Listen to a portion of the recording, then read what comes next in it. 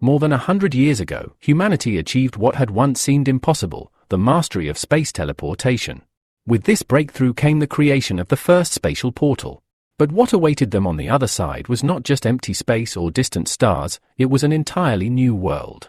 A realm filled with unknown mysteries and unimaginable dangers. To their astonishment, this new dimension was teeming with bizarre, otherworldly creatures, towering beasts and monstrous predators that defied all known classifications.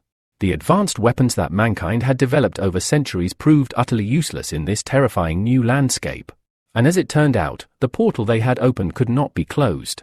Humanity was trapped, no longer the dominant force, but rather the hunted, sitting at the very bottom of the food chain. At first, people struggled to survive, trying desperately to avoid becoming prey for the powerful creatures that now surrounded them. But as with any species faced with extinction, adaptation began. Everything changed when one man dared to do the unthinkable. He consumed the flesh of an alien beast. His body underwent a strange transformation, sparking a genetic evolution that granted him powers previously unknown to humankind. This discovery led to a new survival strategy, hunting these monsters, capturing their souls, and merging them with human bodies. With every successful fusion, people grew stronger. Over the course of a century, this brutal evolution reshaped humanity. Through soul merging and genetic mutation, some individuals became so powerful that they were worshipped as gods. In this unforgiving world, where only the strong survived and the weak perished, the era of divine evolution had begun. This is the world known today as the refuge of the gods. Within this perilous realm lives a young man named Hansen. Though his powers are still dormant, his life is already marked by conflict. It has only been a month since he arrived at one of the shelters, known as vaults, but in that short time, he has made enemies. His offense? Claiming the souls of beasts that others had marked for themselves, breaking the unspoken rules of survival among the hunters. To some, his actions are disgraceful, an act deserving of death. But here, morality is a luxury. In the refuge of the gods, survival is the only law. Kill or be killed. Evolve or be consumed. And for Hansen, the stakes are simple. He will either gain everything or lose everything. For him, it truly is a matter of life and death. A month ago, on his 18th birthday, Hansen arrived at the steel armor shelter, one of the most renowned of the vaults. He entered through a massive tunnel, full of hope that this place would be the beginning of a new chapter in his life. But fate had other plans. Hansen had not come here willingly. His father had died suddenly. His mother, plagued by illness, was unable to work. His sister needed money for her education. Left with no other option, Hansen became the sole provider for his family. The vaults, dangerous as they were, offered the only path forward. As he wandered through the shelter, Hansen noticed a man clad in magnificent armor forged from the spirit of a beast. The sight filled him with envy and ambition. Someday, he thought, he too would wear such armor. Suddenly, a sharp pain shot through his left eye, an eye that had always troubled him. The agony intensified, leaving him confused and alarmed. As he walked, unaware of what lay ahead, he turned into an alley, and there, looming before him, was a massive monster, its presence blocking his path. Hansen froze. A realization struck him, the pain in his eye might be linked to this beast. Rage flared within him. He cursed the monster for daring to intrude into the city, furious at its audacity. Without hesitation, Hansen drew his sword. He launched himself forward in a single, decisive motion, driving his warblade with all his strength and precision toward the creature. The monster, unaware of the ambush, did not react in time. Hansen's blade found its mark. A roar of pain erupted from the beast, startling the onlookers. To their shock, the young man had struck the monster in the rear. Thus begins the journey of Hansen, a young warrior carving his path through a world ruled by evolution, conflict, and the relentless pursuit of power. Just moments ago, Hansen had struck what he believed was a monstrous threat. But as the energy fog cleared, what stood before him was not a beast at all. It was a woman, a young woman glaring at him with burning fury. He had stabbed her. Right in the soft spot. Shock flooded Hansen's face as he looked at the place his blade had struck. The realization hit him hard. He had driven his sword into a person, specifically, into a woman's backside. Gasps rippled through the bystanders. Whispers turned into an audible uproar as everyone recognized who the woman was, Xuan, the most influential woman in the entire steel armor shelter. A heavy silence fell for a moment, broken by snickers and bursts of restrained laughter. The gathered hunters couldn't help but mock the young man. It was obvious he had no idea that some elite hunters possessed the ability to transform into beasts. A mistake like this could cost him everything. Xuan slowly turned toward him, her eyes blazing with fury. With a voice sharp as steel, she demanded to know just what he thought he was doing. Her words thundered through the crowd, leaving no doubt that this was no ordinary reprimand. This was a declaration of war. Within moments, powerful hunters surrounded Hansen. Their mocking jeers quickly turned to threats. One of them kicked him to his knees, and the message was clear: he wouldn't walk away from this easily. Xuan stepped forward and made her stance known: anyone who dared to help Hansen would be considered her enemy. Her authority in the steel armor shelter was absolute. The angry hunters leaned over Hansen, demanding an explanation for what he had done. To them, he had attacked their goddess. Hansen, trembling and clutching his head, was overwhelmed with horror. The reality of what had happened finally sank in. This can't be real, he thought. This has to be a nightmare. But there was no waking up. Days later, Hansen found himself outside the steel armor shelter, crouched beside a rocky mountain stream. He was dissecting the carcass of a massive insect, yet another in a long line of kills. His movements were clean, practiced, and efficient. In mere seconds, he stripped the beetle of its hard outer shell and began eating the flesh within. This was already the 13th such insect he had consumed. The system interface informed him that he had gained 10 random gene points. But once again, there was no beast soul. Hansen groaned in frustration. Despite the number of creatures he'd eaten, his evolution had stalled. He hadn't passed the first stage of transformation, nor had he received a proper soul. If things continued like this, he would never reach the rank he so desperately sought. Despair weighed heavily on him. He clutched his head, his mind spiraling. The truth was undeniable: the meat of low-level creatures held little value in the process of genetic evolution. A month had passed since he entered the steel armor shelter, yet he still hadn't undergone a single physical renewal. He had even considered hunting stronger monsters. But the last time he tried, he barely escaped with his life. That memory haunted him. Blooded and broken, he had limped back to the shelter to heal. The wounds had closed, but his confidence hadn't. Perhaps, he thought, joining a group of more experienced hunters would increase his chances of success.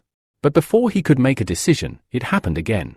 The familiar, stabbing pain returned to his left eye. It was always the same: every time a powerful beast was near, the pain signaled its presence. Darkness around him gave way to a strange, golden glow. The light grew stronger, slowly approaching. Hansen's pulse quickened. What kind of creature radiated such brilliance? Then he saw it, a massive black beetle, unlike any insect he'd encountered. Its size and aura were overwhelming. The system didn't recognize its genetic origins. Hansen knew immediately, this wasn't just another ordinary bug. Holding his breath, Hansen dropped into hiding. His heart pounded. As the creature crept closer, illuminating the entire forest path in golden light, he prepared to strike. With a burst of speed, Hansen leapt from the shadows. He lunged forward and plunged his combat blade into the beast's shell with all his strength. The system chimed. Congratulations! Black Divine Blood Beetle killed. Soul of a Divine Blood Beast obtained. Hansen froze, stunned. A Divine Blood Beast? He could hardly believe it. Insects didn't yield souls of that class, at least, they weren't supposed to. There were 4 known beast classifications: normal, primitive, mutant, and divine blood. The last was the rarest and most sought after. Divine blood creatures were considered near mythical, and even in a place as dangerous as the steel armor shelter, such kills were incredibly rare. Countable on one hand. Shaking with anticipation, Hansen opened his status profile. It was true. He had received armor, a soulbound gift from an unknown divine blood black beetle. In a world where survival meant becoming something more than human, Hansen had just taken his first step toward true evolution. Hansen couldn't believe it. His long-awaited wish had come true far sooner than he had ever imagined. The body of the slain black beetle began to glow intensely. A brilliant column of energy surged out from the corpse, racing toward him at an incredible speed. As it reached him, the beam burst into countless glowing tendrils, each one weaving through the air like serpents made of light. They encircled him, drawing closer until they touched his body. In the next instant, the tendrils wrapped tightly around him, cocooning him in luminous coils. The sensation was warm and strangely pleasant. Then came the transformation. Before his eyes, his body was engulfed in radiant, golden armor. Plates of shimmering divine steel formed over his skin, locking into place like living metal. Within seconds, Hansen was completely transformed, no longer just a man, but a warrior cloaked in magnificent divine beast armor. He leapt into the air, amazed at how light and agile he felt despite the armor's heavy appearance. The strength, the fluidity, everything about it was beyond anything he had ever experienced. This was far more advanced than the primitive armor worn by hunters in the steel armor shelter. Hansen couldn't believe it. For so long, he had only admired such equipment from afar, or jealous of those strong enough to claim it. And now, he was wearing it himself. Eager to test its power, Hansen approached a massive boulder. He raised his arm and struck. The rock exploded into fragments with a single hit. He stood in awe of his own strength, heart pounding with excitement. Later, back in his room at the steel armor shelter, Hansen sat in front of a pot of boiling soup. Though the meat of slain monsters tasted awful, he considered wasting it a crime. Resources in this world were precious beyond measure. He activated his holographic interface. To his astonishment, the meat from the divine black beetle had granted him 6 divine gene points, far more than he'd hoped for. He smiled. With a bowl of soup made from such a powerful beast, his physical strength would surely continue to grow. As he stirred the broth, his attention was drawn to something inside the beetle's remains, an object unlike any he'd seen. Nestled within the remains was a small, radiant orb. It pulsed with mysterious light. This wasn't part of the insect's anatomy. Curious, Hansen examined it closely. It looked almost alive. Beside him, in a reinforced cage, was a captured alien monster. Hansen assumed it was still asleep. But he was wrong. Without warning, a wet squelch echoed through the room. In a flash, the creature shot out its long tongue and snatched the glowing orb from Hansen's hand. Startled and furious, Hansen rushed to the cage and shook it violently. "Give it back," he shouted. But the monster ignored him. It swallowed the orb whole. Then, silence. For a moment, Hansen wondered if the creature had just killed itself. But his thoughts were cut off as the alien began to convulse violently. A bright green glow seeped from beneath its skin. Its body swelled rapidly, pressing against the iron bars of the cage. The metal groaned, then cracked. With a bone-chilling roar, the creature shattered the cage and charged at Hansen. Reacting on instinct, Hansen drew his blade. The clash was short but brutal. In a final desperate move, Hansen struck with all his strength. The blade sank deep, and the creature collapsed with a savage cry. Panting, Hansen stood over the twitching corpse, shaken from the near-death encounter. A system prompt flashed: primitive green lizard killed. Soul not acquired. Flesh and blood may grant a random increase in primitive genes, 1 to 10 points. Hansen frowned. A primitive class beast? That didn't make sense. Before consuming the orb, the monster had been far weaker. The pearl must have caused it to evolve rapidly. That much was clear. Curious and cautious, Hansen dissected the body, retrieving the glowing orb from within. He turned it over in his hand, deep in thought. If it could mutate a low-tier creature into a formidable threat in mere seconds, what could it do to him? Resolved, he brought the pearl to his lips. This might be the catalyst he needed to finally rise to power. Elsewhere, within the steel armor shelter, a heated family argument was unfolding.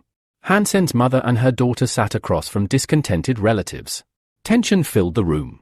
The dispute centered around a bitter topic: the inheritance left behind by the previous generation. All of it had ended up in the hands of Hansen's mother. And not everyone was happy about that. Back at Hansen's family home, the atmosphere had grown tense. His relatives had gathered, pressing his mother to return their supposed share of the inheritance. They claimed that if she did so, she would be allowed to stay in the house alone with her daughter. Hansen's second uncle stepped forward, arguing that she had benefited from the house long enough. Now, it was time to divide the property fairly among all the heirs. The first uncle chimed in full agreement, his tone bitter. He complained that his family had received absolutely nothing from the inheritance, even though they had just as much right to it. One of the women present made a calculated offer. She stated that the house was worth 3 million and proposed giving each party 1 million, leaving the house for herself. But Mama Hansen's voice trembled as she explained that they didn't have 2 million. They were poor. If the house were sold, she and the children would be left homeless. The uncle's face twisted with frustration. He snapped back that she wasn't the only one with problems. His children, unlike hers, hadn't even received an education. Now he needed money, desperately. Realizing the conversation was going nowhere, the man gave her an ultimatum: either sell the house or be taken to court. With that, the relatives left. Mama Hansen sat silently on the porch, her thoughts spiraling in despair. She stared at the worn floorboards, her heart heavy. Hansen was furious. How dare they come and try to take the old house, his father's house, from them? He recalled the time when his father had helped those very same relatives, paying off their million-dollar debts. And now they had the audacity to demand more. Mama Hansen sat with tears streaking down her cheeks. Her husband had died in vain, she thought, after falling out with the Star Group. And now, she couldn't even protect the home he left behind. Her sense of helplessness crushed her. But Hansen gently placed a hand on her shoulder. He told her not to worry. He had already contacted a lawyer, a professional who promised to defend them. The reassurance gave her a glimmer of hope. Maybe, just maybe, they wouldn't lose their home after all. Still, Hansen was seething inside. He was furious that his relatives would stoop so low as to harass his mother and sister. One way or another, he vowed, they would be held accountable. Meanwhile, at Star World Station, the transport hub linked to the steel armor shelter, people bustled through glass corridors. Loudspeakers echoed announcements through the air. The president has completed the third evolution and has entered the fourth space of God's refuge, approaching the realm of a demigod. Hansen stood among the crowd, his mood foul. He had achieved nothing. He was still struggling just to survive, while others were soaring to unimaginable heights. Another announcement came through, a genius has entered the second space, with a divine gene mutation score of 100. Hansen couldn't believe it. 100 points? That was unheard of. Sitting inside a carriage, he stared out the window as another voice declared, yesterday, a council member displayed extraordinary courage. After tracking a demigod warrior, he engaged in an uneven battle and emerged victorious, showcasing flawless combat technique. It was too much. Hansen felt defeated, like fate itself was mocking him. Despite his best efforts, success always seemed out of reach. Still, he tried to shake off the self-pity. He had the crystal now, and with it, a chance. Maybe he wouldn't reach 100 divine gene points. That was a dream too distant. But he still had hope in the original gene mutation. That, at least, was within reach. His goal was clear, head to the Valley of the Winds. There, he would hunt basic alien monsters. He had no choice. He needed to earn money, and fast. 2 million credits to save the house. Tears welled in his eyes. The burden weighed heavily on him. But he clenched his fists. He had no time to cry. He had to fight. Suddenly, his thoughts were interrupted by a sharp, echoing sound. He looked up. In the sky above, a wind mantis streaked toward him at high speed. A smile tugged at Hansen's lips. He was glad he spotted it first. These creatures were notoriously hard to detect. Though classified as primitive-level beasts, they possessed terrifying speed. Fortunately, their defense was poor, making them ideal targets. Hansen sprang into action. He lunged forward, ready to end the fight quickly. He figured the creature's blood alone would be enough to aid his next step forward. But the wind mantis acted oddly. Instead of fleeing like others of its kind, it hovered above him, then suddenly flared out its legs and dove straight at him in an aggressive, frenzied attack. Hansen's eyes widened. This wasn't normal. Before he could react, the mantis struck. Hard. Each blow from the wind mantis's claws slammed into Hansen's armor with jarring force, momentarily knocking him off balance. As he stumbled back, a flicker of doubt crossed his mind. Had he underestimated the creature? Its speed was far greater than he had anticipated, and the strength behind its strikes caught him completely off guard. Breathing heavily, Hansen glanced down at his armor, expecting to see cracks or at least dents. But to his amazement, the surface was still flawless. He couldn't believe it. The armor hadn't taken a scratch. Relief washed over him, quickly replaced by growing confidence. If this suit could withstand an assault like that, then perhaps he truly was ready to reach new heights in battle.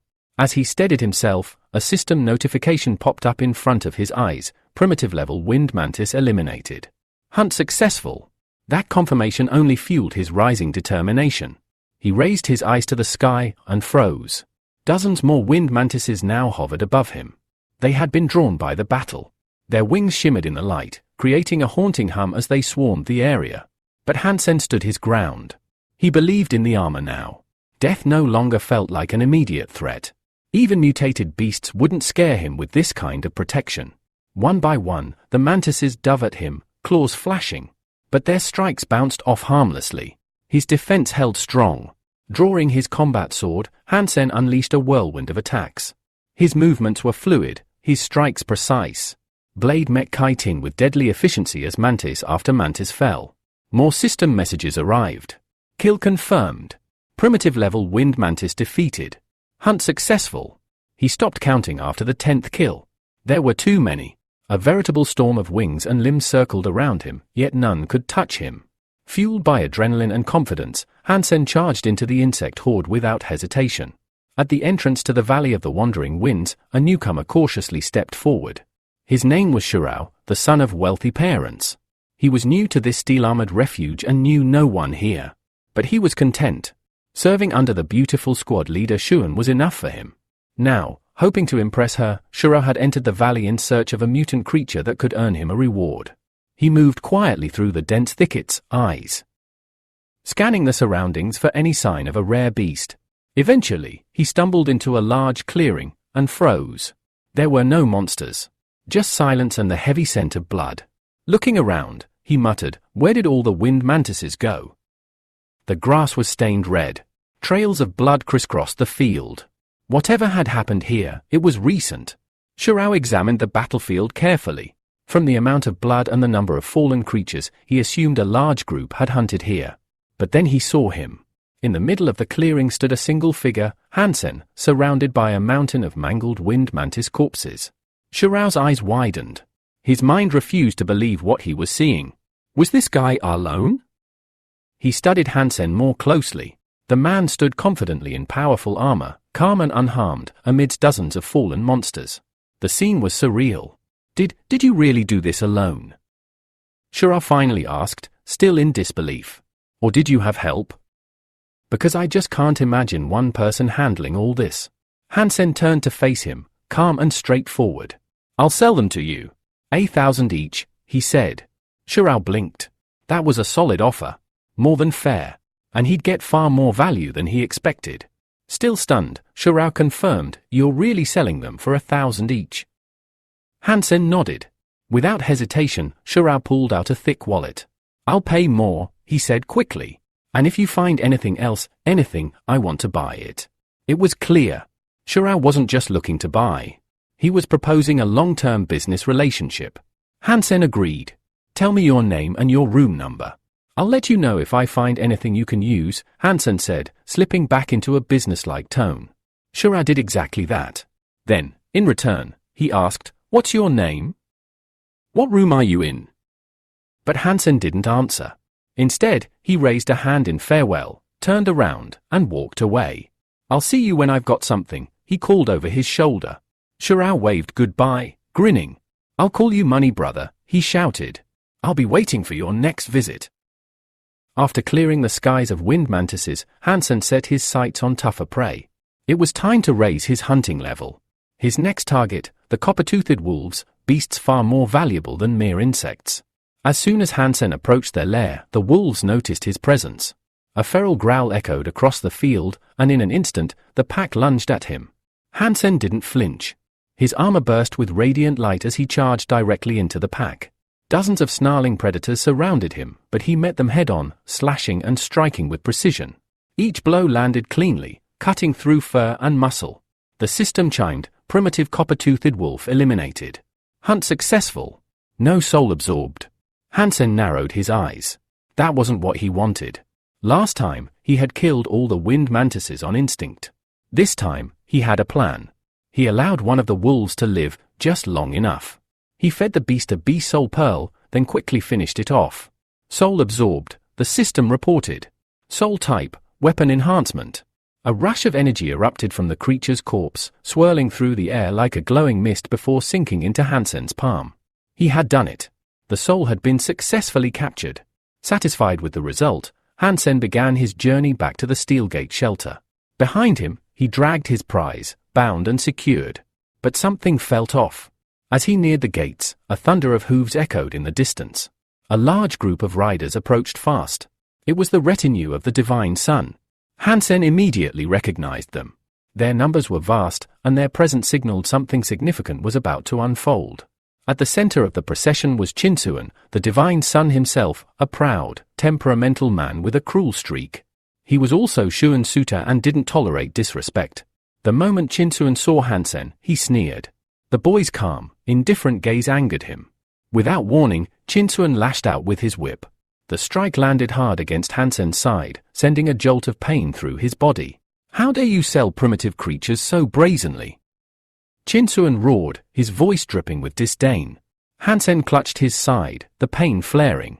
He glared back, thinking to himself that the man before him was clearly unstable, possibly even deranged. Around them, other hunters began to whisper.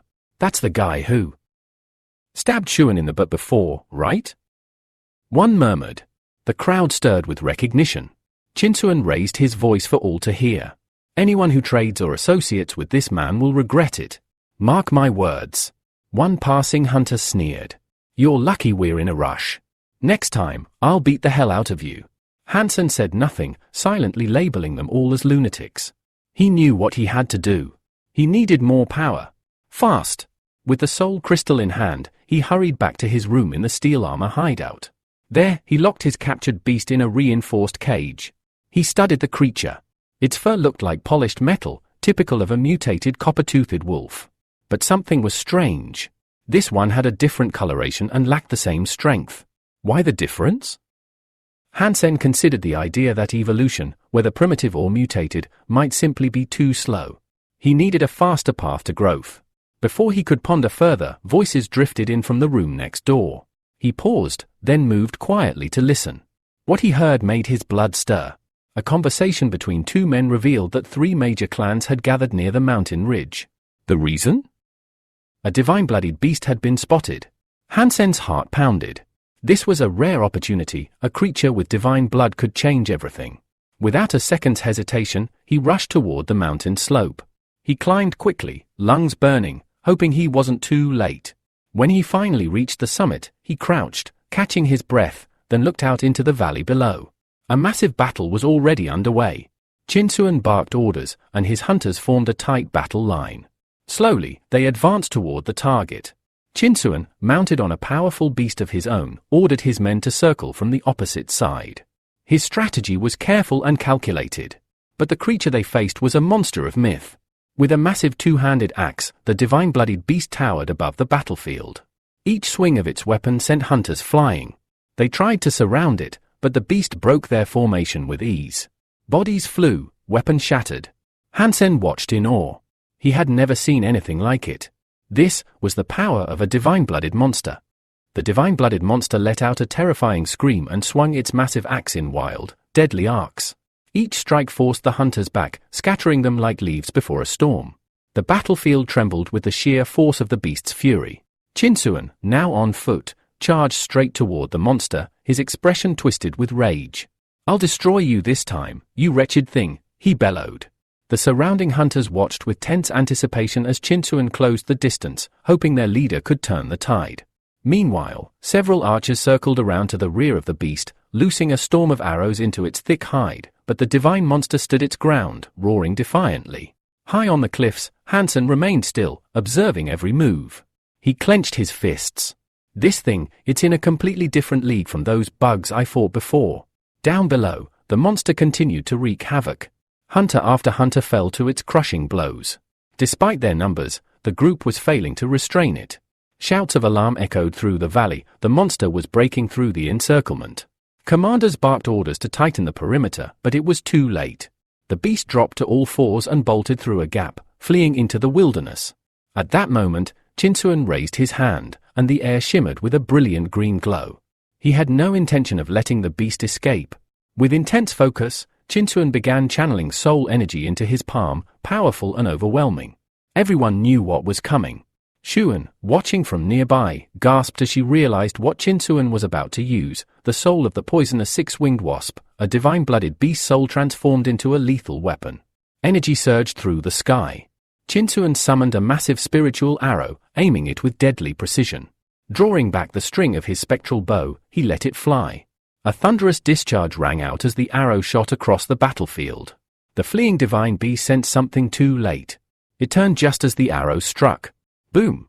The monster let out a blood-curdling scream before crashing to the earth, its massive frame slamming into the ground with a thunderous quake. Dust and wind exploded outward. Shinsuan stepped forward, pride radiating from his posture. You dared to defy the divine sun, he sneered at the fallen creature. Now suffer the consequences. Hunters gathered, awe and admiration on their faces. They spoke in excited tones, praising Shinsuan for defeating a divine-blooded monster in a single blow. Shuan stared at him, eyes wide with admiration. Her expression softened, her feelings written clearly across her face. Shinsuan, noticing her gaze, smiled, pleased that his power had earned her affection. But then, the unexpected happened.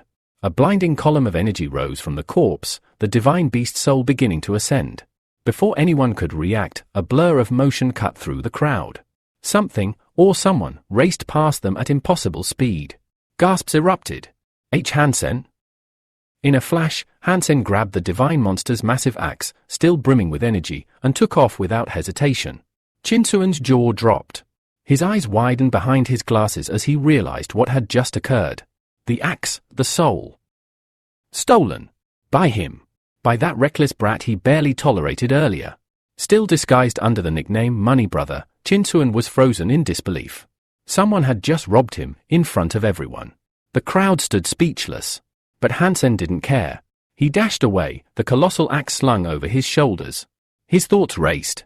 This is insane. I just got a divine-blooded beast soul, and a weapon that could make me rich beyond imagination. Behind him, Shinsuan exploded in fury. After him, he roared.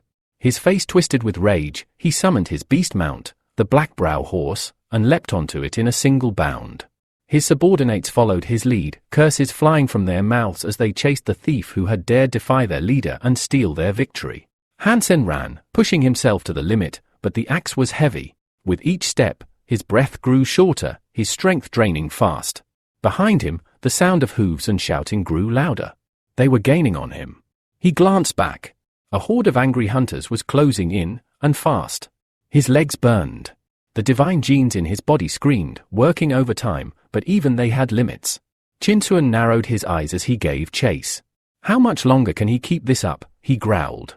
He's finished. Hansen knew it too. His lungs burned. His arms ached from the weight of the axe. The pain was unbearable. He stumbled. The footsteps behind him grew louder. He looked up at the sky, then closed his eyes. Mother. Sister. I'm sorry. He had risked everything. And now, it seemed, he had lost. At a critical moment, Hansen hears the voice of his deceased father, clear and resolute, asking him if he's truly going to give up. A vivid image of his father forms in his mind, questioning whether Hansen really believes that surrender is the only way out. Memories of childhood training sessions with his father come rushing back. He recalls the times his father told him that giving up was never an option, that life itself is just a game, and in games, you keep moving forward. The voice urges Hansen to climb the mountain ahead, destroy the NPC stationed at the summit, and gain 2 full levels. But Hansen hesitates. The mountain is crawling with monsters, and the path to the top seems almost suicidal. At the peak, the NPC is heavily guarded by relentless beasts. Still, the father's voice cuts through the fear. A danger is part of life, but living in fear of it is not. In a vision, Hansen sees his father ready for battle. He draws a bow, an unusual container attached to the arrow. He speaks of genetic evolution as an adventure open to all. With a single, precise shot, he fires. The arrow strikes, and the container releases a strange gas that spreads rapidly across the battlefield. Without hesitation, the father pulls out his combat blade and charges into the horde of monsters.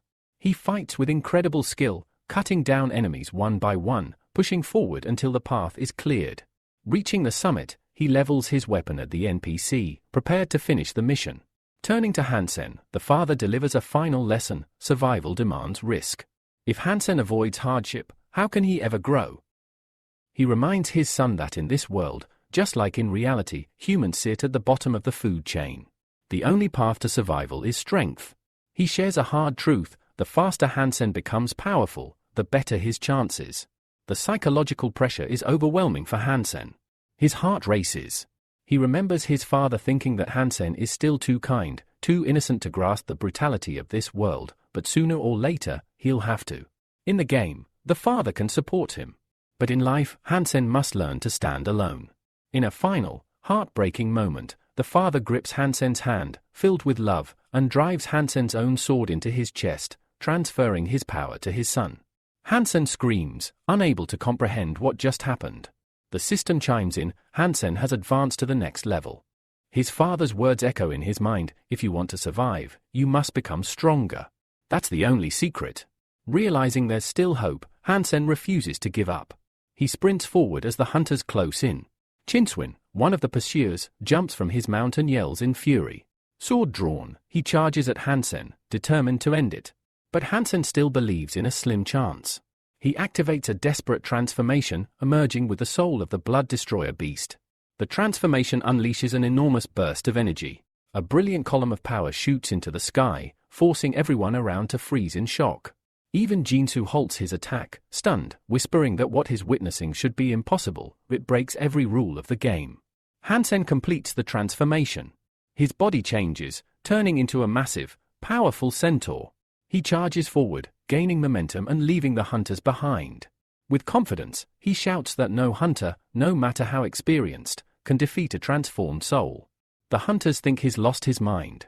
Fusion between two beast souls is a dangerous, nearly suicidal experiment, especially during a chase. Shuen, observing from a distance, watches in disbelief as Hansen speeds farther away. While the hunters curse and yell that he's no longer human, one of them radios the commander, warning that continuing the pursuit is too risky. Ahead lies a mountain serpentine trail that's nearly impossible to navigate during a chase. Xian, watching the chaos unfold, can't help but feel admiration. Not only did Hansen steal the golden axe, but he also absorbed the soul of a vile creature right under the nose of the Son of God. Left with no other option, the hunters give up the chase. Frustrated, they turn to criticizing their commander, blaming him for wasting the divine beast's one-time use arrow and failing to achieve anything, while Hansen narrowly escaped death and vanished into safety. Exhausted, Hansen collapses in the forest, gasping for air. He knows that his transformed state only lasts 7 to 8 minutes. Wiping sweat from his brow, he realizes just how lucky he was. If gods had been chasing him, he wouldn't have made it out alive.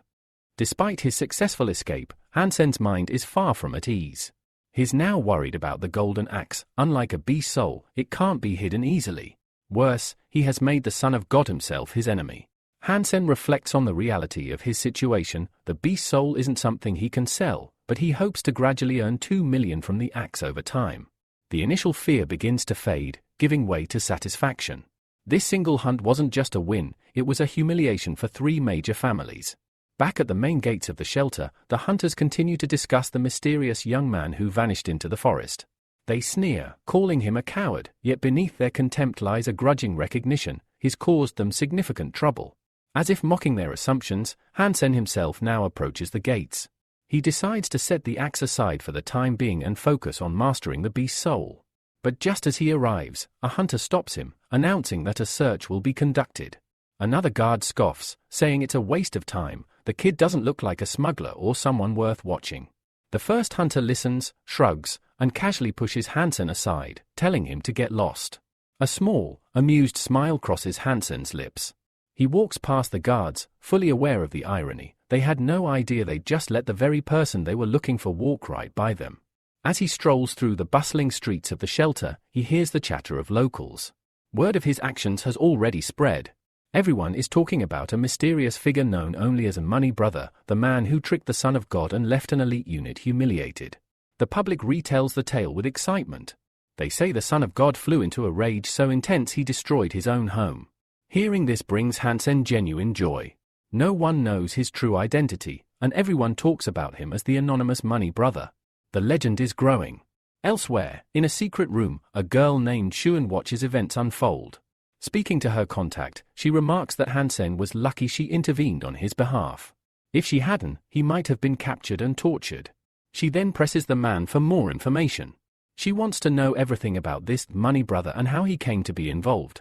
The man, Xiao, admits he doesn't know Hansen personally. They met only once, by chance in the Valley of the Winds. Xiao had bought some beasts from him and passed them on to friends. Shuen doesn't blame him, nor does she intend to punish him. Instead, she gives him a task: deliver her message to the money brother. She is prepared to pay handsomely for both the divine beast soul and his weapon. Xiao agrees eagerly, but before he leaves, Shuen warns him sternly. Their meeting must remain a secret, and this conversation is not to be spoken of again. Far from the city, deep within the mountain forests, Hansen remains on the move. The system congratulates him for hunting a primitive-level green-scaled beast and informs him that its soul has not yet been absorbed. It then offers him a choice: consume the beast's flesh to gain 1 original gene point. Hansen complies, eating the meat slowly as he contemplates the bounty now placed on his head. He's still concerned. He has yet to acquire the mutation gene, and the dangers are far from over. Suddenly, he senses something. Near a nearby pond, something stirs. A creature, hidden in the shadows, watches him closely. Then, there's a noise behind him. Instinctively, Hansen turns. Emerging from the darkness is a human figure. The forest is silent, and every step the stranger takes is deliberate and eerie. Under the pale light of the moon, Hansen sees a worn and exhausted young man. His clothes are shredded, and his body seems barely able to move. He's clearly been through something intense, and his sudden appearance puts Hansen on edge. Why are his clothes so torn? Why is he alone? Hansen doesn't take chances. He raises his voice, ordering the man to stop. He warns him not to go further. There are bloodthirsty crocodiles up ahead. The stranger looks up and asks where he is. Then, he demands directions to the Sanctuary of Glory. Hansen replies that he's never heard of such a place. The only shelter nearby is steel armor. The man repeats the name under his breath, confused, and then mutters that he must have wandered into the wrong sanctuary altogether. After a brief silence, his tone shifts. In a commanding voice, he demands that Hansen escort him to the Sanctuary of Glory. That crosses the line. Hansen is instantly irritated. Who is this guy to give him orders? Hansen decides for himself what he does and where he goes. He's not about to follow someone else's commands, especially not from a stranger. With controlled annoyance, Hansen tells the man to head south. If he hurries, he might make it out of the forest before nightfall. Hansen, trying to shake off the stranger, confidently declares that he's heading out on a hunt and doesn't have time for meaningless talk. He hopes the blunt dismissal will be enough to make the man leave, but he's wrong. In the very next moment, Hansen is struck violently from behind. The blow is so forceful that he's hurled several meters through the air, crashing to the ground and hitting his head hard against a rock. Dazed, he slowly rises, clutching his head, fury simmering just beneath the surface. Gritting his teeth, Hansen demands to know what the hell the stranger is doing. But the response is pure arrogance. The stranger coldly orders him to shut up and take him where he wants to go, now. The tone is commanding, disrespectful, and completely dismissive, only adding fuel to Hansen's rage. Without another word, Hansen activates the beast soul. A vibrant flame of energy ignites in his hands, quickly taking the form of a radiant, magical spear. With a steady voice, he warns the stranger he will not be treated like trash. The stranger brought this on himself. Hansen strikes fast, unleashing a series of swift and precise spear attacks. But to his shock, the stranger dodges every blow effortlessly, moving with unbelievable agility. Then, with a sneer, he mocks Hansen's technique, dismissing it as child's play. Even without a beast soul of his own, the stranger doesn't consider Hansen a real threat. Then it happens. The stranger gathers a terrifying amount of energy in his hands, a condensed field of raw, destructive force. He lashes out with it, landing a brutal blow. Hansen tries to block it with his magical spear, but the attack is so overwhelming, it shatters the spear in two. Stunned, Hansen reels from the impact. How could someone destroy his spear with their bare hands? The stranger answers the unspoken question with chilling confidence. He reveals that he uses ancient martial arts capable of unlocking dormant genetic potential, techniques that produce explosive force, akin to nuclear fusion. It's a skill available only to those in the middle stage of training. With contempt, the stranger raises his hand toward Hansen, calling him an idiot and giving him a final ultimatum: guide him to the sanctuary or die. Hansen snaps. His fury erupts like a volcano. Who the hell does this guy think he is? Hansen roars back that if the stranger wants directions, he'd tell get them, but the road leads straight to hell. In an instant, Hansen transforms, donning his divine beast soul armor. The suit radiates with power and menace. He launches a furious assault, striking with lightning speed and savage force. But again, the stranger evades every attack with calm, calculated ease. Then, moving into position, the stranger lands a punch at close range. It collides with Hansen's armor, unleashing a burst of energy that blasts both fighters apart. The clash is so intense it shakes the battlefield like a violent storm. Still recovering, Hansen stares in disbelief. Even his armor, crafted from the soul of a divine beast, is taking damage. That shouldn't be possible. The stranger starts laughing, his voice filled with rage and envy. He realizes Hansen is wearing divine beast soul armor strong enough to endure techniques like the ice muscle and jade bone. That fact alone enrages him. With venom in his voice, the man spits out that Hansen isn't worthy of wearing such sacred equipment. He demands that the armor be handed over immediately. Without hesitation, he charges again, this time with even greater force. Hansen is battered by the next wave of blows. The stranger's strikes are too strong, each one feels like it's going to break him. Then, seizing him by the leg, the stranger lifts him and slams him into the ground with devastating force. The pain is excruciating. Hansen screams. The stranger, standing over him, scoffs coldly. He declares that a weakling remains a weakling, no matter what power he's been granted. He mocks Hansen for refusing to give up the armor peacefully. But then, everything changes. A surge of power explodes from Hansen's body. In a blinding flash, he transforms, ascending to a new level. The energy that bursts forth is raw, unstable, and violent. In one clean, brutal motion, he delivers a crushing blow to the stranger's head. Caught off guard, the stranger reels from the impact. For the first time, he feels pain, real, sharp pain. The expression on his face shifts from arrogance to stunned disbelief. Hansen's blood boils. The fury that's been building inside him finally erupts, engulfing him completely. His eyes burn with rage. The real fight has only just begun. Hansen hovers in the air, his body now radiating a powerful energy field. His transformation is complete, and he stares down at the enemy below with cold finality. In a chilling voice, he declares the stranger's fate. He is doomed to die today. The stranger, once confident and arrogant, now looks up in horror. He realizes too late, he's made a fatal mistake. What stands before him is no longer the same Hansen. Drawing upon the soul of the divine beast, Hansen unleashes a devastating assault. The energy surrounding him takes shape, morphing into the terrifying figure of a colossal alien creature. Then, in a blinding flash, Hansen charges. The stranger throws everything he has into defending himself, summoning every ounce of skill and strength. But it's not enough. The beast soul's overwhelming power crushes everything in its path. The stranger is sent crashing to the ground. Stunned, he can barely react before Hansen descends upon him, striking again and again. Each blow is brutal, filled with all the anger and humiliation Hansen has held back until now. The stranger's defenses crumble. Blow after blow rains down. Hansen has become a merciless force of destruction, consumed by fury.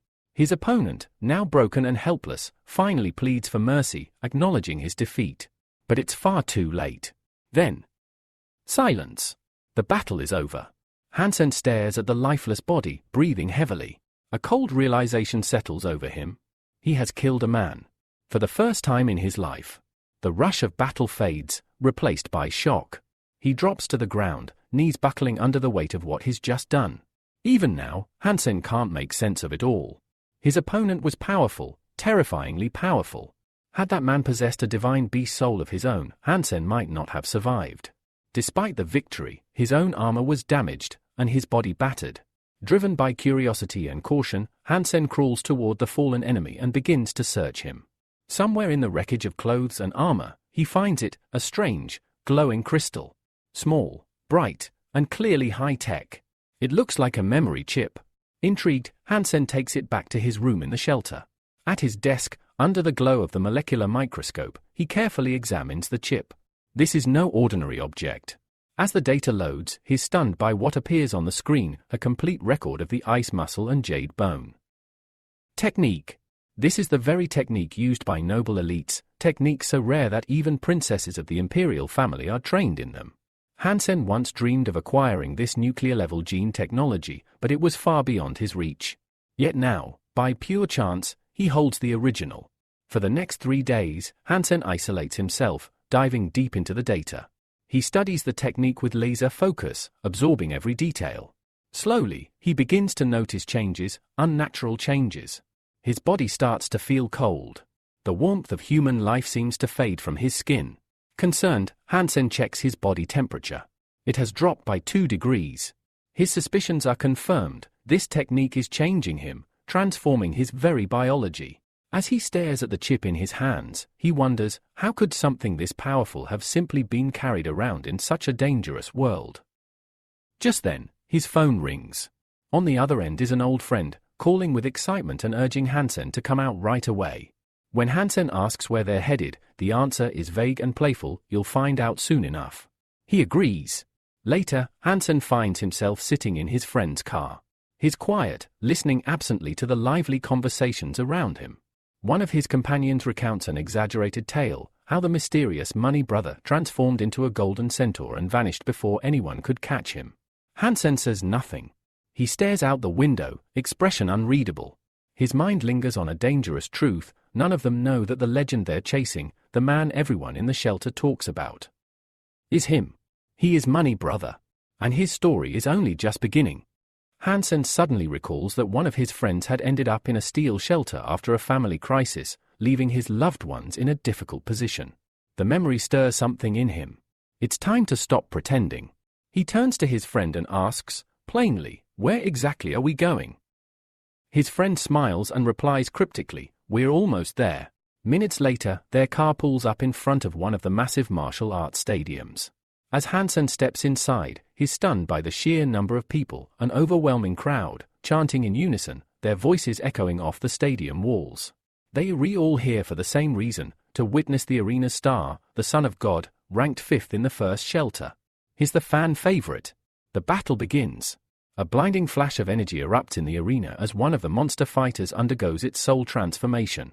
Hansen watches, captivated. The atmosphere is electric. Caught in the moment, he suddenly shouts in support of one of the fighters. His friend laughs, telling him that the guy he's rooting for is far weaker than the mysterious warrior known only as Money Brother, a rising legend whose reputation is already shaking the shelter. Everyone talks about how Money Brother stole the soul of a monster, a move that shocked the entire shelter. Hansen remains quiet, but inwardly, he agrees. Yes, it was a dirty move. But it was also a necessary one. The Son of God is his enemy, and stealing the soul was his way of taking revenge. He knows no one must ever learn the truth, he is Money Brother. 2 weeks pass like a blur. Back in his room, Hansen sits near a cage, watching the copper-toothed beast inside. Now mutated, the creature represents a valuable opportunity. Hansen is tempted to consume it and enhance his genes, but he holds back. Right now, he needs money more than power. So, he arranges a deal. That night, Hansen meets with Xiao in the Valley of the Winds, a desolate clearing surrounded by shadows. He hands Xiao a heavy package, mutant jerky made from high-grade monster meat. When asked the price, Hansen doesn't hesitate, 2 million. In cash. He insists he's no scammer. The meat is authentic, and the quality justifies the cost. Xiao agrees and pays up, complimenting Hansen on being a reliable partner. Then, almost casually, Xiao adds that Xuan, a prominent girl from the shelter, sent a message. She's offering to buy the soul of the divine blood beast and the golden axe that Hansen had taken. Hansen's response is simple: tell her to name a fair price. Later, deep in the forest, Hansen makes his way into the bottomless pit, a dangerous underground labyrinth. He's in good spirits, his armor has kept him safe from the poisonous crystal scorpions, and his bag is full of loot. But then, he freezes. Ahead, in the dim glow of the cave, he sees someone, a lone figure sitting on a stone. A woman's voice echoes through the tunnel. Money Brother. The words hit Hansen like a bolt. He stands motionless, stunned. She repeats her question, "Are you really Money Brother?" He doesn't respond. Instead, he starts walking, trying to avoid the conversation. But Xuan calls out again.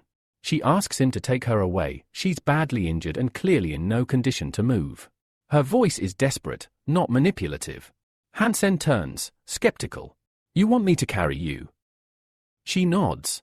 Her leg injury is too severe, and there's no other way out. Hansen takes a deep breath. He tells himself to stay calm. He's still wearing his armor. She can't recognize him. And besides, she's hurt, there's no way she could pose a threat. But still, he asks cautiously how someone stung by a scorpion can still speak. In response, Xuan shows him the shattered remnants of a monster's soul, explaining how the scorpion struck just as the dragon's power within her faded. Hansen steps closer. But Xuan is ready. She whips out a dagger and warns him not to try anything. The blade in her hand was forged from the soul of the poison heart butterfly, and not even his armor might withstand it. Hansen stops, raising his hands in surprise. I didn't even think about that, he replies honestly. He wasn't here to hurt her. But now, things have just gotten much more complicated. Hansen doesn't intend to hurt Xuan, after all, she's the one who asked him for help. When she promises to pay him generously if he gets her out of the cave safely, Hansen shrugs it off, saying he doesn't need money right now. But then he remembers the scorpion she mentioned. He turns back to her. Is the scorpion dead? Confused, Xuan points to its remains nearby, wondering why he cares. As she notices his heavy bag, filled with dead scorpions, realization hits her. How did he survive fighting so many poisonous monsters without a scratch? Hansen smirks. He tells her that as payment, he'll be taking the soul of the mutant, and he'll also be keeping the scorpion's body. Soon, they're trekking through the forest again. Hansen carries Xuan on his back, walking carefully near the bottomless pit. As they near the shelter, she asks him to take her all the way to the front gates. But Hansen refuses. If people see them together, it could expose him. Too risky, he says. Xuan, meanwhile, can't stop thinking about how casually he ate crystal scorpion meat earlier, as if it were a common meal. The idea of it makes her stomach turn. Hansen stops. The shelter's close. Call for help from here, he tells her, holding out his hand. Now pay me. Without a word, Xuan throws the mutant soul to him. Did you get the message? He catches it easily and then says, the golden axe and the divine blood beast soul will cost you 2 million. Xuan is shocked. She argues that those items are nearly useless inside the shelter, their value outside doesn't apply here. 1 million, tops. That's her final offer. Hansen turns around and starts to walk away. Fine. I'll let you know the time and place for the next meeting through Xiao. Xuan glares at his back, furious. In her mind, Hansen is nothing but a greedy opportunist, a Kermagin, always squeezing profit from every situation. Later, Hansen returns to Steel Armor Shelter, but something feels wrong. Despite being in disguise, he senses unease. It clings to him like fog. Then, on the street, he sees an old friend, but the guy quickly turns his head and pretends not to notice him. Hansen watches in silence. The fear on his old friend's face is unmistakable. He doesn't want anything to do with Hansen anymore. Moments later, Hansen hears footsteps behind him. A familiar voice calls his name. He turns. It's the same friend, now speaking. Directly. You crossed Xuan, and the Son of God. I want nothing to do with it, the friend says coldly. From now on, let's pretend we were never brothers. Never even knew each other. I'm starting a new life. Hansen listens quietly, then nods. Fine. From now on, we're strangers. He walks away, holding his emotions in check. But deep down, he admits the truth to himself, they were never really friends. Back in his room, Hansen looks over his haul. The desk is piled with valuable artifacts and 2 briefcases stuffed with cash. He picks up a bundle of bills, his heart swelling with joy. At last, he says to himself, now my family can finally live a good life. That weekend, Hansen takes his mother and sister out for a walk around the city, a rare treat. He wants them to have a carefree day and forget their struggles. They stop in front of a luxurious pastry shop. Didn't you always want to try sapphire ice cream? He asks his little sister, smiling. Her face lights up. You're the best brother ever? Their mother, however, hesitates. She warns Hansen that this place is too expensive and that he should save the money he worked so hard to earn. But Hansen gently reassures her. Don't worry, Mom. Now that I've gone through gene mutation, I'll grow stronger, and I'll earn even more. You'll never have to worry again. The family heads inside the fancy shop and walks up the staircase to the 2nd floor, excited to enjoy a special moment together. But halfway up the stairs, an employee blocks their path. His face cold, the man says firmly, you can't go up there. Just like that, the mood shifts. As Hansen and his family try to ascend to the 2nd floor of the luxurious pastry shop, an attendant steps in their way. He gestures to a nearby sign and states firmly, the 2nd floor is reserved for celebrities and aristocrats only. The meaning is clear, this place isn't for people like them. Hansen is stunned. He thought having money meant he could go wherever he pleased. But this moment shows him the hard truth, wealth alone isn't enough. Class and status still draw the real boundaries. His mother gently steps in, trying to calm him. It's fine, she says. Buy your sister some ice cream, we'll wait for you outside. Hansen tries to hide his rising anger. But inside, the humiliation stings. That simple wooden sign, it wasn't just a rule, it was a wall. Right then and there, Hansen makes a vow. One day, he'll be someone powerful enough that no door will ever close to him, or to his family, again. The vault is a vast metropolis, divided into districts and connected by high-speed rail. Inside one of the crowded train cars, Hansen rides quietly, annoyed by how packed it always is during these hours. Suddenly, the train jerks to a violent stop. Passengers are thrown off balance, and Hansen is among them. He crashes hard right into a girl next to him. Worse yet, his hand accidentally lands on her chest during the fall. Mortified, Hansen scrambles to apologize, but he doesn't even get the words out before, wham! The girl punches him in the face. As he reels from the hit, still apologizing, the girl glares at him with fury. And that's when it clicks, they know each other. It's Soon, the same girl from his earlier misadventures. "What are you doing here?" Hansen mutters, rubbing his sore cheek. "You again?" Soon snaps. "At first, I thought you were just stupid, now I know you're a pervert and a scoundrel." The other passengers start whispering. They'd all seen the accidental contact. It didn't look good. Hansen desperately tries to explain, "It was the train. I fell." But Soon cuts him off. "Maybe I'd believe that if this weren't the second time. Or did you forget the knife you stuck in my butt?" The train finally arrives at the station, breaking the tension. As Soon steps out, she turns to Hansen one last time. "This is your final warning. Do anything like this again, and I'll personally see to it that you land in prison." As she walks onto the platform, a military honor guard greets her. The soldiers salute and call her mistress, revealing her status as the commander of the local garrison. Hansen's eyes widen. She's the one in charge here? He realizes with dread her people can now watch his every move. One mistake, and his secret identity could be exposed. Determined, Hansen makes another decision, from now on, avoid Soon at all costs. But his train of thought is cut short when a rough voice growls behind him, "You idiot! Come here!" Hansen turns to see a man glaring directly at him. The man grabs Hansen by the collar and drags him forward. "I didn't ask for excuses. You're coming with us." Before he can protest, Hansen finds himself swept up into a fast-moving group of men heading into the mountain forests. These are elite hunters, moving with purpose, their conversation filled with talk of successful monster captures. Hansen has already been with them for days. Though they've caught many monsters, they've yet to find a high-ranking mutant, which leaves the team slightly frustrated. Eventually, the group reaches the top of a towering cliff, where they stop before a massive, ominous cave. One of the men turns to Chinwan, the Divine Sun's right-hand man, and reports that this is the place. Chinwan nods, his voice sharp. He barks orders, pointing at several hunters to go in for reconnaissance. No one dares argue. Then he notices Hansen standing nearby. With a smirk, Chinwan nudges Hansen's shoulder. "Try not to screw this up," he sneers. Hansen clenches his jaw. He knows exactly what's happening, they're using him as cannon fodder. A disposable body to send into whatever danger lurks in that cave. He stares at the dark entrance and realizes, if he wants to survive, he'll have to play this smarter than anyone else. Torches flicker against the cave walls as the reconnaissance team slowly ventures deeper into the darkness.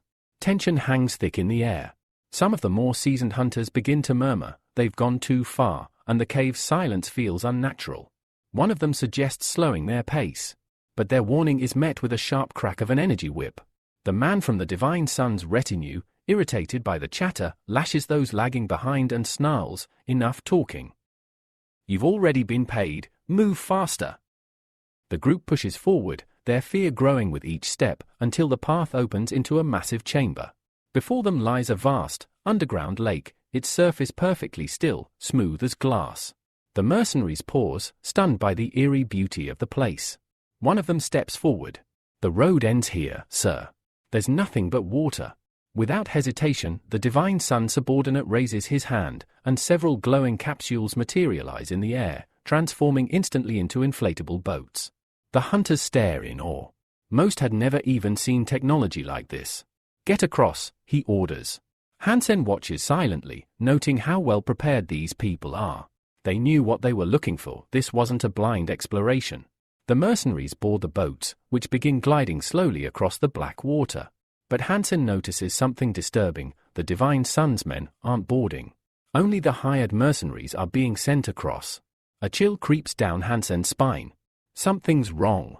Then a splash, followed by another, and then a deafening roar tears through the chamber.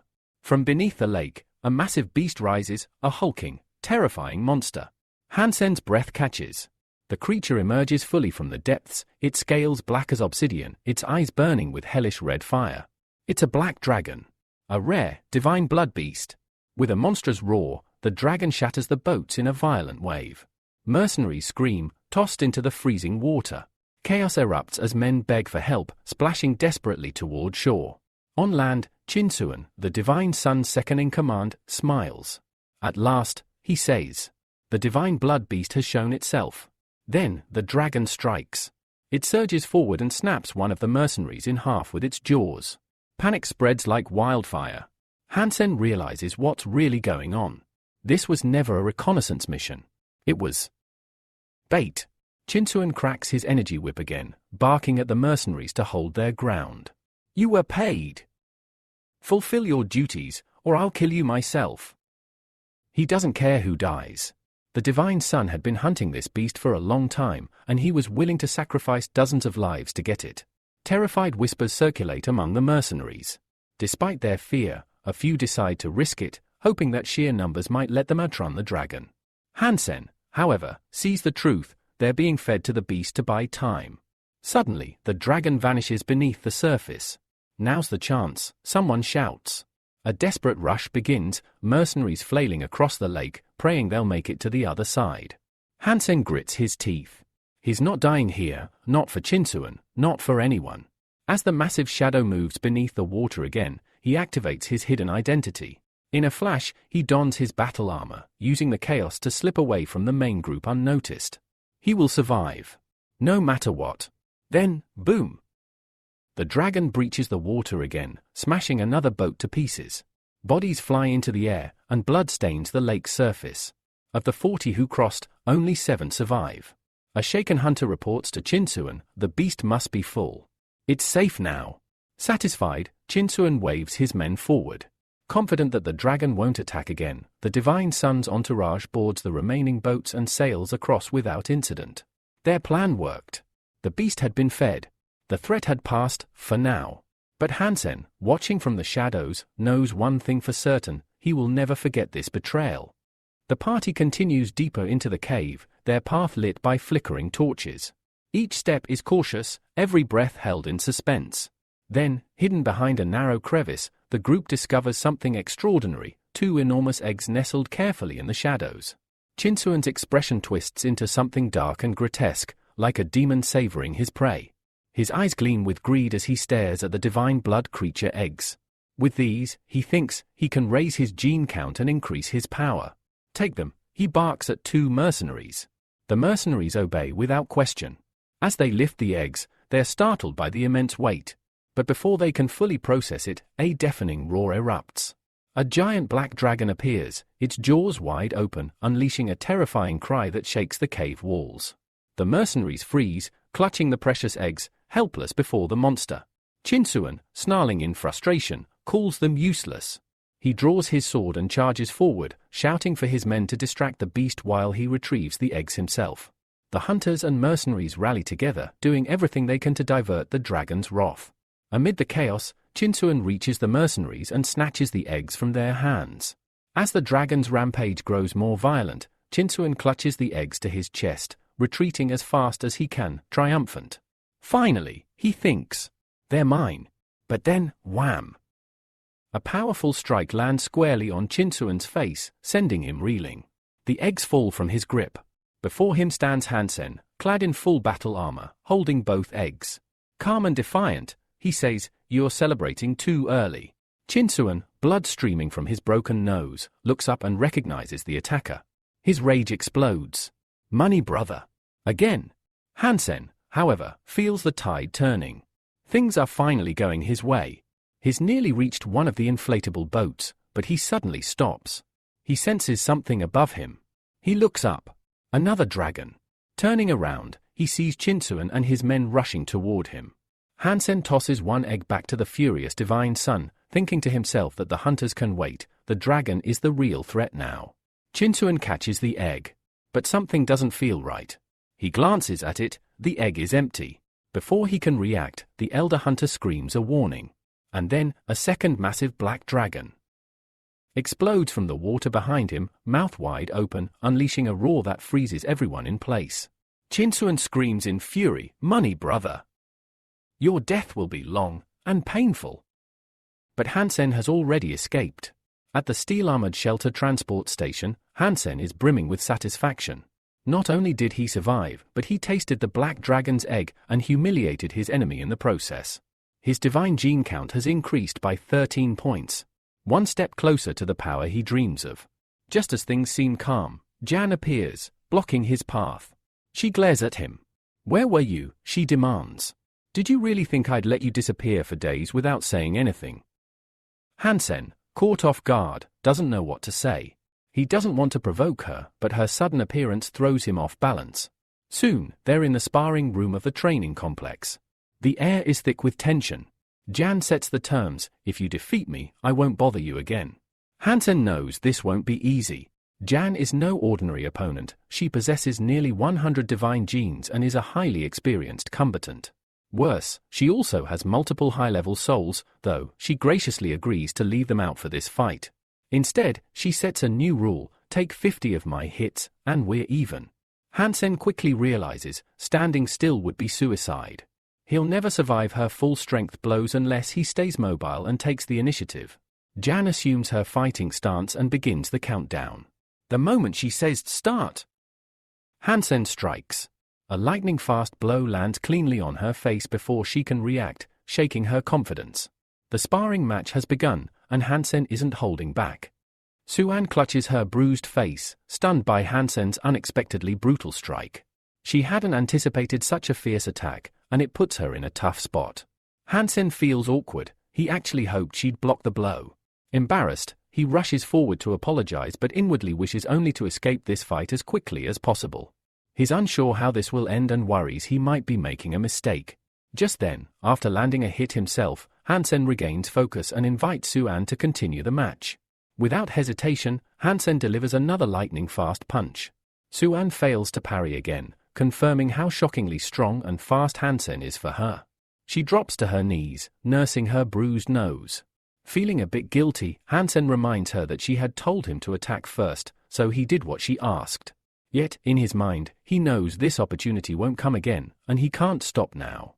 Suan's anger ignites like wildfire. Her eyes flash with rage, and she screams that she will kill him. Launching a powerful counterattack, she forces Hansen to dodge with all his remaining strength. Realizing that speed and endurance are his only hope for survival, Hansen fights to keep up as Suan's body transforms, her anger manifesting physically as a demonic aura and a radiant energy field pulsing around her. After the brutal sparring, Hansen limps out of the training room, face battered and bruised. He admits to himself that he failed to withstand 50 hits and has a long way to go. This defeat sharpens his resolve. He is still too weak and must train harder to grow stronger. Every failure is a reminder of how vital preparation is. Meanwhile, Suan takes a shower, feeling unsettled by the fight. Though Hansen attacked unexpectedly, she's disturbed by her inability to block even 2 of his strikes. Curious and concerned, she reviews the fight's video replay in her room. Watching carefully, she acknowledges Hansen's powerful punches but notes his moves are somewhat formulaic, which she believes could be exploited next time. She's intrigued by his explosive strength and decisiveness, pondering just how serious a threat he might become.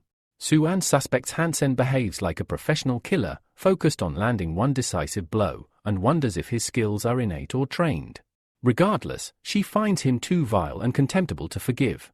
Elsewhere, an older man relaxes in a chair, explaining the different training courses offered: beginner, intermediate, and advanced, covering disciplines like Wu, weapons, and harder styles. His surprised Hansen chose the advanced and notoriously difficult Evil Ghosts technique, which requires exceptional physical fitness. This makes the man question how serious Hansen truly is. Hansen brushes off concerns and hands over a card loaded with 1 million in currency, confident he can handle the challenge. He knows he's stronger than before thanks to mastering the ice muscle and jade bone techniques, but understands he still needs more experience to fully harness them. Spying on other training sessions, Hansen is shocked by what he sees, hardly serious training, more like awkward touching and clumsy grappling. It's a disgrace. Grabbing his head in disbelief, he worries that Jianyu will be furious if he uses these odd techniques in their sparring. Realizing there's no turning back, Hansen resolves to train hard, especially since he's already paid for the course. After several days, he feels clumsy himself, much like the old man who teaches him, but he hopes this new technique will be useful when facing tougher opponents. Back in his room, Hansen watches his mutated monster pet. The crystal he gave it is accelerating its transformation, potentially turning it into a divine beast. This fills Hansen with hope and excitement, opening doors he never imagined. Later, alone in the forest near the shelter, Hansen reflects on how he hasn't seen the Son of God or his followers in quite some time. What's happening with them now? While he still has time, Hansen decides to test and study the spirit beast he received from the girl, curious about what might emerge. Suddenly, from the energy field on his hand, a small, adorable kitten materializes. Hansen can't help but feel puzzled. He expected a fierce or wild spirit beast, not a tiny, cute feline. He wonders if the girl was mocking him with this weak ally. Holding the kitten, he questions what use such a fragile creature could possibly have in battle. Still, Hansen extends his hand and commands the three-eyed mutant cat to attack the large monster nearby. The huge beast stops grazing and watches cautiously as the kitten approaches. The cat growls and leaps at the monster, only to be swiftly kicked away and sent tumbling back to Hansen's feet. Hansen is surprised and disappointed by how weak the spirit is. In a real fight, the kitten would have been easily killed. The little cat sits by Hansen's feet and meows pitifully. Hansen realizes that with such a helpless companion, he's unlikely to become a powerful hunter anytime soon. He suspects the girl tricked him, giving him a spirit beast meant only for show. Accepting that this home spirit offers no real battle advantage, Hansen draws his combat dagger and charges the monster himself. Later, Hansen picks up a large piece of meat from the fire and offers the kitten a small portion. The cat eagerly drools over the treat, which surprises Hansen. Unlike typical spirits that return to the void to recover, this one eats real food, and with a huge appetite, even more than Hansen himself. Despite the kitten's uselessness in combat, Hansen finds its company enjoyable, and that alone brings some comfort. Suddenly, a loud scream cuts through the air, pulling Hansen's attention away from the kitten. A young man bursts from the nearby bushes, running toward Hansen and shouting desperately for help. A few seconds later, loud stomping sounds echo through the air, and clouds of dust rise as Hansen realizes the young man is being chased by a pack of huge monsters. The stranger, terrified, begs Hansen for help and promises to pay him handsomely. The desperation in his voice reveals his urgent will to survive. Without hesitation, Hansen jumps up and starts running. He warns the stranger that the herd could easily trample them, and no amount of money would matter if they don't find shelter quickly. Hansen races toward a steep cliff, grabbing a sturdy vine to climb up to the plateau, a potential safe haven. The stranger follows close behind, screaming for help and pleading to be lifted up. Hansen reaches out, telling him to hurry before the monsters catch him. The stranger grabs Hansen's hand tightly, and together they climb to safety on a small ledge. Hansen explains they'll have to wait there until the monsters move on. The stranger lights a cigarette and begins sharing his story. He's been traveling for a long time and lost the souls of the animals he was carrying. Starving, he stumbled upon a large pack of monsters, which became a nightmare for him. Hansen notices the cigarette is expensive, signaling the stranger isn't poor. Grateful for the rescue, the stranger asks Hansen's name and inquires about the Glory Shelter, hoping to find useful information. Hansen tells him about a steel armor vault 2 days away but admits he's never heard of a Glory Shelter. Frustrated and angry at being lost, the stranger curses his misfortune. He looks down at the pack of monsters below and assures Hansen not to worry, promising a generous reward once they escape. The stranger asks if Hansen has any water or food, explaining he hasn't eaten in days. Hansen offers a glass of water and a piece of dried monster meat, but tells the stranger it will cost him 10,000. Outraged, the stranger calls it robbery and doubts they'll get along. Hansen shrugs and says the stranger can eat elsewhere if he doesn't like the terms. Eventually, the stranger calms down and proposes a deal. He'll take the food and water on credit, promising to repay 3 times the amount once they reach safety. Days pass as they remain stuck on the ledge, trapped by aggressive monsters below. The stranger grows increasingly impatient, loudly complaining about the animals' refusal to leave. Realizing their supplies are running low, Hansen decides to act. He plans to climb the mountain and descend from the other side. Grabbing a strong vine, Hansen carefully ascends the steep cliff, focusing intensely to avoid mistakes. The stranger watches nervously and warns Hansen to be careful and to never leave him alone. At the mountain summit, Hansen finds a massive nest with an enormous egg at its center. Curiosity and unease flood him as he wonders how large the parent creature must be. Wasting no time, Hansen draws his dagger and strikes the egg, painstakingly piercing its shell. Using a tube, he sucks out the egg's contents, hoping this creature might carry the divine blood he desperately needs. His suspicions prove true when a system notification confirms the hunt was successful. The divine bloodstorm phoenix has been killed, granting Hansen one gene of this rare power. Meanwhile, the stranger remains alone on the ledge, anxiously watching the monsters below. He vows never to approach such terrifying beasts again, no matter how hungry he becomes, as their presence fills him with fear and disgust. Soon after, Hansen descends the mountain safely and returns to the ledge, greeted by the clearly worried stranger. The stranger confesses that he was very worried about Hansen, fearing something serious might have happened to him. His attention immediately shifts to Hansen's unusually swollen belly, and with a hint of irony, he jokingly asks if Hansen is expecting a child.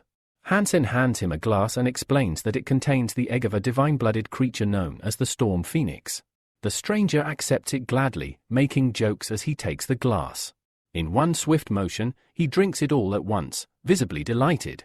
Curious, Hansen asks the stranger what a phoenix egg tastes like, adding that he has now gained one divine gene. The stranger's expression changes instantly. Overwhelmed with gratitude, he starts addressing Hansen respectfully as a sir, thanking him deeply for such a generous gift. He promises to repay Hansen's kindness and protect him from anyone who dares show disrespect.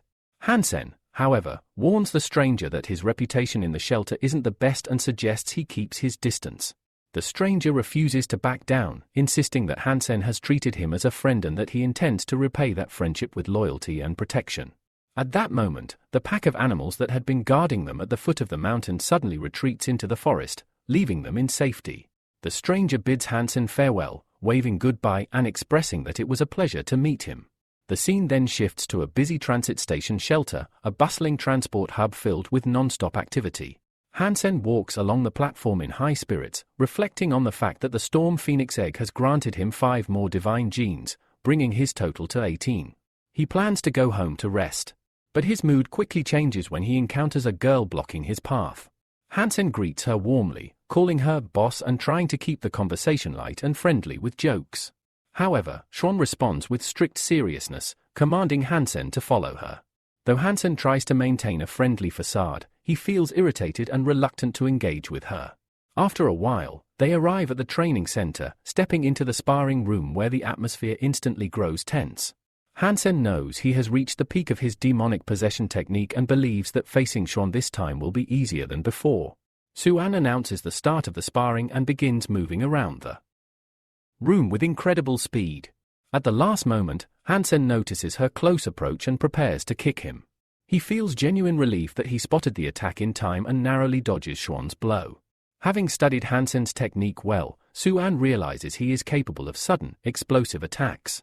Determined not to give him any chance for surprise moves, she decides to keep him constantly on guard. Despite her swift movements, Hansen manages to anticipate Shouen's next strike. With a sharp reaction, he sidesteps her attack and seizes her leg, effectively cutting off her momentum. In one fluid motion, he executes a powerful throw, slamming her to the ground. Without hesitation, he transitions into a painful leg hold, bending her limb to restrict her movement. Speaking in a mocking tone, Hansen addresses Shounen as mistress and asks if this performance qualifies as his victory. Enraged, Shounen lashes out verbally, hurling insults at him and stubbornly refusing to acknowledge defeat. She declares that he shouldn't even dream of beating her in a spar. Suddenly, the atmosphere shifts. A powerful energy field erupts around Shounen, morphing into blazing flames. Hansen is visibly shaken and instinctively retreats. Without warning, Shounen summons the soul of a monstrous beast, a towering predator radiating raw power and fear. Faced with the terrifying spirit, Hansen panics. He shouts at her, reminding her that they had agreed not to use animal souls in sparring. He barely dodges the beast's devastating strike as it crashes into the arena wall, sending concrete debris flying and plunging the area into chaos. As the dust settles, Shouen's body begins to take on a demonic form. Her energy flares with fierce intensity, and her relentless pressure becomes overwhelming. Hansen watches in stunned silence as she exits the arena, leaving him to grapple with his own limitations. He clutches his head in despair, realizing just how vast the gap is between his strength and hers. Strength he once took pride in now feels utterly insignificant. Yet, Shounen acknowledges that Hansen has grown. She admits, albeit grudgingly, that he's improved enough to not only resist her strikes but to provoke her into unleashing her beast soul, something she hadn't anticipated. In the days that follow, both continue training intensively in the sparring arena. Shounen, still fuming, accuses Hansen of playing the fool and resolves to teach him a lesson for his supposed deception. Hansen, sensing that she's deliberately trying to provoke him, chooses to remain calm. He views this ongoing challenge as an opportunity to sharpen his skills and considers himself lucky to have such a formidable woman as a sparring partner. However, he's still troubled by her harsh demeanor and complete lack of tenderness. Then, an unexpected voice calls his name. Turning, Hansen sees a girl confidently announcing that she's completed her initiation and can now leave the shelter. He instantly recognizes her as a former classmate from elementary school. Smiling, he reminisces on how quickly time has passed and begins to strike up a conversation. But their reunion is abruptly interrupted by a jet car landing beside them. A stern man steps out, clearly irritated. He scolds the girl for not using the home teleport again, forcing him to come looking for her.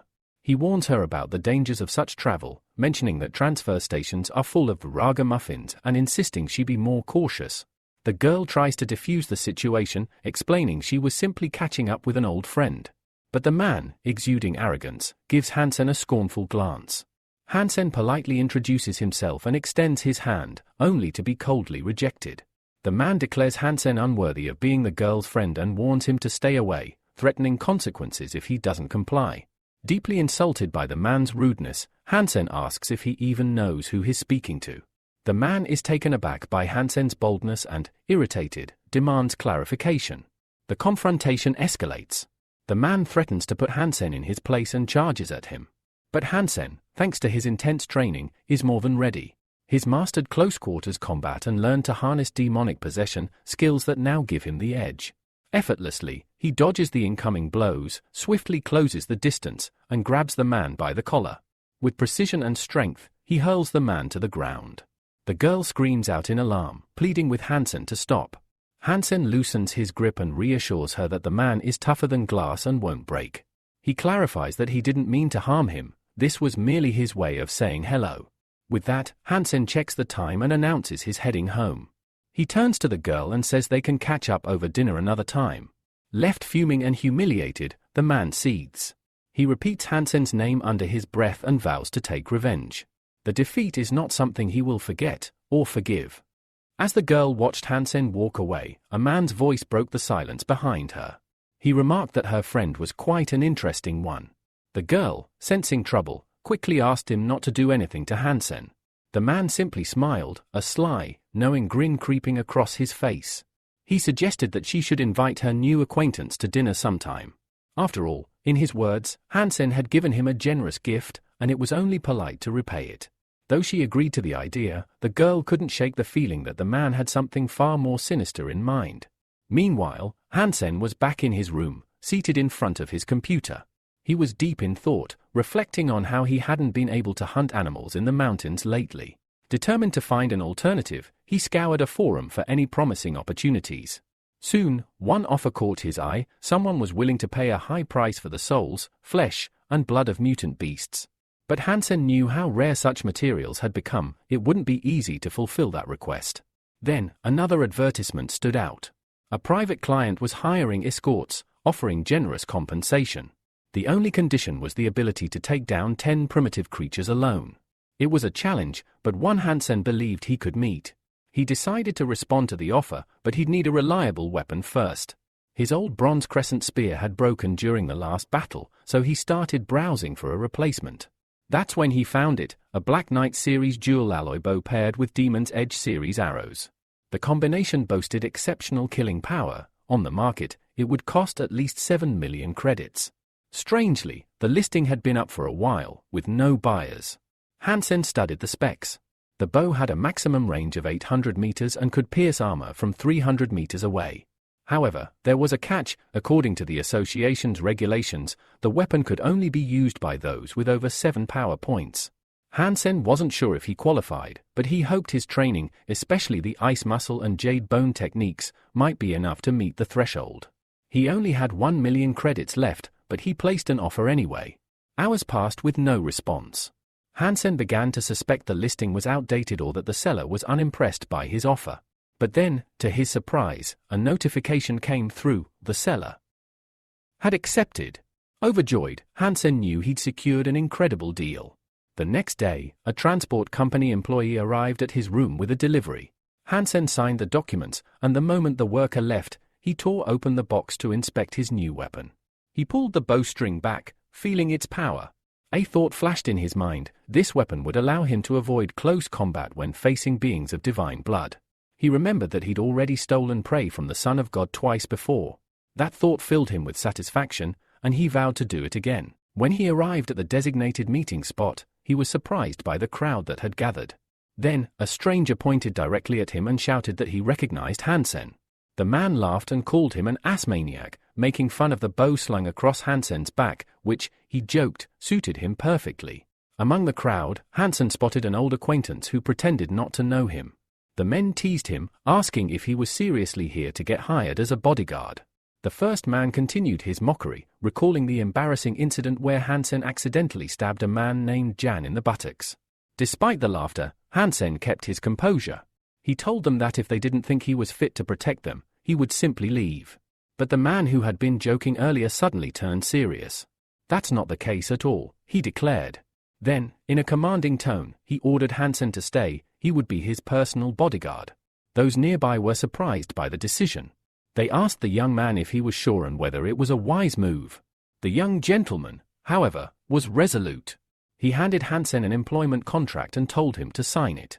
One of the guards, clearly displeased, voiced his disapproval. He muttered that Hansen was just lucky and warned him not to disappoint their employer. Soon after, the group began moving through a forested area near the shelter.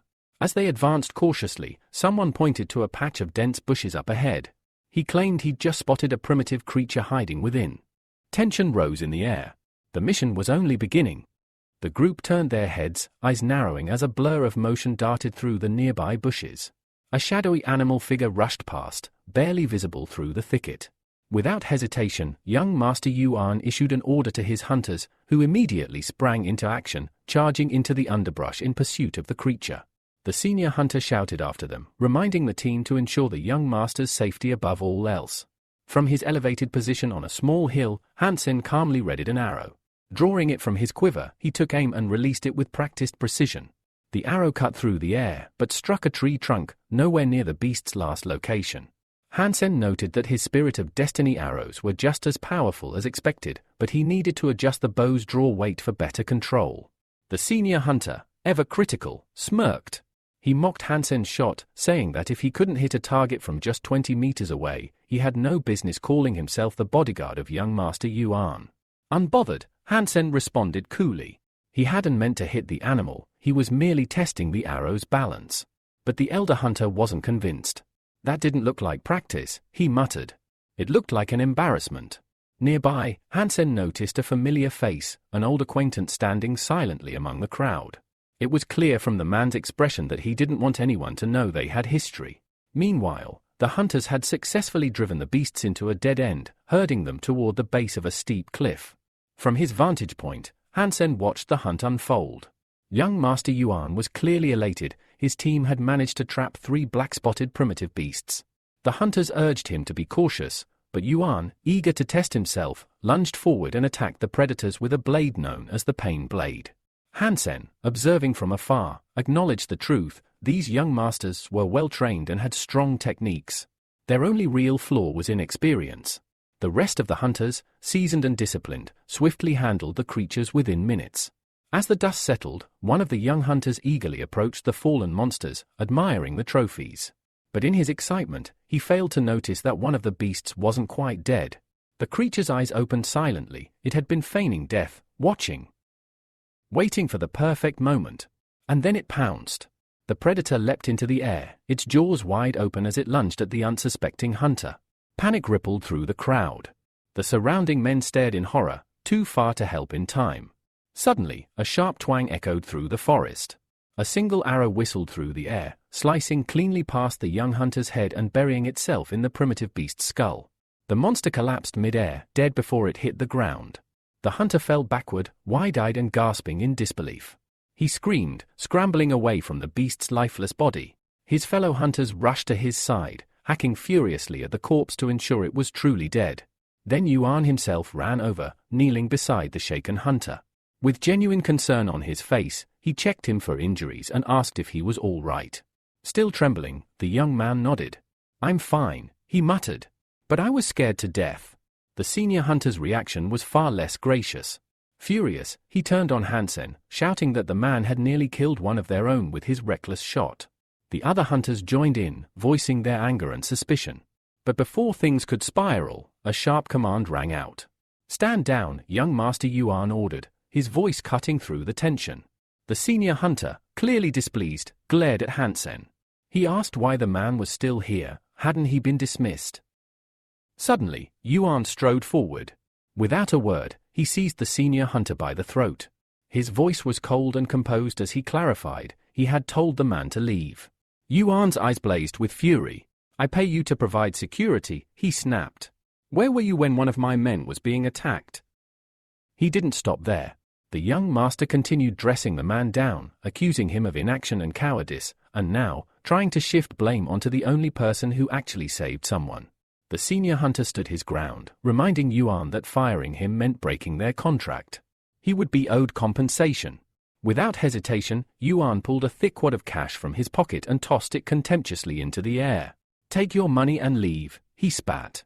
"You're useless." The older hunter stormed past Hansen, glaring daggers at him. His eyes were full of rage and humiliation. It was clear he bore Hansen a deep grudge. Meanwhile, the young hunter who had been saved approached Hansen, bowing his head in gratitude. "Thank you," he said sincerely. Hansen only smiled. "It was nothing," he replied modestly. "I'm just glad you're safe." Yuan's gaze lingered on the bow in Hansen's hand, Doomed Soul, a weapon that could only be used by those with a power level of at least 7. He raised an eyebrow. "Are you really level 7? He asked. Before Hansen could speak, the young hunter who'd just been rescued answered confidently, "He has to be. There's no way someone below level 7 could shoot like that." Young Master Yuan studied Hansen closely. The precision, the speed, no hesitation. He wasn't just strong, he was controlled. The young master mused aloud that Hansen's level had to be even higher than 7, perhaps 8 or more, just to be able to draw and fire that bow with such perfect form and deadly accuracy. Impressed, he stepped forward and extended a hand. "I hope we can work together for a long time," he said sincerely. Hansen shook his hand, feeling a sense of quiet pride. This wasn't just a job, it was recognition. A wealthy employer with insight and intelligence like Yuan was hard to come by. Hansen felt he had finally found someone worth following. 2 days later, Hansen returned to the shelter. At the gate, he was met by a group of hunters. One of them, a familiar face, mockingly asked if he had made a fortune yet. It was the senior hunter, the same one who had been humiliated and thrown out by young Master Yuan. His tone was sharp and laced with venom. Stepping closer, he growled that he didn't appreciate Hansen being there. And then, without warning, he lunged. Drawing a knife, the older man hurled himself at Hansen, shouting that he'd teach the boy a lesson. Hansen's old acquaintance, watching from the side, said nothing. He pretended not to know Hansen, too scared, or too cowardly, to intervene. The dagger whistled through the air, but Hansen was gone. In the blink of an eye, he had vanished from where he stood. Before anyone could process what had happened, Hansen reappeared beside the senior hunter. With a fluid motion, he grabbed the man's arm mid-strike, twisted it effortlessly, and disarmed him. The knife fell into Hansen's hand. The hunter hit the ground, stunned. The onlookers stood frozen. Their eyes were wide with disbelief. How had this quiet young man just taken down an experienced hunter so easily? Even Hansen's old friend looked on in shock, remembering a time when Hansen was weak and hopeless, barely able to kill a black beetle, scraping by just to survive. But this was someone entirely different. Still pinned to the ground, the senior hunter screamed at the others. "What are you waiting for? Help me," he bellowed, furious and humiliated.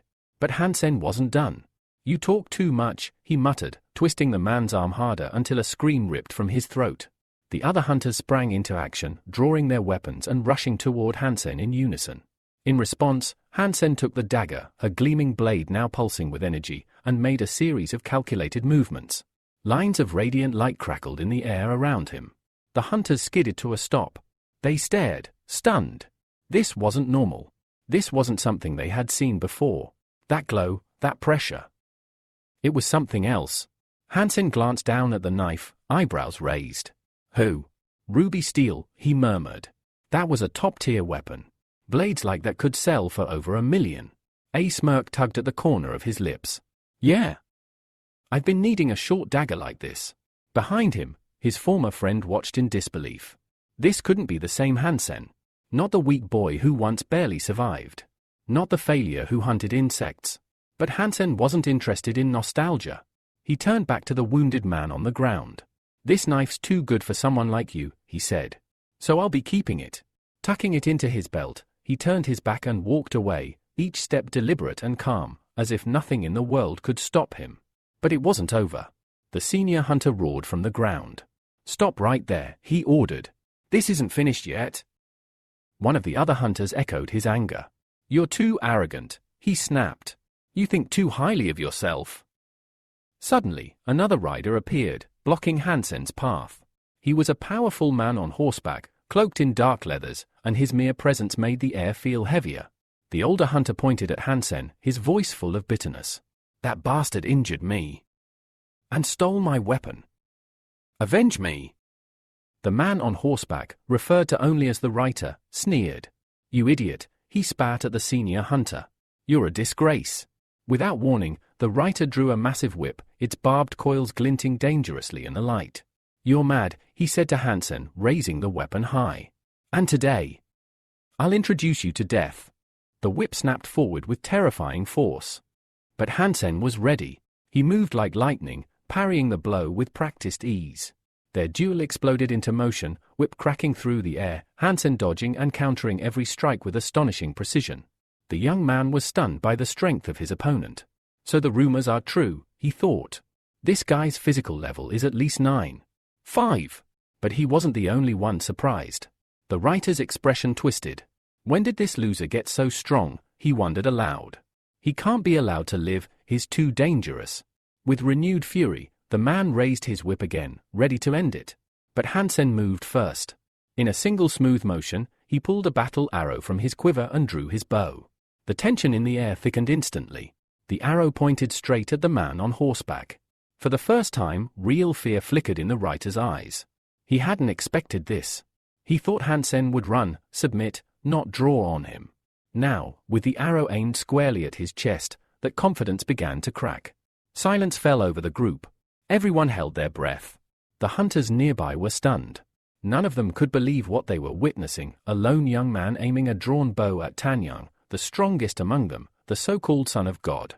Faces full of disbelief and confusion turned toward Hansen, who stood unmoving, the string pulled taut, the arrow ready to fly. Hansen could feel the strain in his muscles. Holding a bow at full draw wasn't easy, and it drained his strength by the second. But he couldn't show weakness. Not now. His eyes locked on Tanyang.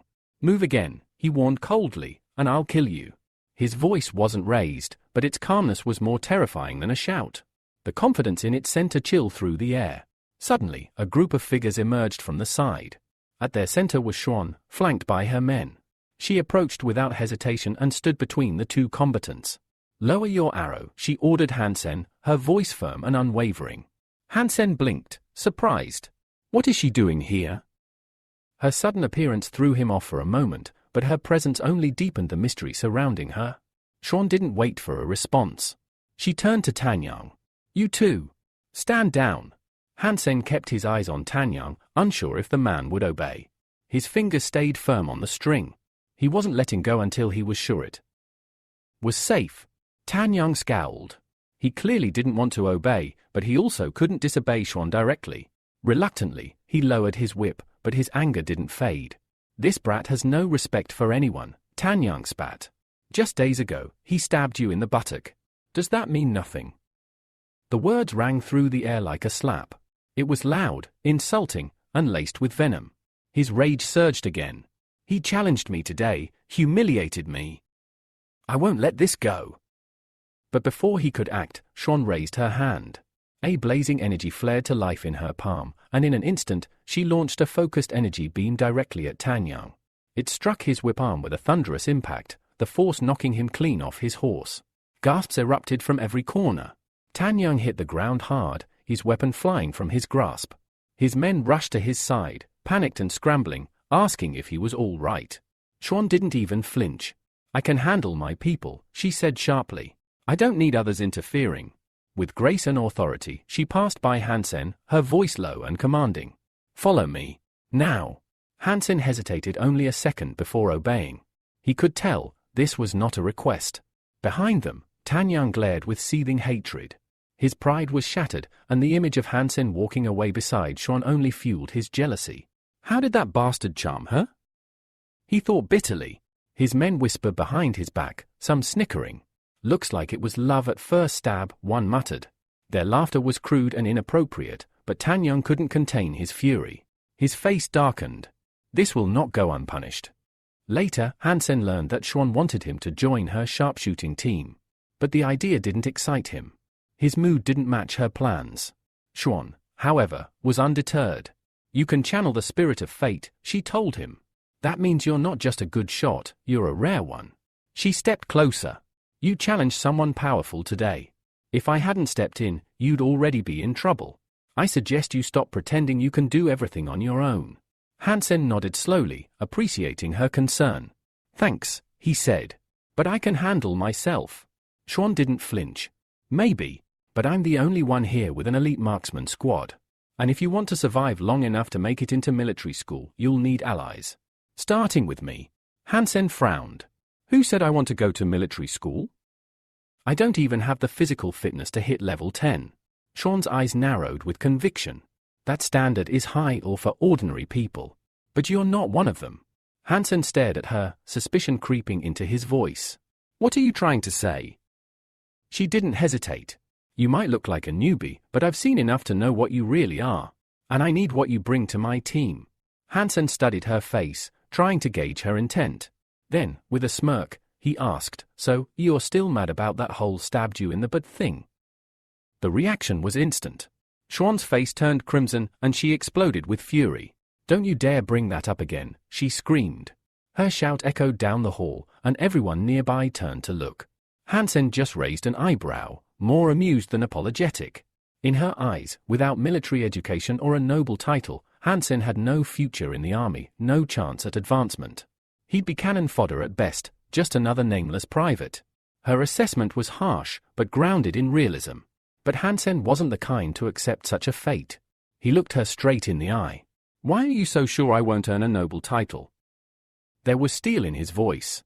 He declared his plan. He would continue mastering the icebone technique, harness the power of higher-level genetic crystals, and climb the ranks himself. His words weren't boastful, they were a challenge to fate. Shounen didn't like being challenged. With a scowl, she grabbed him by the lapels and shook him hard. Don't question me, she barked. Join my squad. Now. Hansen realized that it was not worth pushing her further. Her intensity was dangerous. Calm but firm, he nodded. All right. I'll join. His tone was steady, his decision final.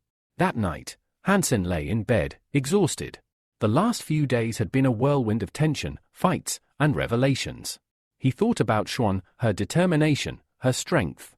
If she ever decided to kill him, he wasn't sure he'd be able to stop her. The thought chilled him. She's not just a fighter. She's a storm. His train of thought was broken by a gentle knock on the door. When he opened it, his mother stood there. Can you take your sister to school tomorrow? She asked softly. I've got errands to run. Hansen's face lit up with surprise and joy. You enrolled her? His mother smiled and explained that the money he had left earlier had been enough. Not only had she used it, she had managed to get his little sister into one of the best schools in the city, known for its cutting-edge education and elite status. Hansen felt a surge of relief. Finally, something good. The next day, he walked hand in hand with his little sister toward the school gates. On the way, he asked her, so, how do you like it? Made any friends yet? She hesitated. Not really. I'm still a bit shy. I haven't talked to anyone much. Hansen smiled and gently ruffled her hair. That's okay. Just be kind, be yourself. Take your time. And if anyone bullies you, you come to me first. Got it? The girl nodded, a small smile forming. His calm, protective presence gave her the courage she needed. But just as they reached the school, Hansen froze. He spotted a familiar figure in the crowd, his first uncle, standing with his own child. Their eyes locked. The uncle's expression soured instantly, his surprise quickly turning to suspicion. He walked over, his voice restrained but cold. What are you doing here? Hansen remained composed. Just bringing my sister to school. The uncle sneered. This school costs millions. Where did your family get that kind of money? Then came the accusation, you still haven't given me my share of the house. According to the contract, everything should be split equally. So, where's my part? Hansen's gaze turned sharp. Did you even read the contract? He reminded the man that his late father had paid off 2 million of the family's debt out of his own pocket. That debt, Hansen argued, cancelled any claim the uncle had. No one in your branch gets a single coin more, Hansen said icily. The man's voice rose. You little brat. You think you can cheat me? I'll go talk to your mother right now and set things straight. Hansen didn't flinch. If you trespass onto our property, I'll have the right to shoot you.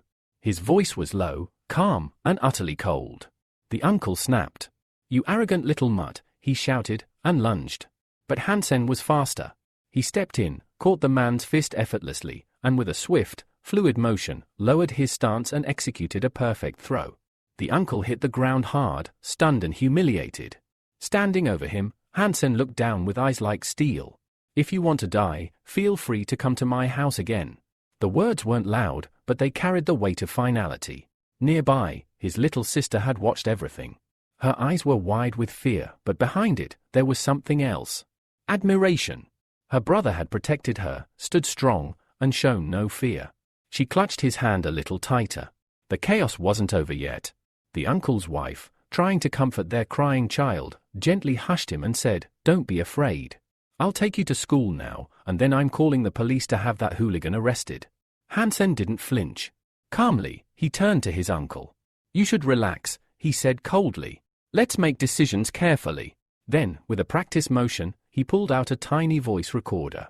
The uncle's eyes widened in horror. It didn't take long for him to realize everything had been recorded. His threats, his shouting, even his attempt to attack, captured in crisp audio. And it could all be used against him. Panic took hold.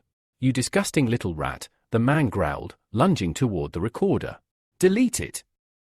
Now." But Hansen didn't step back. He simply grabbed his uncle's arm and twisted, locking it in a painful hold.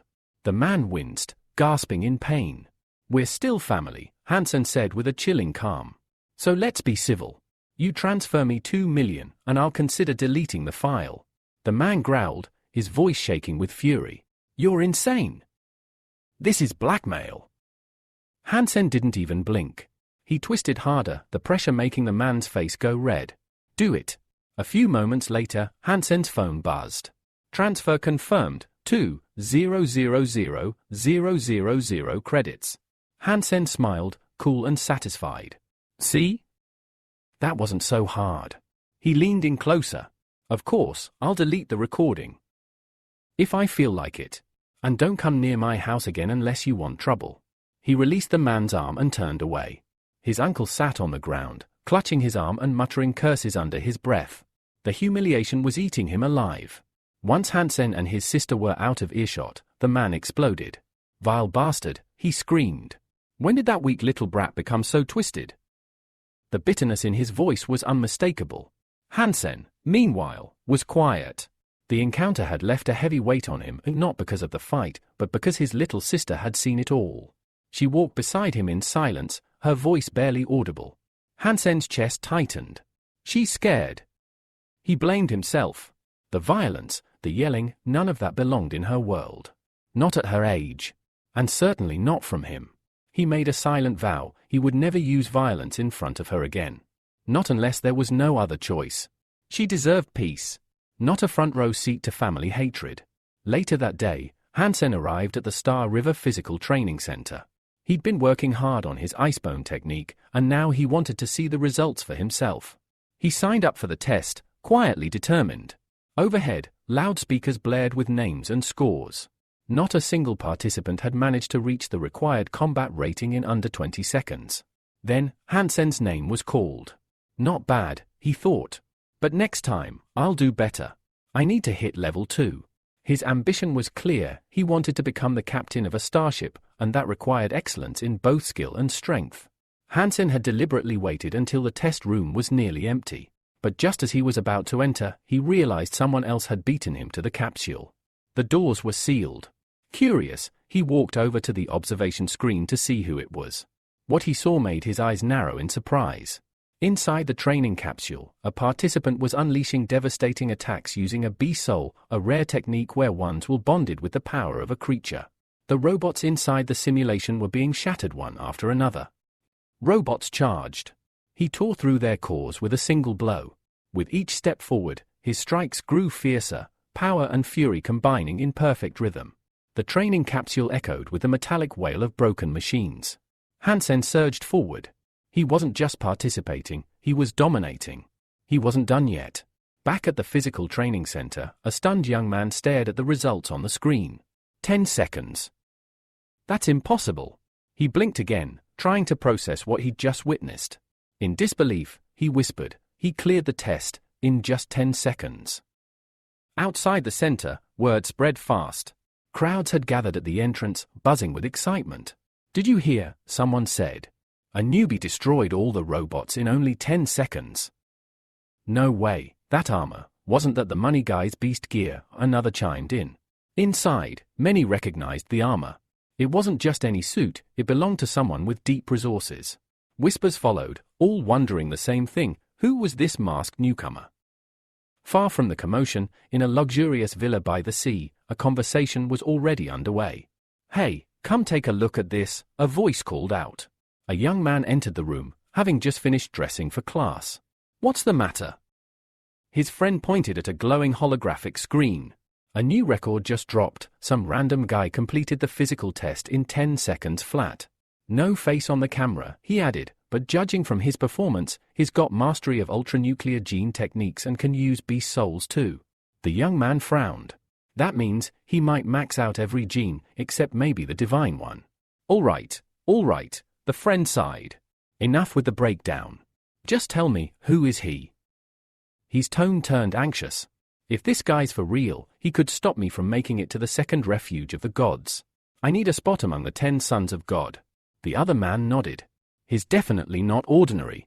My guess? Military background. Could be, his friend replied. But we need to find out everything we can, fast. His expression grew serious. A guy like that could shake the entire shelter. And I need to know who I'm up against. Meanwhile, Hansen was back at the transfer station, summoned only days after his short departure. Swen was already waiting. You're mine now, she told him bluntly.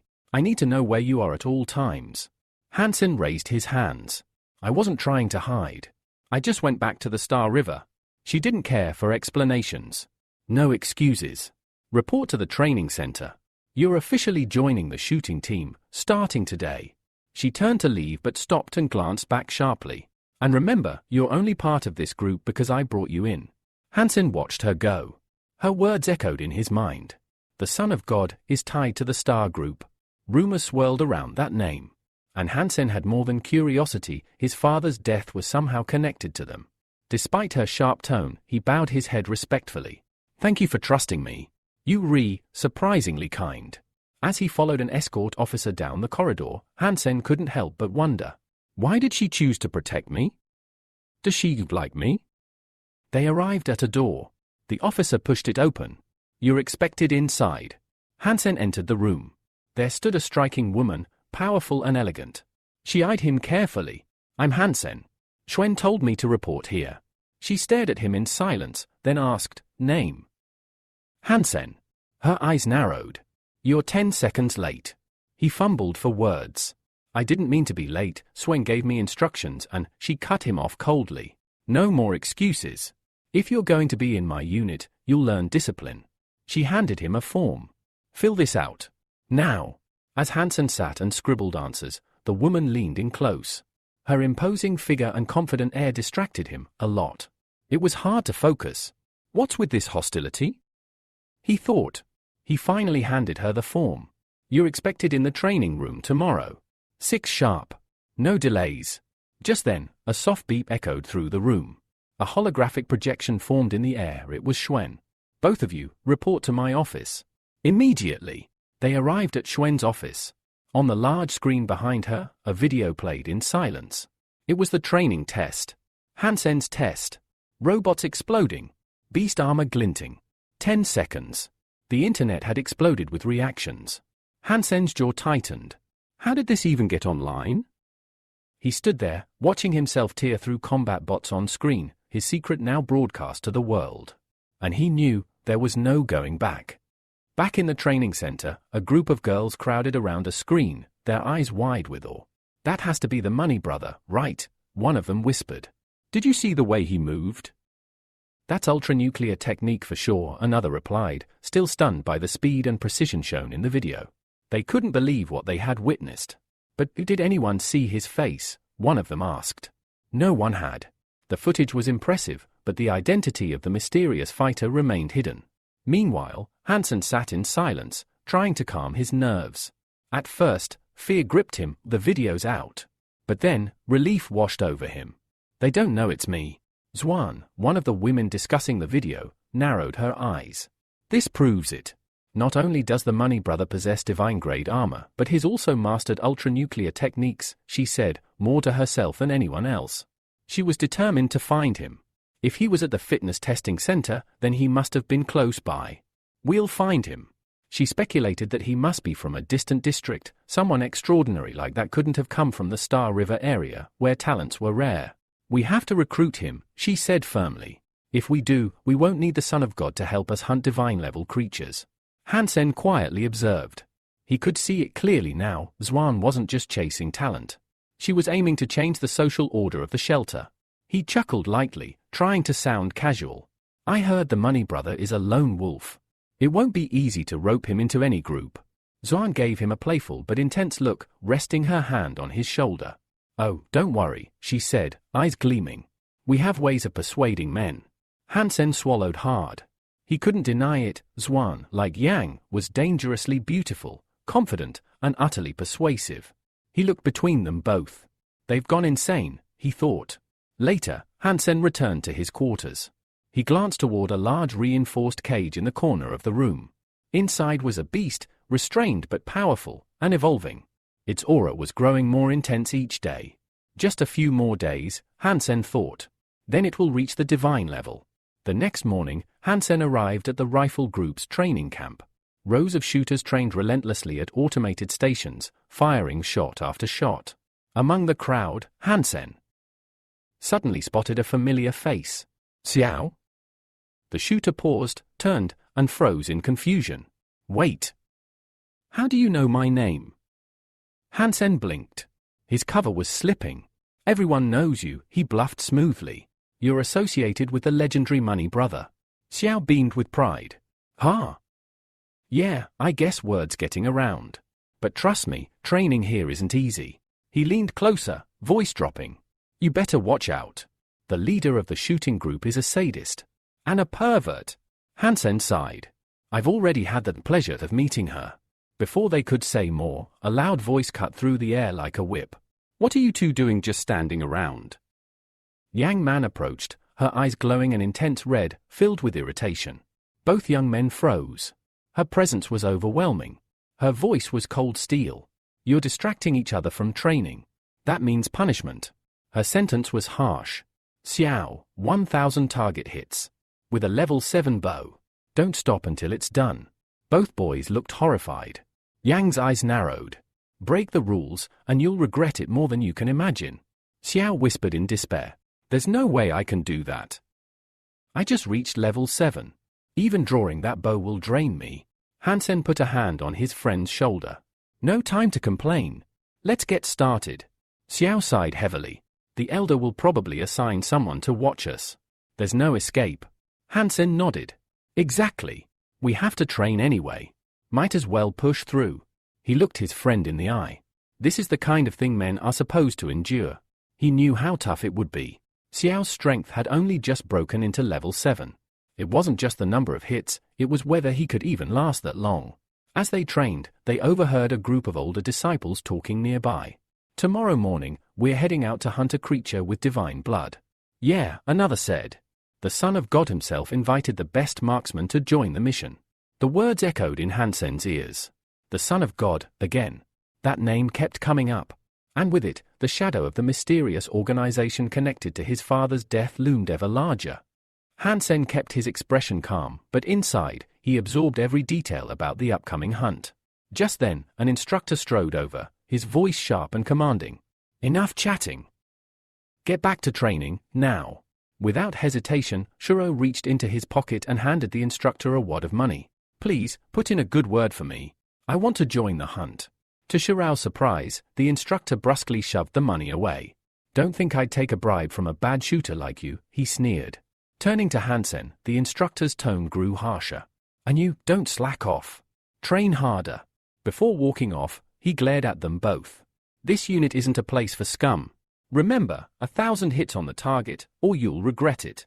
Hansen watched him leave and thought, no point slacking here. The rules are brutal. Shuro muttered, what's wrong with that guy today? He never refused bribes before. Hansen shrugged, but Shurao's words hung in the air. The instructor doesn't like you.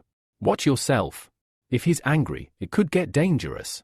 Shurao warned him not to be too honest with the instructor, explaining that the man was obsessed with Yang and might be acting out because of her. Hansen felt his mind swirl with too much new information. Deciding to clear his head, he focused back on training. The arrows won't shoot themselves. He told Shurao, we'll definitely go hunting tomorrow.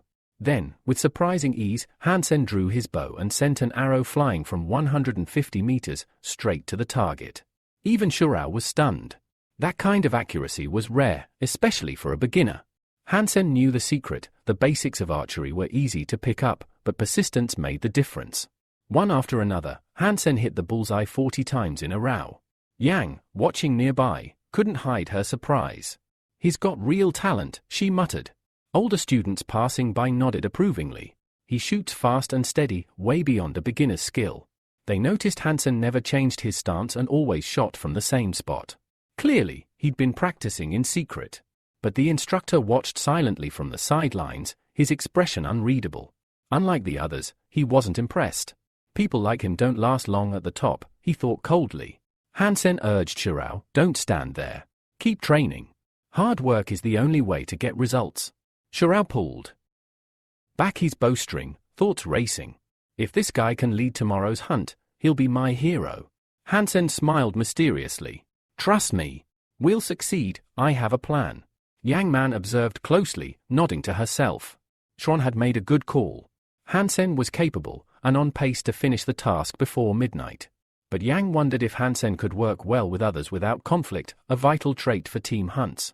Exhausted, Shurao finally collapsed to the floor. Together, they had shot over 5,000 arrows, a brutal challenge that tested every ounce of their stamina. Most of those hits belonged to Hansen, who had become the driving force behind their success. Shura looked at him with sincere gratitude. Without you, I'd never have made it. You're my idol now. Despite the triumph, Hansen's mind churned with worry about the hunt ahead.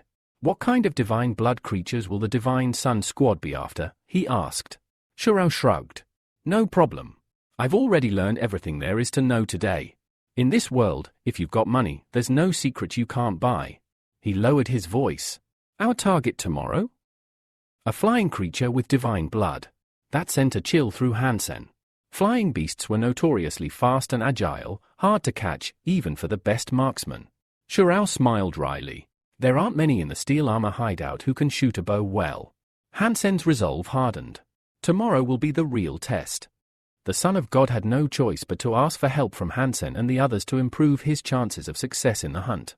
Hansen pondered how he could possibly defeat the flying creature, knowing that divine blood flying monsters were incredibly powerful, and that ordinary arrows wouldn't even scratch them. Back in his room, Hansen set out to find a special kind of arrow, one containing Z steel. Z steel was no ordinary metal. It was a new alloy far stronger and more elastic than regular steel. Even adding a tiny fraction of Z steel to a weapon's material would dramatically boost its performance. The problem was the official market prices were astronomical, and Hansen couldn't afford them. So, he had to search for alternative sources. He knew the Black Knight's weapons contained only about 0.5% Z steel, and bowstrings had barely reached 1%. Luckily, Hansen discovered a seller offering arrows with more than 1% Z steel, and at a reasonable price, perfect for him.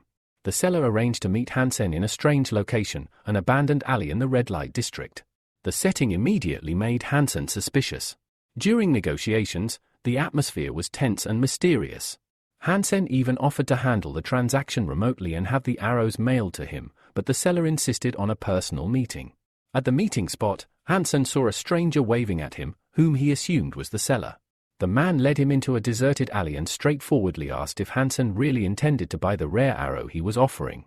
The seller proudly presented the arrow, explaining it was handmade, and invited Hansen to inspect the quality before paying. Hansen picked it up and immediately noticed the arrow's perfect center of gravity, a sign of a true craftsman's skill. To test the arrow's strength, Hansen pulled out a knife from the cutting steel series and asked permission to strike the arrow with it. The seller, confident in his work, said Hansen could test the arrow as much as he wanted. Hansen struck the arrow several times with the knife. While the knife's blade quickly got nicks and scratches, the arrow's surface remained flawless. This proved the arrow contained at least 1% Z steel. Satisfied, Hansen told the seller the arrow was excellent and that he was ready to buy. The seller explained that his arrows were crafted from bearings taken from a Star-class battleship, assuring Hansen he wasn't trying to cheat him. He stressed that the Z steel content exceeded 1% and that his craftsmanship far surpassed anything machines could produce.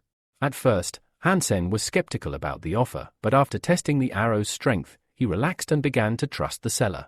The man pocketed the money and said he was glad to cooperate, adding that Hansen could contact him anytime if needed.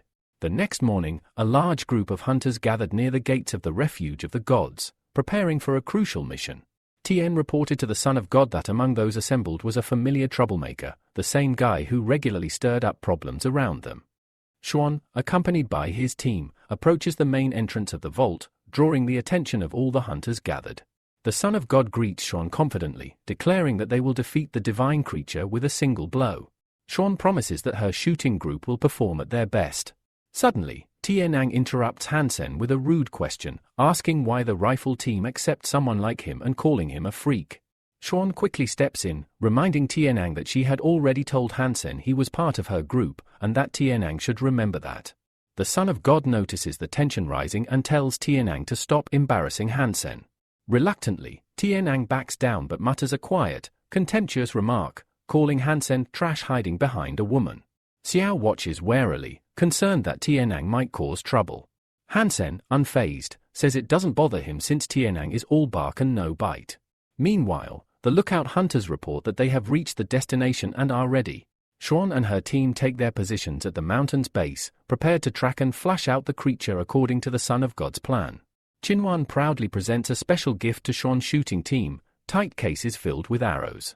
The Son of God orders 100 arrows, each containing 1% Z steel, to be distributed to every shooter. Then, pointing at Hansen with obvious hostility, he declares that Hansen will receive none. Hansen stays calm, knowing his secret identity as the money brother gives him an unseen advantage.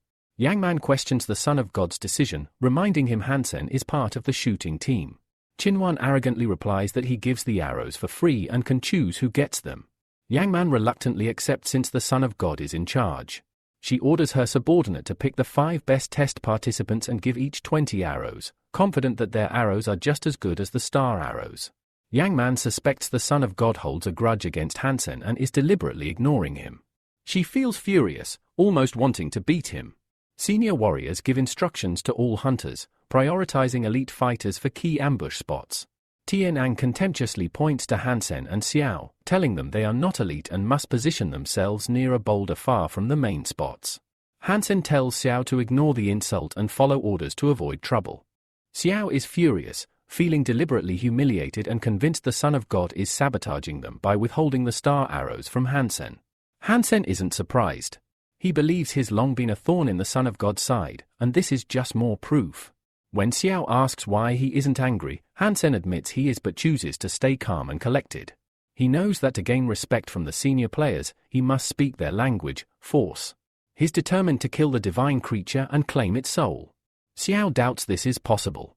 He points out that the son of God's people on the opposite cliff will shoot the creature first. Examining his arrows carefully, Xiao sadly concludes that regular weapons won't harm such a powerful monster. Suddenly, a loud and terrifying scream echoed through the mountains, instantly sharpening the focus of the young hunters. The hunt for the powerful creature had begun. The Divine Sun's team had successfully lured out the beast, a massive purple dragon known as a perp. Yangman took command, instructing her archers to hold their fire until she gave the signal, ensuring maximum impact. The archers readied their bows, drew their arrows, and held their breath in tense anticipation. When Yangman finally ordered the volley, dozens of arrows shot through the air toward the purple dragon. But the creature's thick, powerful scales deflected most of the arrows effortlessly. A few struck, but caused no serious damage. Xiao quickly realized the star arrows were surprisingly ineffective, questioning their supposed quality. Hansen reached into his quiver and pulled out one of his star arrows, knowing that a shot had to be perfect, hitting the dragon's eye or it would be wasted. Carefully, he drew back his bowstring and aimed.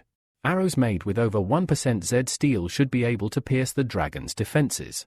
Xiao noticed the Divine Sun's men were only making a feint attack to bait the dragon out and distract it for a decisive strike. Then, the Son of God leapt into the air, drew a star arrow, and prepared to fire the final blow he believed would end the battle.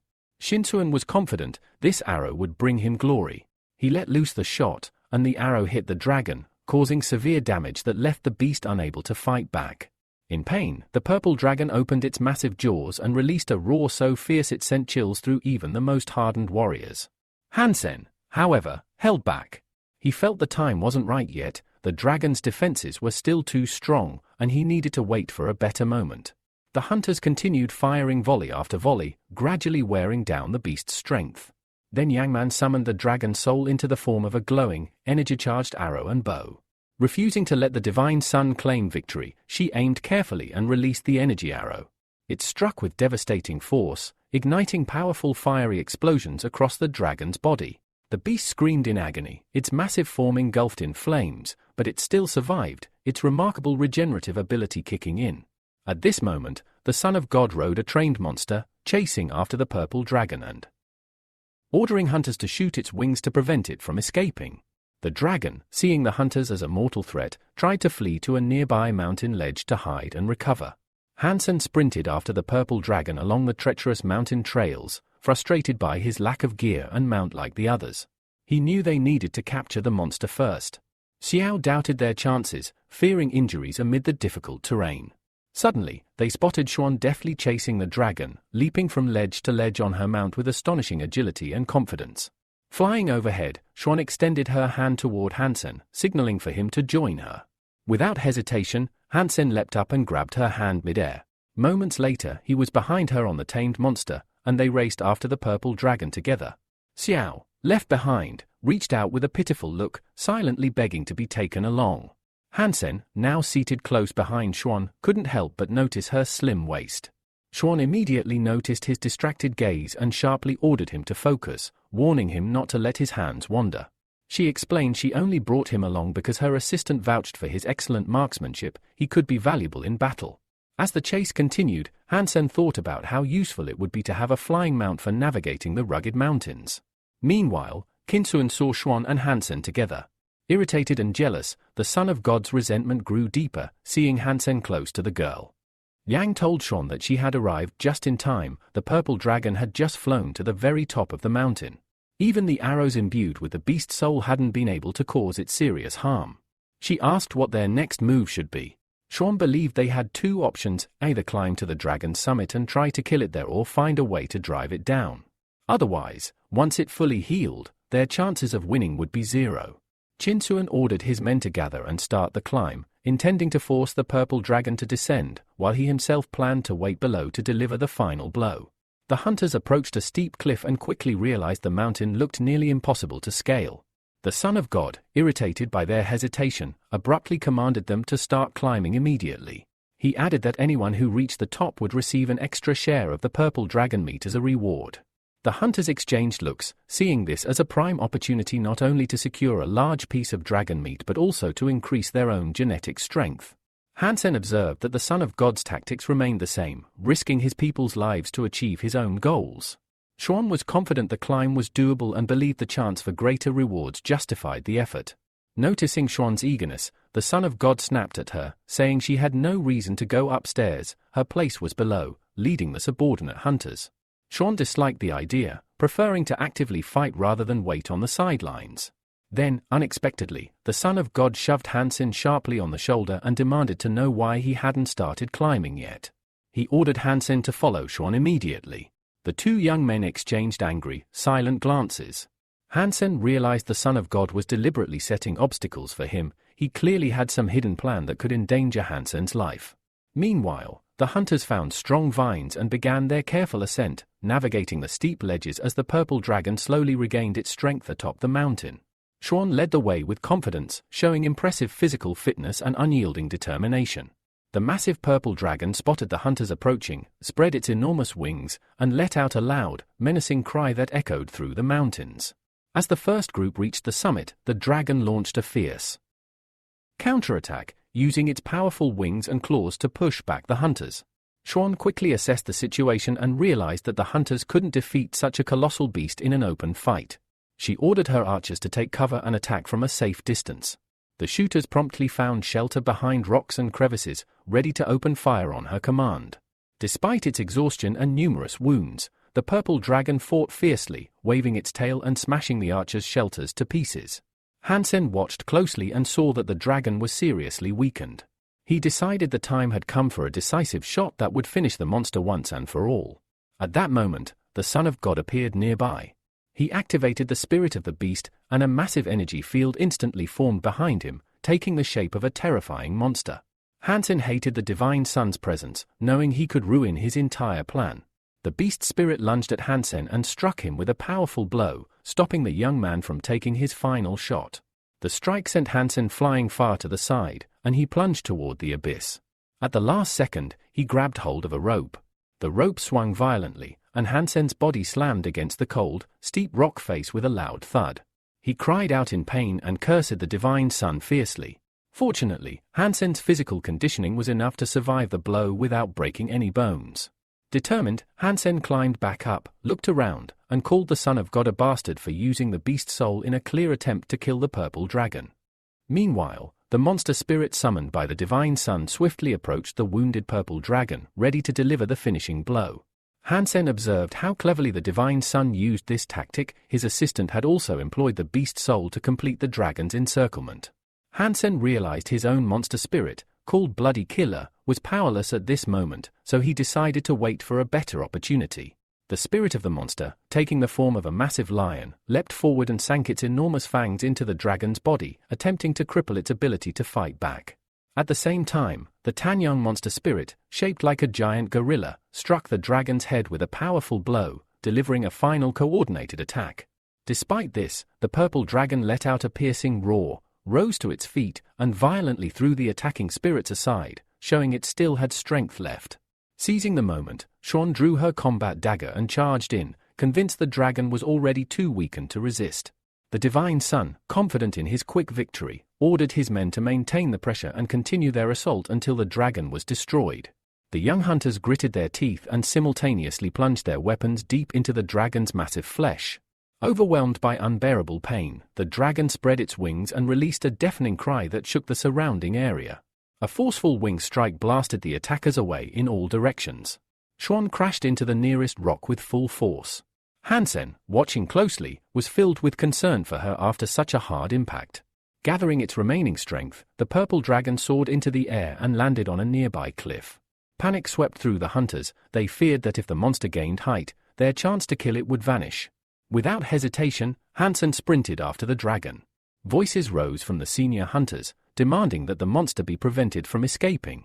Realizing the decisive moment had arrived, Hansen slowly reached for his quiver and drew an arrow forged from Z metal, capable of piercing even the toughest foes.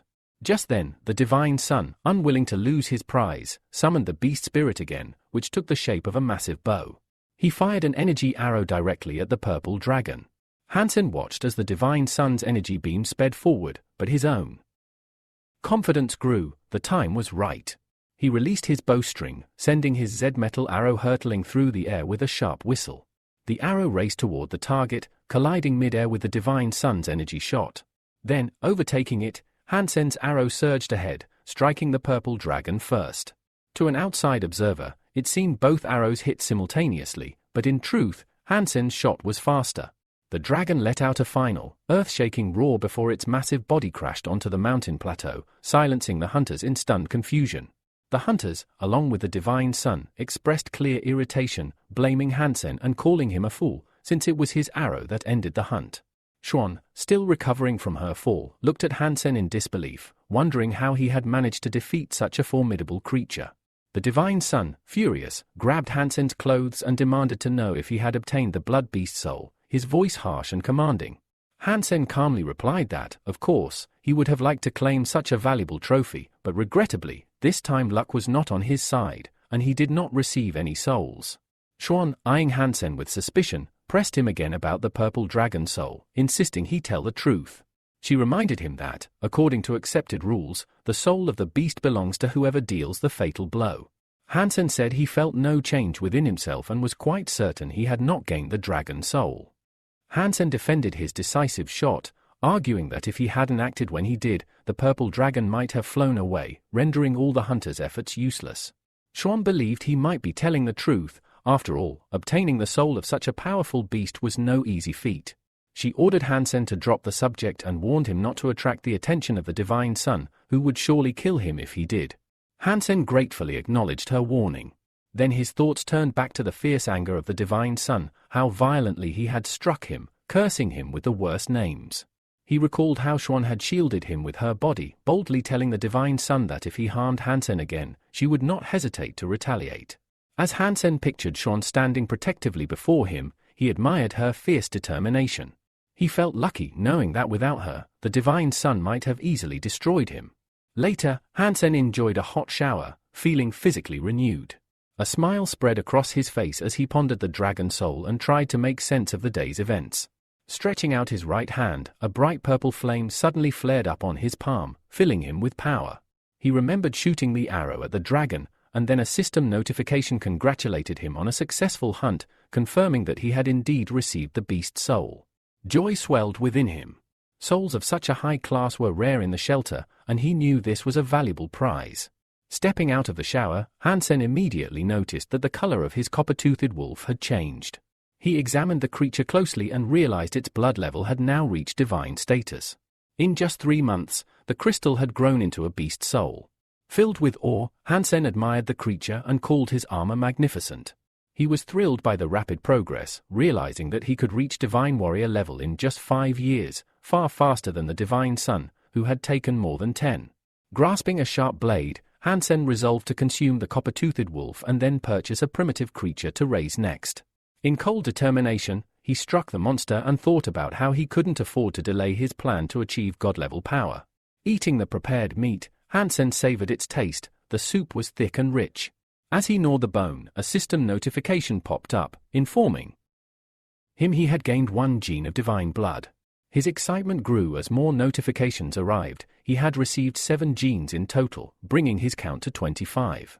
Hansen planned to improve his beast soul arrows because Z-class arrows disappeared after 1 use and were very expensive. He wanted to find a way to make them more effective and reusable. Believing there must be information somewhere, he prepared to search the internet, ready to find the needle in a haystack until he succeeded. During his research, Hansen discovered mentions of a dark swamp, a frightening, dangerous place full of unknown threats. Anxiety gnawed at him as he read an old post by a hunter who described being pursued there by a mutant unlike any he had ever seen, barely escaping with his life. Further reading revealed that the dark swamp was home to many rare creatures. The post's author described spending a long time hunting there before finally killing a needle bee, a poisonous flying insect whose soul he transformed into a venomous arrow. The hunter warned that these bees were extremely dangerous and that hunting them had become a real test of skill and survival. Hansen was excited by this information. He believed mutants like these could offer powerful rewards. Their souls and bodies were excellent sources of strength. However, there was a major problem. The post did not specify the swamp's exact location. Hansen understood that finding it could take a very long time, complicating his quest. Determined not to get overwhelmed by distant problems, Hansen decided to focus on what he could do now without distraction. The story then shifts to an industrial area on the outskirts of the shelter, where Hansen met the arrow seller again. He was amazed by the vast arsenal of weapons displayed. Curious, Hansen asked if the seller had crafted all the weapons himself. The man confirmed that he did. The seller welcomed Hansen as a regular client and said he had something special this time. He handed Hansen a dagger made with 5% Z steel content, priced at a hefty 500,000 units, a cost that immediately piqued Hansen's interest. Carefully inspecting the dagger, Hansen could not hide his delight. The weapon was of exceptional quality and reasonably priced, definitely worth the investment. Hansen decided to buy the dagger and then gestured toward the wall, asking the seller to tell him about the other weapons on display. His eyes caught the glow of a sword hanging nearby, and he immediately sensed it was something special. The seller praised Hansen's sharp eye and explained that the sword was indeed exceptional, containing an astonishing 75% Z steel, a rare and incredibly valuable material. He then revealed the price, a staggering 100 million units. Hansen was skeptical. He couldn't believe a weapon could really contain that higher percentage of Z steel. His doubt offended the seller deeply. Without hesitation, the man threw Hansen out onto the street and ordered him to leave, adding that even if Hansen wanted it, he could never afford such an item. Now suspicious, Hansen began to wonder if the seller was a fraud. He knew that with current technology, it was impossible to embed such a high concentration of Z steel into a weapon. Just as these thoughts swirled in his mind, his phone suddenly rang. The caller told Hansen to meet him at 4 o'clock in the afternoon and promised to show him something intriguing. When Hansen asked for details over the phone, the caller insisted that Hansen had to see it with his own eyes. The following day, the young man arrives at his friend's place. Hansen, already intrigued, is eager to understand what's going on. His friend, however, simply asks him to wait a little longer, promising that he will soon witness everything for himself. They step into a room, and to Hansen's surprise, he sees someone unexpected, Mingao, an old friend who had previously disowned him. Although Mingao doesn't acknowledge their past, he greets Hansen cordially and asks how he's doing. Hansen is left confused. Why is Mingao here? And why did he just respectfully refer to him as brother? Then, the young man draws everyone's attention. He announces that he's about to show them the highlight of the day. A radiant energy field suddenly bursts from his hand. It's the unmistakable sign of a monster soul. The energy rapidly condenses and transforms into a formidable combat blade. Hansen watches, genuinely impressed. The sheer power of this beast soul is no small feat. The young man turns to Hansen and tells him that he's named the weapon Snow Tiger. Hansen nods with admiration, admitting that it's a worthy name. Deep inside, though, he can't help but feel a twinge of envy. His friend had become the owner of a powerful soul beast. Next, the young man opens a box resting on the table. Inside is another blade, his old one. Now that he has the Snow Tiger, he no longer has use for it. So, he offers the weapon to Hansen as a gift. Hansen examines the blade closely. It's clearly not some ordinary knife, it's valuable. He immediately protests, saying he can't accept such an expensive gift. But his friend insists. He considers Hansen a true friend and doesn't want the blade to go to waste. Moved by the gesture, Hansen accepts, silently vowing to one day repay his friend's kindness. Meanwhile, Mingao, who has been observing the entire exchange, feels a pang of envy. He begins to long for a renewed friendship with Hansen, but not for sentimental reasons. Mingao has his own motive. He wants to join the prestigious shooting club, and he knows that reconnecting with Hansen could help him get there. Mingao takes a step forward and tells Hansen he has a small favor to ask. But before he can say anything more, a loud knock echoes from the door. A sharp female voice cuts through the air, scolding the young man and calling him a little brat. The door bursts open, and an irritated woman storms in. She chastises the young man for wasting time chatting with friends instead of preparing for the banquet his sister is hosting. This woman, it turns out, is Mingao's mother. Without giving him a chance to explain, she grabs him by the hand and pulls him along. On the way, she emphasizes the importance of the event. Influential elites will be attending, and he must seize the opportunity to make valuable connections, especially with members of the rifle squad. The young man tries to speak, but she cuts him off coldly, commanding him to stop mumbling and move faster. Left behind, Hansen and his friend silently observe the scene. They discuss how controlling Mingao's mother is and how she clearly disapproves of their earlier conversation, dismissing it as a complete waste of time. Hansen, however, can't help but feel like he recognized some of the names she mentioned, people who will be attending the banquet. As evening falls, the banquet begins to fill with guests. The atmosphere is lively. Attendees enjoy appetizers, sip on drinks, and chat casually. Young people mingle, share stories, and exchange contact information. Two men in the crowd notice a striking young man. One of them identifies him as the eldest son of the Banfin family, a household recently thrust into the limelight. Rumors say they discovered a rare mineral on an abandoned planet, drastically boosting their wealth and influence. Mingao's mother, with her son in tow, approaches Banfin. She greets him with poise and introduces her son. Banfin politely returns the greeting and asks how he can assist her.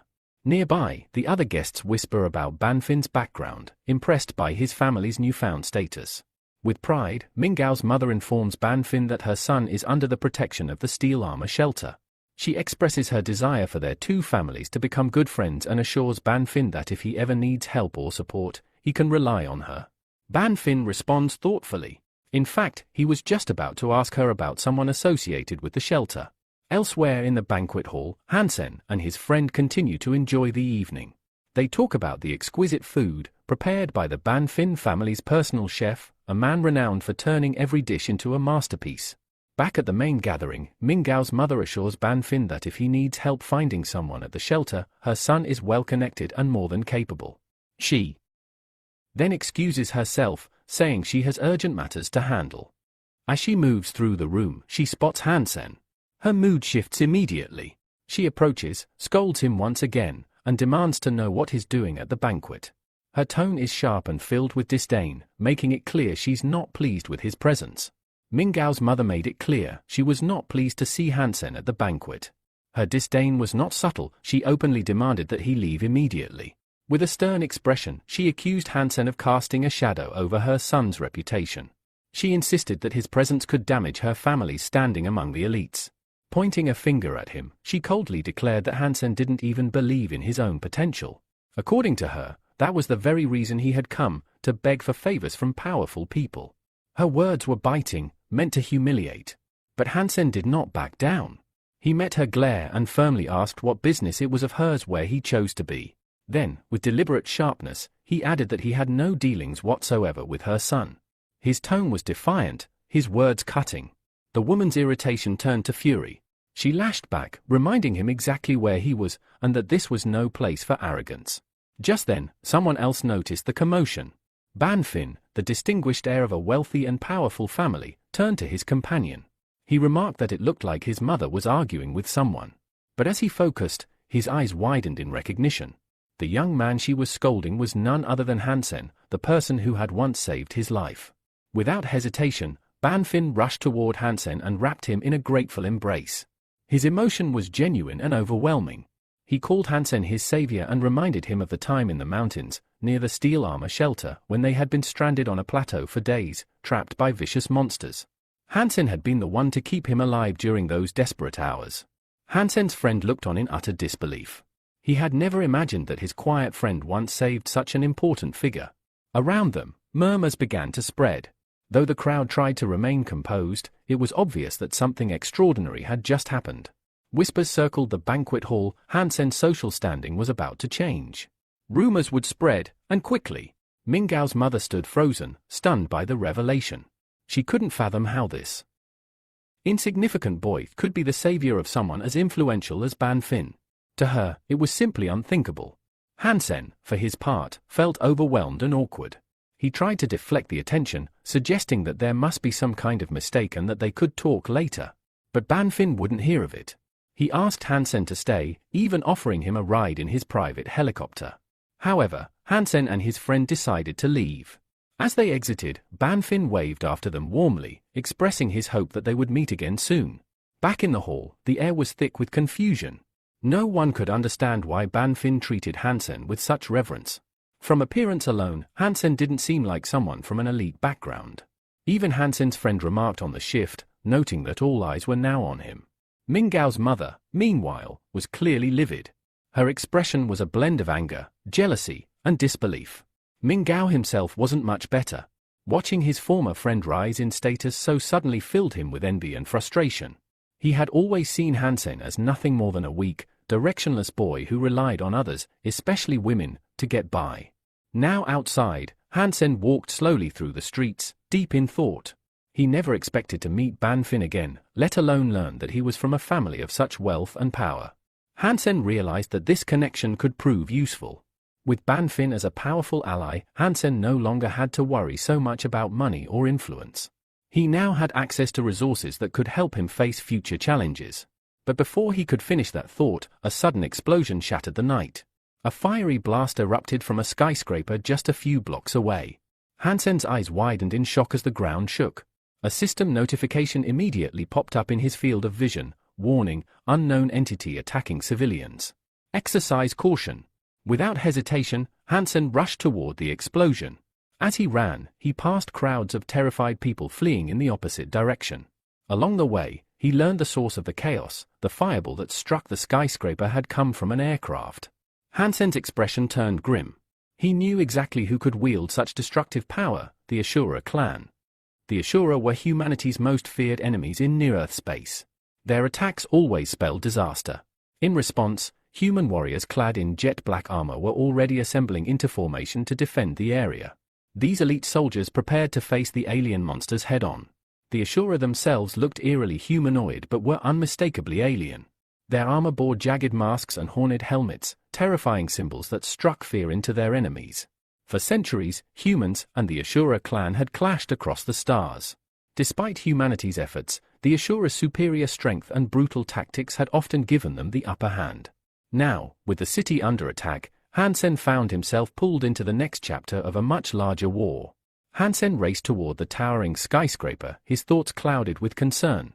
For nearly 200 years, since humanity had discovered the sanctuary of the gods, the war against alien invaders had begun to stabilize. While battles still raged across the stars, the Star River region had always been considered a secure rear zone, far from the reach of enemy attacks, hidden and protected. But today, that illusion was shattered. A massive explosion had ripped through the high-rise, exposing the interior structure. From within the wreckage, a large alien object had embedded itself, clearly of extraterrestrial origin. And suspended in the air near the breach was a little girl, crying loudly for help.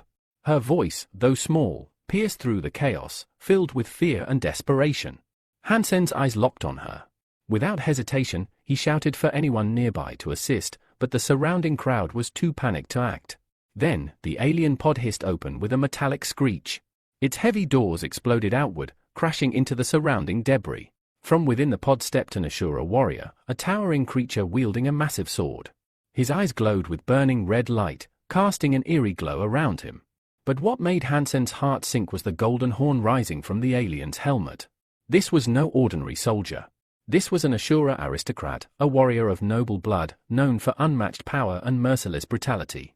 As the monster turned slowly toward the girl, her terrified cries echoed across the shattered cityscape. With terrifying calm, the Ashura approached her, raising his blade high to strike. Then, a surge of power. From the ruins. Below, a radiant pulse of energy erupted. Hansen had activated his beast soul, initiating a fusion transformation. In seconds, his body changed, becoming that of a majestic centaur, cloaked in shimmering, armored plating. His new form was awe-inspiring, radiating strength and divine power. A nearby news crew, arriving by chance, had just begun broadcasting the chaos. The reporter gasped into the microphone, declaring live to millions of viewers that someone had stepped forward to confront the invader, a being the media now called the God among men. The camera zoomed in on the alien warrior, who was moments away from executing the defenseless girl. As his blade descended, Hansen charged at full gallop. In one swift move, he scooped the child into his arms and shielded her with his body. The Ashura's sword slammed down just a second too late. With perfect timing, Hansen raised his armored arm to block the blow. A deafening clang rang out as metal clashed with monstrous force. The blow would have cleaved a normal warrior in two, but Hansen's strength held. The crowd watching the broadcast erupted in shock and awe. The reporter exclaimed that a miracle had just occurred, the god had saved the girl from certain death. Cradling the child protectively, Hansen realized that staying would only put her in further danger. He turned, locking eyes with the furious Ashura, and took off into the city ruins. Though armored, Hansen knew that the enemy's weapon was powerful enough to pierce even his fusion form. Escape was the only option. The Ashura, now roaring with fury, launched after them. He pushed off from the wreckage with such force that the remains of the alien pod cracked beneath him. With terrifying speed, he caught up and lashed out with another devastating sword strike. Hansen accelerated, weaving through the remains of the city, dodging debris and navigating the maze of shattered buildings. Shielding the girl tightly in his arms, he suddenly veered toward a glass tower. Without slowing, he crashed through the side window, sending shards flying. Inside the building, he landed hard and immediately searched for a place to hide. "Don't cry. You're safe now," he whispered gently to the girl, then pointed to a small corner behind a broken desk. "Stay here. Don't move. Don't make a sound." Outside, the reporter adjusted the camera's focus, capturing the ominous figure of the Ashura closing in on the building. The aristocrat's glowing eyes never wavered. He kicked through the ruined wall and entered with unrelenting fury. The room exploded into chaos. With brutal efficiency, the Ashura launched a barrage of heavy sword strikes. Concrete shattered. Furniture splintered. Every blow shook the building. Hansen parried and dodged, but the relentless pressure was beginning to take its toll. A loud crack echoed through the air, his armor was starting to fracture. The reporter, still filming, watched with growing dread. For the first time, doubt crept into his voice. "Why isn't he dodging anymore?" he whispered. Is this where it ends? Did we just broadcast the death of our god?" The world watched in breathless silence as the battle between man and monster raged on. Hansen stood firm. His body, already battered and strained, shielded the young girl behind him. He had made his choice, no matter the cost, he would protect her. The alien warrior Ashura howled with unrestrained rage. His strikes became wild, savage, tearing through what remained of the building. Hansen braced himself, silently calculating his odds. At this pace, with this power, survival was unlikely. From a nearby vantage point, the reporter shouted into his microphone, his voice cracking with fear. "Don't take it head-on. Dodge it!" But even as he yelled, he knew Hansen couldn't hear him. Ashura roared again, drawing in all of his strength for one final, monstrous attack. His sword rose, glowing with dark energy, then crashed downward, sending a shockwave that vaporized the debris in its path. But Hansen moved first. With a silent prayer and iron resolve, he lunged low beneath the alien swing. Then, pushing his centaur frame to its limit, he wrapped his arms around the monster and launched himself outward, straight through the wall and into open air. The two of them plummeted. A brilliant energy field erupted around them as they fell, a halo of burning light streaking across the sky. The earth rushed to meet them. And then, impact. The explosion was cataclysmic. Buildings shook. Shockwaves rippled through the city. The landscape itself fractured under the force. Where they landed, a massive crater yawned in the earth, scorched and smoking. The reporter, still filming, raced toward the scene. His heart pounded, not just for the story, but for the terrible possibility that the young man, his god, had perished in the blast. He reached the edge of the crater, dust swirling thick in the air, and aimed his camera. The moment the dust began to settle, the silhouette of the alien warrior came into view, broken and lifeless, sprawled in the center of the blast zone. The reporter gasped. But where was Hansen?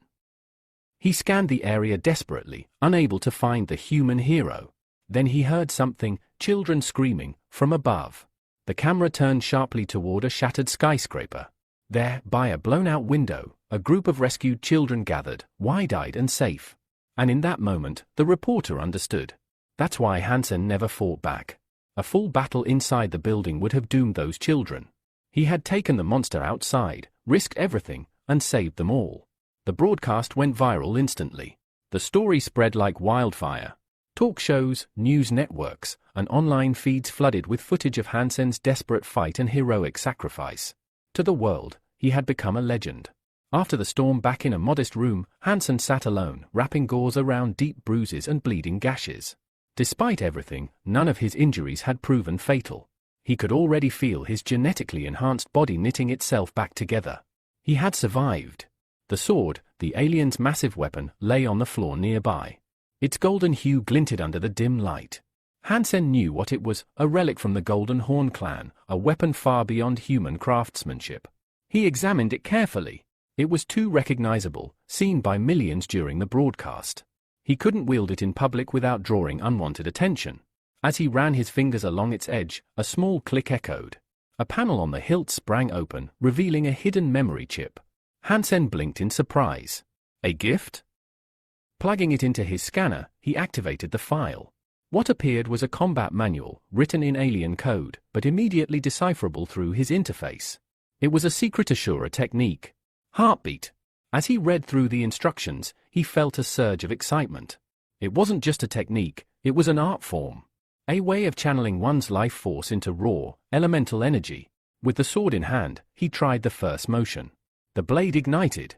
A pulse of searing flame filled the room, dancing with power. His smile widened. The technique was flawless. Elegant. Deadly. He was still practicing when his communicator buzzed. He picked up. The voice on the other end belonged to Ban Fin, inviting him to join the next underground competition. Not now, Hansen replied calmly. I'm busy. Moments later, Hansen stood in an office, speaking to Yang Man, the girl who had been overseeing his admission process. She had helped him generously, but now it was time for a serious conversation. I've made up my mind, Hansen said. I'm not going to enroll at Black Hawk Academy. Yang Man blinked in disbelief. You? What? I want to join Star River Academy instead. Shounen, standing nearby, looked equally stunned. Why? Black Hawk is in the top 50. Star River can't compare. Their tech is outdated, their staff is underqualified, heck, they don't even have simulators for armored vehicles or spacecraft. And Black Hawk offers military deferral, Yang Man added sharply. You'd be free from service for years. But Hansen stood firm. He wasn't seeking comfort or status.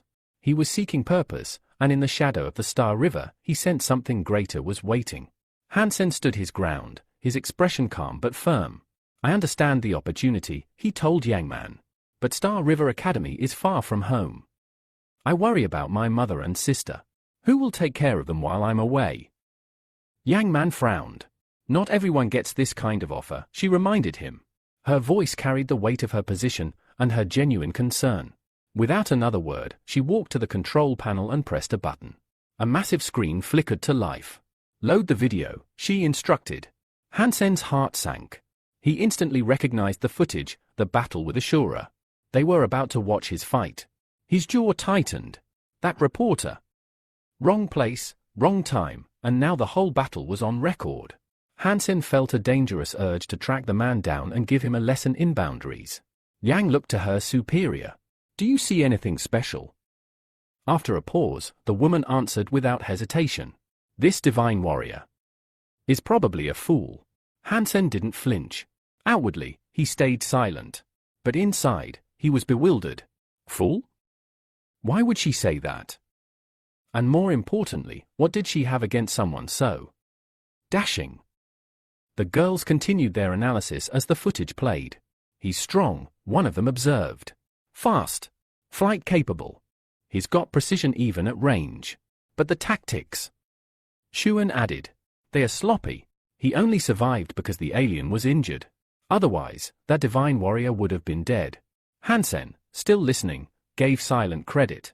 Their breakdown was sharp, brutal, but fair. These women were clearly elite officers. Smart. Tactical. Ruthless.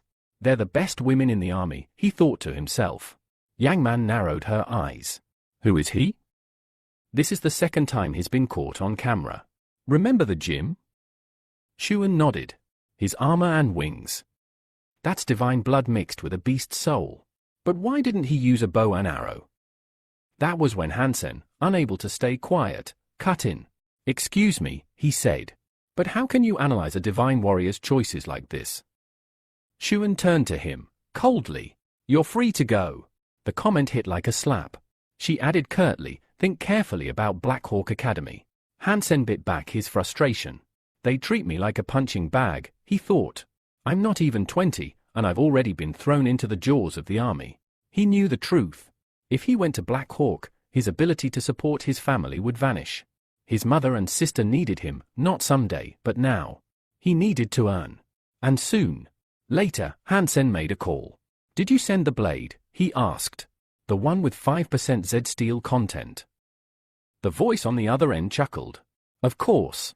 My family's tight with a steel manufacturer. You'll get something better than expected. Want me to come with?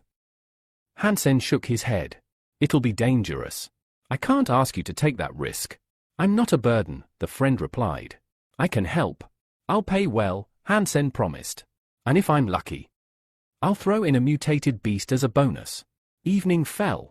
Clad in steel armor and carrying a heavy bag, Hansen quietly left the shelter. His boots sank into the soil of the forest trail as he walked into the wilderness, disappearing beneath the shadows of the trees. 2 days passed. He arrived at the edge of a dense, ominous canyon, the place spoken of in whispers. A dark swamp, said to house a creature he desperately needed. Hansen activated the souls of his beasts, feeling their essence surge through him. This is it, he thought. The legendary swamp where hunters said an arrow-type soul beast had been seen. A place far more savage than any he'd defaced before. The mutated creatures here were bigger, meaner, deadlier.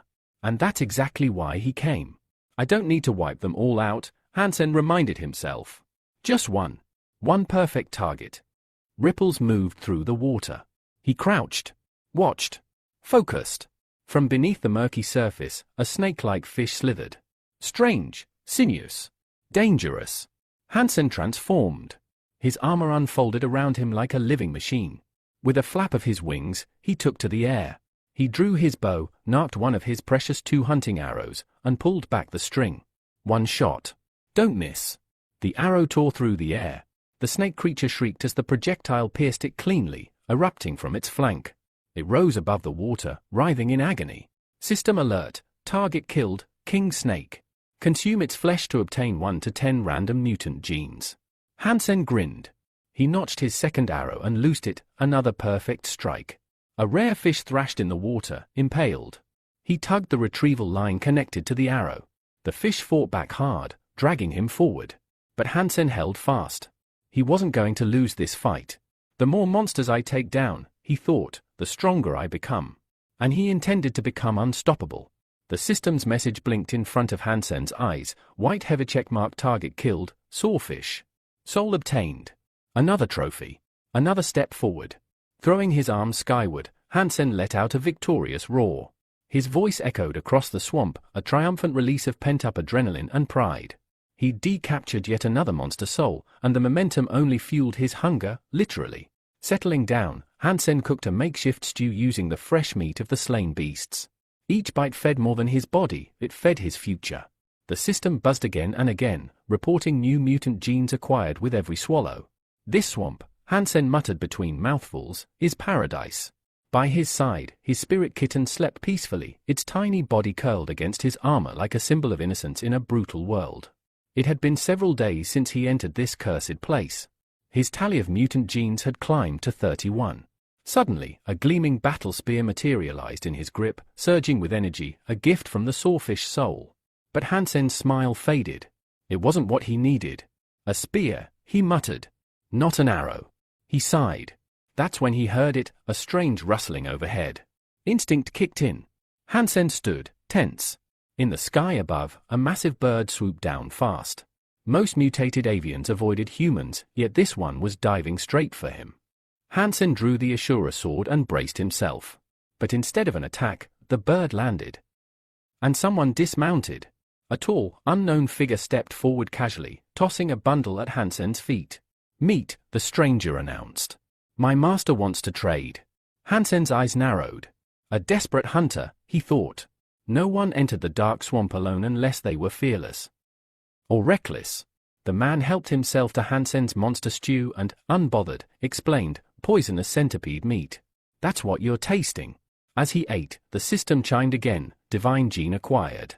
The stranger smirked and pointed a dagger at Hansen. Better accept the deal, or you might end up as dinner for my iron-winged bird. Hansen's patience snapped. I said no, he replied coldly. Were you not listening? But the stranger wasn't in the mood to listen. His expression darkened. If you won't trade the easy way. He lunged.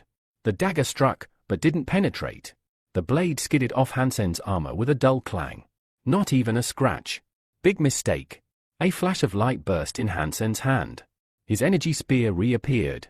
You're using a knife against me, he scoffed. Hansen launched a counterattack, his spear glowing with power. Learn about your enemy before you try to kill him, fool. A flurry of spear strikes followed. The stranger scrambled back, barely dodging. He leapt to safety, panting, and touched his face. Blood. A shallow, deep cut had opened on his cheek. Fear replaced arrogance. The stranger realized he couldn't win. He jumped back onto his giant bird and snarled, "You'll pay for this." But Hansen wasn't done. The bird took off, wings flapping, but Hansen launched after it at blinding speed. The stranger looked over his shoulder and froze. He's catching up. Panic set in. Hansen closed the distance and, without hesitation, stabbed the stranger in the buttocks. "A reward for your manners," Hansen said with a wicked grin. The man howled in pain. "Quite the fashionable guy," Hansen added. "But you could use more piercings." "Stop! Stop stabbing me in the butt," the man screamed, now fully regretting ever threatening this maniac. Later, the two men sat by the fire. The roles had flipped. "Your life's in my hands now," Hansen said firmly. "You're going to help me." "Help you do what?" "Where is the black mutant bee?" Fear crossed the stranger's face. "You don't want to go there. That creature. It lives in a hellish grove, deep in the swamp. I'd never go near it. You will now." They mounted the giant bird, heading for the dreaded hive. Along the way, the stranger rambled. "There are multiple hives, each with a queen. One sting from her could kill a grown man. This is madness.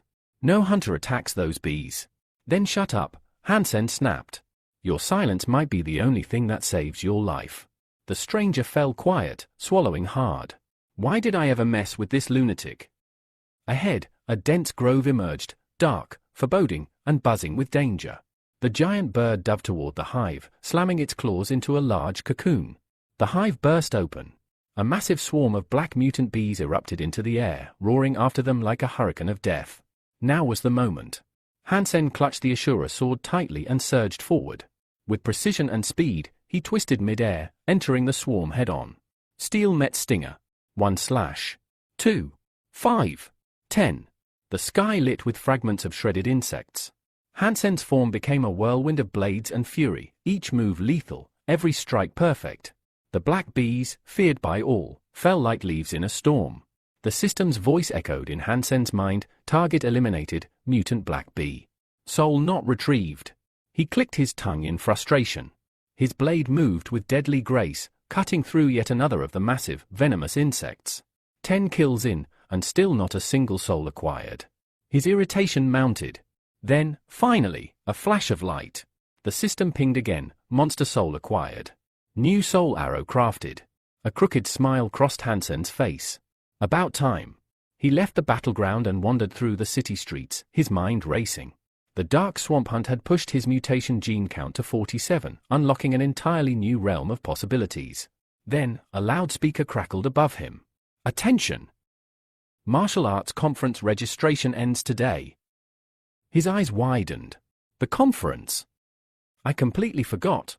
What was supposed to be just a few days in the swamp had nearly cost him a life-changing opportunity. This wasn't just a tournament. If he made it into the top 10, he'd be rewarded with random souls of divine blood beasts. Exactly what he needed to evolve. Without wasting a second, Hansen made his way to the martial arts gymnasium, pushing through crowds of contestants. At the front desk, he slammed his hand down on the registration button. A small chip spat out, "No. 9,000. He blinked. There are this many people competing. Inside, the stands overflowed with warriors and spectators. The booming voice of the announcer cut through the roar of the crowd. "This year promises to be exceptional. New legends will rise, leaders of the Steel Armor Shelter." Hansen listened carefully as the rules were announced. Each round would consist of 100 fighters battling at once, with only one survivor per group moving forward. He checked his number. His group wasn't fighting today. That gave him time. He looked for a quiet place to watch and observe. But the calm didn't last. As he wandered through a corridor, he suddenly crossed paths with Tien, the son of God. The divine heir looked him over with disdain. "What's your number?" he demanded. "I'm not participating," Hansen replied flatly. Tien's eyes narrowed, his voice dripping with contempt. "Coward! Stay out of my sight if you want to live." Before things could escalate, Xuan and her assistant appeared. Her eyes landed on Tien. "Are you ready?" she asked. "You'll be competing soon." Tien gave a smug grin. Victory is inevitable. Come watch, witness greatness. He turned to strut away, confident and arrogant as ever. As soon as he left, Joanne stepped closer to Hansen. Why were you afraid of him? She asked, her voice soft but curious. Hansen remained silent. She stared at him, unblinking. Well. He sighed deeply. The Son of God. He's no ordinary opponent. He's from the Starry Sky group. I can't take him on, not yet. Before Joanne could respond, Yang Man cut in. He wasn't afraid when he took down the purple scale dragon right in front of the Son of God, no less. Joanne's eyes widened with realization. It's not you you're afraid for, she said quietly. You're trying to protect your family. That hit home. Hansen met her gaze, and she was right. Every time he backed down, every time he avoided confrontation, it wasn't because of fear for himself. It was because the people he loved, his mother, his sister, could become collateral damage. Xuan nodded in understanding. You care deeply for them. That's good. In that case, you should consider entering the Hawk School. But you'll need to pass an exam first. Hansen's interest sparked. What kind of exam? Don't worry about the details now, she said. If you pass, the school will place you in a special team. From that point forward, your family will be protected by the military. No one, not even the Son of God, can touch them. Her eyes gleamed. No one. A sense of calm washed over Hansen. Maybe this could work. He thought about it seriously. This academy could unlock new paths for him and offer his loved ones the safety they desperately needed. Elsewhere in the arena, one of the groups was preparing to fight. A crowd of 99 warriors stood, restless and annoyed. Where the hell is that last guy? Someone growled. Whoever he is, we're gonna beat the arrogance out of him, said another. Tension rose. Then, footsteps echoed through the corridor. A calm voice followed, apologies for the delay. The warriors turned and went dead silent. It was him, the very same young man who had defeated the alien. The one they whispered about in hushed tones. The one no one wanted to face. Their anger turned into awe, and maybe just a little bit of fear. Hansen knew one thing, no one would see his true face today. He walked into the arena clad head to toe in his powerful armor, hiding his identity behind sleek plating and an unreadable helmet. The arena buzzed with anticipation. Then, the match began. Within seconds, Hansen moved like a storm. His fists and weapons slammed into his opponents with the weight of a wrecking ball. Armor cracked, shields shattered, and warriors were sent flying across the battlefield like ragdolls. Each blow was a masterpiece of destruction. Metal fragments from broken armor littered the ground like confetti. In less than a few minutes, the match was over. All 99 warriors lay sprawled across the field, groaning, unconscious, or too broken to stand. A hush fell over the audience. Hansen slowly raised one hand. Anyone else? He asked, his voice cool and unshaken. No one stepped forward. The defeated warriors could only lower their heads in shame and awe. Some even began calling him a god, begging him to spare them further humiliation. Seeing their submission, Hansen declared the obvious, "Then I am the winner." The crowd erupted into applause. He had done what no one expected, faced 100 alone and emerged completely unscathed.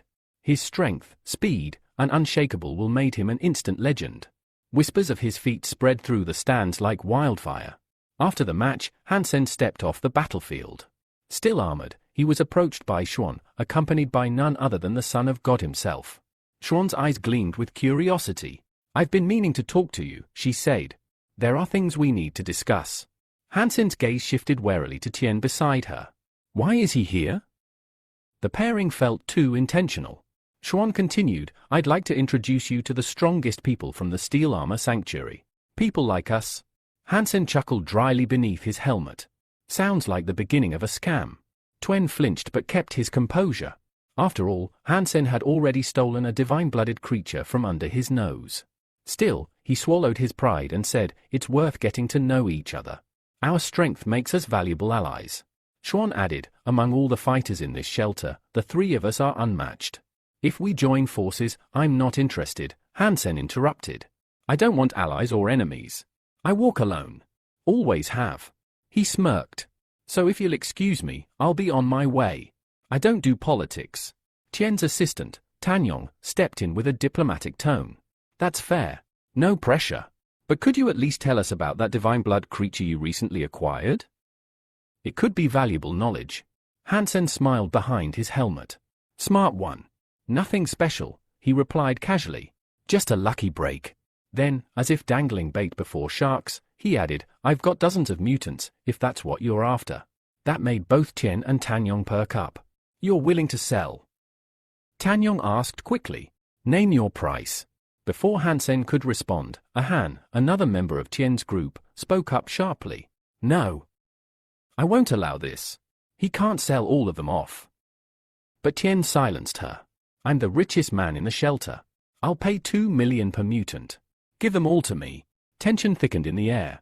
Hansen grinned beneath the helmet, amused at how easily this fake alliance was unraveling. They're turning on each other already.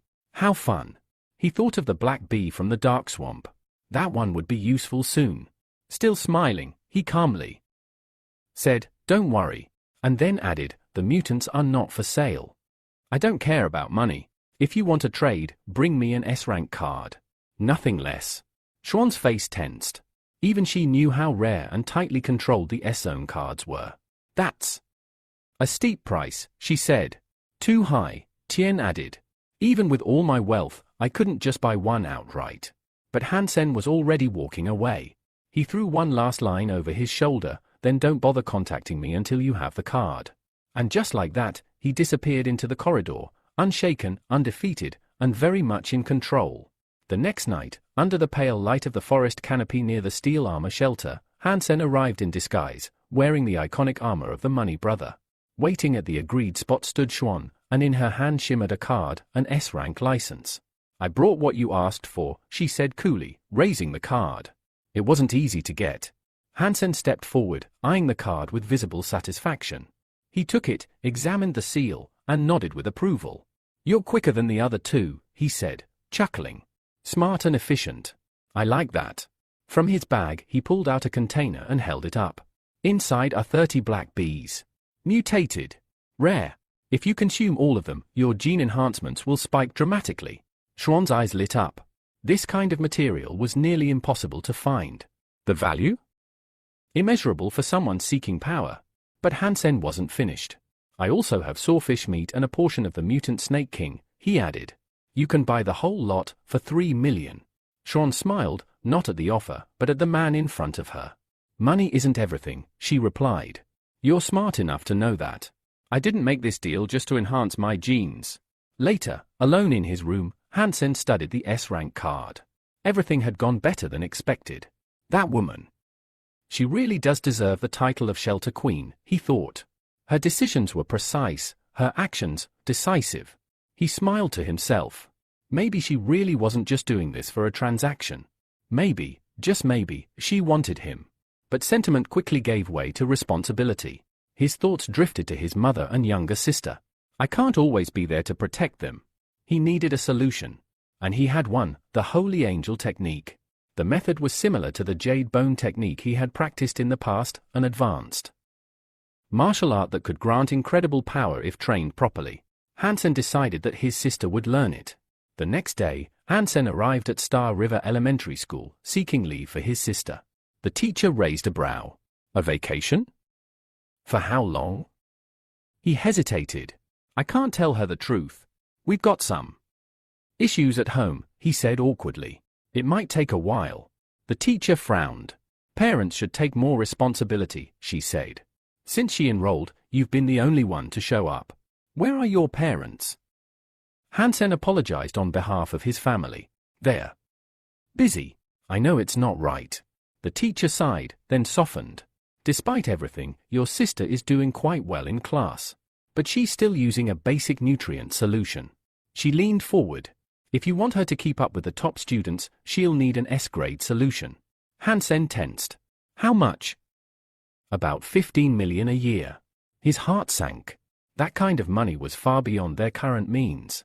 Later that night, Hansen sat in silence, his mind weighed down by numbers, pressure, and worry. He didn't even have a third of what was required. If I can use the crystal to grow more mutants, I could sell them and make enough. Meanwhile, at home, his little sister was diligently following along with interactive training exercises on the television. Hansen watched with pride. You're amazing, he told her with a soft smile. You learn so fast. When I get back, we'll start on the holy angel technique. His sister beamed but looked unsure. Can I really do it? That technique seems for adults. You'll be fine, Hansen reassured her. But promise me you won't tell anyone. It's our family's secret, okay? She nodded, her eyes shining with excitement. Hansen thought to himself, once I get her the proper nutrient solution, her progress will skyrocket. Elsewhere, Yang Man spoke with his superior. What's the next move? The girl didn't answer right away. Her expression was tight, irritated. It's been long enough, she snapped. And he still hasn't given me an answer. In her hand, a small capsule shimmered ominously. From within, a voice echoed, cold and cutting. He's not worth your time. Later, Hansen and Shounen stood together once again, this time in a combat training room. What began as a business transaction was starting to feel like something much more complicated. The girl attacked Hansen with fierce anger, landing a rapid series of blows. Yet, Hansen could not understand the source of her rage. At times, it felt as if she wanted nothing more than to break him completely. Amidst the flurry of strikes, Hansen missed a crucial attack and received a crushing kick that knocked the wind out of him. Standing nearby, Zoan watched coldly. She criticized his slow progress, confessing that she had placed too much hope in him. Without ceremony, Zoan tossed Hansen a bottle of water. Drink this, she said casually. We'll take a break, then continue training. Hansen stared at the bottle, puzzled by her harshness, but obeyed. He opened the bottle and drank greedily. Almost immediately, strange sensations rippled through his consciousness. The girl appeared dazzlingly attractive, almost surreal. Visions blurred around him, and a voice echoed in his mind, evil can never touch a flawless body. Hansen's mind began to slip. His vision blurred, his thoughts fragmented. He collapsed onto the floor, dazed and confused, realizing too late that the water had been drugged. Shounen leaned close, her voice soft and seductive. Do you think my body is beautiful? She whispered. Hansen barely registered her words, his mind was clouded, struggling to cling to awareness. Though confused, Hansen sensed her words carried some unspoken permission, an invitation he couldn't fully comprehend but desperately tried to grasp. With great effort, he managed a response. You have a stunning figure, he stammered, his eyes fixed on her form. He thought to himself that he had never seen anything so full, so tender in his life. Shouen's eyes blazed with rage at his words. To her, all men were disgusting creatures, identical in their base desires. She muttered something indistinct to Hansen, he couldn't hear it, but it seemed like permission to touch her. Summoning his last strength, Hansen slowly lifted his hand, struggling to reach her. Then, suddenly, Shounen slapped him hard across the face. She declared that Hansen had completely succumbed to the drug's effects, exactly the result she wanted. Leaning over him, Shouen's tone shifted, low and probing. Who is the mysterious man in the golden armor? The one they call the Money Brother. Hansen, still groggy, shook his head. I don't understand what you're talking about, he whispered. Undeterred, Shounen pressed on. Why won't you enroll in Black Hawk Academy? Hansen struggled to answer but managed. Black Hawk is too far away. If I go, I can't care for my mother and sister. They matter more to me than any ambition. Shounen remembered his words from before and began to believe his sincerity. Then, suddenly, she shifted gears. What kind of girl lives in your heart right now? She asked, eyes sharp. Despite his hazy state, Hansen summoned his remaining strength.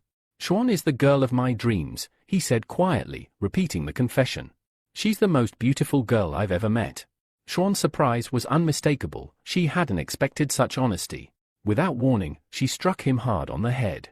Instantly, Hansen's mind cleared. Anger surged within him. What did you do to me? He demanded. He confessed that the last thing he remembered was drinking the water she gave him. Shounen calmly explained. We were training hard. You overexerted yourself and passed out. I just woke you up. But inwardly, she was anxious. She sensed the young man was telling the truth, but uncertainty gnawed at her. Hansen thought carefully. She was just a woman, capable of losing control, of doubt. He decided he could use her. He would use her as a shield, get stronger, and when the time was right, show everyone his true power. The following night, Hansen met an old friend near the shelter's edge. He opened a case to reveal a mutant sawfish, the rare prize his friend had requested. I'll keep this between us, the friend promised solemnly. Suddenly, from nearby bushes, the Son of God and his assistant stepped out, as if they had been watching all along. The Son of God looked at the pair and asked, "What are you doing here?" The friend quickly explained, "This is Hansen, my old friend. I know there's been a misunderstanding between you two." Hansen's old friend reveals that he hopes to end the long-standing feud between them. However, Tanyang, the Son of God's assistant, overhears this and immediately declares his intention to destroy both men, calling them scoundrels. But the Son of God stops Tanyang with a calm hand gesture, signaling him to hold back. He tells his assistant that they must conserve their strength because a far more important battle against a powerful enemy lies ahead. This battle, the Son of God insists, must be their top priority. At that moment, Hansen realizes something crucial. In the second round of the upcoming competition, he will have to face Tanyang himself. This realization fills him with tension and unease. The second day of the martial arts competition arrives, and crowds gather around the hall, buzzing with excitement. Xiao, a confident young man, is in high spirits. He boldly claims that the Money Brother will surely win today's fight. As Xiao takes his seat, he notices a strange man beside him. The man is oddly dressed in many layers, and Xiao wonders if he must be uncomfortably hot. An instructor sitting nearby joins the conversation, suggesting that the Money Brother has wronged the Son of God by depriving him of a being with divine blood. For this reason, the Son of God will stop at nothing to take revenge. Xiao disagrees. He believes the Money Brother is equally powerful, possessing a combination of divine blood and beast souls that will allow him to overcome Tanyang. The instructor proposes a bet. If the Money Brother fails to last at least 1 minute in the fight, Xiao must hand over his mutant beast, Nightwolf. Xiao hesitates. Nightwolf is not just a fighter, it is a companion he has grown deeply attached to. Losing it would be painful. Nearby, Yang Man listens with disdain. To her, men are boring and reckless, risking precious things over meaningless competitions. A loud gong signals the start of the fight. Suddenly, the stranger sitting beside Xiao leaps to his feet. It is revealed to everyone that this man is none other than Hansen himself, dressed in his iconic battle armor and known as the Money Brother. Yang Man is stunned. She hadn't even noticed such a powerful warrior so close to her. Xiao cheers loudly, declaring Hansen his idol and begging him to defeat his opponent within 1 minute to win the bet and save Nightwolf. On the other side, Tanyang snarls, calling Hansen a vile dog, and vowing to watch him suffer and die. Confident and ready, Hansen steps into the arena. He knows he is in peak physical condition and possesses 3 divine-level beast souls and 4 mutated genes. His confidence is unwavering. The host announces the start of the fight. Tanyang immediately begins a fusion ritual, summoning the soul of his monstrous beast. A blinding aura explodes around him. The energy coalesces into a towering multimeter gorilla, roaring ferociously. Its body is sheathed in gleaming metal armor, and it wields a massive club, adding to its terrifying presence. The instructor watching the fight declares that this is Tanyang's strongest spirit beast and is certain he will win the bet. Xiao's anxiety reaches a peak. He clutches his head, silently praying that the Money Brother can endure at least 1 minute. He cannot bear to lose Nightwolf. From the VIP balcony, the Son of God watches intently, his eyes cold and calculating. He believes he spent his money wisely, acquiring 1 divine beast soul and 2 mutant souls to guarantee victory. His greatest regret is not being able to kill Hansen himself, but he takes comfort knowing his deputy, Tanyang, will avenge him. Suddenly, Hansen's armor bursts into radiant flames of energy. Stepping forward boldly, Hansen challenges his opponent, "Who gave you the right to be so arrogant?" The fight is about to erupt into a spectacular battle between 2 powerful rivals. In an instant, Hansen transforms into a massive centaur, his roar echoing fiercely across the arena. His spear flashes like lightning as he charges at his opponent, the towering gorilla. With incredible speed, Hansen strikes the gorilla's chest plate with a powerful blow. Though the armor isn't critically damaged, the beast feels the full force of the attack and emits a loud, piercing scream. The gorilla retaliates swiftly. Its massive right hand smashes into Hansen, knocking the spear from his grasp. For a moment, Hansen's confidence falters as he stands unarmed. The instructor nearby cheers loudly, thrilled by the hit. The Son of God watches with anticipation, quietly ordering his deputy to destroy Hansen. The gorilla roars deafeningly, its body crackling with destructive energy, sending waves of force through the arena. The ground trembles beneath its charge. But Hansen doesn't back down. He pulls out the legendary Ashura sword and lunges at his opponent with astonishing speed and strength. A blinding flash of energy erupts, overwhelming everyone's vision. The gorilla spirit beast screams in agony. It cannot block the devastating strike and suffers critical damage. Staggering, the massive beast collapses to the ground with a thunderous crash. The crowd, stunned by the sudden outcome, falls into a heavy silence. No one can comprehend how the fight ended so quickly. The instructor is speechless, muttering in disbelief that his fighter has lost. Yang watches in awe, struggling to grasp how Hansen's skill allowed him to defeat such a powerful foe with a single strike. Xiao, initially shocked, soon erupts in joyous cheers, declaring that a new record has been set. The fight lasted only 9 seconds. Qinsuan, the son of God's furious master, can hardly accept the defeat of his sacred beast. He angrily berates his assistant, calling him useless and demanding the fight continue. But the sacred beast's soul is critically damaged, and its body lies motionless, fading away. The transformation reverses, and only Tanyang, the assistant of the Son of God, remains in the arena, vulnerable. Still in his centaur form, Hansen gallops triumphantly around the arena, basking in the cheers of the massive crowd. The spectators hail him as the god of war. Hansen's gaze shifts to the VIP stand where the Son of God sits, seething with rage. The Son of God lashes out with insults and solemnly vows that Hansen's victory will not go unpunished. He will make him beg for death someday. Proud and confident, Hansen mounts his new beast of burden, the prize he won in the bet, and invites the crowd to admire the magnificent creature. Despite the cheers and glory, Hansen can't help but feel a twinge of melancholy. He wonders why the glory often goes to others, though he knows he is the true winner. He notes to himself that he still doesn't have his own pack animal. Suddenly, Xiao approaches him and informs Hansen that Captain Yang urgently wants to see him. Puzzled, since he hasn't broken any rules, Hansen wonders why she would summon him. Xiao notices Hansen's downcast mood and tries to cheer him up, offering a ride on his new mount. Hansen politely declines, claiming he's busy but secretly dreaming about soon having his own riding animal.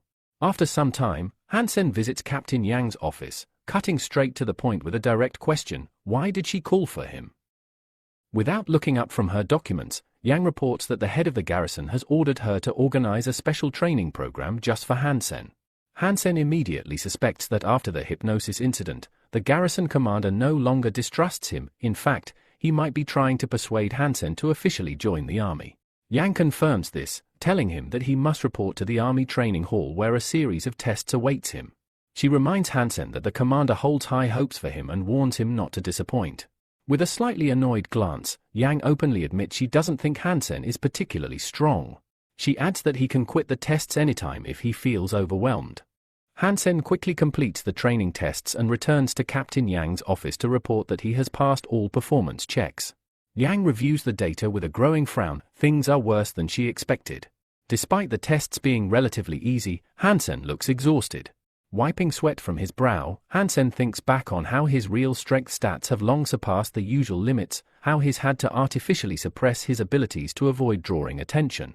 Yang wastes no time and orders Hansen to follow her to the training hall, where a crowd of cadets has gathered near the test capsule. She tells Hansen to watch her demonstration carefully and warns that she will only perform the technique once. Inside the capsule, Yang begins a combat demonstration. On the surface, the moves look like ordinary martial arts. Hansen watches, confused by what makes this technique so special. A man nearby notices Hansen's confusion and explains, the capsule is a gravity training chamber where every move happens under altered gravity.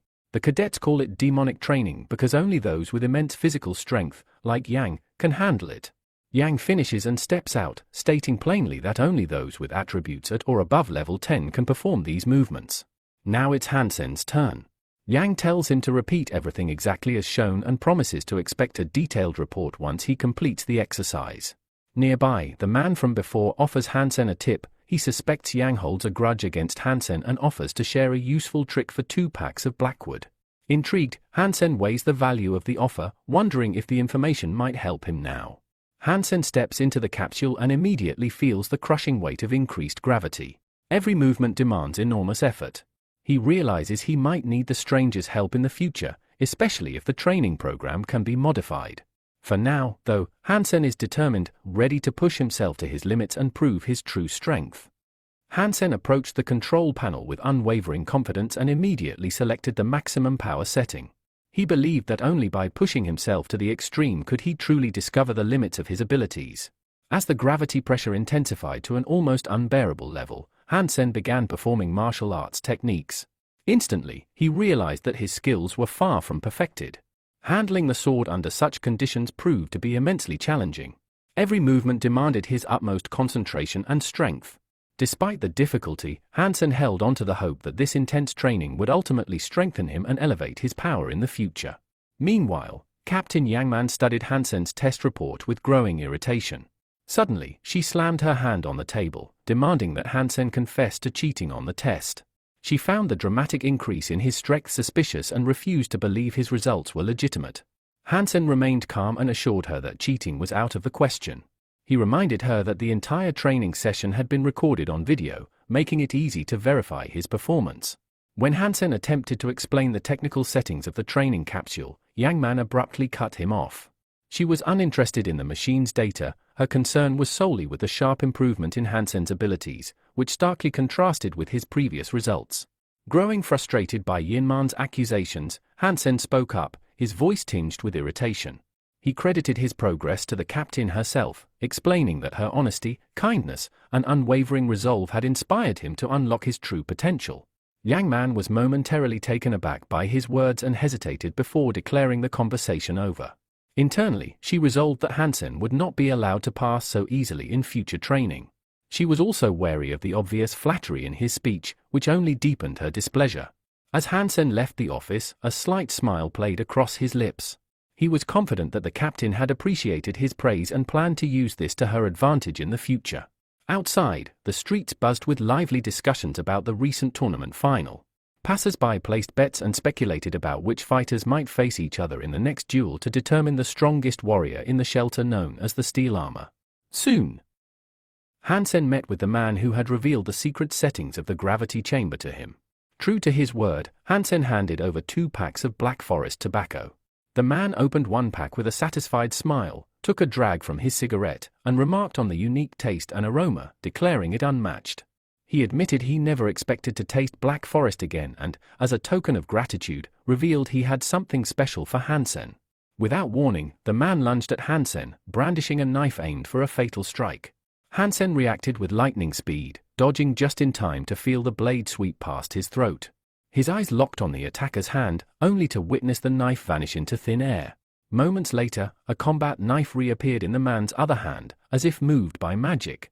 Twisting the blade between his fingers, the man took another drag of his cigarette and grinned broadly. He asked Hansen if he liked his little trick, explaining it was a secret technique called Heaven in Hands. Determined to master this skill, Hansen entered the training capsule. Immersed in virtual reality, he began learning the movements and techniques of this extraordinary art. Hansen was surprised to discover that the technique was based on an ordinary virtual game called Heavenly Hand.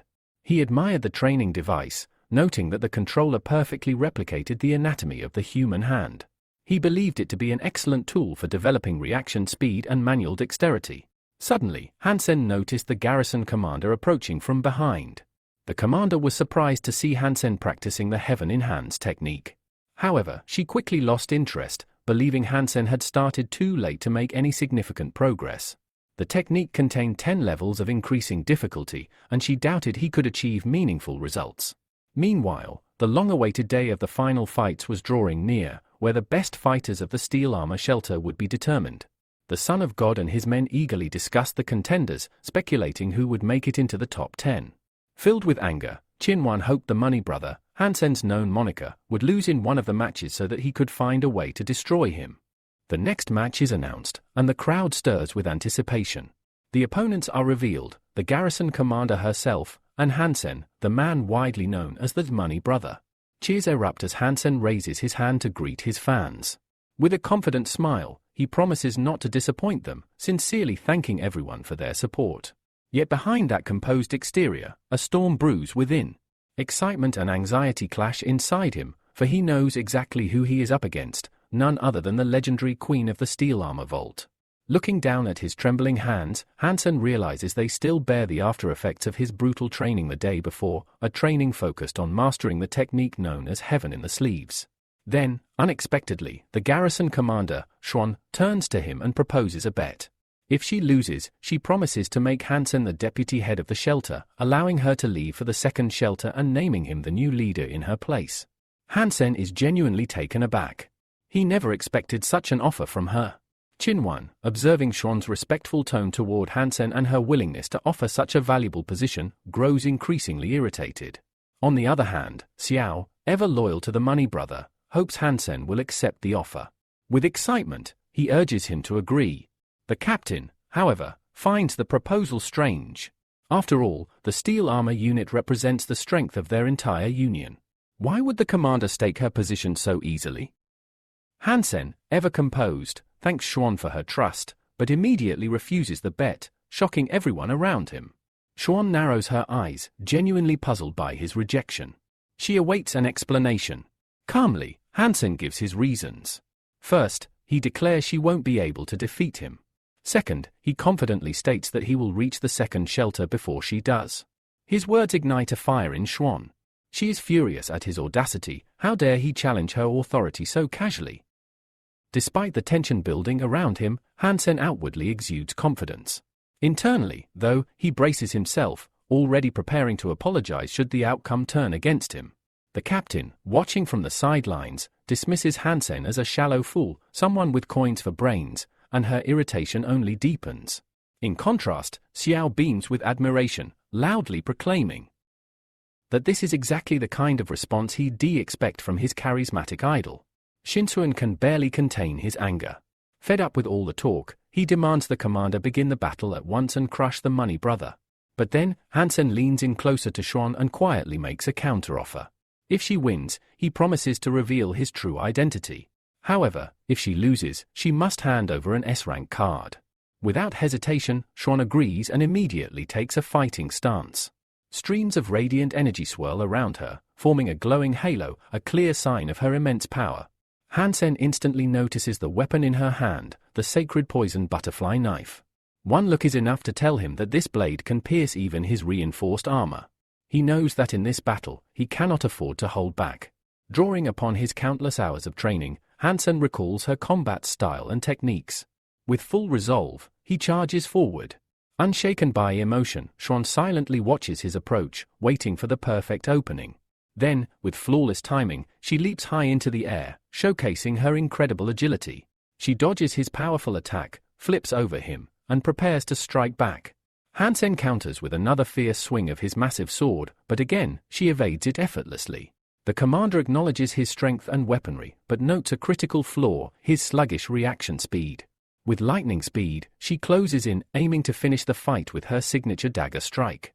The audience watches in awe, unaware of the faint smile beneath Hansen's helmet. He's trained with her extensively and knows every one of her tricks. Xuan continues to unleash a barrage of rapid, precise blows. Yet she soon begins to wonder, how is he dodging them so well? Her attacks grow more intense, but none connect, leaving her increasingly unbalanced. Seizing the moment, Hansen switches to a counter-offensive. His bold, almost reckless style forces Xuan to reconsider. She finds it brash and arrogant, convinced it's driven by delusional overconfidence. But Hansen knows better. His strategy is calculated. He's certain she can't kill him with a single blow, which allows him to take risks others wouldn't dare. With a mighty swing, he attempts to cleave her in two. But Xuan, with astonishing reflexes, evades each strike. Hansen is stunned, not only by her speed, but also by the fact that she even dodged his Ashura technique, known as the reverse vortex. The battle is far from over, but one thing is clear, both fighters are far more dangerous, and far more prepared, than anyone watching could have imagined. As the battle rages on, Hansen begins to understand just how formidable the garrison commander truly is. Each movement she makes, every technique she uses, reveals the presence of a truly exceptional warrior. He can no longer deny it, she is no ordinary opponent. Meanwhile, Xiao is practically glowing with excitement. From his perspective, the money brother is slowly forcing the commander into a corner. After all, she hasn't landed a single blow, and Hansen appears to be dominating the duel. But not everyone shares Xiao's optimism. Captain Yangman, observing the fight with a seasoned eye, points out Xiao's naive understanding of the battle. She explains that the garrison commander is not being pushed back, she is strategically evading, employing a powerful technique known as atomic fission. Xiao is stunned. He had no idea the commander was intentionally conserving her strength. It becomes clear to him that she is waiting for her opponent to exhaust himself, to reach a moment of weakness. Only then will she strike. The atomic fission technique is no ordinary skill. It is a hypergenetic art that manipulates the body's smallest particles, enhancing them and turning the user's body into a nearly flawless weapon. With this technique, Shon's strength is amplified many times over. Fatigue no longer touches her, and her will is steeled with one goal: to earn her place among the top 10 chosen warriors of the steel armor shelter. Qinhuan watches in awe as the commander moves with precision and patience. In his mind, Hansen's defeat is no longer a possibility, it is a certainty. But his thoughts are interrupted by a voice nearby, calm, confident, and composed. A man standing next to him declares that the outcome will be quite the opposite. Qinhuan turns and is startled to see none other than Lord Yuan. Quickly, the Divine Son offers his respects and apologizes for not recognizing him sooner. Trying to maintain his pride, Qinhuan objects to Yuan's claim, suggesting that the Lord is still too young to grasp the full intricacies of combat. But Yuan answers without hesitation. He admits that he may not understand every nuance of martial arts, but he knows one thing for certain: the Money Brother has already shaken the Divine Son's reputation to its core. Qinhuan grits his teeth, struggling to remain composed, but his anger boils beneath the surface. Yuan continues, calmly asserting that Hansen's actions have already become the stuff of legend within the steel armor shelter, and today's duel will only further solidify his legend. Back on the battlefield, Shon begins to sense something is off. Despite activating the atomic fission technique, she hasn't managed to turn the tide. Even after all this time, Hansen still shows no signs of fatigue. He remains calm, steady, and relentless. A seed of doubt creeps into her mind. Is she truly capable of defeating this man? As if sensing her uncertainty, Hansen speaks with quiet resolve. He tells her that he isn't tired, not even slightly, and is fully prepared to continue the fight. His endurance, he explains, is not a fluke. He aspires to become the strongest warrior of the steel armor shelter, and his body must be able to withstand any trial. Hansen reveals that he has been undergoing intense training. He has mastered the ice jade skin technique, a method that keeps his body cool, calm, and energy efficient during combat. Furthermore, he has endured countless hours inside the gravity chamber, which has strengthened his stamina to exceptional levels. Now, he is capable of going toe-to-toe with the garrison commander herself. Realizing that conventional methods will no longer suffice, Shon makes a fateful decision: she will unleash her most powerful ability. Calling upon the soul of the beast, Shon summons a brilliant field of energy that blazes above her, slowly forming into the shape of a massive, fearsome creature. Then, in a blinding flash, her entire body erupts with overwhelming power, shaking the battlefield and drawing gasps from the crowd. Qinhuan's eyes widen with hope. He knows what this means. The commander has summoned her sacred beast, the legendary golden lion, a creature famed for its devastating might. Captain Yangman, seeing this spectacle for the first time, is left speechless. She never imagined the commander would reveal such a trump card in an official duel. Xiao, still watching in awe, recalls that the sacred beast is capable of transforming mid-battle, adapting to situations and evolving its shape, a trait that makes it especially dangerous. He begins to worry for Hansen's safety. That fear quickly becomes reality. The spirit of the golden lion unleashes a surge of mental force, powerful enough to knock Hansen's massive sword clean out of his hands. The crowd goes silent. The balance of power has shifted, and the true battle is just beginning. The air trembles as the golden lion lets out a deafening roar that ripples across the battlefield. With a thunderous leap, the beast's colossal soul lunges at Hansen, intent on ending the battle once and for all. But Hansen, recognizing the impossibility of defending against two enemies at once, makes a snap decision. In a flash, his body transforms. Wings burst from his back, and with a powerful thrust, he takes to the sky, just moments before the lion's attack obliterates the spot where he stood. From the sidelines, Xiao Yao cheers wildly, thrilled that his idol managed to evade such a deadly strike. But his celebration is short-lived. Yang spins toward him, grabs him by the collar, and yells furiously, demanding to know whose side he's actually on. Meanwhile, Qinhuan seethes with hatred. His envy and rage toward the money brother boil over as he watches the battle escalate. Beside him, Lord Yuan remains calm, reflecting on Hansen's incredible resilience. Despite the odds, Hansen is not backing down, even in the skies. The battle shifts to the heavens. The massive spirit of the golden lion roars through the clouds, chasing Hansen with savage intent. But Hansen's wings give him the advantage. He dodges effortlessly, weaving through the air and avoiding each devastating strike. The beast grows increasingly frustrated, its fury mounting with every failed attempt. Watching from below, Xuan's eyes blaze with anger. Her most powerful technique is failing her. No matter how fiercely the lion attacks, it cannot reach Hansen. To her, it feels like mockery. Enraged, she shouts at Hansen, demanding that he descend and fight her properly, like a man. But Hansen remains composed. He replies coolly, telling her that he won't fall for emotional provocations. For him, victory is all that matters, no matter how it's achieved. Then, with a hint of sarcasm, he asks what she would do if other contenders in the tournament of the gods could fly. Would she chase them across the sky too, yelling at them to come down? His logic stings. From the crowd, Lord Yuan nods in agreement. No warrior should expect their enemy to fight by their rules, he remarks. Then, with quiet confidence, he turns and walks away, declaring that the fight's result is already decided. Qinwan trembles with rage, calling Yuan a shameless, arrogant rich kid. But he can no longer deny it, the tide has turned. Up in the air, Xuan slowly comes to a painful realization. She can't reach him, and even if she could, she's no longer certain she can defeat him. Resolved, she releases a bright flare of energy around her and announces her surrender. Gasps echo throughout the stadium. No one expected the garrison commander to admit defeat, not like this. Hansen himself is stunned. He was prepared to win through combat, not concession. Still processing her words, he raises his hands in silent victory. Moments later, the competition's host confirms it. The champion of the tournament is none other than Money Brother. Xiao Yao explodes with joy, whistling and celebrating. His idol has done it, and in just 10 days, Hansen will represent the steel armor shelter in the legendary tournament of the gods. As the arena begins to empty, Xuan approaches Hansen. Quietly, she tells him that if he intends to claim an S-rank card, he must visit the steel armor squad office. Then she walks away, still burdened by her unexpected defeat. The crowd gathers around the giant ranking screen. Hansen looks up and sees his nickname now sitting at the top, number 1 among the elite warriors. He knows Xuan is likely still frustrated about the outcome. The idea of visiting her as the Money Brother carries obvious risk. But for now, Hansen decides to set that aside. The only thing that matters now is preparation. The tournament of the gods is approaching fast. Later, Hansen watches quietly as his friend trains in the archery hall.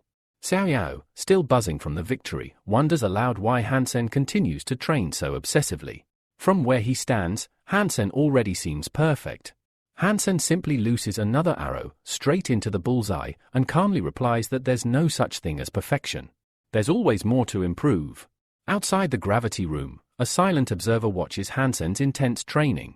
He's impressed. The young warrior has unknowingly progressed to a higher level of difficulty, all while making it look effortless. But the truth is, Hansen is struggling. He pours all his strength into each session, pushing past his limits again and again.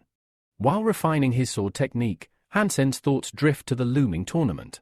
There will be other champions, powerful ones from distant shelters, and many could be far stronger than him. Elsewhere, Xuan walks the corridors of the training facility, still waiting. Days have passed since the tournament, but the Money Brother has yet to appear at her office to claim the card. As she strolls past the training pods, she pauses. Someone is still inside, training after hours. She peers in and spots Hansen. He's practicing a rare skill, Heaven in the Sleeves. Intrigued, she checks his stats and is stunned. He's already at the skilled level, and he's somehow jumped ahead 3 full ranks. That level of progress is unheard of. Even she had needed years to advance like that. As she watches in silence, Hansen continues his relentless training, honing his agility and grace. The ice jade skin technique flows through him, amplifying his movements and sharpening his focus. And still, he pushes forward, eyes locked on the divine battleground ahead. As Hansen completes the latest stage of his training, a calm voice from the system informs him that the next level has been successfully cleared. He exhales with satisfaction and removes the virtual reality mask from his face. But the moment of peace doesn't last long. He nearly jumps in surprise when he notices the garrison commander standing quietly behind him. Without a word, she hands him a bottle of water and compliments him on his excellent performance. Hansen eyes the bottle warily. The last time he accepted a drink from her, things didn't end well. Still, for the sake of courtesy, he takes it, but in the back of his mind, he remained suspicious. She's definitely up to something again. Yet despite his doubts, one thing is clear, Xuan is glad to have him on her side. Even now, his abilities are enough to make a significant difference for their organization. With the tournament of the gods drawing closer by the day, pressure begins to mount. Hansen can feel it. He studies the list of participants carefully, noting that only 2 names seem to pose a real threat. One of them is familiar, a technique he's seen before. But the other? A complete unknown. What's worse, the second candidate has enough power to enter the second divine shelter. Before Hansen can analyze further, his thoughts are interrupted by a sudden phone call. He frowns and picks up, introducing himself and asking who's calling. The voice on the other end introduces himself, and the name rings a faint bell. The caller explains that he found Hansen through someone who revealed the secrets of the gravity room, and he insists they urgently need to talk about the tournament of the gods. He mentions that a powerful friend of his is willing to reward Hansen handsomely for his help. That catches Hansen's interest. He listens intently. The stranger walks to a nearby window and elaborates, saying he wants to show Hansen something. The screen shifts to a video. A brutal battle is underway. A mysterious warrior is fighting multiple opponents at once. His movements are deadly and precise. Twin combat daggers slash through the air, each strike releasing energy waves that send enemies flying in every direction. Within seconds, the warrior has downed a dozen strong fighters. Hansen watches the footage until the end. Then he turns and asks, somewhat skeptically, if the point of the meeting was just to show off this video. But the stranger presses him further, didn't you notice anything unusual? Hansen nods. The fighting style resembled heaven in the sleeves, but something was off. The technique felt darker, more vicious. It wasn't just a combat style, it was bloodthirsty. He asks who the warrior is. The answer surprises him. The fighter is the grandson of a senator and a demigod. Though impressed by the lineage, Hansen states firmly that he has no interest in politics. He prefers to stay out of such matters. The stranger assures him that no political entanglement is expected. They merely want Hansen to study the warrior's combat style and eventually spar against him.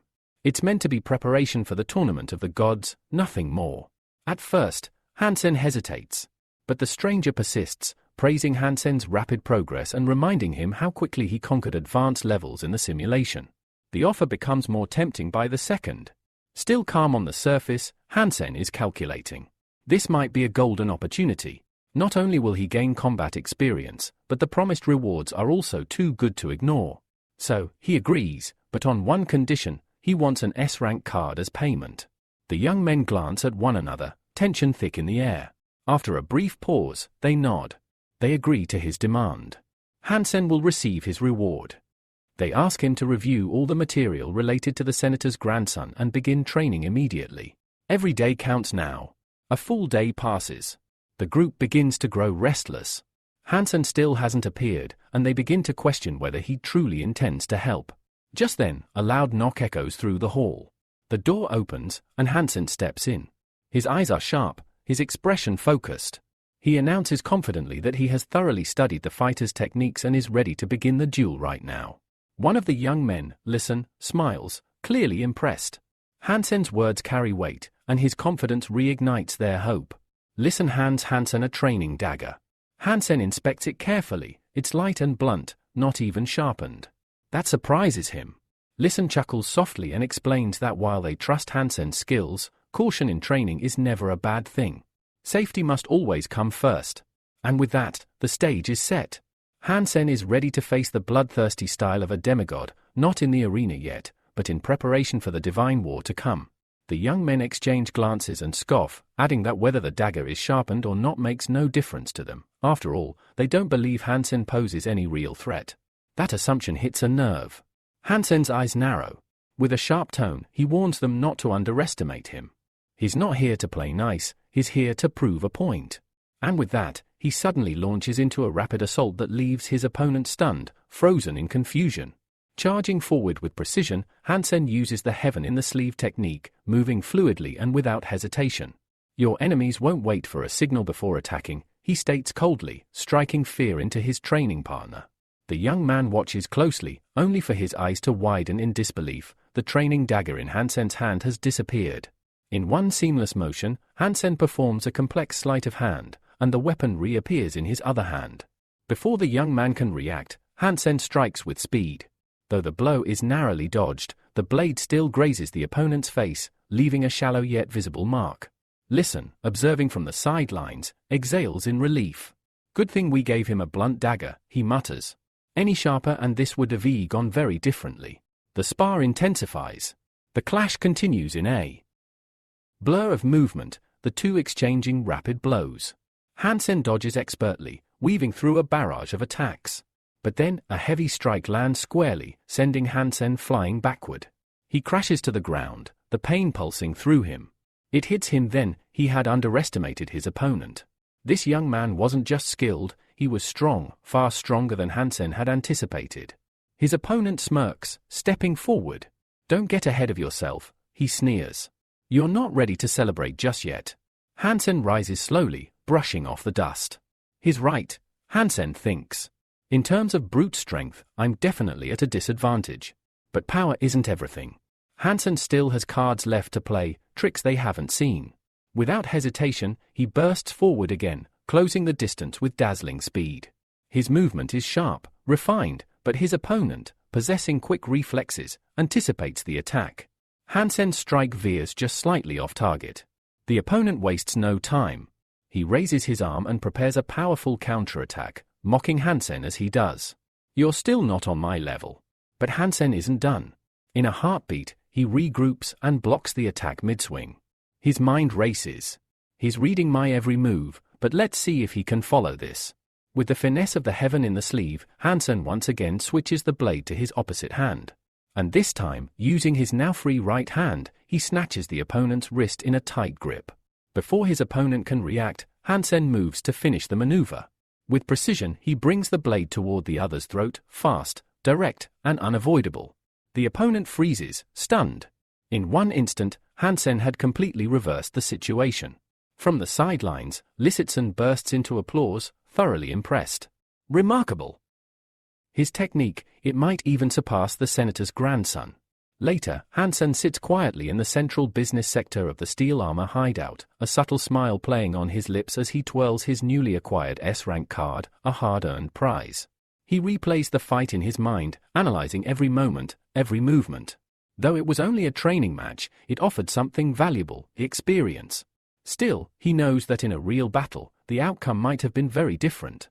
His thoughts drift to the senator's grandson, the mysterious warrior whose strength was still an enigma. How powerful is he really? Hansen wonders. And what will it take to defeat someone like that? He reflects on his recent progress. Through repeated viewings of the footage and relentless practice of heaven in the sleeve, Hansen has significantly refined his technique. He's even identified subtle blind spots in his opponent's moves, cracks in an otherwise flawless style. But one thing remains clear, his own movement still isn't perfect. To bridge that gap, Hansen sets his sights on a new goal, to use the Iskard to unlock the art of the hypergenome, leg movement. Only then, he believes, will he be able to match and surpass even the likes of the senator's demigod grandson. Elsewhere, the young warriors gather to discuss the recent sparring match.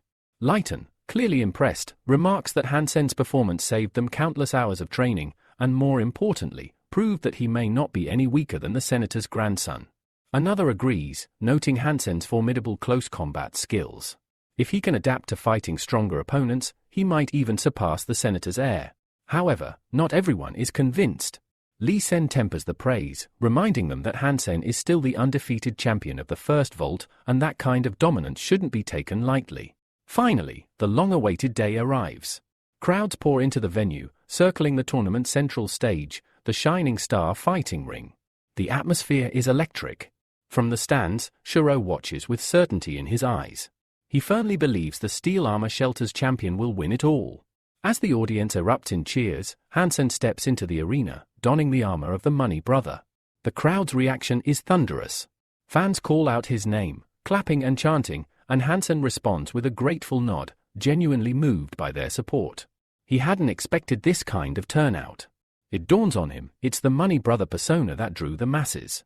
Looking around the grand arena, Hansen notes that the garrison commander is nowhere to be seen, likely still bitter over her previous defeat.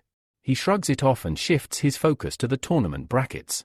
Studying his potential matchups, he realizes a shocking truth: if he keeps winning, then by the 10th round, he'll be facing none other than the senator's grandson. That revelation brings a mixture of tension and clarity. It's going to be one hell of a fight, Hansen thinks. I'm not sure I can win. But maybe he'll lose to someone else first. Still, a surge of resolve fills him. If it comes down to that final match, then so be it. As the tournament begins, fighters from various shelters take to the ring, each eager to showcase their strength. Hansen watches closely from the stands, carefully analyzing their styles. He notices a common tactic: many rely on constant aggression and relentless pressure to overwhelm their opponents. One match in particular grabs the audience's attention. Lee Sen steps into the ring and fights with everything he has. When it's over, the host announces that his match has been selected for the audience vote, a sign of how thrilling the battle was. Hansen nods to himself. He could tell Lee Sen pushed his limits, but even then, he stands out, not just for his strength, but for the strange, unreadable energy that surrounds him. It's an unsettling presence, one that makes it hard to gauge his true potential. I shouldn't rush to judgment, Hansen thinks. I need to keep watching, keep studying. There's more to these fighters than meets the eye. Suddenly, in the corridor, he bumps into someone, Lighten. Lighten walks with confidence and a slight smile, extending a hand in greeting. Money brother, right? Heard a lot about you. I'm Lighten, good to meet you. Hansen is taken aback for a moment. Lighten clearly doesn't recognize who he really is. So, he plays along. Just a regular warrior from Steel Armor Shelter, Hansen replies modestly. But Lighten only laughs. That's how all champions start. Don't sell yourself short. After a brief conversation, the two part ways, both with the same silent realization: we'll be seeing each other in the final. Around them, whispers ripple through the spectators and participants alike. Many believe it's inevitable: the grand finale will come down to Money Brother versus Lighten. As Lighten walks away, Hansen turns and watches him disappear into the crowd. There's something about him, an unpredictability, a raw, intimidating energy. Hansen narrows his eyes. I need to be ready. Anything could happen in that ring. The tournament continues. The best warriors from across the region step forward, determined to prove their worth. Then comes a match that stuns everyone, a showdown between the senator's grandson and a fighter known as the Dragon Warrior. The latter had been one of the top contenders in the last tournament and had not lost a single match so far. The crowd is abuzz with anticipation, expecting a clash of titans. But what happens next leaves them speechless. In mere seconds, the senator's grandson utterly demolishes his opponent. The Dragon Warrior screams, a sound more of disbelief than pain, and collapses. The audience gasps in horror as his lifeless body crashes to the arena floor. The fight is over before it even began. With chilling grace, the senator's grandson performs an aerial pirouette, lands smoothly beside his fallen opponent, and delivers a finishing blow, not out of necessity, but to underline his absolute dominance. The announcer declares him the victor. Murmurs spread through the crowd, followed by a wave of discontent. The match was too short, too one-sided. Many in the stands are visibly shaken. How could someone as powerful as the Dragon Warrior fall so quickly? Hansen watches in stunned silence, eyes fixed on the scene. What kind of monster is this man? Though Hansen appears calm on the surface, internally he's shaken. The Dragon Warrior, a top contender, was felled by a single blow. The audience remains stunned, but not everyone reacts. Lee Sen continues to calmly read his book, seemingly unbothered by the chaos around him. He's entirely absorbed in its pages, unfazed by the shocked murmurs and reactions of those nearby. A friend nudges him, attempting to start a conversation about the unexpected outcome. That couldn't have been the real Dragon Warrior, he says. No way he lost so easily. Still reading, Lee Sen responds without looking up. We made the right call. We've prepared for this. That's all that matters. He places his faith in the strategy they've carefully developed for confronting the senator's grandson. His friend offers to go get food, but Lee Sen declines. There's another match he refuses to miss. In the arena, a new fighter draws attention, a renowned archer, famed for his unique bow and pinpoint accuracy. The crowd shifts, intrigued by his entrance. His opponent? Hansen. The battle begins, and it quickly becomes clear that this archer is no ordinary foe. Hansen struggles to defend himself, constantly forced to deflect a barrage of deadly arrows. Each shot pushes him closer to exhaustion. There are no weak opponents in this tournament, he realizes. Each one is powerful in their own way. Then, he notices something far more dangerous. The arrows are laced with a strange, shimmering poison. The pressure intensifies. Without warning, the archer unleashes his trump card, the sacred beast soul. Arrow. Unlike the normal volleys, these arrows possess a mind of their own, homing in on Hansen as they twist and circle midair. Dodging them is a grueling effort. One arrow passes within centimeters of his face. His stamina is draining fast. From the stands, Listen's friend asks why this fight matters. It just looks like the archer is crushing his opponent, he says, unimpressed. But Lisen watches in silence. The audience, however, begins to murmur. Doubts creep in. Was this really the best warrior from the steel armor vault? Was all the hype around the money brother just an illusion? Then, in a split-second decision, Hansen transforms. The crowd gasps as his form changes, and in an instant, the entire tide of the match shifts. He defeats the archer decisively, ending the battle before anyone can process what just happened. Some, however, see this as a sign of weakness, that Hansen had to resort to transformation just to defeat a mere archer. The match is uploaded and shared widely online. Among those analyzing it is the garrison commander, who watches with folded arms and narrowed eyes. She doesn't share the host's enthusiasm. His equipment is average at best, she says coolly. Yang Man agrees. There wasn't anything remarkable about the fight, no rare techniques, no overwhelming display of power. But the commander's tone sharpens. He has to win this tournament. He took my place. Yang offers another video for analysis, one captured in the corridors before the tournament began. It shows the moment when Hansen, as the money brother, first crossed paths with Lee Sen. The two exchanged brief but weighty words, hinting at an inevitable showdown in the finals. The atmosphere grows more serious. Yang, with a smirk, brings up the circulating rumors, people joking that only a weakling would date someone who always comes in second place. The statement stings, but it's a reminder, this competition isn't just about strength, it's about reputation, legacy, and pride. The second day of the Battle of the Gods tournament begins. The crowd roars as the senator's grandson steps into the arena. His every movement is deliberate, filled with arrogance and precision. Across from him, already waiting in the ring, stands Hansen in his money brother armor. His eyes never leave his opponent. The senator's grandson approaches slowly and coldly declares, "I will kill you today." Hansen flinches at the words, not out of fear, but resolve. If he wants to reach the top 10, if he wants to prove that he truly belongs here, then he has no choice but to win. Without hesitation, Hansen transforms, his body shifting into the towering, muscular form of a centaur.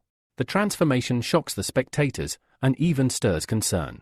Why is he using such a reckless tactic against someone known for mastery in close combat? The senator's grandson smiles cruelly. Rushing to your death, are you?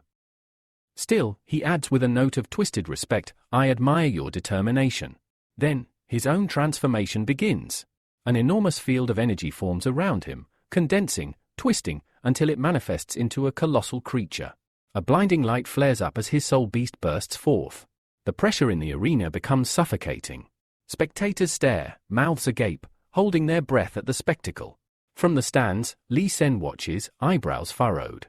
Why isn't he using the sacred level transformation like Hansen did? He wonders. Is he hiding his true strength? Or saving it for something else? In the very next moment, Hansen realizes something crucial. The senator's grandson is a specialist in close combat, relying on swift, lethal strikes. However, the form he has taken now limits him.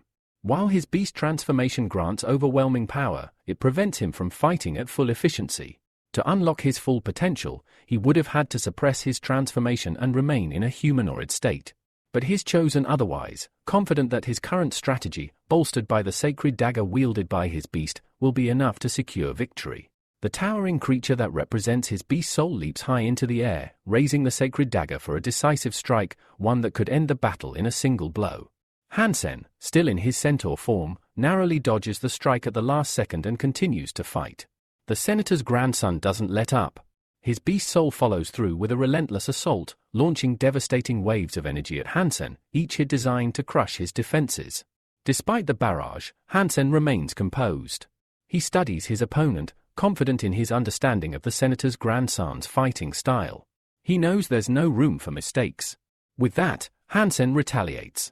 Wielding his massive battle sword, he swings with controlled fury, launching a counterattack so forceful it takes his opponent by surprise. The senator's grandson stumbles, not from the physical blow, but from recognition. This fighting style, it's familiar, but he can't place it. What he can tell, though, is that this centaur warrior is no ordinary contestant. Hansen continues his assault, pressing the advantage. Watching intently from the sidelines, Lysaton comments calmly to his friend, he just changed his technique. That's heaven in his sleeves. It's over. Now utilizing a more refined martial arts form, Hansen breaks through the senator's grandson's defenses, landing a flurry of precise and powerful blows against the beast soul.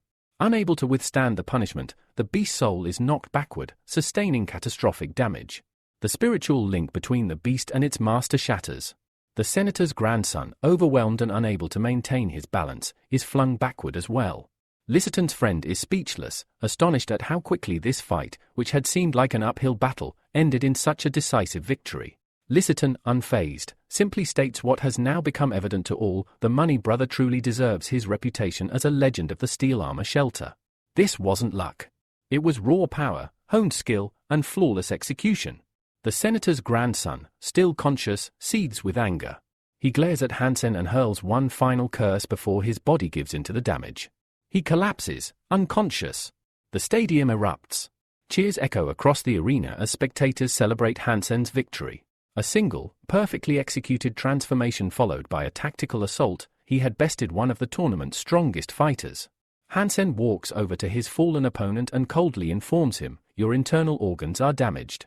At this rate, you won't last 5 minutes without medical help." The senator's grandson regains consciousness briefly, still cursing, still filled with rage.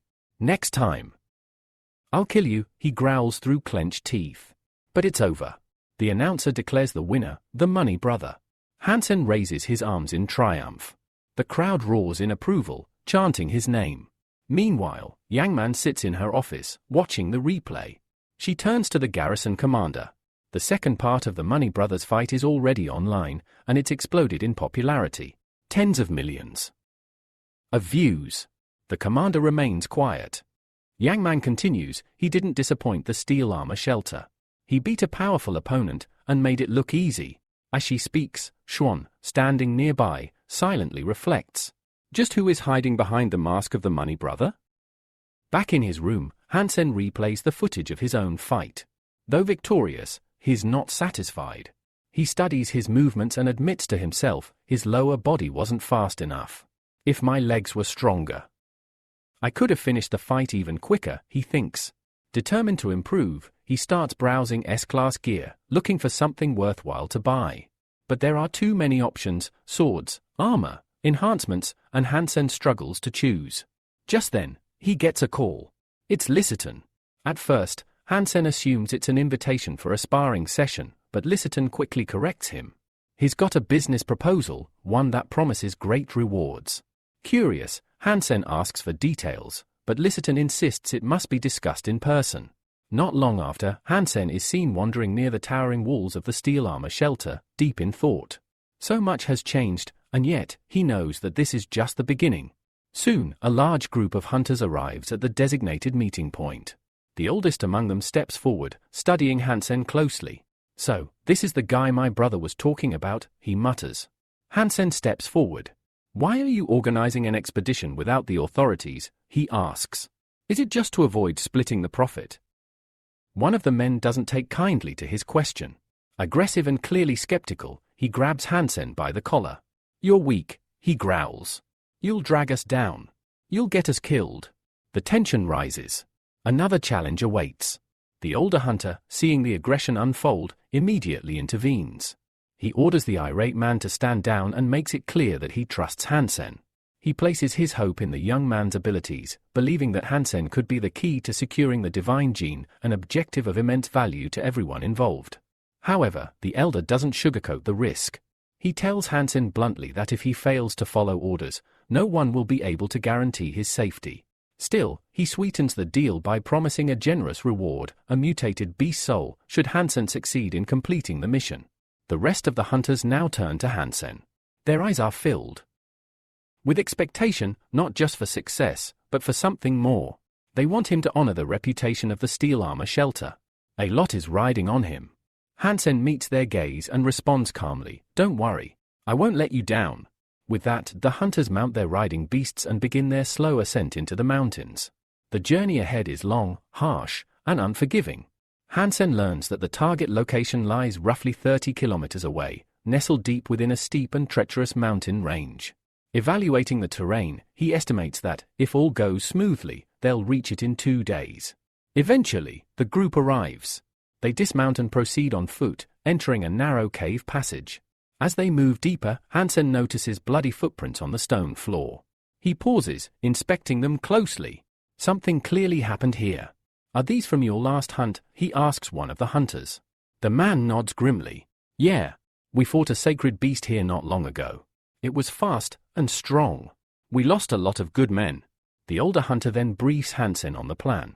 The target is a massive scaly armadillo, which comes to a specific watering hole to drink. The plan is for the hunters to distract it while Hansen submerges himself underwater and waits. Once the beast lowers its head to drink, Hansen is to strike a single, fatal blow. Anything less, and the creature will go berserk, likely killing them all. Suddenly, a loud, crunching sound breaks the stillness.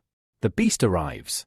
The enormous scaly armadillo steps into view, its armored body rippling with power. It lowers its massive head and begins to drink deeply from the pool. Hansen studies the monster carefully. Its size is staggering. Its physical strength and natural defenses are clearly formidable. This is no ordinary target. Growing uneasy, Hansen turns to the elder hunter. "Are you really sure this will work?" he asks. "It's risky. If that thing catches on, we're all dead." Then, with perfect calm, Hansen adds one more condition. He wants an advance payment. The request causes immediate outrage among the other hunters. "How dare you try to bargain now?" one of them snaps. "Do you have any idea what's at stake?" But the senior hunter remains calm. He hands over a beast soul as an advance and instructs his subordinates to let it go. He won't run, he explains. If he does, his name and honor will be ruined forever. That's a fate worse than death in our world.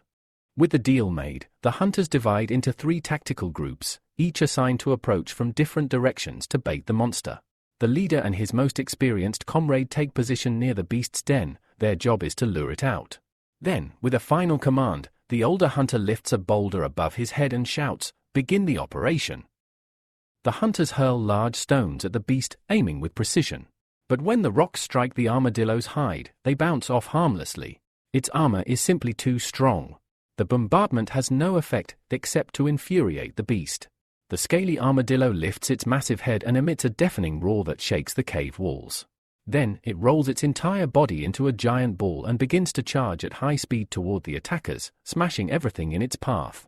As the chaos erupts, the older hunter quickly hands Hansen an underwater breathing device and urges him to get into position while the creature is distracted. Without hesitation, Hansen dons the breathing apparatus and slips into the dark pool, silently descending beneath the surface in search of the perfect strike zone. Meanwhile, the armadillo barrels toward the first group. Its rampage is relentless. The second group springs into action, pelting it with rocks from a new direction to divert its attention. The plan works. The monster turns and rushes after the second group, giving the first team a chance to retreat. Underwater, Hansen waits. He studies the beast carefully, scanning for weaknesses. Eventually, the monster returns to the watering hole, unaware of the danger lurking below. It plunges its head into the pool, greedily drinking again. This is the moment. From beneath the surface, Hansen observes the beast with sharp focus. He sees it now, a vulnerable spot, partially exposed. Slowly and silently, Hansen approaches, positioning himself for the decisive strike. Then, in a single fluid motion, he lunges forward and drives an arrow deep into the weak point. The reaction is instant. The armadillo rears back, bellowing in pain. Its massive roar echoes like thunder through the cave. Then, overcome with fury, it begins slamming its tail against the water's surface in a blind attempt to crush whatever dared to hurt it. Hansen struggles to maneuver underwater, barely dodging the deadly swipes of the armadillo's massive tail. The scaly beast, frustrated by its inability to reach the attacker, suddenly curls into a giant armored ball and begins retreating from the watering hole. The hunter commander immediately orders his men to pursue the creature before it can get too far. Hansen breaks the surface, gasping desperately for air. As he clutches his chest, he realizes he's been seriously wounded. A deep, painful gash bleeding heavily. In that moment, Hansen questions if the risk was worth it. The hunters shout after the fleeing armadillo, frustrated and confused by its unexpected speed. They assume Hansen must have missed the shot. Yet Hansen knows otherwise. He clearly saw his arrow strike the beast's vulnerable belly, and if the poison coating the arrow had taken effect, the creature should already be weakened. Despite the injury, the scaly armadillo vanishes into the tangled mountain labyrinth. The hunters cautiously follow its trail, determined to track it down. Suddenly, a system message arrives, announcing the beast's defeat and confirming the successful acquisition of the sacred soul. But Hansen abruptly freezes. Sensing danger, the hunter commander spins around and asks, "What is it? Why did you stop?" Hansen remains silent, his instincts warning him something is wrong. Then, a strange, chilling cry echoes throughout the labyrinth.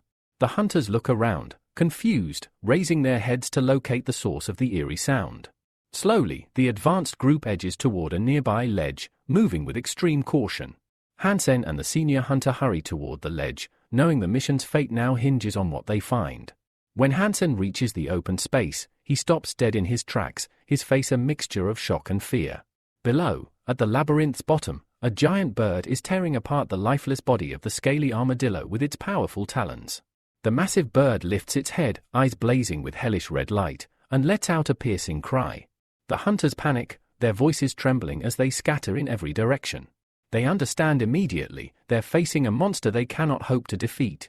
But Hansen remains rooted, unnervingly calm. One fleeing hunter yells at him in disbelief, "Why aren't you running?" The giant bird spots the motionless Hansen, spreads its enormous wings, and launches itself into the air, rapidly closing in. Hansen recognizes the creature as a white eagle, a sacred beast fiercely protective of its territory. The hunter's intrusion has enraged it. Knowing escape is impossible, Hansen braces himself for action. He pulls an arrow from his quiver, aims at the approaching beast, and shouts loudly, trying to draw its attention.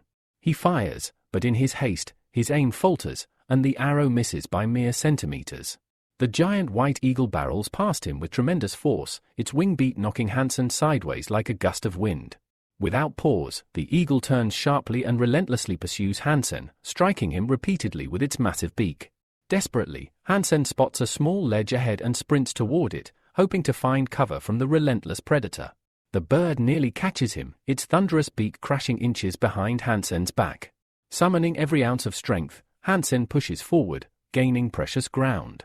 From a distance, the other hunters watch in awe.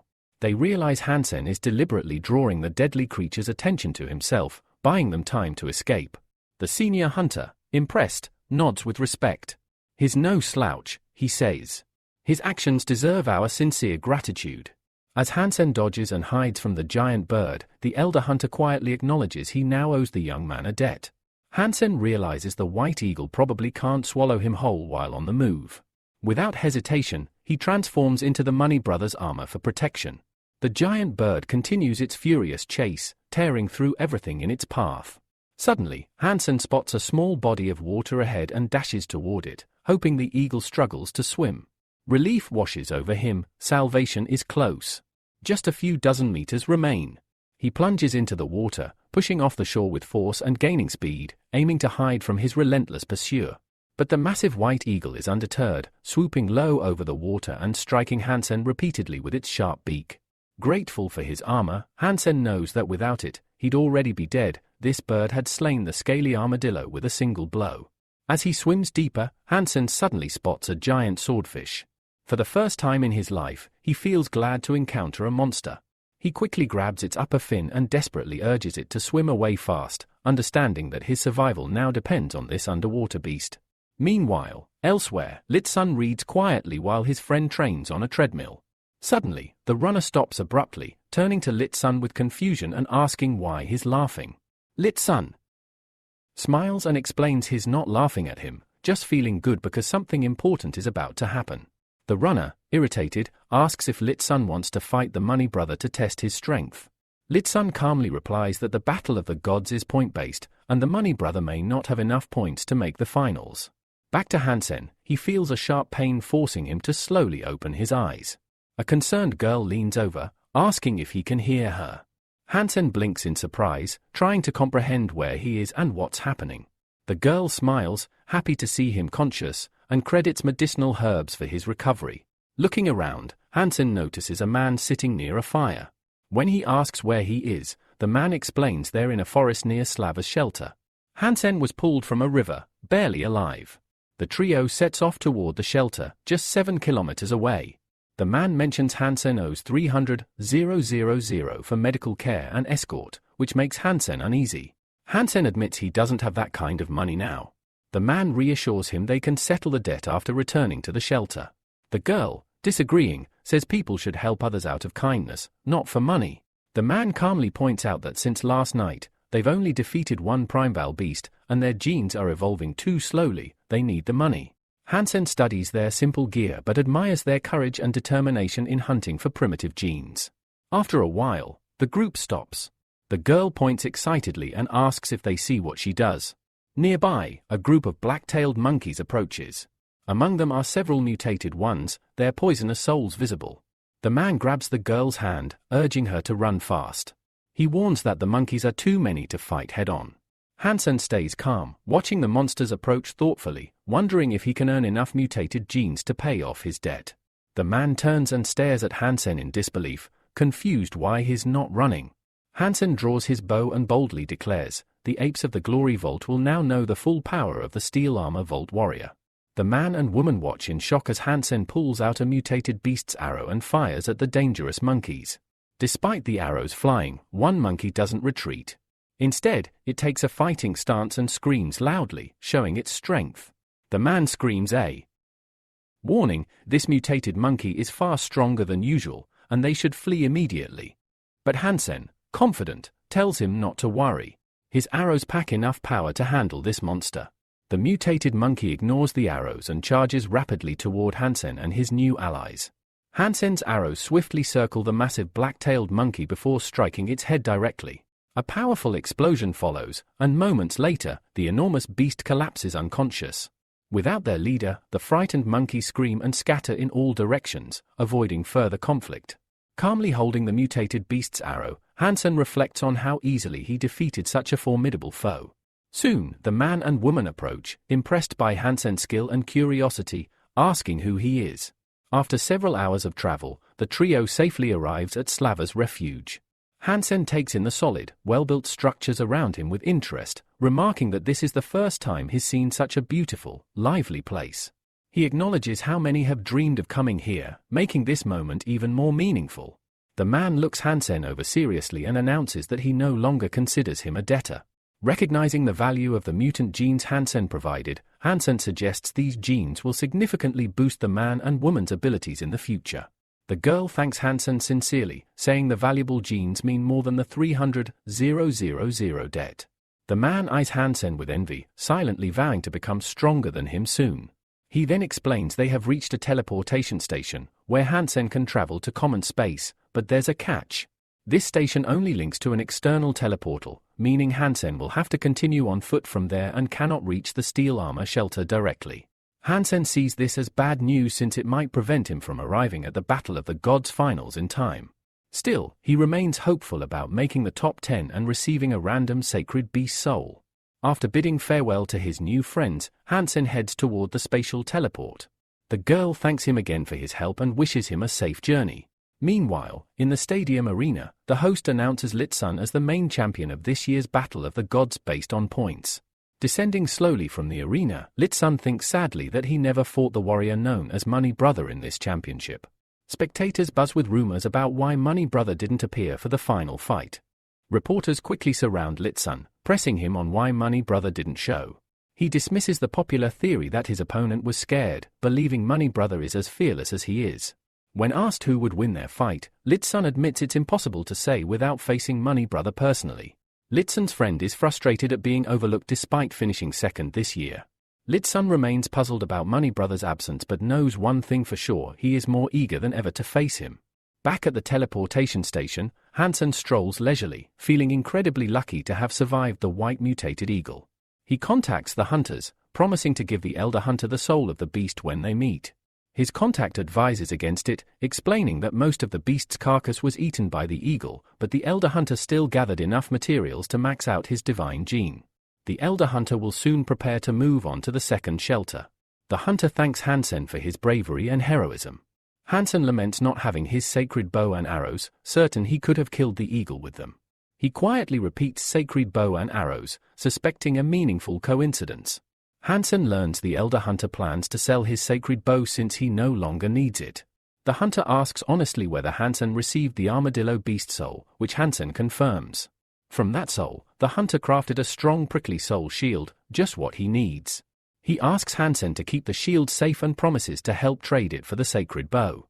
Hansen thanks his friend and expresses pleasure in doing business. Suddenly, Hansen spots the garrison commander nearby. He bids farewell to his contact, explaining he cannot speak further. Immediately, the girl aggressively confronts Hansen, sharply demanding where he has been, clearly upset by his absence. The girl informs Hansen that the entrance exam for the Black Eagle Military Academy will begin in just 3 days. She tells him to be ready, then hands him a tightly wrapped package containing his ticket. She explains that she has already spoken with people at the academy to arrange this. Urgently, she orders Hansen to hurry to the spaceship arriving in 3 days for the exam. Suddenly grabbing him by the collar, she warns fiercely that if he, like his money brother, runs away at the last moment, she will stop at nothing to drag him out of hiding and tear him apart. Despite her anger, Hansen feels a genuine thrill knowing how much he can irritate her. Later, Hansen is at his family home, where he tells his mother about his plans to attend the Black Eagle Military Academy. He promises that through his military service, both she and his sister will be protected. His sister, upset by the long separation, anxiously asks how long it will be before he returns. Hansen tries to reassure her, explaining that the academy is strict and that he will only be able to visit home during holidays, a hard consolation for the young girl. His mother quietly wipes tears, reflecting on how much her son has grown. She resolves not to hold him back, hoping he will succeed at the academy. She believes their late father would be proud to see the man Hansen has become. Hansen promises not to disappoint his family and vows to pursue success despite all challenges. A few hours later, Hansen arrives at the planet's interplanetary airport, mentally preparing for this important journey. Passing through security, his ticket is confirmed, and an automated voice congratulates him on a successful flight, easing his nerves and signaling the start of his journey. Everything about the place is new and impressive. The towering warships and advanced spaceport equipment make him feel as if he's stepped into a different world. Standing next to a massive military liner, Hansen thinks that being here is every man's dream. The sheer size of the ship fills him with awe and hope, as if his life is truly beginning. He boards the ship and starts to find his seat when he notices a girl sitting nearby, completely absorbed in a holographic screen. Immediately, Hansen recognizes that she's playing the Black Eagle Academy uniform and the game Heavenly Hand. Although he has played the single-player version, he's never competed against real players before. The girl suddenly throws her hands up in triumph, announcing she has won 10 times in a row, a huge achievement she had been striving for. She finally notices Hansen's gaze and scolds him for impolitely staring, her tone stern. Hansen apologizes, explaining he was only watching her play without any other intention, hoping to calm her. However, the girl remains irritated, convinced he was indeed staring and using the game as an excuse. Noticing her reaction, Hansen asks if she is a student at the Black Eagle Academy. He explains he is on his way to take the entrance exam and didn't expect to meet someone from the academy. The girl is surprised that he might be her classmate and looks at him carefully. Hansen responds that they could be in the same group, but only if he passes the entrance exam. He mentions he heard the exams are fairly easy, which irritates the girl and makes her visibly nervous. She quickly reprimands him, saying he needs to learn manners because his words were thoughtless and inappropriate. Hansen is puzzled, not understanding why she is so angry, as he was only speaking honestly. Suddenly, the girl proposes a challenge to Hansen, a game of Heavenly Hand. She sets an unusual condition: if Hansen wins, she will become his girlfriend. The offer surprises him, but the spaceship has already taken off toward another planet, and Hansen wonders if she is serious. The girl introduces herself as John and assures him she always keeps her promises. Hansen admits he has only ever played Heavenly Hand in single-player mode and never against real opponents. John happily suggests he start with 5 training matches, explaining that to enter the Black Eagle Academy, newcomers must master any weapon after just 3 training sessions. Hansen is surprised by her confidence. She seems so sure of victory that she even offers to teach him, acting as if she's not upset with him at all. Hansen proposes skipping the training matches since he must master the game anyway. He only asks for a few minutes to get familiar with the new interface. Activating the holographic screen, Hansen quickly studies the controls. John, surprised by his confidence, warns him she will not tolerate excuses once the match begins. Hansen registers with the nickname "Get a Girl," which immediately annoys John. He reminds her that if he wins, that will indeed be the outcome. John warms up her hands, confident in her skills as the leader of the Heavenly Hand Game Club, and suggests turning on difficult mode. The game system announces the start. Excited for his first real duel, Hansen begins playing and quickly earns 30 points. This impresses him and boosts his confidence. John is taken aback. Such a result is rare even for top players, which makes her wary. She rationalizes it as beginner's luck and prepares to counterattack. Hansen cleverly executes another combination, scoring 90 points, leaving John genuinely amazed and confused by his skill. Encouraged, Hansen performs a third combination, adding 60 more points. This frustrates John, who finds his tactics strange. He's taking points on her side of the field, which makes no sense to her. She loses her temper, accusing him of mocking her. Hansen, focused, asks her not to distract him and lands a complex combo worth 150 points, escalating her irritation. John is outraged. No one in the club has ever taken points from her so boldly. She performs a simple combo and accuses Hansen of cheating, unable to believe his skill is genuine. Her confidence falters, but Hansen continues to surprise her with unpredictable, lightning-fast moves. The system reports John losing more points. Desperate, she tries to counterattack, but Hansen wins the round with 100 points. The game abruptly ends, leaving Hansen shocked that the match finished so quickly. John explodes in rage, shouting that no one has ever beaten her so brazenly. Hansen tries to calm her, saying it's just a game and she shouldn't take it so seriously. Instead, John accuses him of cheating and demands he confess. Hansen insists he never cheated and that this was his first time activating the mode. They both misunderstood how it worked. Still furious, John insists that no fair player could lose so humiliatingly and demands a rematch on professional equipment at the academy. Hansen agrees, saying they can play again anytime once he's admitted. Annoyed, John leaves, warning Hansen that the Black Eagle Academy does not accept liars as cadets. After she departs, Hansen rubs his head, feeling he went too far and that he should have given her a head start. With thoughts of how the game should have gone, Hansen approaches the massive gates of the Black Eagle Military Academy. Inside, a crowd is gathered, studying the information boards intently. The atmosphere is tense and serious. Hansen is struck by the sheer number of hopefuls and realizes the competition for entry will be fierce. The examiner carefully reviews Hansen's personal file and notices that he comes highly recommended by the commander of the Steel Armor Shelter Garrison. The examiner remarks that Schwan, the commander, is their best guarantor, so they won't be overly strict with Hansen, giving him a good chance of admission. He explains that Hansen only needs to pass a written test, but since he aims to enter the archery department, he must also pass the practical archery tests. Hansen, confident and determined, replies without hesitation that he is ready to take the tests at any time. Stepping into the military academy, Hansen immediately senses the strict, serious atmosphere. He feels nervous but works hard to control his emotions. Outside the archery exam room, Hansen pauses, wondering which foot to step in with first. He enters the training cabin and is immediately impressed by the high-tech holographic archery range. Holding the mechanical bow for the first time, he marvels at the advanced armor design of the bow and arrows, excited for the challenge ahead. As the examination system announces the start, multiple targets appear around him.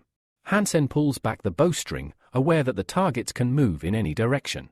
He focuses on testing his new technique called super particle flow acceleration. Confident and skilled, Hansen passes the test with flying colors. A wave of relief washes over him as the tension leaves his body. The examiner informs him that official enrollment will occur in 3 months, giving Hansen some time before his training truly begins. Hansen hopes he might be able to visit his family soon, who remain safe in the steel armor shelter. At that moment, 2 cheerful girls run past, laughing and enjoying their student life. Hansen smiles, feeling the excitement and promise that come with this new chapter. Meanwhile, the examiner reviews Hansen's test results with disbelief. The entire test, shooting from stationary, moving, and levitating positions took only 6 minutes, and Hansen scored over 300 points, an outstanding achievement. Shuani, a member of the Academy's management, is delighted. She expresses pride that the Academy's decision to send Hansen was the right one. She plans to contact Hansen's family soon, ensuring his mother receives a military certificate.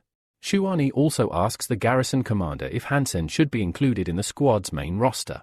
Several days pass, and the scene shifts to the mountains near Slava's refuge. Hansen is alone, activating the souls of mutated monsters. He wants to return to his steel armor shelter, but the quickest route takes him through dangerous, unfamiliar dark swamps. To navigate, Hansen plans to use a mutant riding beast loaned to him by a friend, a practical and clever choice. Days later, Hansen finally reaches his room in the steel armor shelter. Exhausted, he barely wants to get up. Suddenly, a loud, persistent knock on the door startles him awake. Grumbling about the early disturbance, Hansen slowly rises. The knocking grows louder, vibrating the room. At first, he wonders if it might be an earthquake. Agitated, Hansen rushes to open the door. He freezes in surprise at the sight before him, the very beast he had purchased earlier, now transformed into a magnificent creature of divine blood. Hansen reflects on recent events. He left Slava's refuge 10 days ago with little rest, and after returning home yesterday, he immediately fell asleep. Relieved the monster hasn't escaped, Hansen prepares to feed it a large meal. With precision, he shoots an arrow to bring down the divine blood beast. Preparing the meat, the system notifies him that the hunt was successful, though he did not gain the beast's soul. After eating, Hansen receives multiple system messages. He has earned several points toward his super god genes. Over the past 6 months, his super god gene count has increased to 34 points. Additionally, after consuming a black-tailed poison monkey, his mutated gene points have risen to 52. With these gains, Hansen has grown much stronger, though no one else yet knows the full extent of his power. Confident in his progress, Hansen believes he will soon amaze everyone with his extraordinary abilities. Suddenly, Hansen remembers something important. He never received the super god beast spirit that was supposed to be his reward from the God of War competition. Determined, he is instantly transported to the martial arts field, where a massive crystal sparkles atop a towering monument. Although the martial arts field was closed after the competition, Hansen plans to sneak in under cover of night to claim what's rightfully his. Quietly, he walks through the main hall, thinking about how he could have forgotten such a crucial reward. Even though he didn't place first, the prize is still the soul of a beast of divine blood, a rare and powerful gift. As Hansen touches the crystal, he realizes that accepting this reward means he can no longer enter the battlefield of the gods tournament this year and will have to wait until the next competition. The soul of the divine beast is assigned randomly, and Hansen wonders what he will receive. Suddenly, a bright energy flame ignites in his hand. Unsure of what kind of soul it is, whether a weapon or a mount, Hansen watches as a spirit takes form before him, appearing as a graceful girl who respectfully addresses him as a sir. From her glowing energy field, a small protuberance shoots toward Hansen's forehead, flooding his body with a surge of energy. A system notification appears. The spirit of a divine blood beast named the Empress has been received. The spirit merges with Hansen, instantly transforming his body. He finds himself clad in gleaming steel armor, and his appearance subtly altered. Turning to the Empress, Hansen feels the fusion has granted him immense strength and a harmonious sense of balance. He considers that while the Empress may not be as powerful as the legendary Black Beetle of divine blood, her armor offers a unique and promising potential. Looking into the distance, Hansen notices his eyesight has sharpened dramatically. He can see even the tiniest details on a small bird hundreds of meters away. His perception of movement is also enhanced. An insect's flight appears almost painfully slow.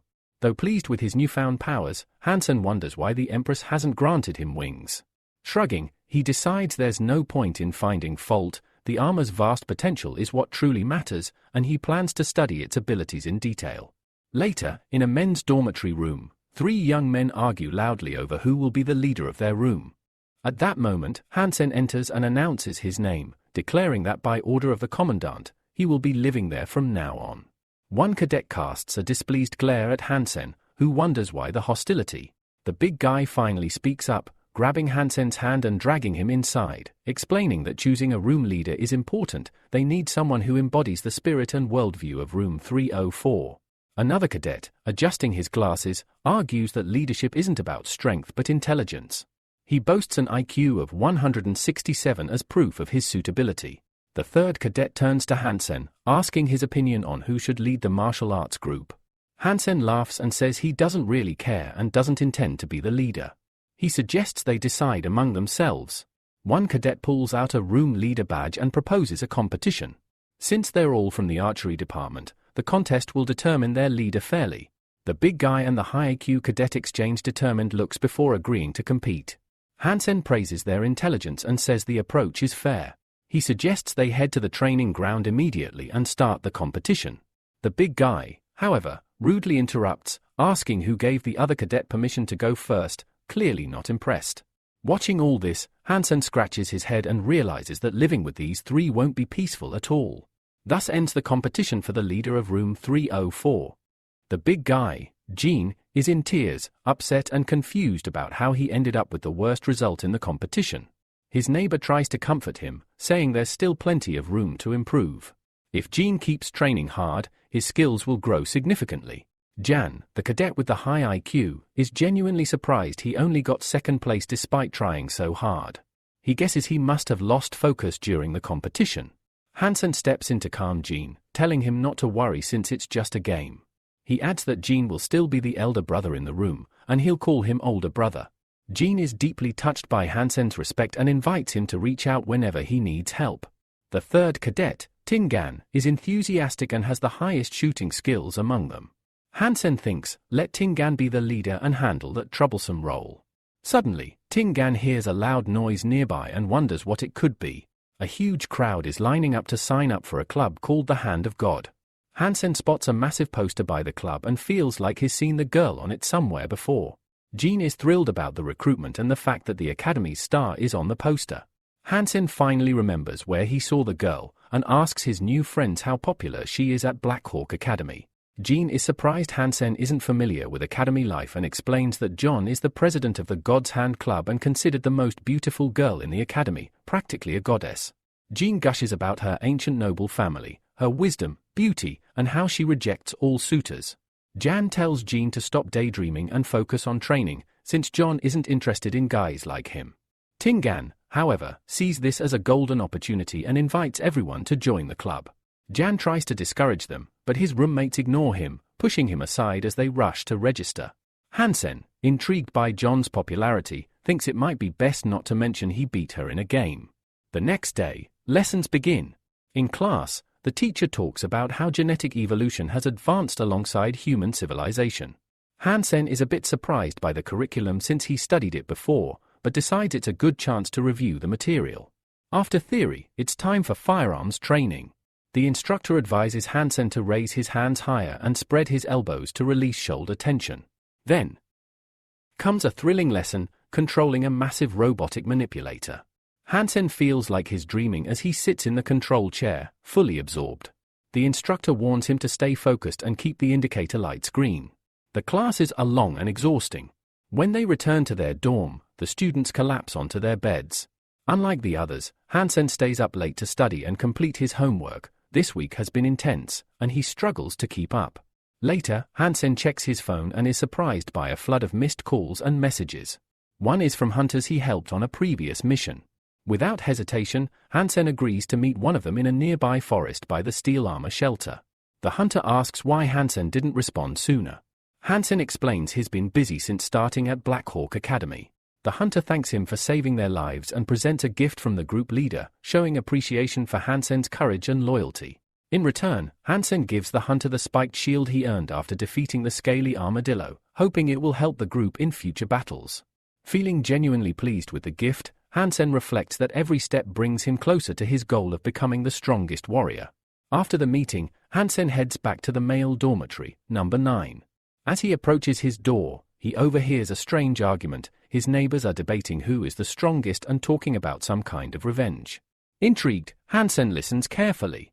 Hansen hesitates before entering his dorm room, surprised to hear a female voice inside. It feels strange to him.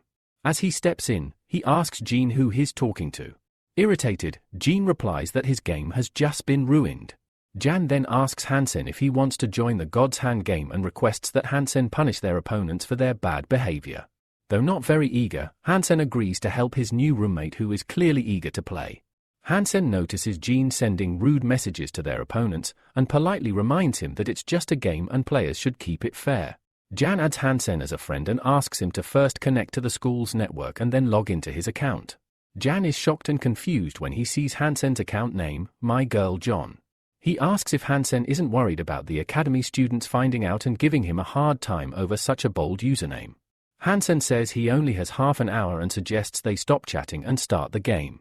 When the system signals the game start, Hansen confidently makes his first moves on the holographic screen, quickly earning 40 points. Jan is genuinely surprised by Hansen's speed and admits he can't keep up with his hand movements. Meanwhile, on the first floor of the dormitory, other students are buzzing excitedly about the game. They've heard that some newbie beat an experienced player, one of the best in the God's Hand Club. They find the newcomer's audacity outrageous and vow to track him down and teach him a lesson. The cadets recognize the newcomer as a serious threat since he's now ranked 7th. Across the academy grounds, John moves slowly. Suddenly, a friend catches up with her, eager to share something important. John is in a hurry and says she has no time to chat. The friend asks if John has a boyfriend, surprising her. John asks where the idea came from, and the friend shows her a phone with a player named My Girl John. John becomes angry, insisting she has no idea who that bastard is. The friend urges John to stop pretending and says she wants to meet her boyfriend soon. John turns sharply and leaves, telling her not to believe the rumors, she has no boyfriend. Back in the dorm, Hansen's roommates keep praising his performance, amazed that he's been hiding such potential. Jean happily reports Hansen almost crashed the academy's internal network with his gameplay and invites everyone to check out the massive number of views he's gained. Jan thinks Hansen is smart to hide his real name and abilities to avoid trouble. The group continues to argue excitedly about the game, unaware that John has approached. She passes by Hansen without recognizing him, her mind focused only on finding the impudent stranger who dared to use her name and teaching him a lesson. A few days later, Hansen arrives at the transfer station to move to the steel armor shelter. The garrison commander warns him that he is about to receive his first assignment, and mistakes won't be tolerated. The commander has arranged a day off from the academy so Hansen can complete the mission. Hansen is open to the new challenge but hasn't heard any details yet. The commander pauses, then smiles slightly. She reveals that Hansen's first assignment is to be a nanny. Hansen is shocked and asks if he heard correctly. The commander explains they need protection for some children with special status. Hansen studies the documents carefully and sees that a unique reward awaits if he protects the assignment successfully. The protected child is a young girl named Bio, living in a desert location. The next day, Hansen arrives in the desert, still remembering the commander's stern warning, failure means expulsion from Black Hawk Academy and severe punishment. Bio is very happy that the academy assigned Hansen as her guard. Hansen modestly tells her that he is just a simple archer. He finds it odd that Baimo and Shurao were also sent on the mission with him, but hopes everything will go well so he can earn his reward. Baimo admires Hansen's armor and weapons, believing that not everyone is equipped like him. She assumes Hansen must be some kind of celebrity. Hansen realizes just how vast the differences are between people, and that his goal isn't weapons but to become an elite by enhancing his genes to those of a super god. Suddenly, Baimo spots movement on the horizon, a mutated beast. Indeed, perched on a rock in the distance is a one-horned sand fox, a valuable and rare prey. Bio quickly draws her daggers and rushes toward the creature, asking the others not to interfere as she wants to handle it herself. Hansen immediately follows her, telling his partners to cover their flanks. Baimo moves into throwing range and launches several daggers at the sand fox, but the creature easily dodges every attack. Surprised by its quick reactions, Baimo continues to throw daggers but realizes she needs more power to defeat the beast. Without hesitation, she summons the spirit of her monster, a huge polar bear, which appears instantly beside her. Together, they charge the sand fox. Bio orders the spirit bear to prevent the sand fox from escaping. Baimo grows worried, noticing the color of the sand fox and realizing it is a god-blooded monster, a sign of extreme danger. He urges caution, but Bio ignores the warnings and, despite the risk, climbs onto her polar bear spirit to chase the sand fox. Hansen commands his teammates to summon their beast souls and saddle them, preparing for any unexpected threats and to keep Bio from getting too far ahead. Hansen himself summons his mount and leaps on, trying to catch up. Xiao Qiao struggles to keep pace with Bio, but her polar bear is incredibly fast, and the gap between them grows larger every moment. Bio shouts at the sand fox, telling it cannot escape and urging it to accept its fate by giving her its divine gene. The one-horned sand fox, full of rage and hatred, growls fiercely, baring its teeth in preparation for battle. Suddenly, a large pack of ordinary sand foxes appears beside the horned one, making the fight much more dangerous. Bio realizes it's a trap. The horned fox intentionally lured her here, knowing she can't fight off so many foes alone. Bio commands her spirit bear to turn and flee as fast as possible. The pack immediately gives chase. Though the polar bear spirit moves quickly, the foxes bite its paws with sharp teeth, slowing it down and causing it intense pain. The beast roars loudly in agony, struggling to fend off the relentless attackers. The pack surrounds the polar bear and attacks from all sides, making the situation even more perilous. Bimo watches with growing fear as Bio appears defenseless against the overwhelming number of enemies.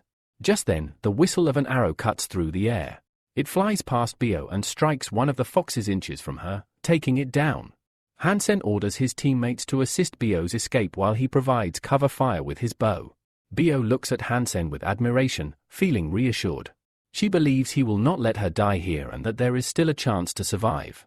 One arrow after another flies from Xiao's bow, each striking the attacking foxes as he grumbles about the danger he warned them of. Amidst the chaos, Bimbo charged directly into the heart of the sand fox pack, slicing through the enemy lines with fierce determination. With his combat daggers drawn, he carved a path through the corridor and barked an urgent command for the girl to retreat immediately. Nearby, Bo struggled to calm his beast, urging it toward the newly opened escape route Bimbo had created. Recognizing that fleeing was their only option, Bemo, mounted atop her creature, dashed past the young man, her voice filled with regret. She apologized, blaming herself for acting alone, and acknowledging that her pride nearly cost her life. From behind, Xiao reached for his bow, only to halt in terror. The earth beneath them began to rupture. Geysers of sand and stone burst skyward, and from the ground erupted a monstrous, serrated sandworm.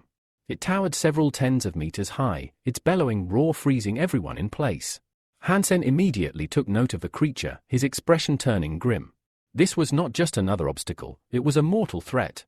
The sandworm roared again and lunged after the fleeing group, its bulk moving with terrifying speed. Shirao, astonished, muttered in disbelief. He couldn't comprehend how something so massive could move so quickly. Hansen, now deeply concerned, warned the others, sandworms rarely hunt alone. If one appeared, more were likely nearby. Suddenly, the group came to a stop. The path ahead was blocked by more violent eruptions of sand and rock. Panic surged through Shirao, who screamed in fear. Hansen reached out to the girl, instructing her to mount his beast instead of her own. They needed speed more than ever. She apologized again for her earlier recklessness, but Hansen urged her to focus and stay calm. This is not the time for self-punishment, he said firmly, then turned to Bimbo and gave the signal to initiate their next move. A confident smile crossed Bimbo's face. He unsheathed his Tibetan blades and declared that he would clear the path. Hansen followed closely, firing arrows at sand foxes attempting to flank them. Meanwhile, Bemo trembled with fear. Tears streamed down her face as she took responsibility for their dire situation. Hansen, still firing, vowed to see the mission through, and silently swore that he wouldn't let her be harmed. To Bemo, Hansen's kindness stood out. Despite her mistakes, he never scolded her. Instead, he offered comfort and protection. In that moment, she felt safe by his side. Though Bimbo possessed the advanced sky technique, the sheer number of sand foxes, growing by the second, made progress difficult. Suddenly, the enemy pack halted. Their leader froze in place, then lifted its head and released a thunderous howl. A moment later, Hansen received a system notification: a super god-rank sand fox leader with unknown stats had entered the battlefield. The threat level spiked. As the sand foxes grew to triple their size, preparing for a final, deadly assault, Bemo sobbed again. She begged the others to leave her behind, believing herself to be the cause of their suffering. But Hansen refused to listen. He pulled her from her mount and handed her her daggers. "It's too early to give up," he told her. "Have you ever fought while riding double?" Before she could answer, Hansen began to transform. His body glowed with power as he donned the armor of the Empress. He told Bemo to shut her eyes if she was too afraid. Charging ahead, Hansen commanded the others to protect the flanks. He tore through the sand foxes with precise, devastating strikes. Their movement slowed, granting him more accuracy, but the effect would only last 10 minutes. Bemo clung to him tightly, her heart swelling with admiration. To her, he wasn't just a warrior, he was her savior. Then, another chilling howl echoed. The fox leader summoned reinforcements. Despite Bimbo having slain dozens, new enemies poured in. He realized the leader's strategy: conserve strength while others exhausted themselves. The battle was a trap. Out of arrows and desperate, Shirao cried out, unsure of what to do next. Hansen saw through the leader's plan. If they didn't eliminate the commander now, they wouldn't survive. Drawing his bow, Hansen prepared his final arrow, infused with a beast soul, their only hope. Xiao, watching anxiously, understood the risk. This was their last chance. The arrow soared like a meteor toward the fox leader. Oddly, the creature didn't flinch. Whether it underestimated the threat or trusted its power, it remained still. A heartbeat later, the arrow struck, piercing the sand fox leader cleanly. Silence fell. The team watched in astonishment. Hansen's shot had landed true, and the tide of battle was about to turn. In a feat that bordered on the impossible, the young man had struck a relatively small sand fox from a distance of 400 meters. Such precision was unheard of, even among skilled warriors, and it stunned everyone present. The sand foxes, thrown into disarray by the sudden death of their leader, faltered. Their rhythm broke, their coordination lost. Xiao turned his gaze back toward the direction of the sandworms and was shocked to see that they, too, had abruptly ceased their assault. A rare moment of silence fell across the battlefield. Hansen, quick to act, took advantage of the confusion. With focused urgency, he continued to carve a tunnel, allowing his comrades to fall back to a safer position. Activate your beast spirit, now, Hansen ordered. Without hesitation, Bemo obeyed. A brilliant flame of energy ignited in her hand. In an instant, they were mounted atop a colossal polar bear, summoned by her spirit power. With the creature's immense speed, they began to retreat, gaining precious distance from the chaos behind them. But the respite was brief. A deep roar shattered the stillness. The ground erupted once more, spewing sand and stone skyward. Their path was cut off by a massive sandworm rising to the surface, far larger than any before. It was no ordinary beast. This was a gold-level mutant, its very presence radiating dread. And atop its towering head sat a one-horned sand fox, clearly the one controlling the giant worm. Xiao's eyes widened in alarm. This was no random mutation. The fox was a tactical mastermind with dominion over the sandworms. Bemo confirmed his worst fears. The creature was at least god-level in power, an enemy far beyond their current strength. Realizing the severity of the situation, the team quickly split into smaller groups to confuse and mislead the creature. But Hansen's luck had run dry. The enormous sandworm, under the command of the one-horned fox, had locked onto him. It wanted revenge. With calm resolve, Hansen pulled back his bowstring and told Bemo to duck. He released a powerful arrow, but the ordinary sand foxes leapt forward, sacrificing themselves to shield their leader. Still, the arrow found its mark. A message flashed in Hansen's mind: hunt completed. Mutant fox soul acquired. A rare trophy, one that lifted his spirits and filled him with a renewed sense of determination. If fortune remained on their side, they might escape not just with their lives, but with valuable spoils. The sand fox leader howled again, his eyes glowing with hellish fury.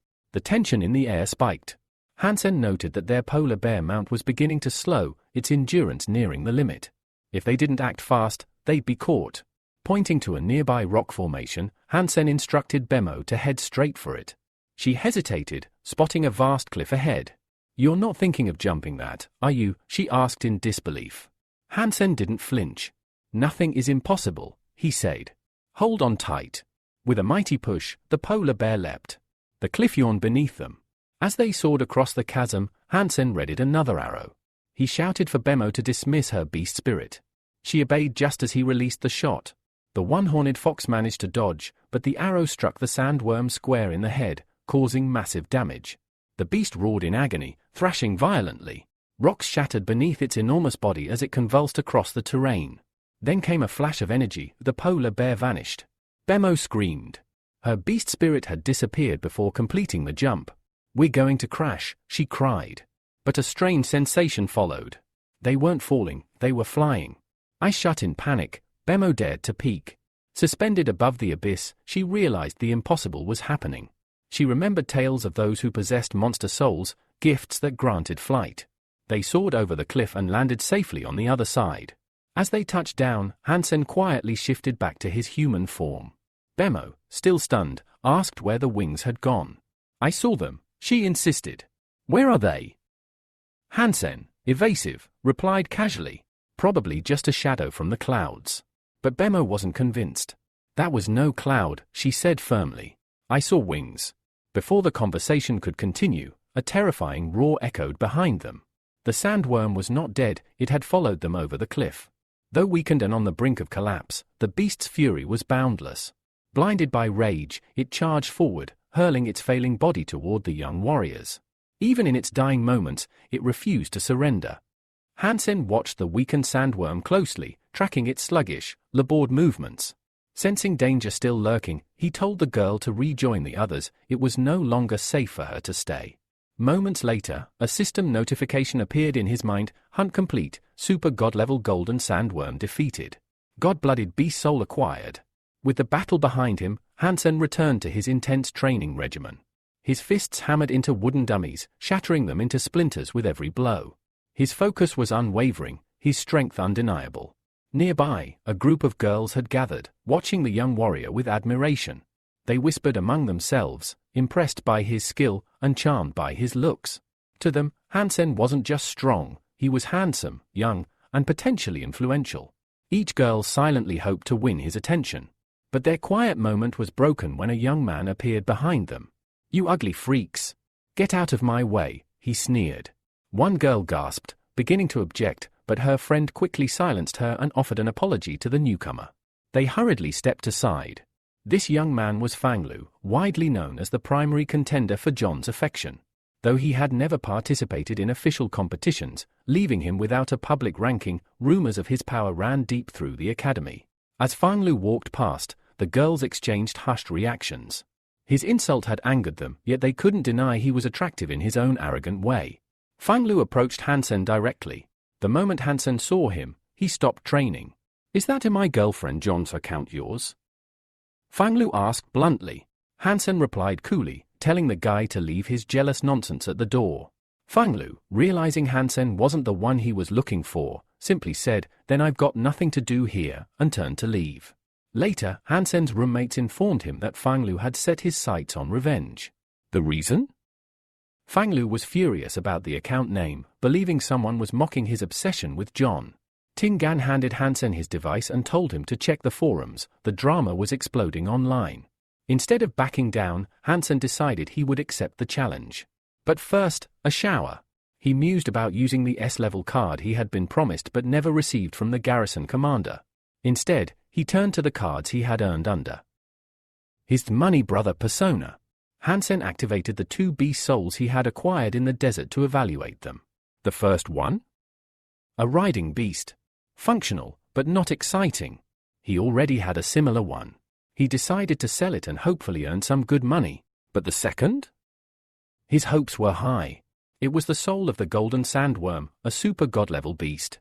Surely, it would be powerful. Then came the blow. Pet beast soul registered. A pet. Hansen's excitement turned to frustration. All that effort and the prize was nothing more than a glorified companion. He was irritated. Worse, he still had to deal with Fanglu's challenge. With a sigh, Hansen muttered to himself that today simply wasn't his day. Elsewhere on campus, students were glued to their screens, watching the countdown to the duel. In 10 minutes, the match between Fanglu and the mystery account My Girlfriend John would begin. John herself, alongside a friend, checked the time. Only 5 minutes left. Her friend asked playfully if she thought her boyfriend would win. "He's not my boyfriend," John snapped. But her voice betrayed a mix of confusion and curiosity. Whoever had created that account, she intended to confront him soon. Fanglu, now seated behind a glowing holographic screen, waited confidently. His friends whispered behind him, suggesting the mystery opponent might not even show, afraid of Fanglu's power. Fanglu smirked. If the guy showed up just to apologize in front of everyone, maybe he'd let it slide. Then it happened. A notification from the system, "Player My Girlfriend John has entered the room." The host, already brimming with excitement, announced the match to a massive virtual audience. "Ladies and gentlemen, the long-awaited battle is about to begin," he declared. A clash between the Academy's strongest talent and a total enigma. Who is the mysterious player known only by that infamous nickname? The arena buzzed with anticipation. The first round began. Fang Lu made the opening move, launching into a flawless, high-speed combo. His hand movements were blindingly fast, almost too quick to track. He racked up 5 points in moments, showing why he was feared despite his lack of official rating. Meanwhile, Hansen calmly sipped his juice, watching his opponent without a flicker of worry. He hadn't moved yet. But when he did, everything would change. Fang Lu narrowed his eyes. His opponent still hadn't touched the playing field. Coward, he muttered under his breath. To him, this was just a rookie, overconfident, maybe, but no real threat. The host's voice boomed over the speakers, full of mockery. Fang Lu lands his second double-8 combo. That's over 40 points. Meanwhile, our mystery player? Still nowhere in sight. He let the sarcasm hang in the air, stoking the crowd. Honestly, folks, I haven't seen a more one-sided match in ages.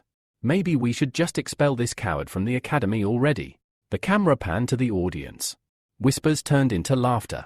Eyes rolled. The girls watching the match weren't impressed either. One of them leaned toward John and quipped, "Your boyfriend's a total flop." At the dorm, Hansen's roommate stared at his screen in utter confusion. "Why haven't you started playing yet?" one of them asked. Hansen, calm as ever, replied, "He's too slow. Guess it's time to show him what real hand speed looks like." On the broadcast, the host continued, clearly enjoying himself. "It's 80-0, folks. At this rate, we should just, wait, what's this?" He paused, reading something on the screen. His expression shifted from smugness to pure disbelief. A message had appeared from the player. "My girlfriend John, sorry, was in the bathroom. Let's get started." The crowd erupted in boos and laughter.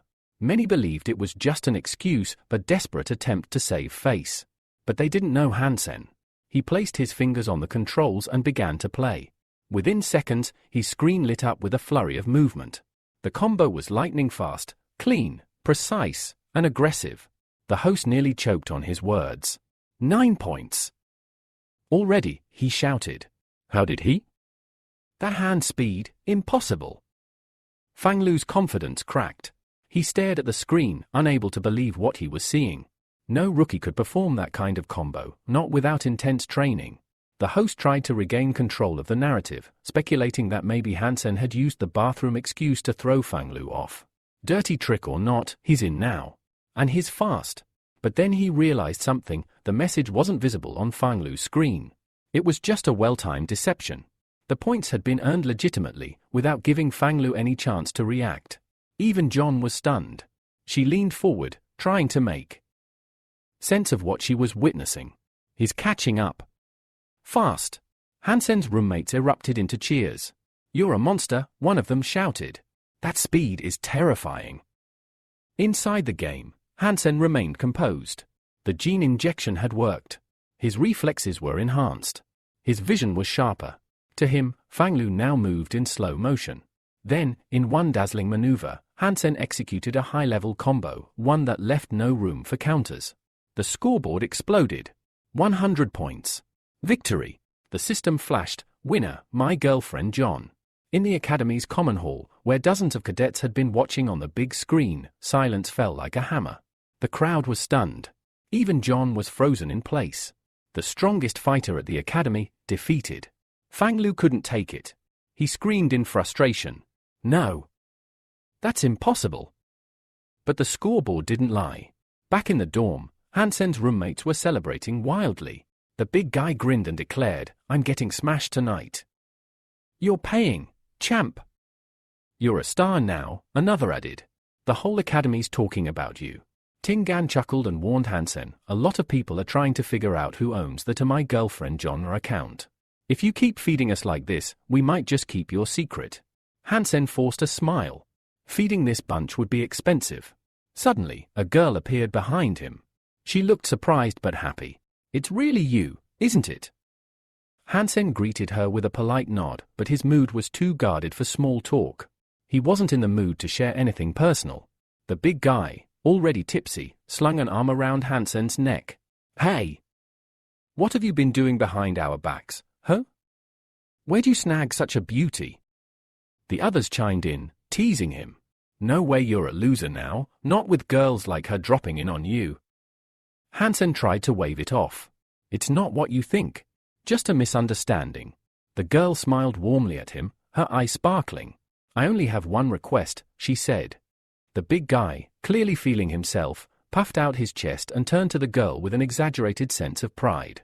Whatever you want, just say the word. I'll do anything for you.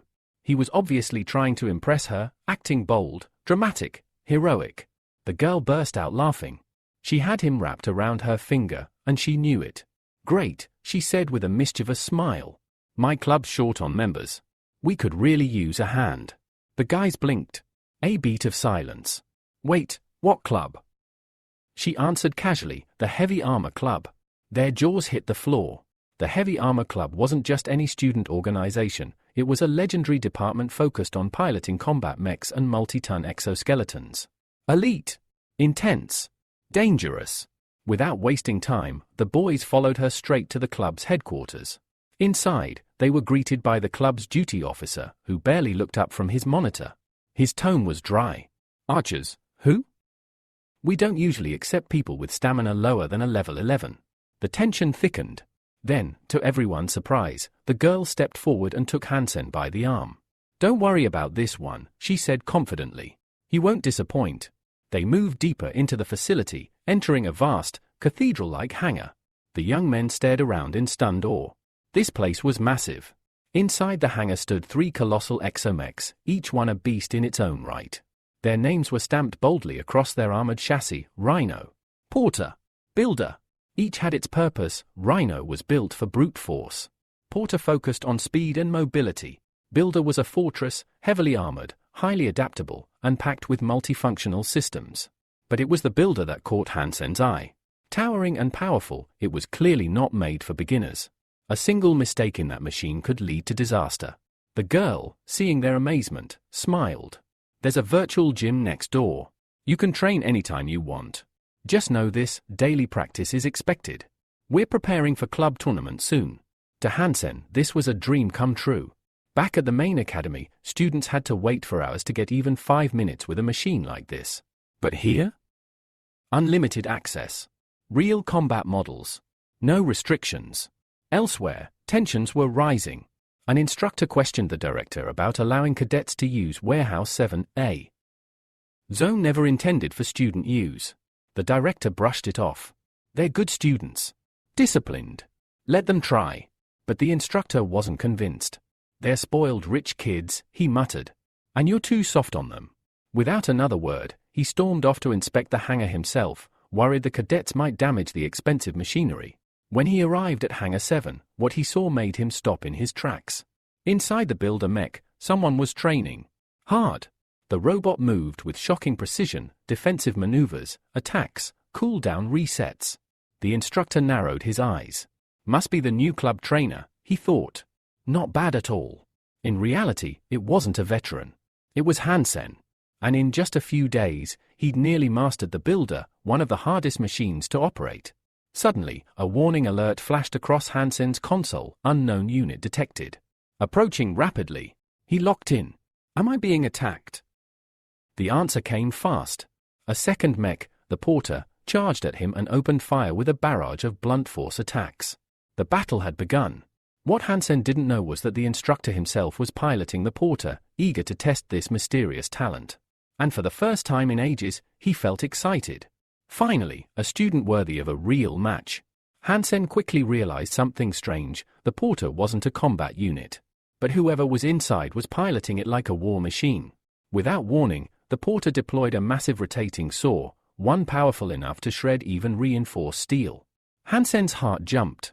He pulled the Builder back just in time, barely dodging the deadly attack. The instructor laughed out loud, thrilled by the intensity of the match. He activated even more combat tools, hooks, drills, claws. The Porter was now a makeshift juggernaut. Hansen knew he had no choice. I need to fall back. He's too aggressive. I can't counter this, yet. His reflexes kicked in. Enhanced by training, focused by instinct, he weaved the Builder through the barrage of attacks, narrowly avoiding strike after strike. His concentration sharpened.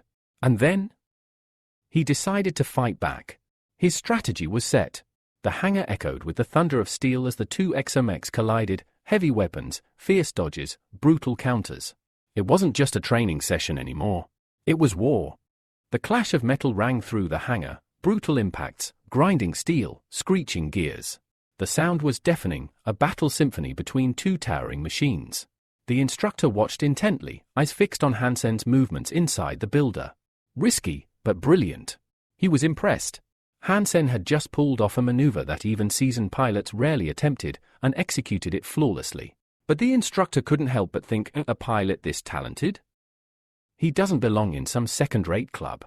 Inside the cockpit, Hansen launched one final, crushing strike, so fast and powerful that the instructor barely dodged in time. Still, the man remained calm, certain that the young pilot would eventually make a mistake. One slip, and he'd have the perfect chance to end it. But instead of pressing the attack, Hansen suddenly powered down the builder. The mech came to a halt. Silence fell over the hangar. The cockpit hissed open. Hansen climbed out, exhausted, his arms numb. Operating the machine had drained him. It demanded both physical endurance and mental sharpness beyond anything he'd experienced before. The instructor raised an eyebrow. Not as strong as I expected, he thought, but definitely skilled. Brave. Controlled. Still, a talent like this was wasted here. Then came the shock. The instructor stared, dumbfounded, as Hansen stepped out of the builder. His expression froze. A student. He pointed directly at him.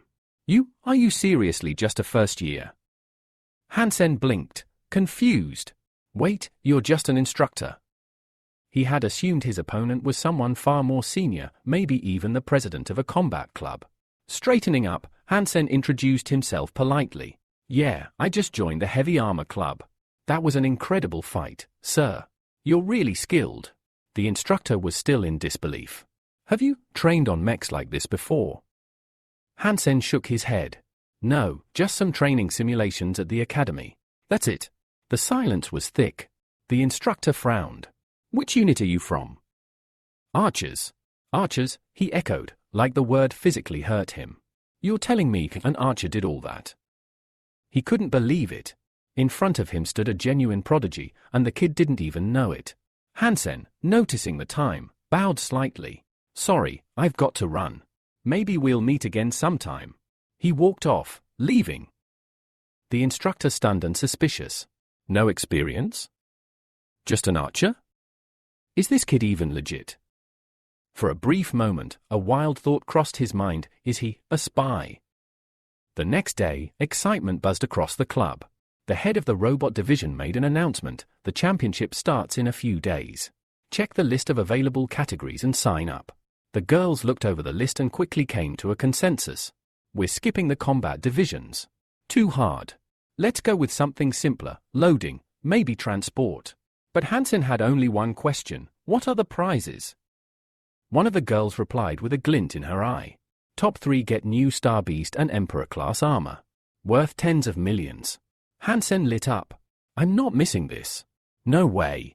Ian, watching him, frowned. You're talented, yeah, but this is serious. These competitions are no joke. Tingan interrupted, full of fire. That's exactly why we should do it. A real man signs up for everything. The girl beside him beamed. He's right. It'll be fun. We'll learn so much. But the club manager was clearly uneasy. Fun? This isn't a game. One bad showing and we'll be the academy's laughingstock. We need to focus on fewer events. Hansen stepped forward calmly. I get it. But trust me, if we go all in, we increase our odds of winning. The manager rubbed his chin. You might have a point, but some events will overlap. We can't be in 2 places at once. Before the debate could continue, a sharp knock came at the door. It opened, and in stepped the instructor from the hangar. The girls fell silent, whispering among themselves. That's him, one of the academy's top warriors. He can pilot the most powerful machines here. Hansen's eyes widened. Wait, that was him. The instructor walked in, glanced at Hansen, and gave a respectful nod. You've got incredible skills, he said. I want to invite you to my club. The room went quiet. Even Hansen's friends looked at him like he was glowing.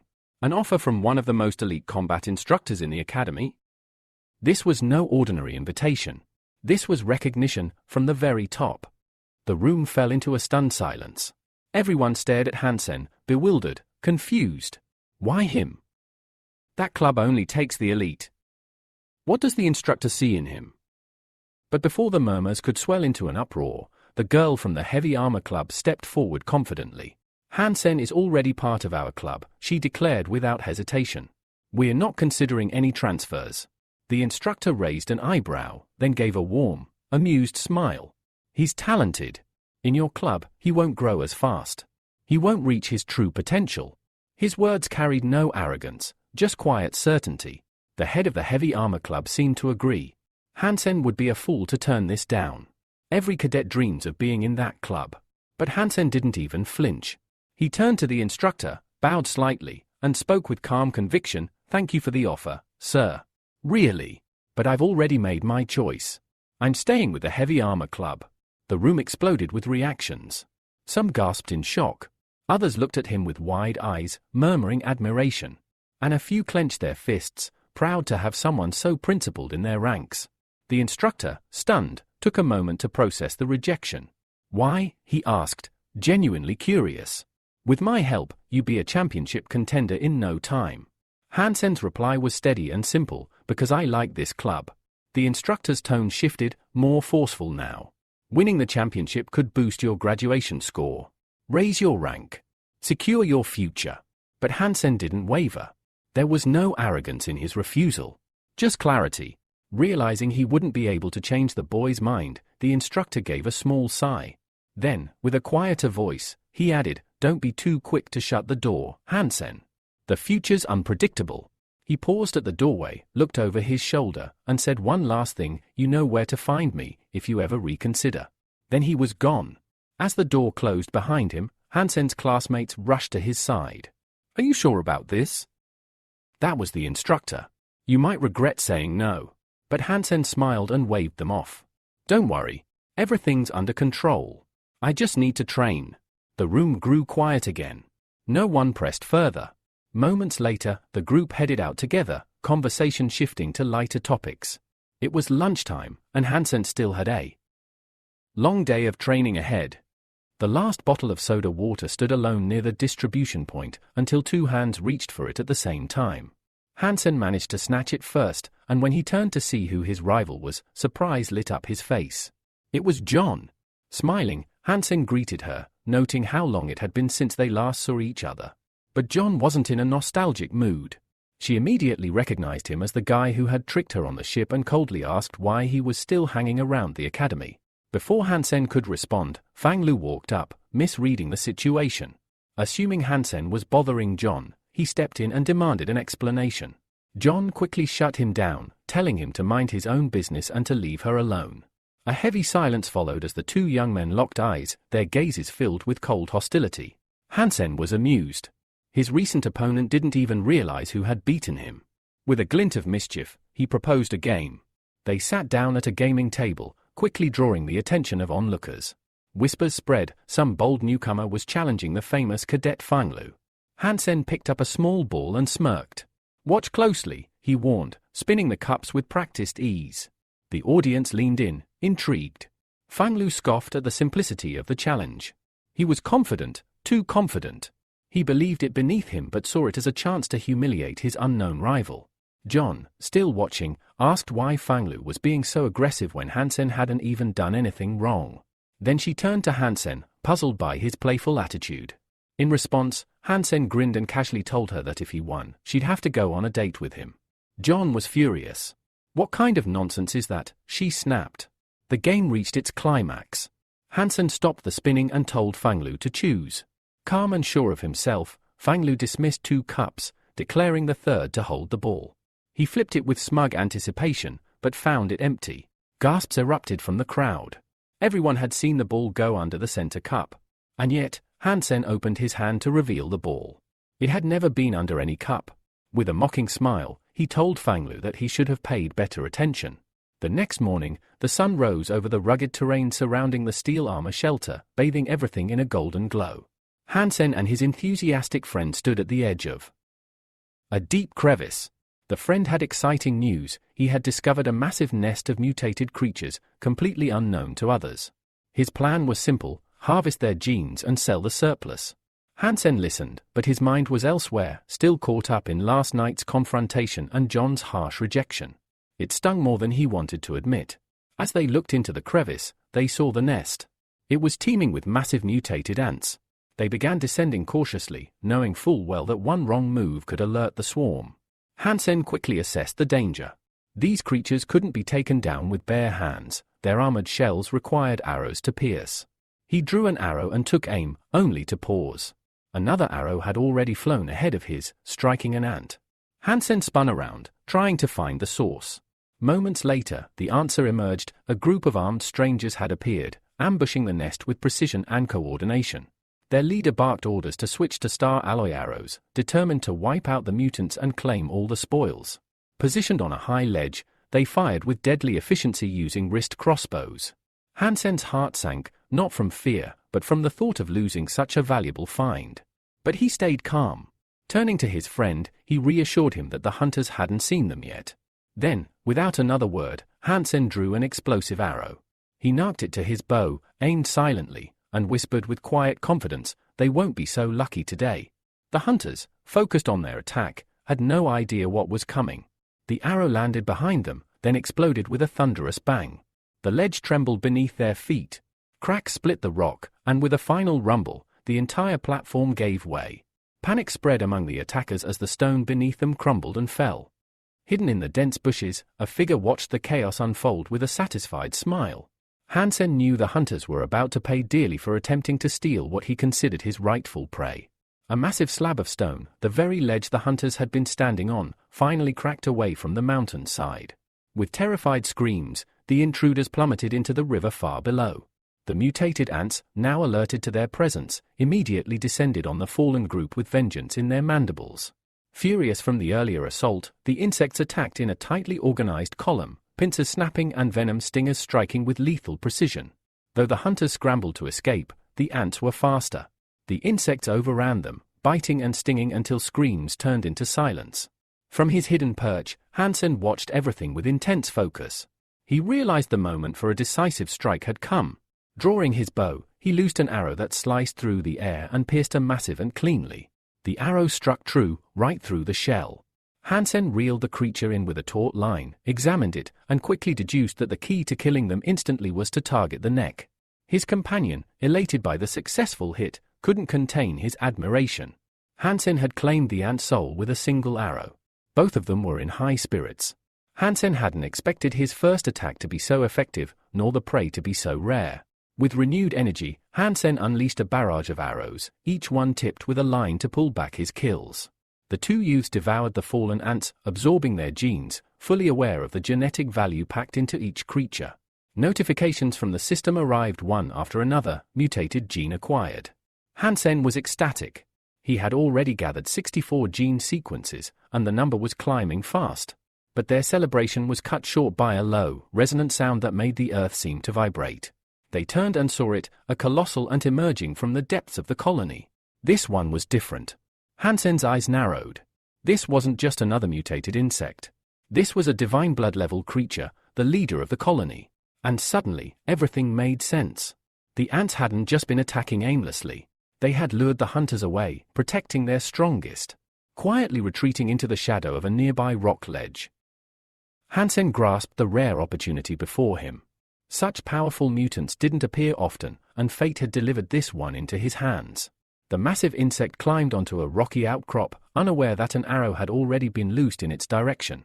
It struck the beast's thick armor, harmlessly bouncing off. The attack had done no damage. Worse, it had alerted the creature. Hansen's heart raced. Not only was the ant impervious to normal arrows, it clearly possessed a level of intelligence far above its kin. The ant's head turned slowly toward them. Realizing the danger, Hansen quickly ordered his friend to hide. He would handle this one alone. His companion, worried but obedient, ran for cover, not before urging Hansen to be extremely careful. Launching himself from the ledge, Hansen soared into the air. As he flew, his body was enveloped in a powerful transformation. He donned the Empress's armor, a piece of rare and powerful gear. Immediately, he felt the difference. The armor, combined with his mastery of superparticle acceleration, boosted his speed and perception. The world seemed to move in slow motion. Slicing through the horde of regular ants, Hansen leapt high into the air once more. This time, his arrow was ready. It struck the ant leader square in the head, and this time, it worked. The creature's skull shattered, and the system confirmed the kill, soul of divine blood ant acquired.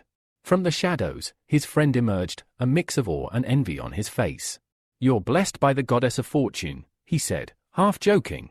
Then, more seriously, "Sell me that soul." But Hansen shook his head. He was still collecting divine blood souls and needed more supergod genes. His friend's expression shifted as he made a new offer. "I'll trade you something better, superbiological armor." That got Hansen's attention. He asked for more details. The friend explained, the armor was a cutting-edge military prototype, developed through the recombination of biological particles. Though it looked like a small suitcase in its base form, its potential was immense, equivalent to destructive-grade weapons. The only catch? It had no built-in weapons, and couldn't be used inside shelters. To prove its authenticity, the young man revealed a sleek metal case. Hansen, intrigued, carefully inspected it. The core systems functioned, and while incomplete, it was clearly a high-value item. Still, Hansen wasn't ready to part with the ant's soul. Instead, he offered 2 other rare souls, one from a powerful riding beast and another from a one-horned fox. The friend accepted the deal eagerly, pleased with the bargain. The 2 young men looked around at the battlefield littered with ant corpses. Despite consuming so many, their gene counts had stopped increasing. Yet the number of remaining ants was still massive. Their hunt was far from over, but what lay ahead now was no longer just survival or profit. It was power. Hansen stood among the remnants of battle, considering what to do with all the loot. Without hesitation, he threw the soul of a sandworm toward the remaining ants. His friend, stunned, immediately questioned the decision. "Why would you feed a valuable soul to these insects?" he asked, confused. Hansen shrugged. "I don't really know how to use a divine blood bee soul yet, or what it's for. But I'm hoping it'll strengthen the ant somehow. Maybe it'll be useful in future battles." Though uncertain, he acted on instinct, believing the investment might pay off. Still, part of him felt a pang of regret, not because of the soul, but because his new roommates weren't around to share in the spoils. He decided to surprise them later with some mutated ant jerky as a gift. Nearby, his friend sat sulking, silently crying out of frustration. He still hadn't acquired a divine blood soul himself, and eating ordinary mutants only reminded him of the gap between them. The following day, Hansen made his way deep into the forest to examine his newest acquisition, the armor he had traded for. As he activated the system scan, it responded immediately, "Scan complete." Silver Death Machine activated. What happened next was something straight out of a science fiction dream. The contents of the small suitcase, metallic particles in a liquid-like state, suddenly began to move. They flowed outward and swirled toward Hansen, quickly enveloping his entire body. Within seconds, they formed a sleek, high-tech layer of armor that clung to him like a second skin. Power surged through him. He dashed forward and stopped abruptly, realizing he'd covered an incredible distance in the blink of an eye. The acceleration was far greater than he'd expected. "This is just a prototype," he thought, amazed. "I definitely got the better end of that trade." Elsewhere, preparations were underway for an upcoming academic competition. A well-known reporter chatted with his cameraman, gathering updates on the current standings. "The Black Hawk team is still at the top, as usual," the cameraman said. "Anyone else making waves?" the reporter asked. "Well, the God's Hand group has been improving fast." The reporter leaned in, curious. "What about that unknown player who beat Fanglu at the last minute?" The cameraman dismissed it. "He's from the rifle squad. Doesn't matter. Those guys aren't a real threat in serious competitions." The reporter chuckled and suggested a food break. "Let's go to the Black Hawk mess hall, grab something to eat, and maybe pick up some info on the cadets." They arrived late in the evening. As they entered, they spotted someone eating alone. It was Hansen. They approached and asked why he was eating so late. Hansen looked up, confused. "Are you teachers or something?" he asked bluntly. The reporter blinked in disbelief. Millions had seen his broadcasts. Countless more had read his articles. And yet, this student didn't recognize him. He sat down, trying to play it cool. "What competition are you preparing for?" Hansen replied casually, "Just finished my general physical training." In truth, he had just been testing the new armor and wasn't about to share that detail. The reporter praised his discipline. Which event are you entering? I'm an archer. Part of the Heavy Armor Club, Hansen answered. The reporter raised an eyebrow. You signed up for every competition involving mechas or exosuits? Yeah, Hansen said, unfazed. I plan to compete in all of them. And win. The cameraman chuckled, clearly skeptical. You should start with something easier. Like archery. Hansen stood and gave a calm smile. Archery's boring. I've already beaten the best player, by 20 points. I like new challenges. With that, he walked off. The reporter, though expressionless, had just made the connection. This was the mysterious player who'd beaten Fanglu. He studied Hansen's retreating figure carefully. This kid's not as simple as he looks, he murmured. His cameraman noticed. What are you staring at? The reporter smiled. I think we've just found our headline. The next day, Hansen encountered John. He greeted her warmly, noting it had been a while. But John didn't respond. She walked past him without a word, frowning. Just my luck, she thought. Bitterly. Of all the people I could run into, it had to be him again. As John tried to walk away, Hansen grabbed her by the hand, stopping her in her tracks. You being really rude, he said calmly. Last time you slapped me and didn't even apologize. John turned to him, her eyes flashing with irritation. And you didn't even ask if I wanted to go on that date. That's why I was angry. So you're upset because I called you my girlfriend? Hansen asked, half smiling. Stop talking about that, she snapped. Say another word, and I'll hit you again.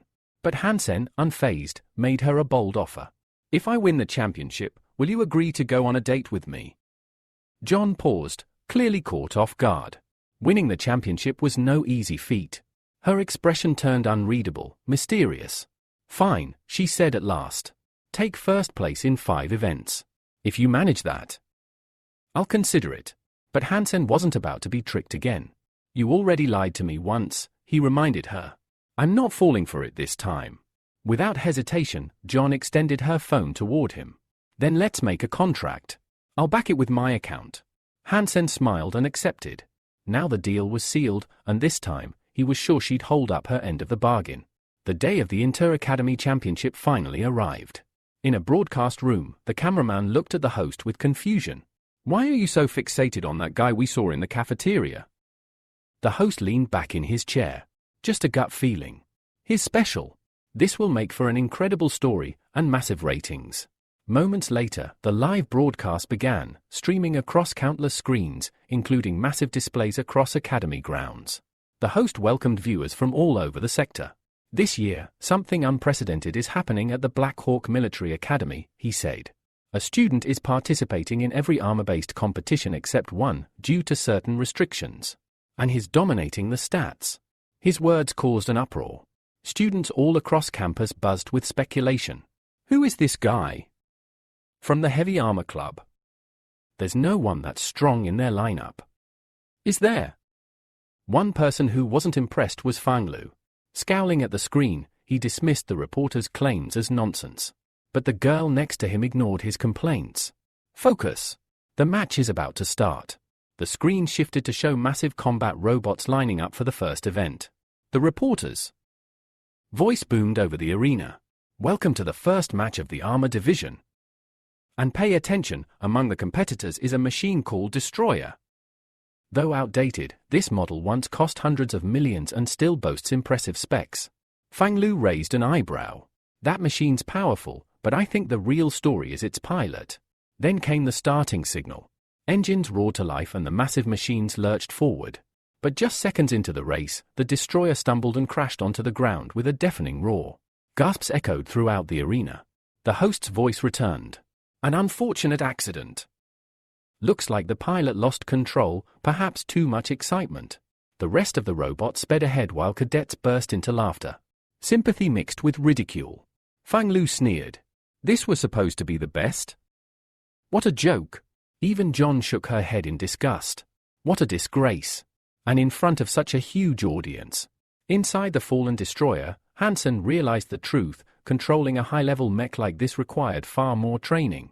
But instead of giving up, he made a bold decision. He triggered his nano-armor, abandoning the cockpit. His body transformed as the sleek silver death machine suit deployed, wrapping around him in seconds. With a powerful burst, Hansen sprinted forward, closing the gap with incredible speed. His helmet's virtual display lit up as his teammates contacted him. "Don't worry, we've got your back," they reassured him. Now, Hansen surged ahead. Despite the overwhelming weight and momentum of the other machines, the Silver Death Machine number 69 tore through the track like lightning. The host's voice returned. "We're down to the final lap." Leading the race is, unbelievably, the Silver Death Machine, number 69. The crowd erupted. Students whispered in shock. "Where did that machine come from? That's a military prototype. I've never seen it sold anywhere." At the finish line, Hansen burst through the tape, arms raised in victory. The announcer's voice thundered across the arena, and first place goes to the Silver Death Machine, number 69. Cheers echoed as Hansen stood tall, basking in the spotlight. He raised his hands, smiling broadly. "Thanks for the support, everyone," he shouted. "And don't go anywhere, I'll be competing in several more events." The identity of the pilot behind the Silver Death Machine is finally revealed. It's Hansen. The news spreads rapidly among the cadets, triggering a wave of shock and excitement. But for John, it's a moment of dread. Panic flickers across her face. She had made a promise, one she now regrets. All she can do is hope that Hansen fails to win the remaining competitions. Meanwhile, the reporter keeps the hype alive, his voice booming through the screens across campus. "This contestant isn't just talk, he's the real deal," he says, stoking the flames of public curiosity. At this rate, he might just be the next champion. Members of the Heavy Armor Club swarm around Hansen, congratulating him on his stunning victory. They are proud, excited, and aware they've just witnessed the birth of a serious contender. Hansen meets their praise with cool confidence. "I will become the champion," he declares. "Racing is my specialty, and I'm just getting started." Around the campus, cadets are buzzing. Some are amazed by Hansen's performance, others remain skeptical, placing bets on different competitors. Their chatter is abruptly cut off by the instructor, who orders them to focus. Though outwardly composed, the instructor doesn't truly believe Hansen will win it all. Still, he admits that Hansen's presence is pushing others to give their best, and that, at least, is a good thing. The reporter announces the next event, the obstacle race. Tension fills the arena. The Heavy Armor Club is ready at the starting line. John, watching nervously, can't hide her anxiety. Hansen's dominance has her on edge. She silently hopes someone will finally manage to stop him. The second competition begins. As soon as the signal sounds, the Silver Death Machine rockets forward, taking the lead instantly. It blazes through the course without slowing, ignoring the obstacles entirely. The crowd is stunned. They watch in awe as Hansen's mech smashes through barriers rather than maneuvering around them. Watching from the sidelines, Fang Lu sneers. A malicious grin forms on his face. He's going to regret that. No amount of speed cancels out physics. But Hansen isn't stopping. With blistering momentum, he crashes through a meter-thick concrete wall, obliterating it. The audience gasps. How is that possible? Did he just? That wall was solid. Whispers of disbelief echo across the arena. The sheer power of Hansen's armor leaves everyone stunned. Fang Lu, now fuming, mutters, "That guy's crazy. He's going to kill himself at this rate." Near him, one of John's friends notices the color draining from her face. "Are you okay?" they ask in concern. But John says nothing. Her eyes are locked on the screen. Hansen continues to charge forward, pulverizing every obstacle in his path. One by one, concrete blocks crumble under his assault. Nothing slows him. Finally, he blasts through the last barrier and crosses the finish line. The host's voice rings out, "We have a winner!" With unmatched speed and raw strength, the Silver Death Machine secures first place once again. The cadets erupt into discussion. Many are in disbelief. Others are simply amazed. Fang Lu can't process what he's seeing. "That shouldn't even be possible," he mutters. "How?" John, on the other hand, is seething. "This is humiliating," she spits. "Veteran players, losing to him? It's a disgrace." Fueled by anger, she spins on her club members and screams, "Get in the arena. Win. Or don't bother coming back to the club." Elsewhere, Hansen's fellow clubmates cheer wildly. They're awestruck. "Your armor is insane," one of them says. "It's like magic. The crowd can't get enough of it." But Hansen isn't satisfied yet. This is just win number 2, he says. I've got more to go. I'll prove I deserve to be called the best. In another part of the arena, the instructor sits silently, clearly irritated. He doesn't like the way things are going. Combat matches used to take place through projections, but now, they're happening in real time. It worries him. He voices his concern to one of the officials. The rules are changing. This isn't war, it's a competition. Who's responsible if someone gets hurt? The official calmly responds, the rules were changed to protect the players. Besides, our company sponsors your club.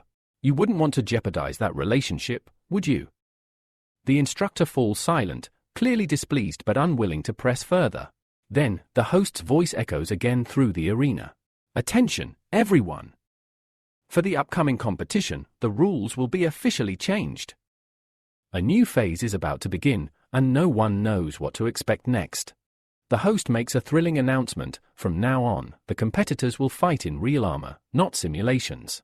The audience erupts in excitement, craving the danger and spectacle that only live combat can offer.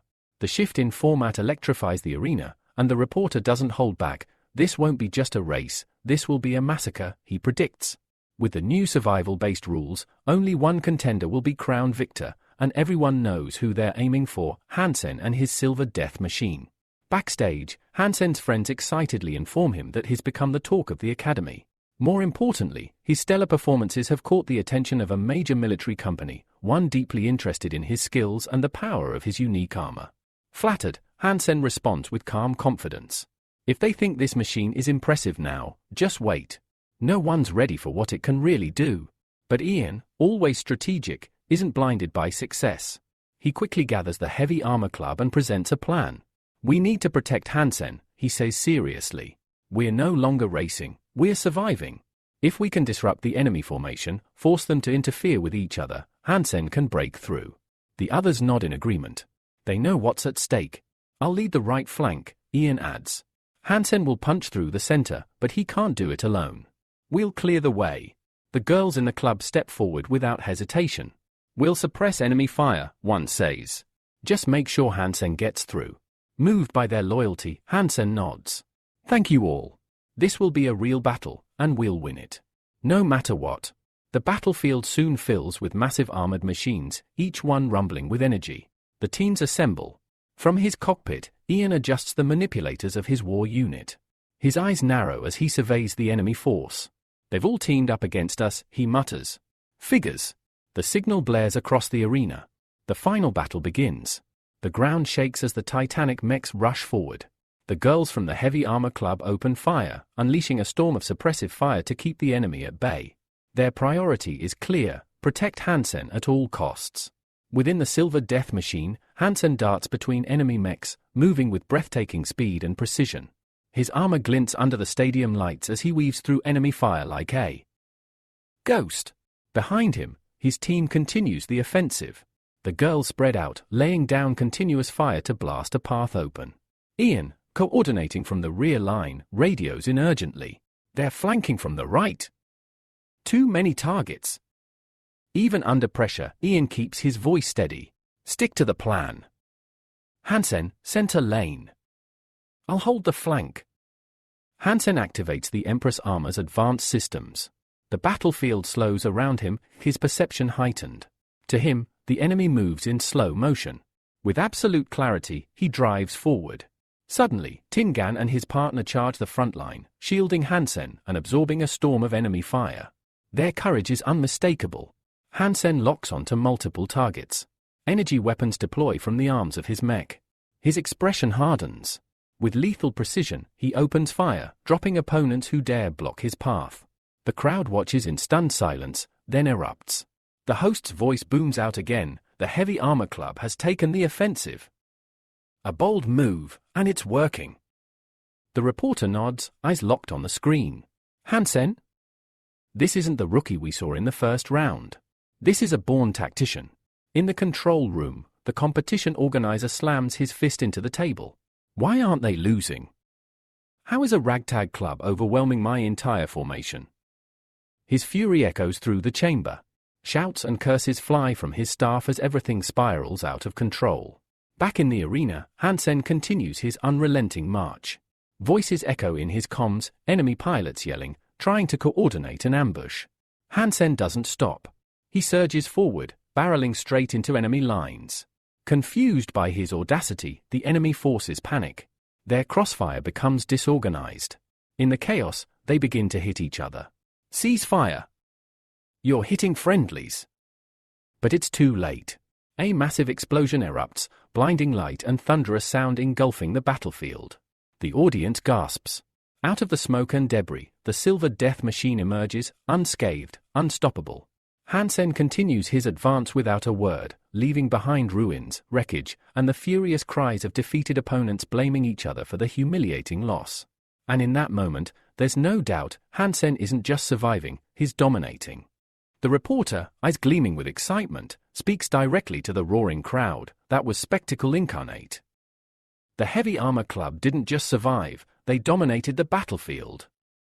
He highlights how Hansen masterfully utilized the full potential of the Empress armor, maneuvering with a calmness that borders on eerie. With surgical precision, Hansen struck from blind spots, turned enemy weapons against their owners, and fought like he was executing a pre-written strategy. The reporter chuckles, "You won't learn that in a classroom." Realizing their current tactics are failing, the enemy forces hastily regroup and agree on a new plan to eliminate Hansen's teammates first. Without the support of the Heavy Armor Club, they assume Hansen won't be able to last. But their strategy collapses in seconds. Hansen charges into their formation like a whirlwind, his energy blade slicing through metal with terrifying speed and force. His assault is a blur, devastating and unstoppable. The host's voice rises, nearly shouting, "The Silver Death Machine is untouchable. They can't even slow him down." The camera zooms in on the carnage Hansen leaves in his wake. The host, nearly breathless, adds, "This isn't just top-tier piloting. That armor, it's at the level of a senior officer's equipment." Meanwhile, in the control room, the tournament organizer explodes in rage. He hurls a mug across the room, shattering it against the wall. "Cut them off. No sponsorships for any of them." Grinding his teeth, he orders his staff to uncover everything: who built that machine, who authorized its use, and how a student managed to get their hands on it. Back in the arena, the audience rises to their feet. Deafening applause fills the stadium as Hansen is declared the victor once again. The host, still high on adrenaline, addresses the crowd. "Remember this moment. Remember the Silver Death Machine. And remember Hansen, no longer a rookie, but a legend of this tournament." Cadets swarm Hansen, unable to contain their joy. They cheer and call him the pride of Room 304 and the entire Heavy Armor Club. But not everyone is celebrating. Amidst the jubilation, one girl notices John, standing off to the side, her expression blank and distant. Concerned, she approaches her quietly. "John, what's wrong? You look like you're somewhere else." Before John can answer, a group of cadets passes by, enthusiastically discussing Hansen's performance and how they want to buy armor just like his. When they begin praising the pilot, something inside John snaps. She slams her fist into a nearby wall. Her friend flinches and immediately asks, "Who said something to you? Who upset you?" But instead of answering, John's demeanor suddenly flips. A wide, unsettling smile spreads across her face. "Oh, it's nothing. Really, I'm fine. Let's go eat, my treat." Her friend stares at her in disbelief. "John, you re-scaring me. What is wrong with you?" The next day, far from the chaos of the arena, a military research facility reviews the match footage. Scientists and officers watch with rapt attention. One of them comments, "Unbelievable. That was just a test unit. And a first-year cadet won 5 matches with it." Another man nearby nods, still stunned. "If even beginners can pilot it like that, we're looking at something revolutionary." A representative from the development team speaks up. He's no ordinary cadet. Hansen is part of Shouen's special security team. He was given that armor to test it and promote it. As night falls, John sneaks through the shadows in a long coat and large cap, trying not to be recognized. She recalls a message Hansen sent earlier: "If I win 5 competitions, you owe me. Don't forget our promise. Meet me by the dining hall in trance." John clenches her teeth. She hates crowded places, and she knows Hansen chose this spot on purpose. He wants people to see them together. When she arrives, she finds Hansen already there, surprised to see her. "Early? Wow. Didn't think you were that eager, he says with a teasing grin. He eyes her outfit and raises an eyebrow. What's with the get-up? Afraid of getting swarmed by fans. John, clearly irritated, slaps a hand over his mouth and snaps, "Shut up." John, trying to break the tension, asks Hansen if he has an account on the school forum. Hansen smiles and nods. Of course. It's under the name My Girl John. Hearing this, John thinks to herself how obvious it was and wonders why she never realized it sooner. She feels a bit flustered and confused. With a teasing smirk, Hansen reminds her, well, now it's time to keep your promise. John's heart sinks as she understands what that means. She has to kiss him. Reluctantly, she slowly reaches out, mentally promising herself that as soon as she gets home, she'll wash her mouth with soap and buy a pack of gum. She braces herself, telling herself she can't let his scent stick to her. Suddenly, Hansen surprises her by pulling her into a firm hug and kissing her decisively on the lips. Right at that moment, a group of girls appears nearby. Spotting them, they whisper loudly, surprised and judgmental, "Why choose such a public place for your little show?" Hansen grins and points to one of the girls. "That's my friend. Want to say hi?" The girls, chatting among themselves, walk away, complaining that it's time to hold a student council meeting about this kind of behavior. John feels mortified. She quickly turns away and mutters a curse under her breath aimed at Hansen. Hansen heads toward his room, reflecting on John's shyness. He decides he needs to spend more time with her to understand her better and strengthen their relationship. At his doorway, Hansen is greeted by an unusual sight, his pet, a three-eyed cat. The system announces that the cat has mutated and evolved to a divine level. Hansen is shocked. He never expected this seemingly useless creature to transform into such a rare and powerful being. Gently petting the now larger cat, Hansen concludes it must have evolved thanks to its diet, mostly ants it had collected. Activating a holographic system screen, he learns the cat has developed a formidable fighting body. Hansen is impressed, thinking it's better to develop his pet than to go searching for new ones. He remembers his sandworm pet and hopes it will evolve as well. Clad in his money brother armor, Hansen rides atop the three-eyed cat across a desert plain. He decides to test his pet's usefulness in hunting. Spotting a huge mutated centipede nearby, Hansen commands the cat to attack. The cat swiftly catches up and bites the centipede with its massive jaws. The system congratulates Hansen on a successful hunt and reports the soul of a primitive sand snake has been obtained. Hansen happily hugs his pet, calling it his irreplaceable assistant and hoping its power will only grow. Looking around, Hansen notices the area is eerily empty. Previously, it had been teeming with worms and desert foxes. Walking forward, he finds dead sandworms scattered about. Puzzled, he wonders who could have done this. Deciding not to risk exposing his pet, Hansen calls the three-eyed cat back and prepares to investigate alone. Following a trail of blood, he soon hears the distant calls of sand foxes. After a while, he encounters a large hunting party led by the Divine Sun. The hunters cheer loudly, celebrating a successful hunt and feeling lucky today. Hansen immediately spots a strange, massive stranger among them, a warrior of divine level, new to the Divine Sun squad. The Divine Sun praises this huge warrior, reaffirming his value. The squad corners a small group of sand foxes, including their leader, in a dead end, believing their prey trapped and doomed. A cruel smile spreads across Chinsuan's face as he orders his men to hold back. He wants to enjoy the hunt himself. Hansen suspects the fox leader is very cunning and wonders if the animal will manage to escape. Indeed, the fox surprises everyone by finding a small crack in the rock and slipping through it. Chinsuan is furious upon realizing the beasts had an escape plan. He commands his men not to harm the fox leader, promising to catch it himself. Feeling a spark of excitement, Hansen senses the fox won't give up easily. Suddenly, the huge warrior feels an odd vibration without understanding its source. The Divine Sun urgently orders his squad to retreat to nearby shelter as a strange golden sand approaches from all sides. Hansen immediately recognizes the danger: golden ants, vicious creatures that devour everything in their path. The Divine Sun attempts to flee but is horrified to see one of his hunters consumed instantly by the ants. The huge warrior bravely swings his club, charging forward. "These ants are fragile. Don't be afraid, follow me."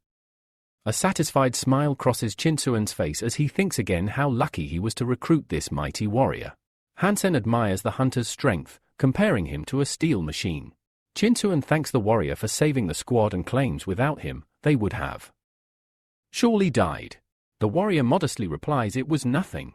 At that moment, the other hunters suddenly turn on the huge warrior, stabbing him in the back with knives at the divine sun signal. The hunters twist the wounded giant's body cruelly, mocking him by saying he was only lucky because of his divine-level club. Hansen's thoughts turn harsh. He considers the divine sun and his hunters worthless scoundrels and worries deeply that such a strong man trusted them. Shinsuan, the divine sun, coldly demands the giant hand over his club, promising that if he complies, he might be spared. The giant roars defiantly, shouting that he would never surrender his weapon, even if it means death. The hunters restrain the giant tightly while Shinsuan slaps him across the face, declaring, "You asked for this." Then, with cruel satisfaction, the divine sun's men drop the giant roughly to the ground and gleefully announce his doom. Watching this, Hansen realizes he must act quickly to help the stranger before these scoundrels torture him to death. Suddenly, the divine sun hears a strange noise and turns to see a beast of divine blood nearby. Alarmed, he orders 2 hunters to stay behind with the wounded giant while he and the rest of the squad chase after the monster. The hunters obey without question but mock the captive giant, taunting him about his earlier boasts of strength. They even offer him the divine club again, hoping to tempt him. Just then, Hansen appears. He confronts the hunters, condemning their cruelty. Swiftly, he strikes down one hunter with his sword. The fallen man drops dead, and his partner scrambles away in fear, seeking refuge behind nearby rocks. With great effort, Hansen helps the wounded giant to his feet, urging him to hold on. From above, the divine sun spots Hansen, referred to as a money brother, and curses him for meddling in their affairs, then orders his men to return. Behind them, the voices of the money brother hunters warn that the fugitives won't get far since the giant is injured and slow. Hansen dismisses their threat, calling them foolish. Summoning his massive 3-eyed cat, Hansen carefully places the wounded giant on the creature's back and commands it to carry him to safety. One hunter, shocked, remarks that Hansen has tamed the beast of divine blood. Shinsuan angrily silences him, insisting it's just a pet. Hansen mockingly bids the hunter farewell as Shinsuan shouts curses, vowing he'll catch Hansen someday. At a safe distance, the wounded giant asks Hansen why he saved him, suspicious that Hansen might want the divine club. Hansen denies any such intentions, saying he simply likes helping others. He offers to escort the giant home after he pays what he can. The giant agrees, declaring that the enemy of his enemy is a friend. Though he refuses to give up the divine club, the giant offers Hansen 2 mutated animal souls, one as payment for his rescue, the other as a token for safe escort. Hansen accepts the deal, satisfied that it's more than enough.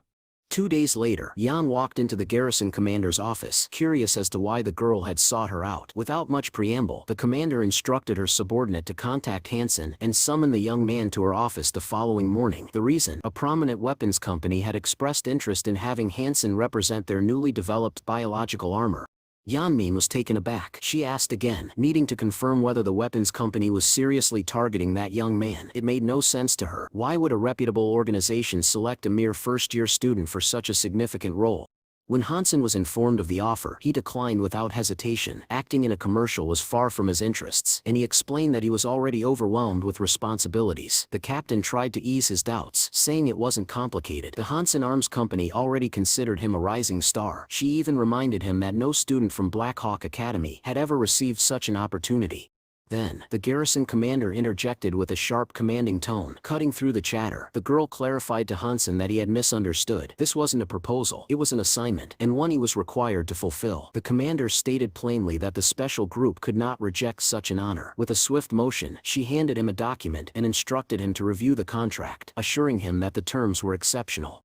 Hansen scanned through the contract and quickly realized it was an order. Refusal wasn't an option. Still, upon noticing the generous salary, he decided to push his luck by adding a clause. The garrison commander, taken aback, asked what clause he meant. Hansen requested a combat death machine, not the standard version, but one equipped with a full weapons system. Xuan, caught off guard, awkwardly replied that he would consult the management about the matter.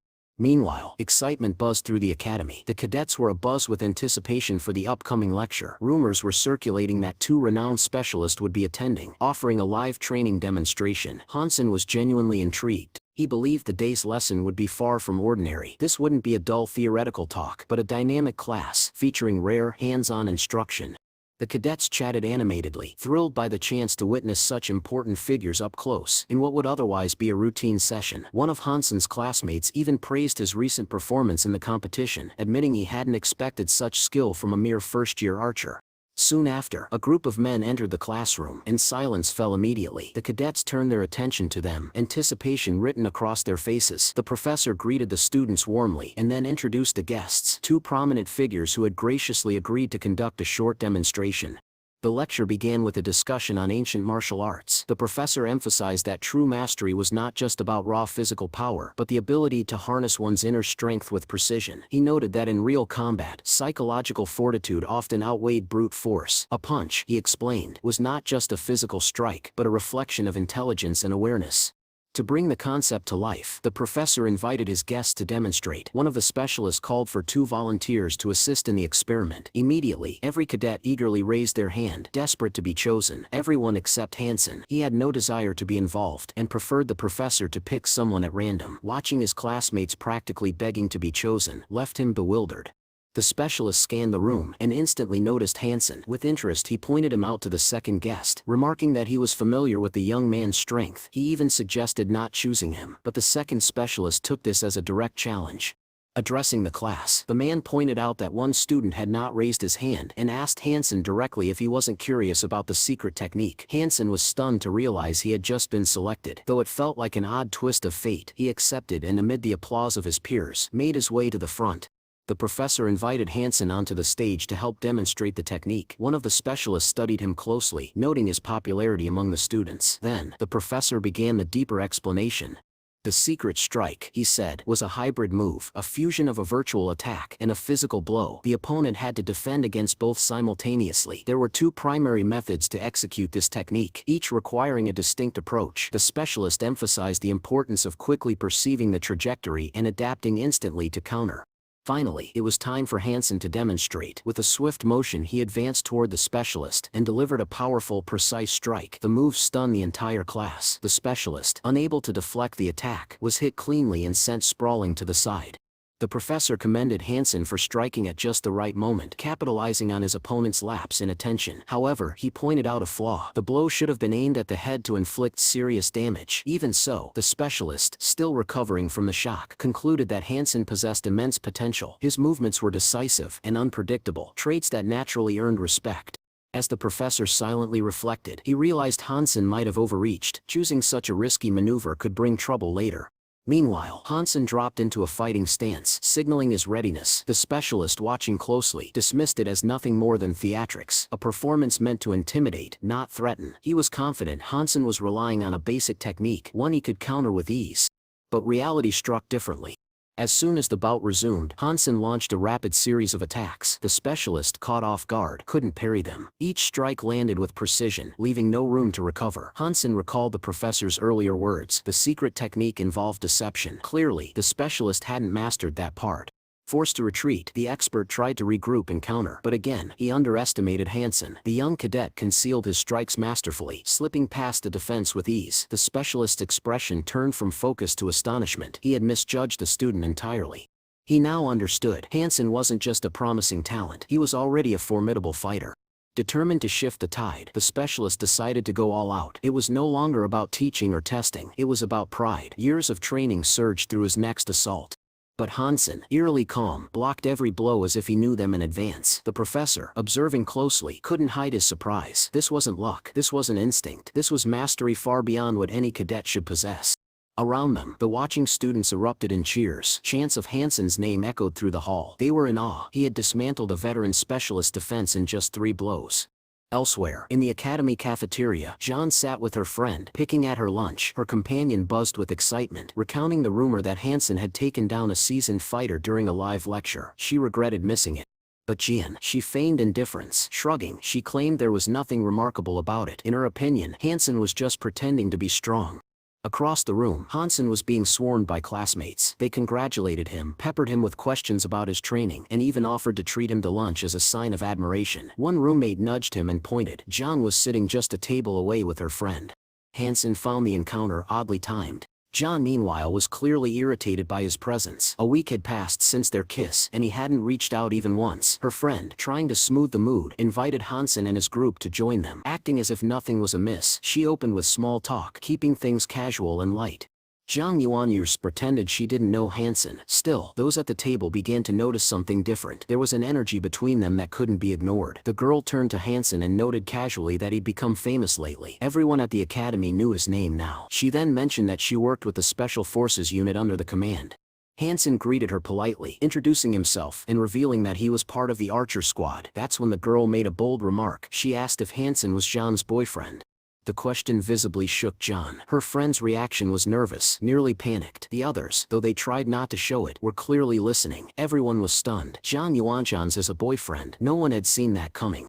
Before the moment could settle, Fengalu suddenly cut in, challenging Hansen to defeat him first. Hansen only gave a slight smile, brushing it off as a joke, but Fengalu didn't take it well. His face darkened. He grabbed Hansen by the collar, furious at his nonchalance. Still composed, Hansen reminded him of their last bout. He had won by 20 points. Want to try again? He asked coolly. The girl seated nearby suddenly connected the dots. Her eyes widened as the realization hit. Hansen was the player known by the nickname My Girl Jian. Without warning, Zhang stood up from the table, grabbed Hansen by the hand, and urged him to leave the dining hall at once. She couldn't bear the idea of their relationship becoming public knowledge, at least, not yet. But her friend blocked their path.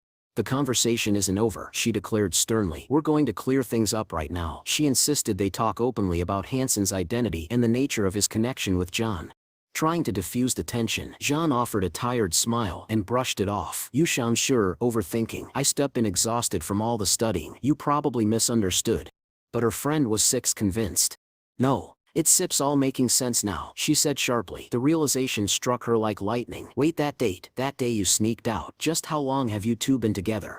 She was outraged. Zhang Yuanshan's had always insisted she wasn't in a relationship, yet here was evidence proving otherwise. At that point, Hansen saw no reason to keep secrets. The truth was obvious. She's my girlfriend, he said plainly.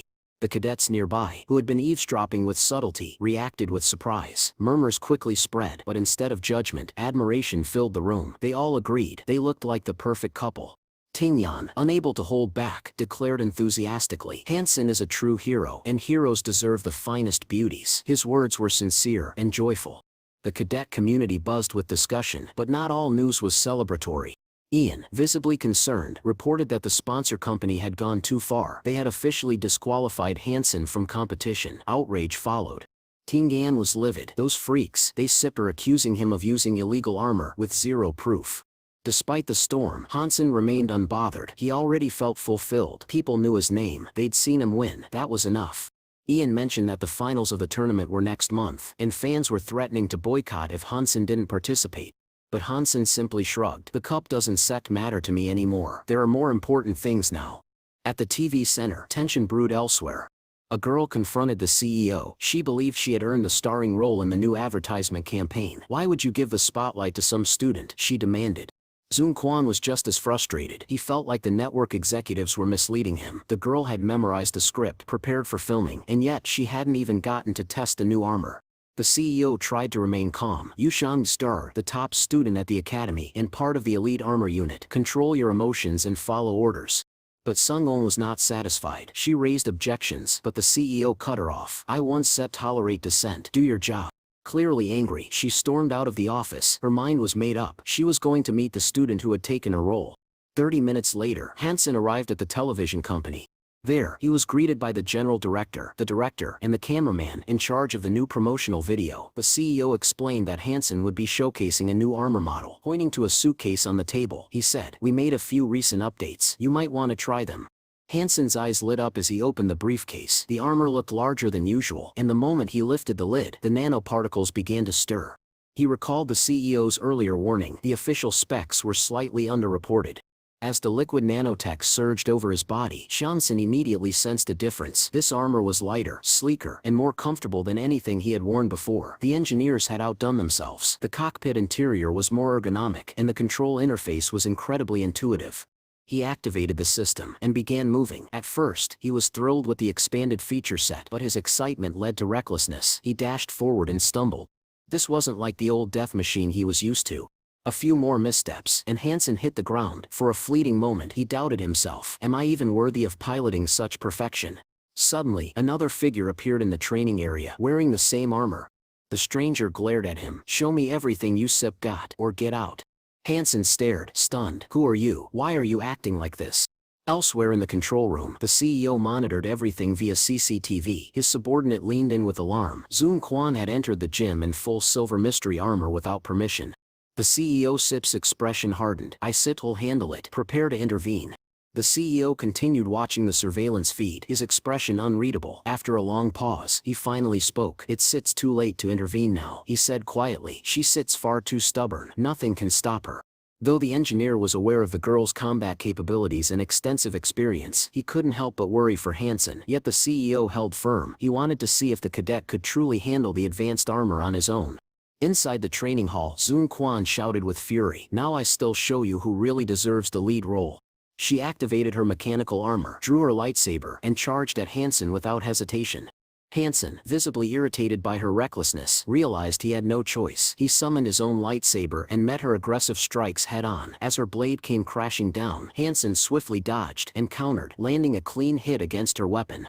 Zun Quan staggered back, unable to keep up with his precision. Another strike from Hansen sent her flying across the room. Regaining his rhythm, Hansen demonstrated remarkable control over the biomechanical armor, unleashing a flawless combination of blows. Each landed cleanly, each pushed her further back, until she finally crashed to the ground. Furious and stunned, Zun Quan struggled to understand how a mere cadet could wield the armor so perfectly. Hansen approached, pointed his light blade at her and said coolly, "You sham lost. It's steps over. Leave peacefully." Zun Quan cursed under her breath as she rose slowly to her feet. From the observation deck, the engineer was dumbfounded. For Hansen to defeat her so effortlessly was not just impressive, it was proof that this armor had massive potential.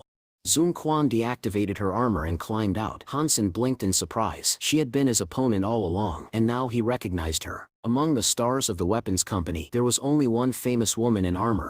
She looked at him sharply. "You sham is just a cadet. Are you really a freshman?" Still stunned, Hansen bowed his head slightly. "I didn't expect to fight a celebrity. Sorry for using such a rough technique." Zun Quan narrowed her eyes. "How do you even train in that armor?" Hansen smirked. "Success is 99% genius and 1% hard work." She scowled. "Or maybe it sits the other way around." He chuckled. "It might sound arrogant, but in my case I stand by it." Clearly still fuming, Zun Quan muttered that she would remember that number, 99% genius. Then, with an icy smile, she said, "I hope we can get along on set." Hansen winced internally. Set. No one had told him they would be filming together. Suddenly, it all made sense. Her anger, the challenge, the hostility. He had taken the role she believed was hers. The atmosphere on set was buzzing. A massive film crew prepared the shooting location. Makeup artists scrambled prop technicians, adjusted final fittings, and the director barked orders for everyone to move faster. The CEO approached Hansen, smiling. "We tailored the silver secret armor to your exact specifications. It should fit you perfectly." Hansen tried on the armor and was amazed. It had been resized to match his frame precisely. "I'll take good care of it," he promised. The CEO added with a grin, "The photographer says you stark incredibly photogenic. You still look great next to Zun Quan." Then, he revealed a generous surprise. "In appreciation for your work today, we are gifting you this armor." 2 special models were being used in the shoot, red for Zun Quan, blue for Hansen. Both were emblazoned with the emblem of the Arms Corporation and carried a lifetime service warranty. Hansen thanked him sincerely, though inside, he braced himself. Zun Quan clearly wasn't happy to be working alongside him. Moments later, she approached. "The new armor looks great," she admitted grudgingly. "It seems your research team has really progressed." The CEO nodded. "Technology never stops moving forward, but for now, only the Death Machine model will go into mass production." Zun Quan turned to Hansen, her tone still sharp. "We have to fight in this new armor." Hansen could feel the tension radiating from her. She wasn't done competing.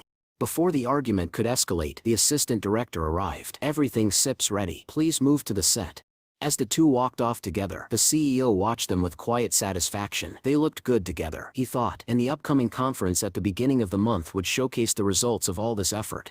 The conference began in a grand auditorium. On the towering screen, the newly developed biological armor, Silver Secret, was unveiled. The hostess voice rang out. "Today you will witness a historic moment, the launch of an epic masterpiece." The official promotional video rolled.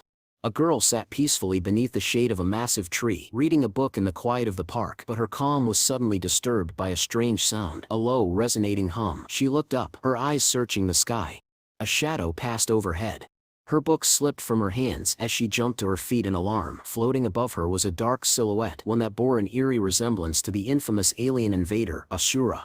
The alien invader landed with a deafening crash, his massive frame shaking the ground. Without hesitation, he marched toward the girl, drawing two enormous swords. His intent was clear and deadly. Around them, chaos erupted. Students screamed in terror. Some ran, others froze, their minds unable to comprehend why Asura, the dreaded alien warrior, had descended upon their academy. Desperation filled the air. Why is this happening? Someone shouted. I don't want to die. Another cried. The girl, panicking, tripped over a stone and crashed to the ground. Pain shot through her ankle. She couldn't get up. Asura saw his chance. He called humans, damn rats, and raised his gleaming sword for the killing blow. The girl, paralyzed by fear, screamed. Off-screen, the alien Sip's cruel laughter echoed. Say goodbye to life, Asura growled. But before the blade could fall, a metal suitcase slammed into his hand, sending sparks flying. Asura staggered, stunned. He looked down at the briefcase, confused. Then, a voice echoed from the shadows. Why are you picking on a defenseless girl? A figure stepped forward. It was Hansen. He opened the metallic briefcase. Instantly, nanomaterial shot out, wrapping around him like liquid steel. On outdoor mega screens across the city, crowds watched, breathless. The commercial had just begun. Confusion rippled through the audience. Who is that guy? Someone asked. We're Sips Sunyuan, our favorite star. But a few recognized the newcomer. Wait, that's Sips Hansen. He's Sips the cadet who won every match in the Academy Cup. The ad continued. Wearing the sleek new silver secret armor, Hansen launched himself at Asura. The alien tried to strike back, but Hansen was faster, sharper, relentless. Each hit landed with pinpoint precision. The invader screamed, "This can be happening."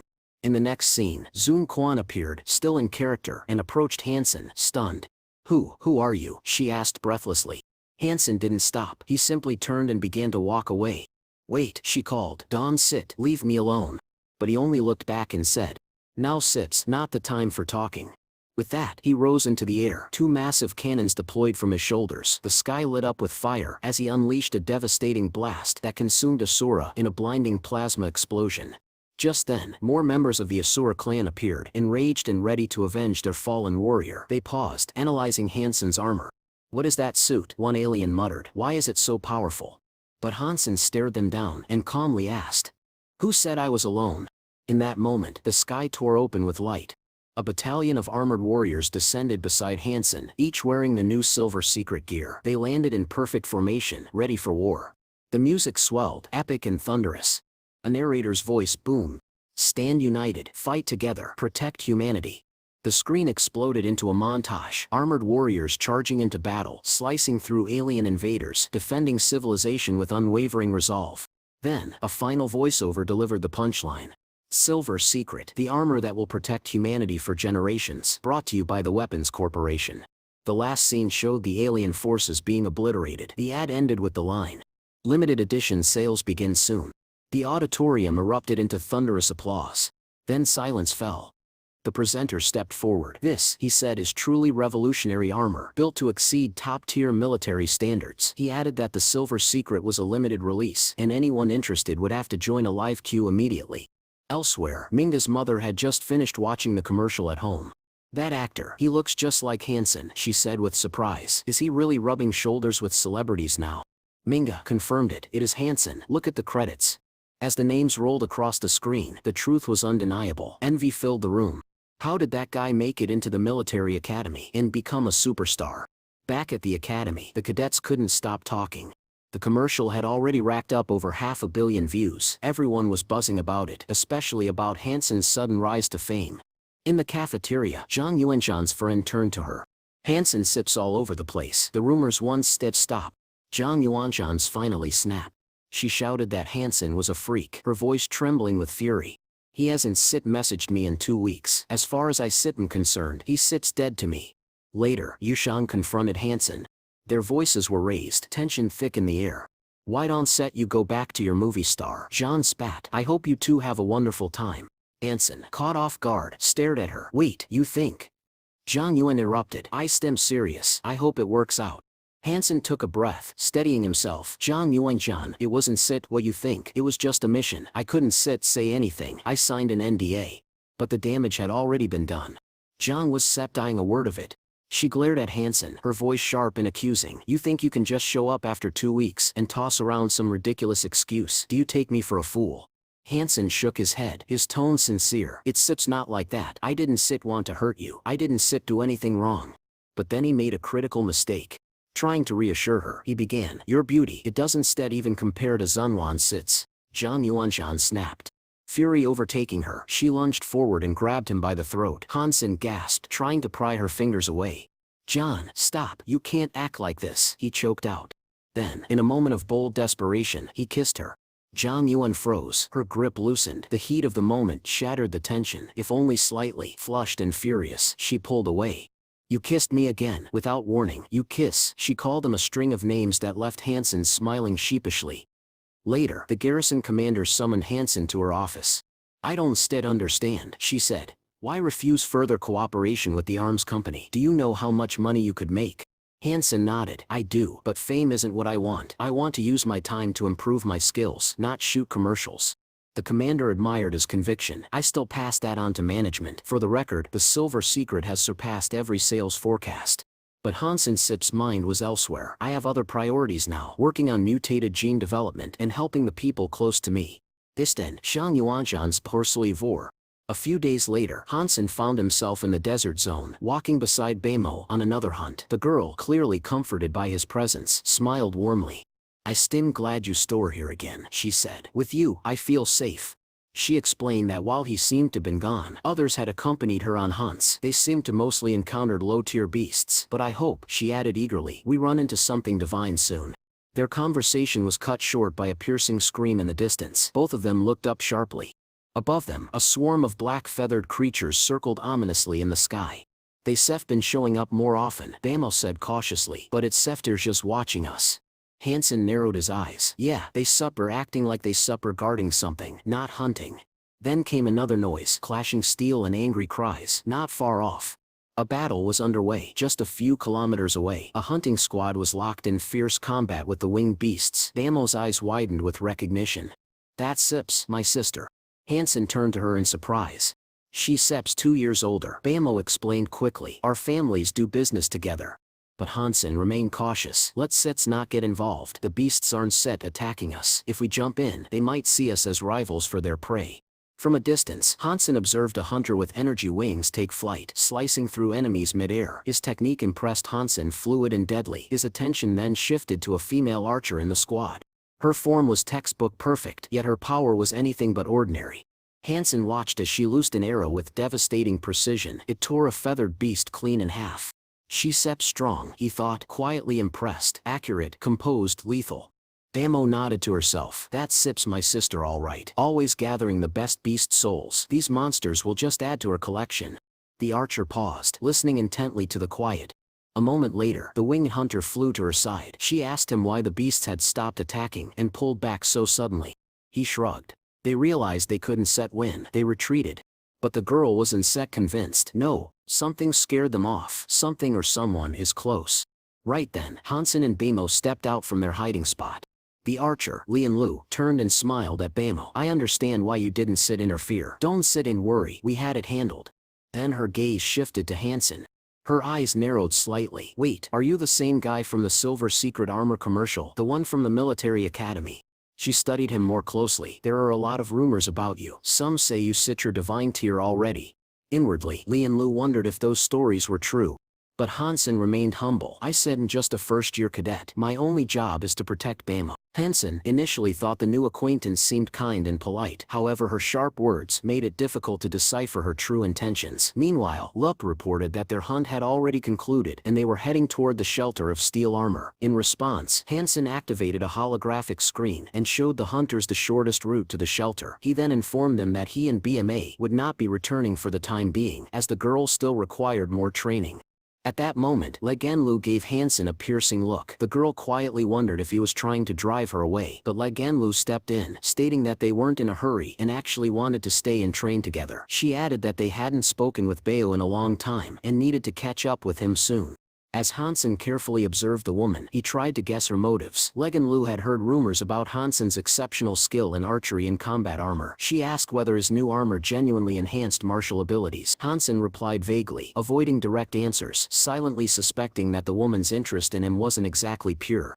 A fellow hunter riding alongside interrupted the conversation, accusing the woman of exaggerating Hansen's talents. He insisted that no one could be good at everything. Suddenly, Hansen halted his mount. He warned the group not to proceed any farther. A dark cloud loomed on the horizon. The hunters quickly recognized the threat. It was a swarm of black-feathered beasts. However, they were confident, believing their previous victory over the creatures made them invincible. Hansen, on the other hand, didn't share their optimism. He ordered Bimo to immediately leap onto his beast, urging the others to retreat as well. Bio agreed and suggested a tactical withdrawal. While the woman complied, one of the hunters arrogantly declared he would stay behind and slay every last one of the flying monsters. Bimo's voice broke through the tension, noting how massive the flock truly was. It had blocked out the sun, plunging the world into darkness in the middle of the day. Yushanwu realized Hansen had been right all along. Their only option was to retreat. But even as they moved, the number of black-feathered beasts continued to rise, flooding the sky like a living shadow. The defiant hunter remained confused. How had these beasts become so bold? He clung to his confidence, certain he could handle them alone. But Hansen snapped at him, warning that even a skilled warrior couldn't take on several hundred of these creatures. Worse, Hansen feared they were being led by a king. His fears proved true. A moment later, an enormous black-feathered beast emerged from the center of the flock. It was a god-level king of the sky. The hunter transformed, covering himself in thick battle armor. With glowing energy wings, he soared into the sky, hoping that defeating such a creature would earn him a divine gene. Lenu, watching from below, cried out in desperation, pleading for him to come back. She warned that he was no match for such a powerful enemy. As Hansen and the others retreated, he glanced back and saw the hunter charging headfirst into the aerial horde. To Hansen, this wasn't bravery, it was foolishness. As the group fell back, he ordered the girl to head toward the south rock and not stop under any circumstances. Then Hansen drew his bow and loosed several arrows into the sky. Each shot tore through the black-feathered monsters with precision. Lin Lu was astonished by his skill. In such a dire situation, he had killed 2 creatures with a single arrow. She realized the boy wasn't as ordinary as he appeared. The girls accelerated, pushing toward the southern mountains as part of the flock broke off and began pursuing them. Legan Lu fired back, unleashing deadly arrows that cut through the beasts mid-air. She screamed to the hunter behind them, urging him to return before it was too late. If he continued, there would be no chance of saving him. But the hunter refused to listen. He plunged deep into the swarm, slashing and striking the monsters with everything he had. He was desperate for trophies, desperate to consume the beasts and acquire the divine gene. During the chaos, he failed to notice the enormous predator closing in behind him. In an instant, the king beast lashed out, raking its massive claw across his back. The hunter fell rapidly toward the earth, thinking that despite his ferocity, he hadn't even reached the true target. He was instantly surrounded by dozens of monsters. Their sharp fangs bit into his armor, ripping into him with savage force. The others realized that escaping the swarm was impossible. The flying beasts were far too fast. So, the young fighters dismounted and formed a tight defensive formation, standing shoulder to shoulder. Hansen knew it was time to unleash his trump card, the sole weapon of a mutated beast. This sword he thought would be ideal for such a confrontation. Surrounded by enemies, Hansen charged into the fray. With each strike, he felled another monster. Notifications of successful kills flooded in, but the soul of the beast he sought still eluded him. Leganlu fended off another incoming strike. Her thoughts conflicted. She still harbored doubts about Hansen's true intentions, but there was no denying his strength. Side by side, the young fighters continued battling the relentless wave of monsters. Yet despite the intensity of the conflict, not a single beast soul had been obtained. Suddenly, a deafening roar shattered the battlefield, followed by a blinding flash of light. The group turned instinctively and then froze. A hunter's corpse, headless and broken, crashed to the ground. The light they had seen was the final moment of his fall. Bamo gasped, overcome with horror. She clutched her mouth to stifle a scream, whispering in disbelief at the sheer brutality of what she'd witnessed. Legan Lu stood paralyzed, her eyes locked on the fallen body. The realization struck hard. An old companion, lost to the sky beasts. There had been no chance to save him. And then, the nightmare deepened. Above them, the king of the black-feathered flying beasts descended into view, clutching the severed head in its talons. Its actions were deliberate, a calculated display meant to provoke and demoralize. Leganlu glanced around at the field, littered with the corpses of lesser monsters. So many had fallen, and yet not one had yielded a beast soul. The tools they needed to stand a chance still eluded them.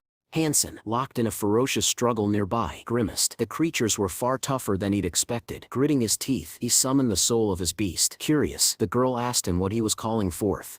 "It sits, the soul of my favorite beast," Hansen replied. "I sips, I'm going to feed it until it sips full. Then it sips will help us clear this battlefield."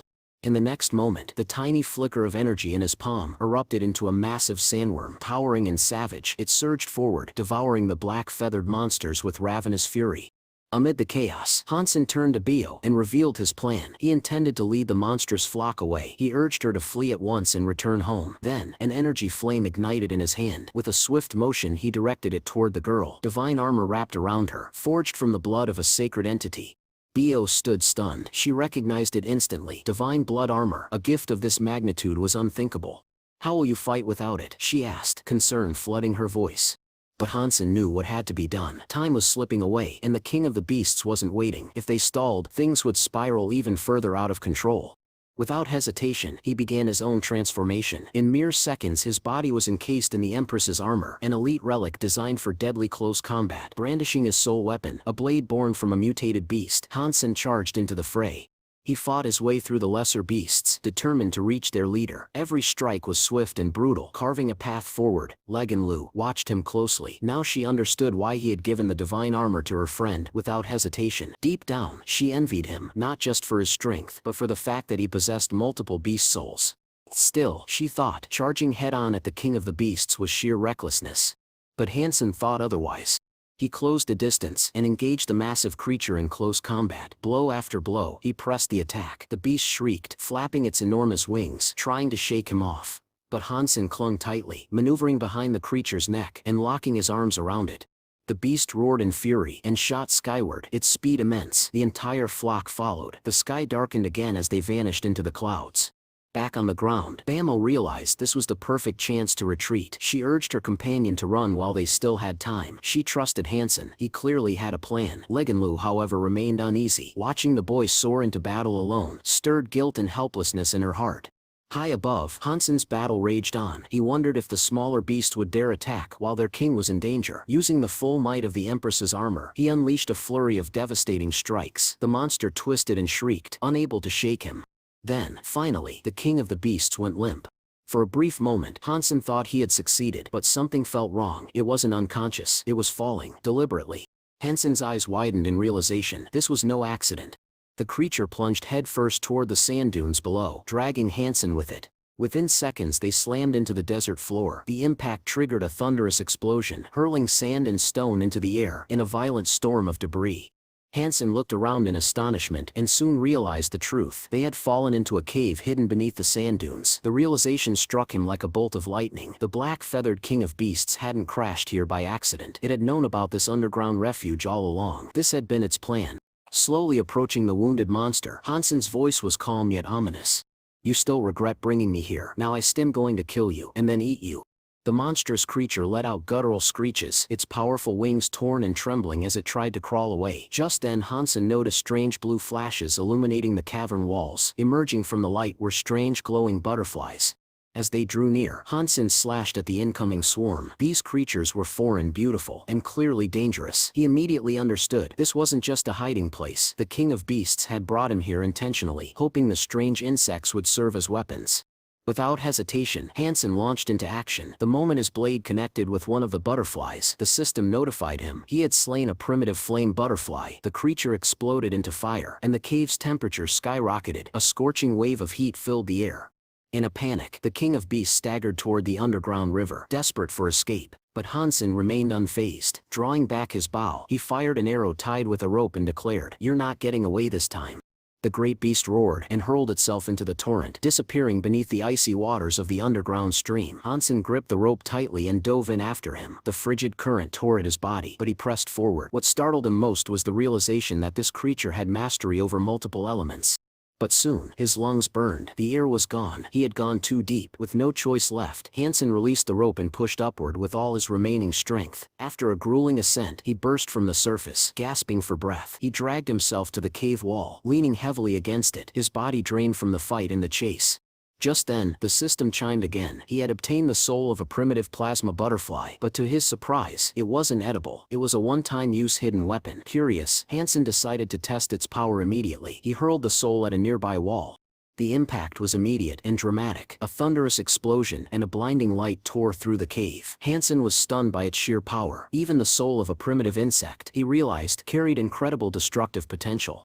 But the blast had unintended consequences. The explosion had disturbed the resting creatures of the cave. All around him, hundreds, no, thousands of luminous blue butterflies took to the air, filling the chamber with flickering light. Yet Hansen wasn't afraid. Quite the opposite. He saw opportunity. Without hesitation, he drew his sword and began striking the butterflies mid-air, one after another. System notifications flashed before his eyes. Primitive butterflies slain, inedible flesh and blood obtained. Time passed, and the messages changed. At last, he received word that the original soul of the flame butterfly had been secured. Hansen smiled. The king of beasts, without knowing it, had led him to the perfect hunting ground. Within a short span, Hansen managed to collect dozens of butterfly souls. He decided to keep a portion for himself and sell the rest to earn some profit. But each time he destroyed one of the flame butterflies, a massive burst of heat filled the cave. His armor temperature climbed to critical levels. Still, intoxicated by the thrill of the hunt, Hansen chose to continue. Another beast soul was claimed, but now the heat was no longer tolerable. It pierced through his metal armor like burning needles, searing his flesh beneath. Every breath felt like inhaling fire. In agony, Hansen chuckled bitterly. "So this is what greed gets you," he muttered. If he could secure the primitive flame butterfly soul with divine blood, he joked to himself, perhaps it would be worth getting scorched a little. But he had pushed too far. The risk was now real. He turned without another word, sprinted toward the edge of the cavern, and dove into the icy underground river. The intense heat that enveloped him moments ago was instantly replaced by a bone-chilling cold. Relief and pain came hand in hand. Several days passed. Back at Black Hawk Academy, regular training resumed, as if nothing had happened. But beneath the surface, deep below the sands, Shanzen's battle had uncovered a new frontier, one filled with monstrous secrets and dangerous opportunity. Back at Black Hawk Academy, Hansen sat quietly during one of the regular classes, absently studying the soul of a butterfly in his hand. His mind wasn't on the lecture, it was on strategy. He needed to reach out to the blacksmith, who had once sold him rare arrows. Hansen planned to order 10 specially crafted darts, intending to test them during training and later in actual combat. He was eager to see how effectively these new weapons could channel the power of a primitive butterfly's soul. His thoughts were suddenly interrupted by the voice of the student sitting beside him. Apologizing for the interruption, the classmate leaned in and said there was something important he needed to discuss. He revealed that he was part of the Ancient Martial Arts Club, a group dedicated to mastering deadly combat techniques, and that Hansen had caught their attention. There was one remaining spot on their tournament team, and they wanted Hansen to take it. Hansen was caught off guard. "Why me?" he asked. "I stepped in from the archery squad, not trained in close-range striking techniques." The classmate explained that after witnessing Hansen's recent battle, everyone in the academy had been impressed by his physical prowess, especially his striking skills. Their upcoming opponent in the first round was none other than the elite Wind Military Academy, and they believed Hansen could be their key to victory. "We can't afford to lose," the classmate insisted. "Not this time." Hansen's expression shifted at the mention of Wind Academy. He knew their reputation: brutal, highly disciplined and undefeated against Blackhawk for the past 3 years.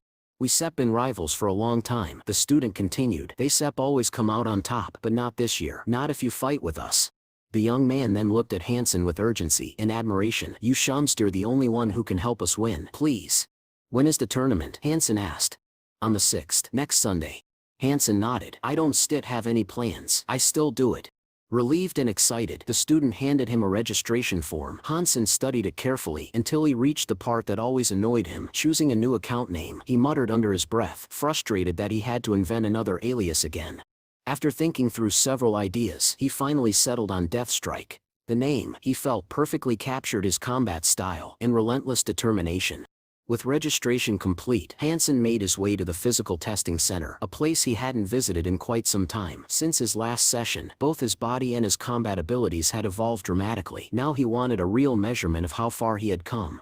Stepping into the training booth, he activated the test sequence, focusing on strength, speed and agility. The horn blared. Hansen launched himself forward, unleashing a flurry of devastating blows against the training dummy. With the first stage completed, he moved to the treadmill, pushing his legs to their limit as he tested his raw speed. Then came the reaction test. Dozens of projectiles fired rapidly toward him from all directions. Hansen dodged with lightning speed, slipping between them like water through cracks. Once the test concluded, he reviewed the results. His average score was approaching 16, a level few students reached, even those infused with the genes of mutated beasts. He smiled, waving a towel over his head, satisfied that his hard work had clearly paid off. He knew the implications. If his growth continued at this pace, he would eventually fill all his beast genes and easily break the 20-point threshold, a milestone reached only by the most elite. Just then, a stranger entered the room. Hansen turned, mildly surprised as the young man approached with an air of arrogance. He seemed almost shocked to find Hansen there. Recognizing him instantly, Hansen extended his hand in greeting. The boy was a prominent figure from the ancient martial arts club, but instead of shaking it, the boy bluntly asked if Hansen had really agreed to compete against the Wind Academy. Hansen, ever cordial, assumed he was also participating. Maybe we shall be teammates. But the other boy shook his head. I won't step be fighting. Our club doesn't said have the strength to win, so why waste time on a battle we stir sure to lose? Hansen frowned, puzzled. Then why did you come here? The boy shrugged. I step been watching your fights. You sham got real skill. You belong with us. A moment of silence passed. Then Hansen smirked. Let's settle this with action. If you can beat me, I still join your club. The challenger introduced himself, Shang Rong, a former top-tier striker in the academy. He had once ranked among the top 20 fighters in school history. Hansen proposed a 10-bout series. Win 5 times, he said, and I stem yours. To decide who would attack first, they flipped a coin. The result, tails, Shang Yuan's advantage. Without waiting for Hansen to prepare, Shang Yuan dashed forward in a blur of motion. His fists cut through the air with ferocity, aiming to overwhelm Hansen before the duel even truly began. Hansen reacted instantly. As Shang Yuan launched into a flurry of aggressive strikes, Hansen slipped between them with fluid ease, analyzing his opponent's unique technique. It was a rare and direct style, built entirely around overwhelming force, something seldom seen even among elite fighters. He countered with precision, and in a flash, won the first round of their sparring match. To him, it wasn't worth using more advanced techniques in a fight this basic. Turning toward Shang Yuan, Hansen asked calmly, do you know what name I registered under for the upcoming tournament? Shang Yuan shot him a cold, dismissive glare. Not interested. Unbothered, Hansen dropped into a stance and replied evenly, Deathblow. I intend to live up to that name. Shang Yuan scoffed, thinking it was just bravado, a bluff meant to unsettle him, but that illusion shattered a moment later when Hansen struck with blinding speed. Shang Yuan never even saw the hit coming. Staggered and stunned, Shang could only blink as Hansen calmly extended a handkerchief. I warned you, Hansen said without malice. Why didn't you listen? Embarrassed and shaken, Shang Yuan insisted there must have been some mistake. He demanded a rematch. You start too confident, Hansen replied. But fine, just remember, I already have 2 points. Without waiting, Hansen attacked again. His form was impeccable, muscles shifting subtly beneath the surface, revealing deadly precision, yet the real threat came from how deceptively relaxed his posture appeared. His arms and fists never betrayed the true force they carried. That was the essence of the deathblow technique, lethal power hidden behind stillness. Shang Yuan knew this was no ordinary opponent. He braced himself and blocked Hansen's strike. He had a strong body and was confident in his physical abilities. He'd already reached level 13 in terms of base stats. His anger fueled him. Don Stedt, hold back, Shang Yuan barked. Come at me with everything. But Hansen paused and asked evenly, are you sure? Maybe we should take a break. Shang Yuan refused outright. No, keep fighting. Even the best make mistakes when they are pushed to the edge. The two clashed again, exchanging blow after blow in a fierce 10-minute exchange. Then Hansen stepped back and without drama, announced, that 5 points, I win. Shang Yuan sitsed ready to stop. This isn't over. Your words don't match your actions. If you truly meant what you said, you wouldn't end it here. You start overcomplicating it, Hansen replied, frowning. You lost, accept it. But seeing the fire in Shang Yuan's eyes, Hansen relented. Fine, he said, let me end it properly. With no further warning, Hansen burst forward in a sudden assault, giving Shang Yuan no time to think. Shang Yuan tried to read him, tried to analyze each movement for a tell, but suddenly Hansen's hand was already at his face. Let me explain, Hansen said calmly in the middle of the motion. The death blow technique has 3 levels. First, observe the person, then, watch their mind, finally, their body. He paused, then added, your mistake is that you only watch the body. That's not enough. Then, without another word, Hansen turned and walked out of the room. I've won. Don't forget your promise. Sign up, he said coolly as he left.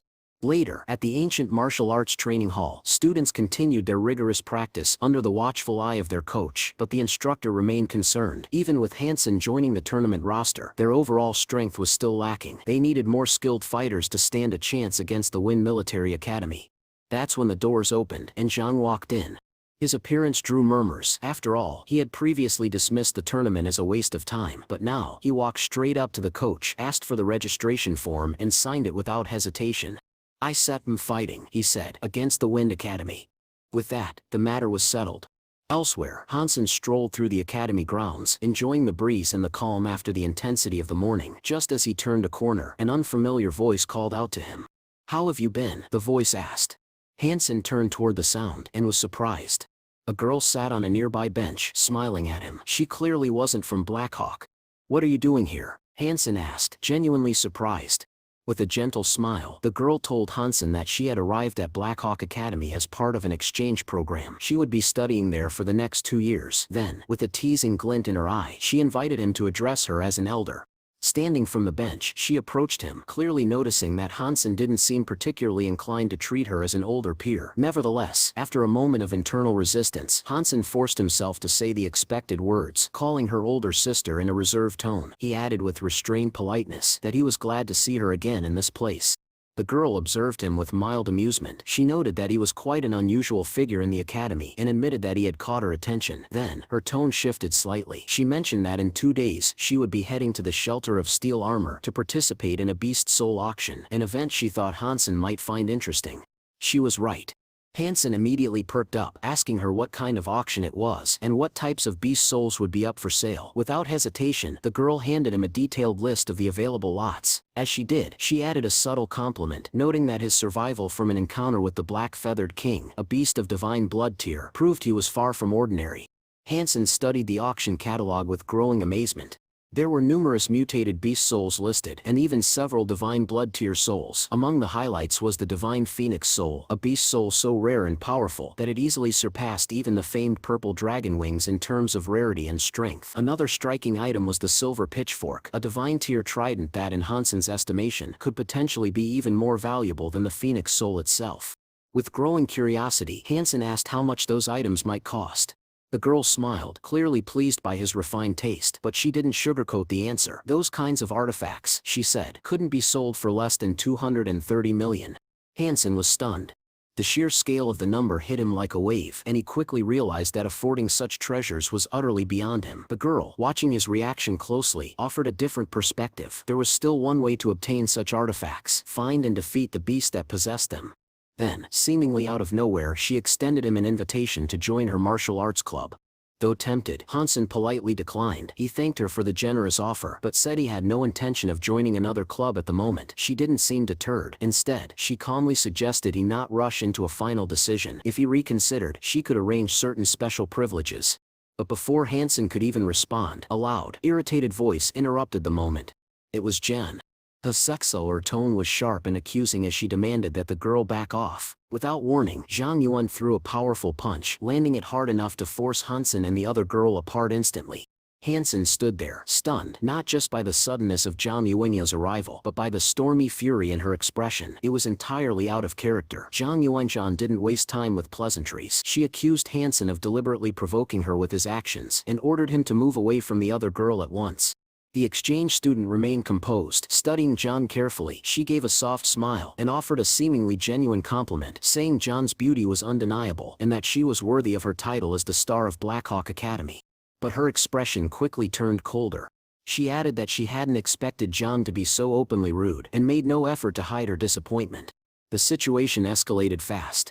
Words turned into accusations. The air between them grew sharp. Gone were the measured tones. They now spoke in raised voices, hurling blame without restraint. Yushan accused the girl of being shameless, of trying to seduce someone else's man in broad daylight. Her words were biting, and her anger barely contained.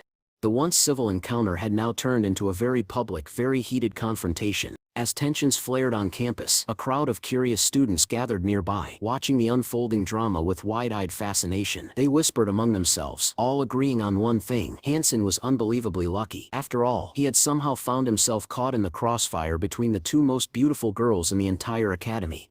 But Hansen didn't share their amusement. He stood tense and uneasy, an ominous premonition gnawing at him. Something about the situation felt deeply wrong, and he couldn't shake the discomfort. Still, the girls paid no attention to his growing anxiety. They were too focused on their heated exchange.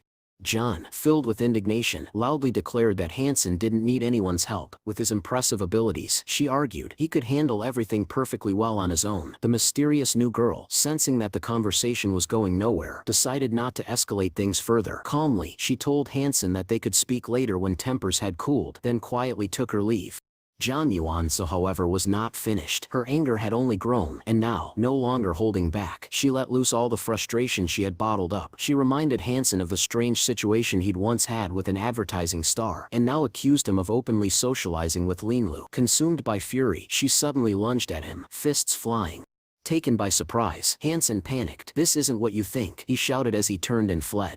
A few days later, preparations for the upcoming inter-academic competition began. At the same time, a reporter from a major television channel received her assignment. Clearly displeased, she discovered that she would be covering the low-ranked teams of Black Hawk Academy, a task she considered dull and unworthy of her time. Convinced that no one would bother watching their matches, she reluctantly connected her holographic equipment to begin her coverage. But then, something unexpected happened. A group of students from the ancient martial arts club entered the room. Though they appeared ordinary at first glance, their confident demeanor immediately caught the reporter's attention. Without wasting a second, she approached them, greeted the coach politely, and asked if she could pose a few questions. Specifically, she was curious about the team's chances in the competition. The Black Hawk Academy coach responded with unwavering confidence. She had full faith in her team's preparation, declaring that her fighters were ready for any challenge. Though many doubted them, she firmly believed they had what it took to win. The reporter, surprised by her determination, struggled to understand how someone could be so optimistic. After all, the Wind Academy team was much stronger on paper.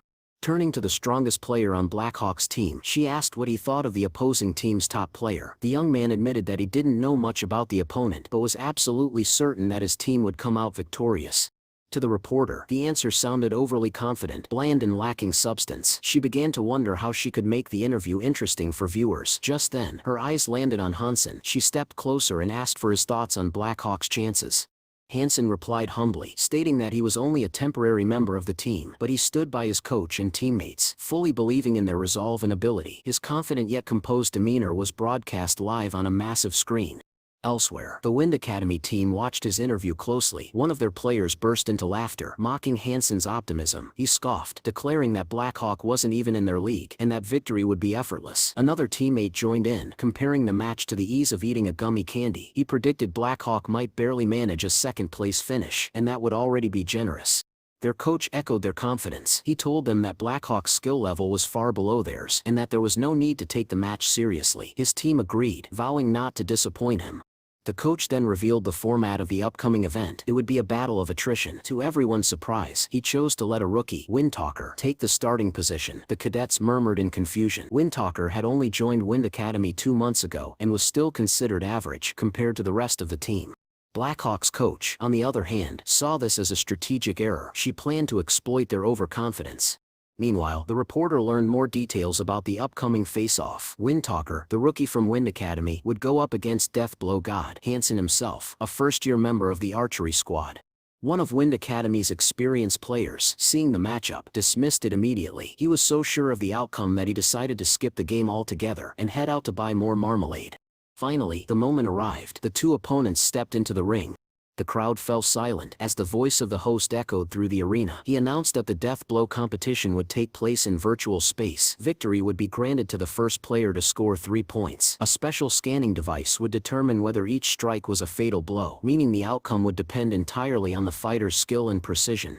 As the starting signal rang out, Hansen charged forward without hesitation. His speed and resolve caught the Wind Academy fighter off guard. The opponent, watching Hansen's aggressive style unfold, wondered if this fierce approach could actually translate into a successful fatal blow. Hansen closed the distance swiftly, gaining a favorable position, but the Wind Academy fighter narrowly evaded the attack and countered with a flurry of blows, trying to shift the momentum in his favor. Then, out of nowhere, he staggered back, struck by what the system registered as a fatal hit. He was stunned. How had Hansen landed such a clean and visible blow? Around the arena, the cadets were in awe. Hansen's technique had impressed them, though some still doubted whether he had the raw strength to maintain such a level throughout the match. Hansen wasted no time proving them wrong. He launched a second offensive, this time with even greater force, landing a blow that knocked his opponent off balance. The audience gasped in unison. The Wind Academy team leapt from their seats in disbelief. Their fighter had just lost 2 points in quick succession. Their coach, visibly angry, began shouting at the young man. He ordered him to stay calm, keep his emotions in check, and not fall for the opponent's traps. The Wind Academy fighter got up slowly, nodding in response, but inwardly he admitted one thing: this so-called god of the deadly strike knew exactly what he was doing. Hansen looked at his opponent with a calm intensity. He remarked that he had heard the guy was the weakest member of Wind Academy's team, then added with a smirk, "Looks like your luck ran out." Concentrating energy into his hands, Hansen challenged his opponent to guess, would the next hit be a training blow or a fatal one? But his movements revealed nothing. There was no lethal aura, no aggressive intent, just silence and control. The opponent made the wrong call. Hansen's third strike landed cleanly, launching the enemy across the arena. The Wind Academy team jumped to their feet in shock. Their player had lost 3-0 without scoring a single point. The reporter covering the event quickly announced the result. Blackhawk Military Academy leads with a flawless 3-0 score. She added, not without criticism, that Wind Academy had clearly underestimated their opponent by not sending their strongest player. The girls watching from the stands frowned at the reporter's tone. They suspected she was biased in favor of Wind Academy. One of them suggested checking the live comments. Zhang Yuanzhan's, however, refused. She noted that while everyone had doubted their team at first, the tide had turned. Now, the crowd was clearly backing Hansen. Meanwhile, the Wind Academy coach addressed the next fighter. He warned him not to underestimate the enemy and demanded that he study Hansen's movements carefully. The new player stepped into the ring, eyes full of determination. He was determined to defeat Hansen 3-0 and prove that the Wind Academy still had the upper hand. Turning to Hansen, the fighter offered a sarcastic compliment. "For a backup player, you did well. Now get ready to head straight to the hospital, along with your pride." Hansen wasn't fazed. He challenged the man to back his words with action and lunged forward, his attack driven by boldness that bordered on recklessness. The Wind Academy fighter immediately sensed the pressure. Hansen's aggressive aura was undeniable. He was clearly aiming for a decisive fatal strike. Panicking internally, the Wind Academy player tried to maintain composure. He barely dodged Hansen's high-speed assault, jumping to the side at the last possible moment. But what truly unsettled him was how Hansen had changed the trajectory of his attack mid-strike. It was as if he had read his every move before it happened. With a cold smile, Hansen told him, "Your level sip's no different from the last guy. I sip already memorized your techniques. Nothing new to see here." The fighter gritted his teeth. He accused Hansen of arrogance and warned him not to celebrate too early. The outcome, he claimed, was far from decided. From the sidelines, Wind Academy's coach called out again, urging his fighter to ignore Hansen's words. He recognized it for what it was: psychological warfare. But Hansen didn't stop. "Here comes the second strike," he said calmly. "Better keep your eyes open, or you still miss it." Now fully aware of the danger, the Wind Academy fighter dropped into a defensive stance. He told himself he couldn't afford to lose 3-0, not just for the team, but for his own pride. Losing like that would be more than defeat, it would be humiliation. Shang Yuan sat quietly, observing the match with unwavering focus. As the battle unfolded, one thought echoed in his mind. The most terrifying thing about Hansen was not his raw strength, but his precise control of power, and more importantly, his uncanny ability to manipulate the mind of his opponent. His combat tactics seemed to lull his enemies into a trance, blinding them just long enough for him to strike. As if on cue, Hansen exploited a minor opening in his opponent's defense. With flawless timing, he broke through and delivered a devastating fatal blow. The Wind Academy fighter was launched across the field, crashing to the ground as the announcer's voice echoed overhead, declaring the match victory 3-0. The reporter, speaking live, expressed visible astonishment. She noted that Blackhawk Academy's strategy had defied all expectations, especially after Wind Academy had already lost 2 rounds in succession. Meanwhile, the Wind Academy coach was livid. He berated his students harshly, unable to comprehend how a mere substitute from the rival team had thoroughly humiliated them. Cheers erupted from the Blackhawk Academy stands. Their students could hardly contain their excitement. Today had become a day of reckoning for Wind Academy. Hansen wasn't finished yet. He entered the next match and once again won with a crushing score of 3-0. Even against one of Wind Academy's most respected players, he ended the fight in mere minutes. Another 3-0 victory. During the intermission, the atmosphere buzzed with conversation. Students across the arena discussed what they had witnessed. Many concluded the obvious: Hansen wasn't just good, he was exceptional. He had single-handedly carried Blackhawk Academy to unprecedented glory. The girls in the audience were visibly thrilled. Hansen's performance had stunned even the reporters. Online communities were now erupting in admiration for Blackhawk Academy's power. Back in the Wind Academy ranks, the coach gathered his team. He told them not to despair. There would be a detailed review in the evening, and every mistake would be dissected and corrected. Then, turning to his strongest player, he spoke with heavy seriousness. This was it, the final round. Their reputation, their honor, rested on this moment. A defeat now would turn humiliation into total collapse. The young man, calmly chewing the last piece of a gummy candy, tossed the half-empty packet into the bin. Understood, he said without emotion. With a composed stride, he stepped into the arena just as the announcer's voice rang out again, declaring the beginning of the final match. The reporter, who had once expected nothing from this assignment, could barely believe what she was witnessing. What had started as a routine coverage of a low-ranked team had turned into one of the most talked-about competitions of the season. Inside the virtual arena, the landscape shifted. Hansen and his final opponent now stood within a digital recreation of a mountainous region. In a distant office, a man watched the match with narrowed eyes. His gaze remained fixed on Hansen. For some time now, this man had been interested in the youth, seeing in him something rare. Hansen reminded him of a serene monk, emotionless, detached, and perfectly suited for awakening the power of Yang. This man knew that the hypernuclear gene technique was born from the union of two opposing forces, soft and virtual versus hard and real. The process was long, grueling, and often dangerous. Once, he had chosen 2 volunteers to train in this art. One had died, the other was left permanently injured, unable to understand the true essence of its power. Back in the arena, the final opponents shook hands.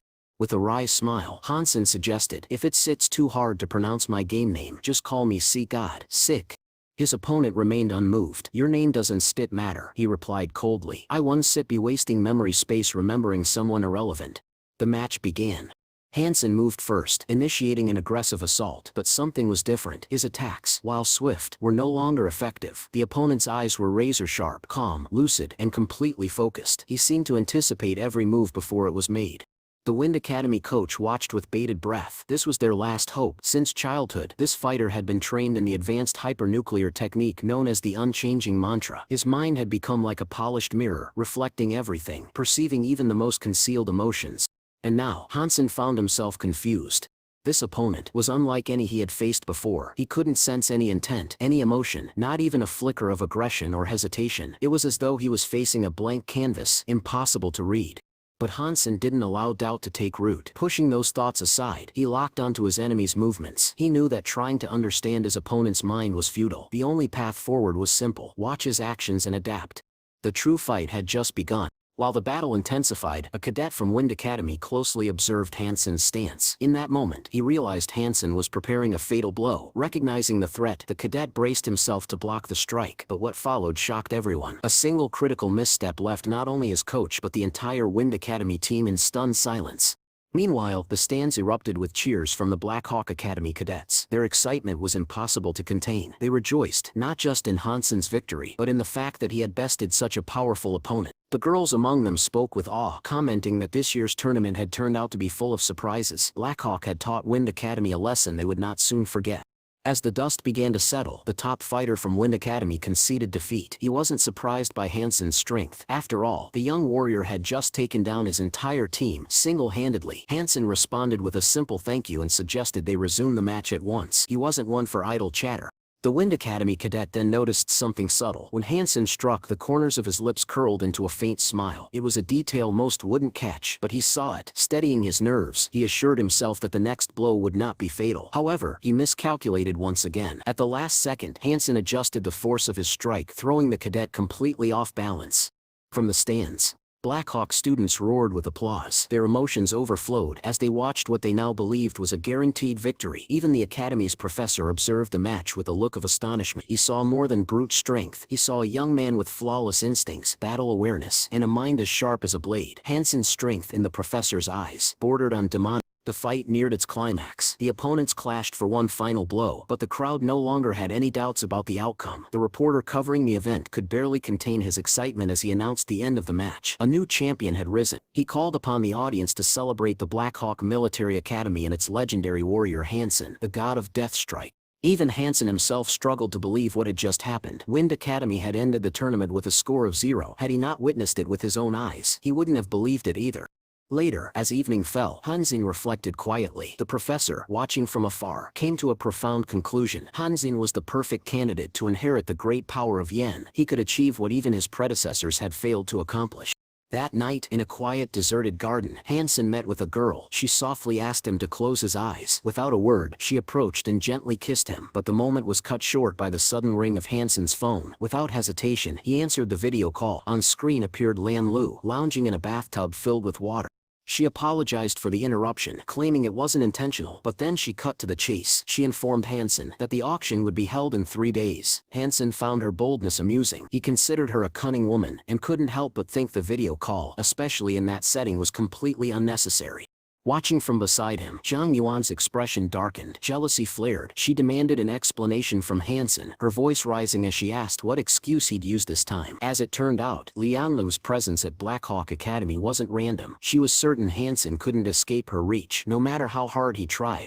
3 days later, Hansen arrived at the auction. As he walked through the venue, he viewed the items on display with curiosity, but it didn't take long for him to realize that everything, each starting in the hundreds of millions, was far beyond his means.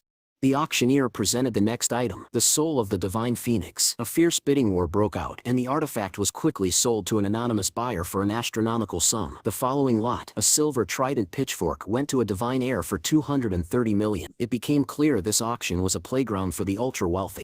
Hansen knew he couldn't compete here. With a quiet sigh, he told himself he would never return to such a place, and turned to leave. As he walked out, unnoticed by many, the auctioneer did catch a glimpse of him, but Hansen didn't notice. Outside, Hansen looked up. The sky had turned darker than usual. He sensed that rain was coming. Then something unusual caught his attention. A passerby suddenly stopped and pointed to the sky, urging everyone around to look up. One by one, the crowd tilted their heads skyward, and then froze.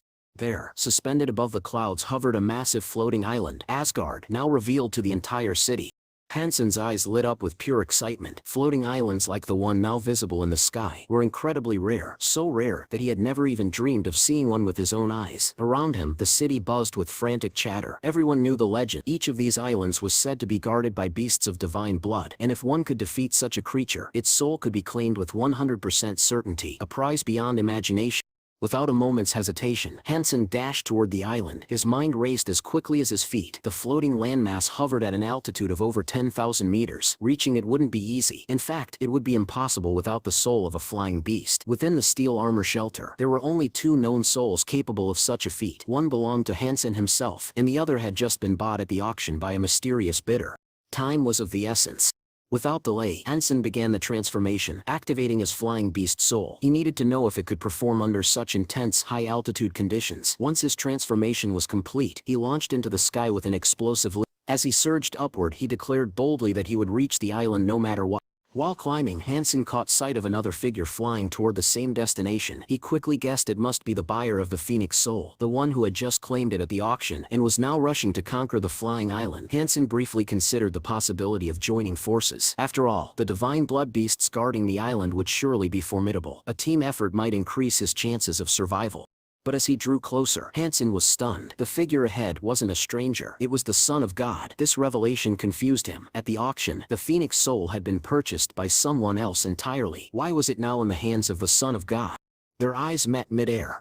The Son of God scowled with hatred. His voice seethed with venom as he swore that he would kill Hansen today, no matter what. But even he had to admit, flying at this height was no easy task. The air was thin, the winds were brutal, and the temperature had plunged by several dozen degrees. Both warriors had to struggle against nature itself to stay aloft. Wearing his money brother armor, Hansen glanced at the Phoenix armor. It only deepened his suspicion. Something wasn't right. Still, he believed his own armor was more than a match for the Phoenix's power. Fueled by determination, he launched himself toward the Son of God, ready for battle. Just then, Hansen spotted a third figure soaring through the skies. It was yet another warrior bearing the soul of a flying beast. Hansen's heart sank. He was about to face not one but 2 opponents.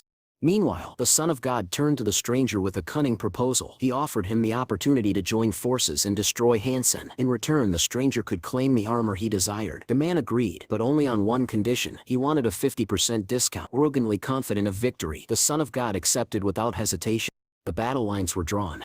But Hansen remained calm. He had faced worse odds before. He summoned his massive alien sword and charged forward, aiming to strike both enemies in one devastating blow. The Son of God blocked the attack, but a wave of unease swept over him. That one strike had revealed the truth. Hansen had grown stronger, much stronger. He was now dangerously close to unlocking the full potential of his genome. Hansen kept a close eye on the Son of God's movements, seemingly ignoring the second enemy approaching from behind. But it was all a trap. At the last second, Hansen spun around with lightning speed and struck. His sword collided with the attacker's shield in a deafening clash. The hired hunter staggered, barely able to withstand the blow. Then, with cold confidence, Hansen lifted his massive blade. Staring down both opponents, he declared that their numerical advantage meant nothing to him. The Son of God realized brute force wouldn't be enough. He turned to the hunter and suggested a new tactic. Attack together, perfectly synchronized. Maybe then Hansen would falter. But the plan failed. Hansen's reflexes were razor sharp. He met both attacks head-on, deflecting them with ease and precision. Even against two opponents, he remained in control, dominant, unshaken, untouchable. Far below, a massive crowd had gathered. People filled the streets, gazing upward in awe. They had never imagined a battle could unfold at such staggering heights. What they witnessed was nothing short of spectacular. Two elites joining forces, yet still unable to bring down a single warrior. The legend of Hansen, the Money Brother, only grew stronger with every passing second in the sky. As the intense battle raged in the skies, Mr. Yuan observed with unwavering confidence. He boldly declared that Hansen would undoubtedly overcome his opponents. After all, the young man had long since proven his strength and earned his title, the King of the Steel Armor Shelter. But just then, a new presence emerged. To everyone's shock, Legan Lu appeared in the sky. Her sudden arrival immediately drew the attention of all who watched. Hansen's eyes widened, not just because of her unexpected entrance, but because she had turned toward the Son of God and asked if he needed help. The revelation stunned him. Why would Legan Lu, of all people, offer to fight alongside his enemy? Unlike Hansen, the Son of God welcomed this new development with a smug smile. With Legan Lu on his side, he now believed victory was guaranteed. 3 against 1, he was convinced Hansen didn't stand a chance. Still, Hansen pushed all distractions from his mind and focused on the battle. Blow after blow rained down on him as his 3 opponents relentlessly attacked. It was becoming clear, facing them all at once was far more difficult than he had expected. Below, spectators debated the outcome of the unfolding duel. Some marveled at how much stronger the Money Brother had become, yet others voiced their doubts. Could even someone as skilled as Hansen withstand a fight against 3 of the most formidable warriors? A growing number of citizens began to voice their outrage. They called it unfair. 3 against 1 gave an overwhelming advantage to Hansen's enemies. High above, the attacks didn't cease. Under the weight of their coordinated assault, Hansen was slowly forced back. Then came a devastating move. The Son of God summoned his divine class weapon and struck with incredible force. At the very last moment, Hansen managed to block the blow, but he immediately noticed cracks beginning to form along the length of his sword. The realization hit hard. His weapon, though powerful, couldn't withstand repeated clashes with the divine blade. It was only a matter of time before it shattered completely. His situation had gone from bad to worse. Back on the ground, the garrison commander watched with growing concern. She believed in Hansen's strength, but without a weapon, even he might not be able to survive. Still, Mr. Yuan remained composed. He urged her not to worry, firmly believing that Hansen had a plan. He always did. Meanwhile, the Son of God mocked his opponent. "What now, Money Brother?" he sneered. "You are finished without your weapon. Prepare to die." Hansen's fury erupted. A blinding light surged in his eyes as he screamed out, his voice filled with rage and resolve. Without hesitation, he lunged forward, moving at incredible speed. Hansen struck the Son of God directly in the head, forcing him to recoil from the sheer power of the attack. Legan Lu, witnessing the blow, rushed to protect the Son of God, concerned that the strike might have done critical damage. Hansen quickly realized that he could no longer focus solely on his main rival. Legan Lu had become just as dangerous. He disengaged, rising swiftly into the sky to put some distance between them. Thoughts churned in his mind. He began to suspect that the auction had merely been a cover. The truly valuable items had been secured in advance by the Son of God. Hansen now faced a grim reality. He lacked a divine class weapon. Without one, he couldn't defeat his enemies. He needed a new strategy.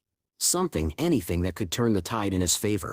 As he soared higher, the magnificent floating island of Asgard came into full view. Its beauty was otherworldly, like a vision pulled straight from a fairy tale, a place that should not have existed in reality. Flying over the dense forest below, Hansen spotted something that made him freeze. Hidden among the trees stood a humanoid creature of divine rank, holding a weapon that emitted a pulsing, flickering glow. Every humanoid being on the floating island was known to possess strength far beyond normal limits. Their belief in their own invincibility was absolute. Defeat wasn't even a concept they considered. Quietly, Hansen ducked into the bushes to observe.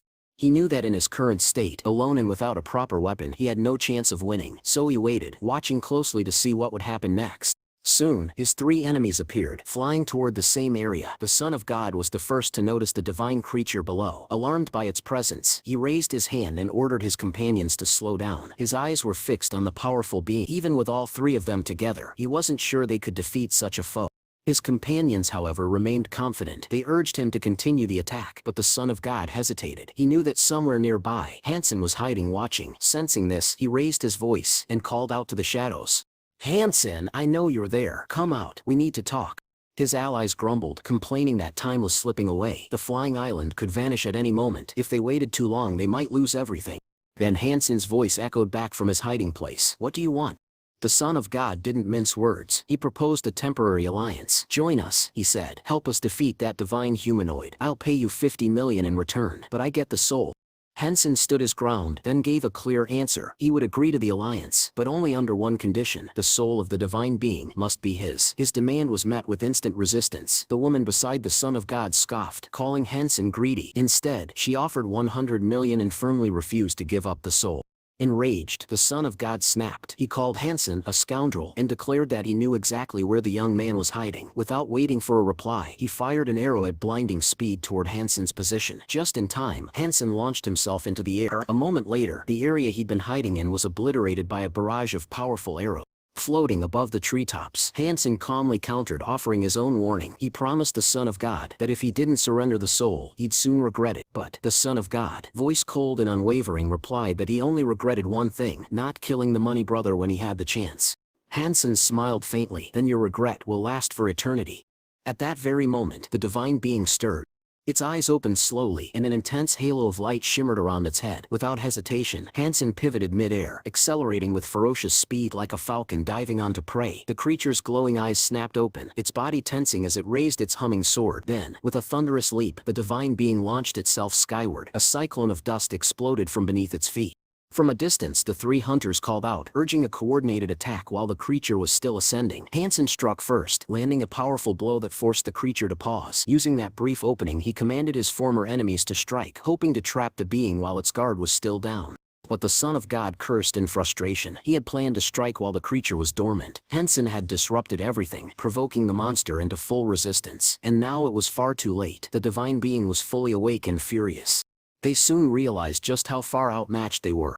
The divine creature moved with speed none of them could match, cutting through the air and leaving behind a luminous trail. Hansen fought back with relentless effort, parrying its attacks again and again, but the monster's power was overwhelming. With a single strike, it shattered Hansen's axe in two, leaving him weaponless once again. Seeing the danger, Hansen shouted to the others, "If you don't attack now, we'll all die." But before he could say more, the creature unleashed another devastating blow, sending Hansen hurtling backward. As he steadied himself, a single thought raced through his mind: his former enemies no longer had the luxury to stand aside. Sure enough, the hunter charged forward and attacked, but his assault was met with crushing force. He raised his shield just in time to absorb the monstrous impact. The divine being's strength was far beyond anything he had ever faced. With a final blow, the hunter was sent flying through the air, barely keeping his balance. The Son of God didn't hesitate any longer. He summoned the soul of his own monster and turned to Hansen. "We have no choice. Let's forget our differences for now. If we don't unite, none of us will leave this island alive." Hansen scanned the battlefield and nodded. He descended swiftly, realizing that battling the divine being in the air left them too exposed. The hunter, still holding back the monster, was visibly struggling. His shield was now covered in a web of cracks, and each strike pushed him closer to collapse. Even as they prepared to join forces, the Son of God couldn't suppress his thoughts. "Once this creature is dead," he told himself, "the money brother will be next." Now on the ground, Hansen called for transformation. "We need divine blood strength. That's the only way to match this creature's power." Without hesitation, the Son of God transformed. A monstrous form appeared beside him, radiating a powerful aura that rippled through the air. Lian Lu, however, declined. She explained that transformation would limit her strength. As a long-range fighter and skilled archer, she would be more effective covering them from a distance. Suddenly, another thunderous strike cracked across the battlefield. The hunter's shield groaned under the pressure, the fractures growing wider with each second. Seizing the moment, the transformed hunter roared a battle cry and charged forward. "Now, while we still have a chance." The divine being paused. It stopped attacking for a moment, shifting into a defensive stance. The coordinated assault had bought them a brief moment of breathing room, but everyone knew that reprieve would not last. The final clash was coming. Seizing the opportunity, Hansen moved swiftly behind the divine being, assessing the creature's posture and defenses. Convinced that this was the perfect moment for a decisive strike, he pulled out a dagger and thrust it toward the being's back, but the blade glanced off the armor with a sharp clang, deflecting uselessly to the side. The truth hit him hard. His weapon was no match for a creature imbued with godlike power. Against an enemy like this, even his best equipment was utterly ineffective. Despite their growing fatigue, the Son of God summoned his beast spirit, launching a devastating attack in an effort to break through. But the divine creature effortlessly deflected the blow and struck back with such immense force that the beast spirit was thrown dozens of meters away, crashing into the distant trees. Yet, even in this desperate moment, the Son of God's thoughts remained fixed on Hansen. He was more determined than ever to eliminate him. If not now, then when the time was right. Hansen was simply too dangerous to let live. Calling forth another beast soul, the Son of God summoned a massive gorilla. The creature roared and charged the divine being with full force, aiming to weaken its defenses, even if only slightly. Meanwhile, Hansen called out to his so-called allies, "Give me a weapon at the divine blood level. The transformation one won't last forever. We're running out of time." His request was met with skepticism. The girl seemed stunned, asking why she should hand over something so valuable to someone she couldn't trust. To her, giving up such a powerful weapon without guarantee felt like madness. The hunter was more sympathetic, but admitted he had nothing to offer, only his shield, which wouldn't help in this situation. The Son of God flatly refused. "Do you think we're fools?" he sneered. "If you want a divine blood weapon, leave something of equal value in return." It became clear to Hansen that they weren't going to help. He couldn't afford to waste more time trying to persuade them. With a defiant cry, Hansen soared into the air. "It seems none of you really want the soul of a divine being," he shouted. "You're too scared to take the risk." The Son of God shouted after him in fury, suspecting that Hansen wasn't simply retreating. There was something more behind this move. The girl grew anxious. With Hansen gone, their team had lost a major force. Their chances of defeating the divine creature had dropped significantly. The hunter, now visibly frustrated, snapped, "He's a lunatic. We never should have trusted him. That kid was suspicious from the beginning." Just then, the Son of God observed something critical. The divine being didn't attack unless provoked. That gave him an idea. He suggested they withdraw from the battlefield and formulate a new strategy before the flying island vanished. And so, the team departed. Several hours passed. What they didn't know was that Hansen had never left. Watching from a distance, he let out a mocking laugh. "Idiots," he muttered. "Did they really think I'd retreat? That I'd walk away from the soul of a divine being?" Still hidden, Hansen studied the now motionless creature. This was his chance. He had one final trump card, a divine blood tier weapon, the flame butterfly dart. It was a one-time use weapon. If he missed, it could cost him everything. He summoned the Empress's armor, knowing it would enhance his vision and agility. He would only get one shot, but if he timed it right, it might be enough. His advantage was range. With archery, he could strike first. The key would be keeping his distance and waiting for the right moment. However, just as he prepared, the divine being stirred. It raised its colossal sword and locked eyes with him. Hansen cursed under his breath. He had hoped to remain undetected just a bit longer. Now every step had to be perfect. Losing the black mutated arrow, his most powerful ranged asset, would be a devastating setback. He couldn't afford a mistake. As the divine being lunged at him, sword swinging with bone-crushing speed, Hansen activated the Empress's enhanced systems, improved visual tracking and superparticle acceleration. He dodged skillfully, weaving through the air as the monster's strikes rained down. With every move, he adjusted his distance, waiting, calculating. And then it came. The perfect opening. Too close to miss, too crucial to delay. Without hesitation, Hansen reached for his final weapon, a shimmering dart formed from the soul of a divine blood flame butterfly. He hurled it with expert precision, channeling every ounce of focus, strength, and determination into that single fateful throw. However, the flight of the flame butterfly shuriken proves unstable and wildly unpredictable. Its trajectory, constantly influenced by the surrounding energy currents, veers chaotically through the air. At first, Hansen fears the worst. He thinks the weapon will miss, failing to land the critical blow. But then, in an astonishing twist, the shuriken arcs in a complete circle around the divine being and pierces it directly in the back. Instantly, the creature's body ignites with a blinding explosion of energy, a luminous blaze, so intense it outshines even the noonday sun. The entire sky seems to tremble as radiant flames engulf the being, its massive form beginning to dissolve into pure light. In awe, Hansen remains frozen, his eyes locked on the spectacle. Mesmerized by the transformation, he doesn't even realize the creature is approaching him. Then a sudden system message flashes before him, congratulating him on a successful hunt. The message, however, brings both triumph and disappointment. It informs him that the creature's flesh and blood are inedible. As the light finally fades, Hansen spots a new figure standing where the monstrous divine being had once been. To his astonishment, the grotesque enemy has taken the form of a girl, an ethereal, otherworldly presence. The system names her a holy angel of war. The trophy is incredible, almost unreal, but Hansen's joy is short-lived. This form cannot be used to obtain any genes, rendering it practically worthless to him in the way he had hoped. Overwhelmed by conflicting emotions, Hanshan grips his heavy sword and fights back the bitter sting of disappointment. He had endured so much, only to walk away with no genetic gain. But as he steadies himself, he realizes something crucial. The weapon's destructive power is immense. Though it can't be used within the shelter, it could turn the tide in future battles. That alone gives him solace. Later, Hansen walks slowly across the academy grounds, his body heavy with exhaustion. The previous night had drained him completely, and he longs for the comfort of his room and a few hours of rest. But, as if fate had other plans, his phone rings. It's Ligan. Once again she's in the bathroom during the call, lounging as though nothing unusual had happened. She casually asks whether she's disturbed him. Hansen answers with irritation, annoyed at her timing and baffled as to why she always chooses such moments to initiate a video call. Ignoring his tone, Lee Gin-lu informs him that urgent news has come in regarding the sudden appearance of the flying island above the steel armor shelter. Hansen, carefully maintaining his cover, feigns ignorance. He tells her he lacks a divine-blooded winged beast soul, meaning he couldn't possibly reach such an altitude, let alone explore the island. But Lee Gan-liu offers a solution: special flying armor. She even asks what kind of soul he'd like as a reward if he joins the expedition. Hansen, keeping up the act, claims to be nothing more than a first-year student with no experience. All the while, he reflects on the irony. He is the one who had defeated the Holy Angel of War, something neither Lee Gan-liu nor the Son of God had any idea about. He resolves to continue pretending, masking his true strength and playing the part of a naive newcomer. If he's smart, he can leverage this disguise to get his hands on a winged divine soul and grow even stronger.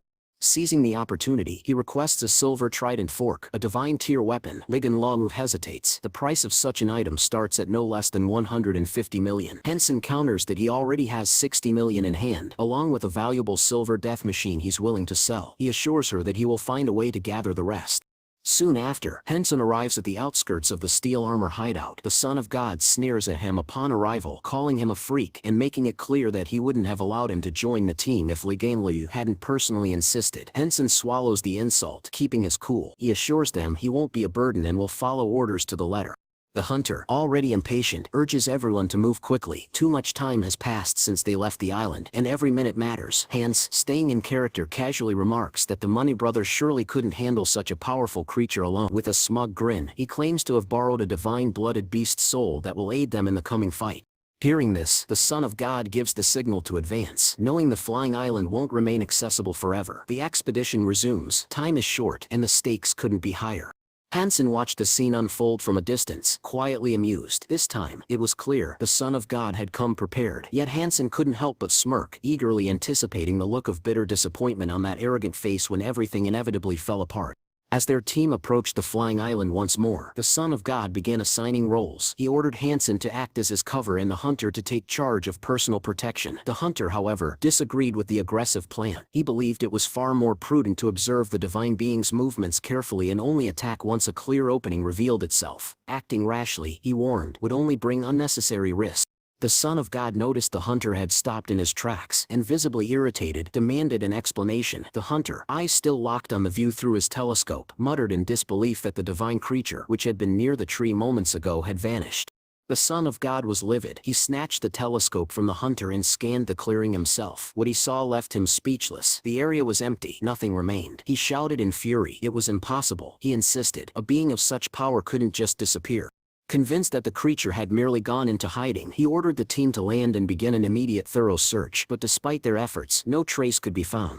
The hunter then stated the obvious: divine blood beings cannot leave their territory unless they are attacked. Hansen, playing along, feigned disappointment, claiming he had hoped to see the famed hunters take down a divine-level creature. Then, with a casual air, he asked whether the legendary Money Brother had perhaps been here earlier.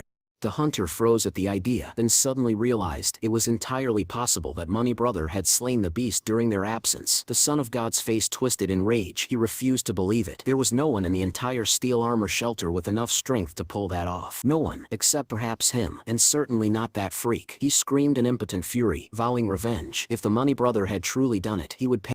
The very next day, Hansen finally acquired the silver trident fork, a weapon of tremendous power. With it he felt confident that he could now take on dozens of divine creatures. Though furious that the Son of God had returned empty-handed from the island, Lee Gan-liu still kept her promise and sold the boy the weapon. Hansen quietly appreciated her honesty. Now armed and emboldened, Hansen began considering his next move. Perhaps it was time to venture farther, to distant lands and hunt the divine-blooded Fox King. But his thoughts were interrupted by an incoming call. It was the garrison commander.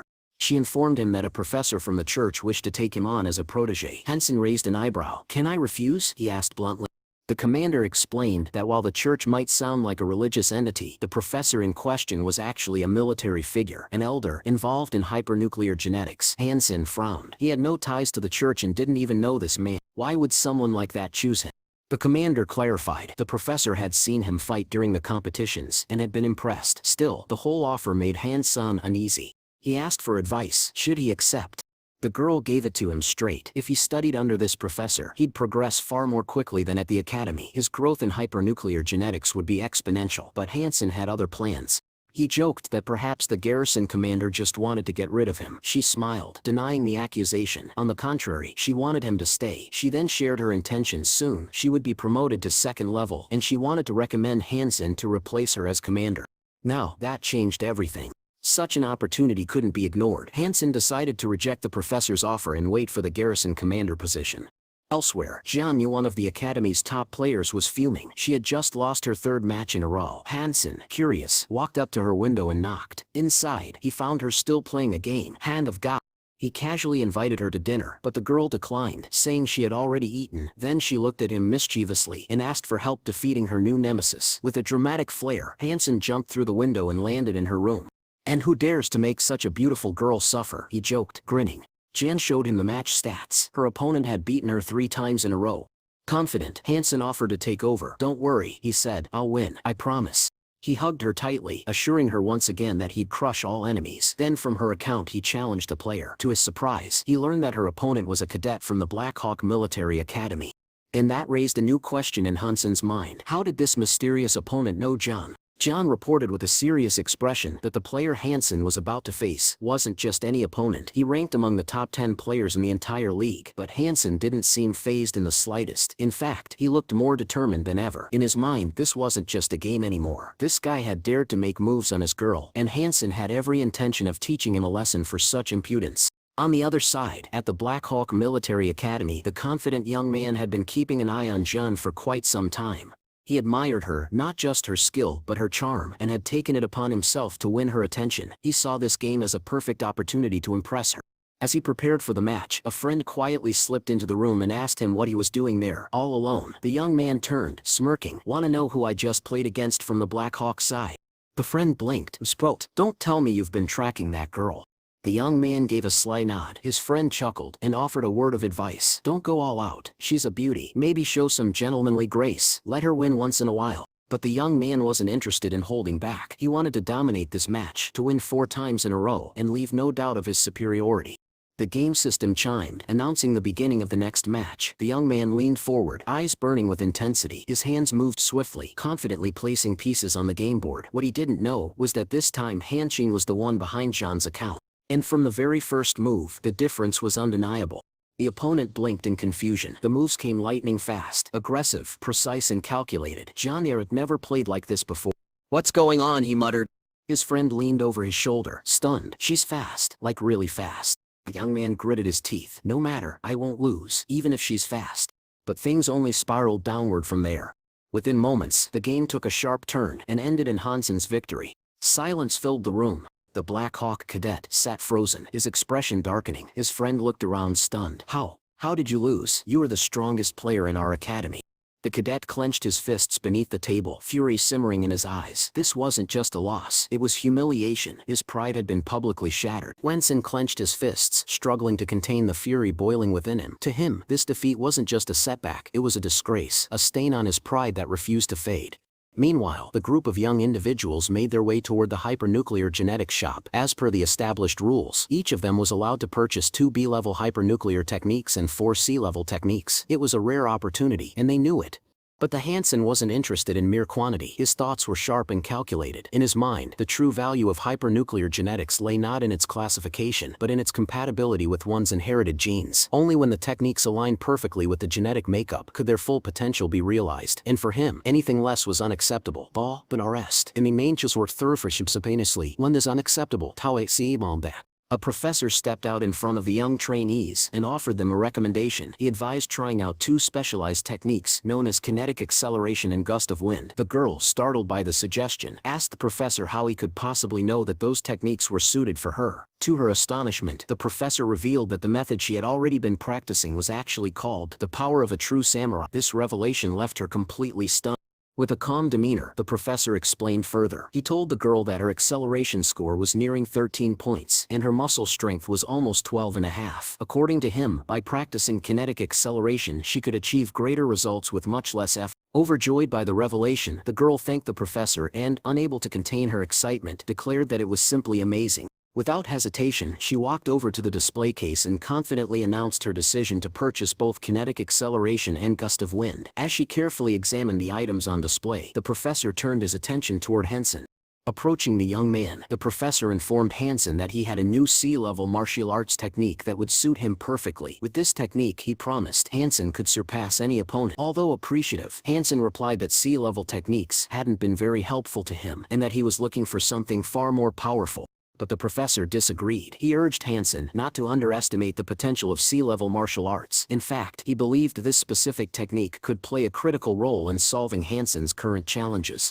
The girl, still excited from her own discovery, praised the professor, calling him incredible. She even promised to recommend him in the future. She then turned to Hansen and asked him not to argue with the man and simply trust him. However, Hansen admitted that he didn't have enough funds on his card, which left him slightly disappointed. Seeing this, Jiang stepped forward, showed her card, and told Hansen not to worry. Money wasn't a problem, she said, especially if it meant unlocking his potential. Hansen felt awkward. Zhang Yuan had handed over her card so easily, and it made him feel as though he were relying on her. Still, he thanked her for the gesture and turned his attention to the new sea-level martial arts technique. At first glance it appeared to resemble a super particle flow acceleration method, but something about it hinted that it might hold more. He held a small capsule in his hand and examined it closely. To him the gene fluid inside looked completely ordinary, but he suspected that its effects could be unpredictable. Although he planned to study the technique soon, for now his focus shifted. He wanted to head to the shelter and hunt mutated beasts. Fortunately, the professor had good relations with the headmaster of Blackhawk Academy, which allowed him unrestricted access. Knowing this, he informed Hansen that he now had permission to train using the secret Yang technique. However, there was a catch. The church would likely soon classify the new martial art as forbidden, so Hansen had a limited window to master it. As Hansen moved toward the building, the professor suddenly noticed something troubling. Hansen's appearance hadn't changed. Alarmed, he rushed after the boy, as if trying to warn him of an imminent threat or grave mistake. Just as Hansen was about to reach the entrance, he heard the professor's frantic shouting and turned around. Confused, the professor, visibly concerned, asked if Hansen had used an electromagnetic gun during training. Hansen, bewildered by the question, apologized and said he hadn't had the time, as he was focusing on other matters.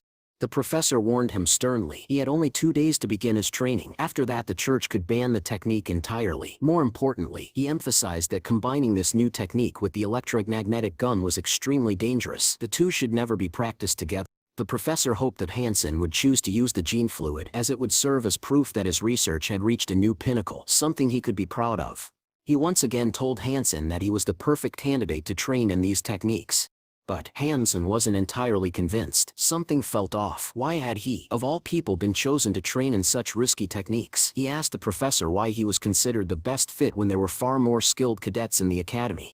Without hesitation, the professor explained that the martial art required someone under 20 years of age. Younger individuals had a much greater capacity for rapid improvement, and this was the key factor. Initially, the professor had planned to choose another student, Hansen's rival in a past competition, but after witnessing Hansen's devastating final blow, he immediately changed his mind. Hansen, he realized, was the best candidate. Grateful for the opportunity, Hansen asked a direct question. What would he receive in return if he agreed to train and improve the technique? This unexpected question took the professor by surprise. Hansen clarified. He believed that practicing such untested techniques came with inherent risks, and anyone willing to take that risk deserved proper compensation. After thinking for a moment, the professor answered. Hansen could name any price. If he agreed to study the professor's techniques, the reward would match his request. Hansen calmly stated that he wasn't interested in money. Instead, he wanted a reward of 100 Hass-rank cards. The professor was stunned. His expression changed immediately. Without hiding his disbelief, he asked Hansen if this was some sort of joke. He insisted the young man didn't understand the magnitude of what he was asking for.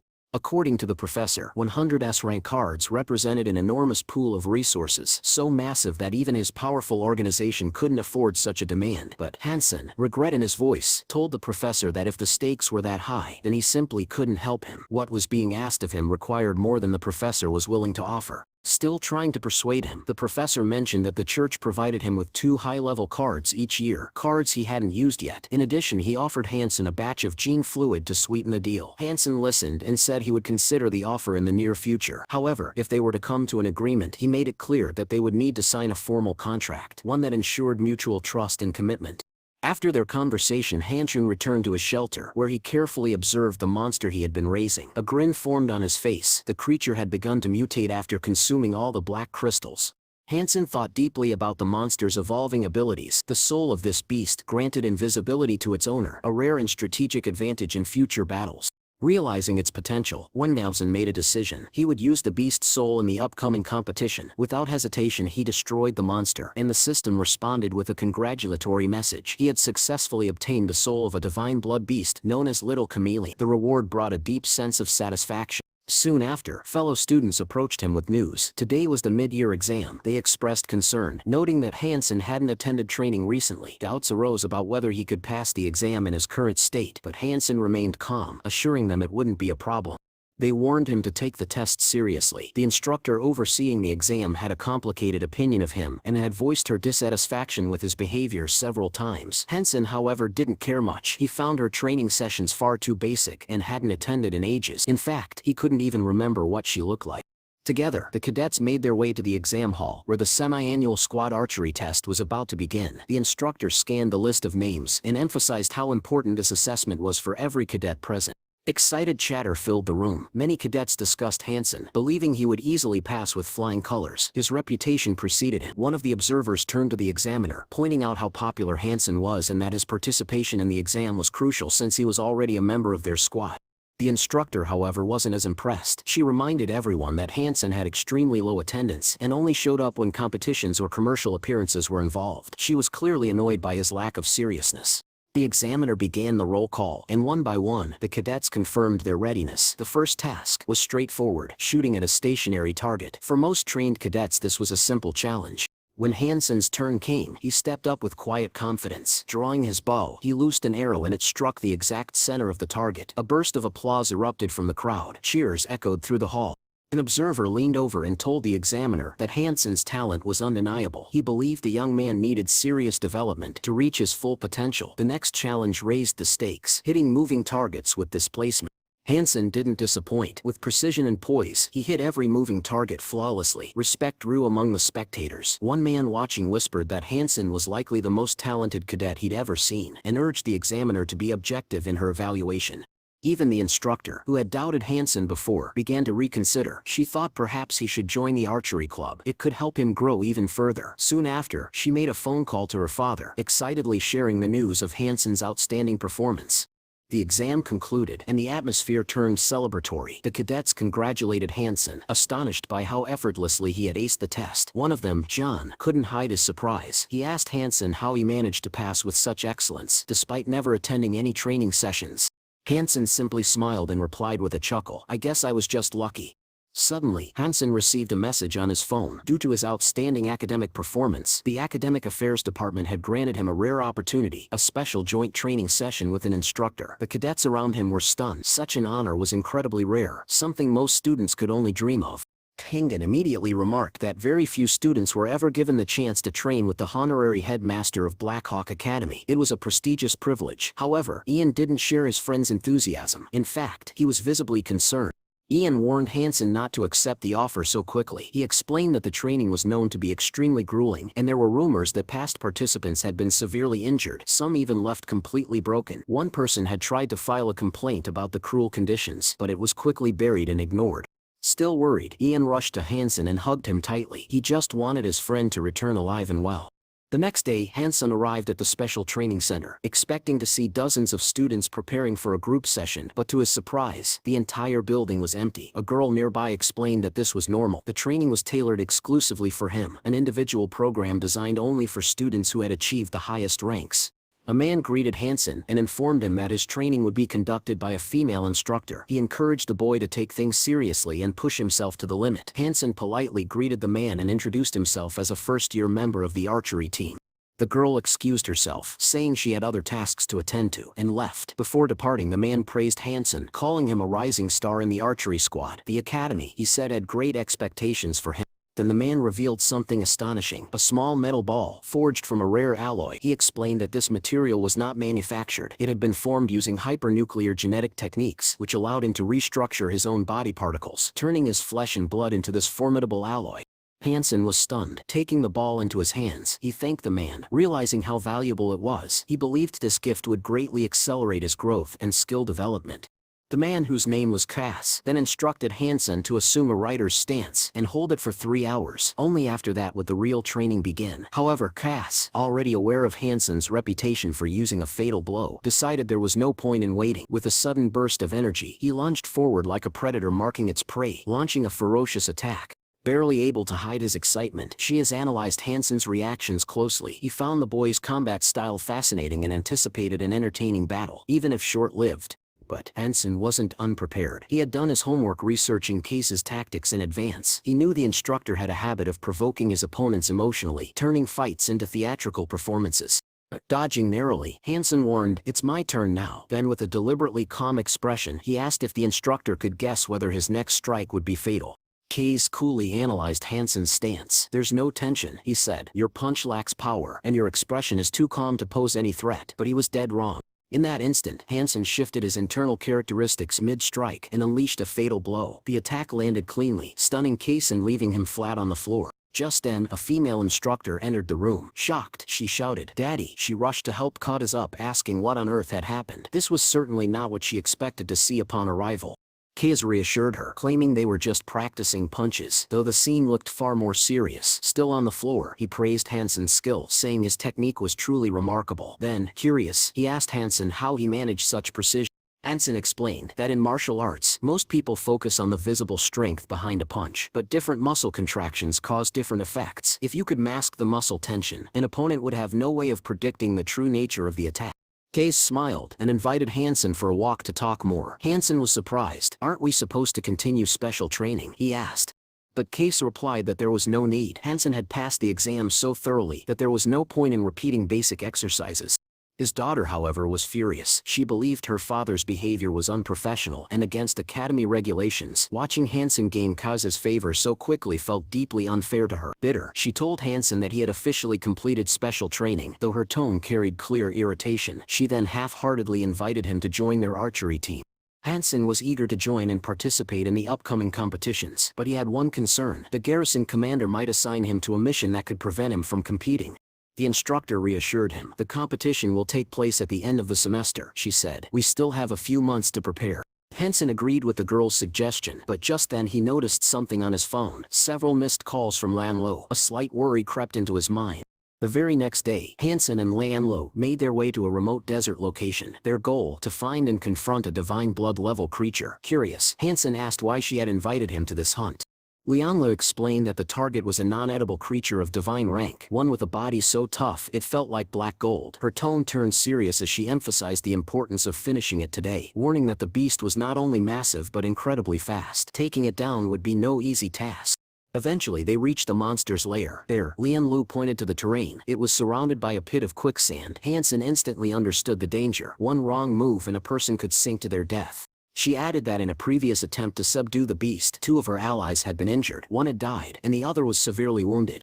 Handing Hansen a beast soul arrow, Lianlu admitted she couldn't assist him directly. She had no wings, but Hansen replied confidently that he wouldn't need her help. "I'll find another way to deal with it," he said.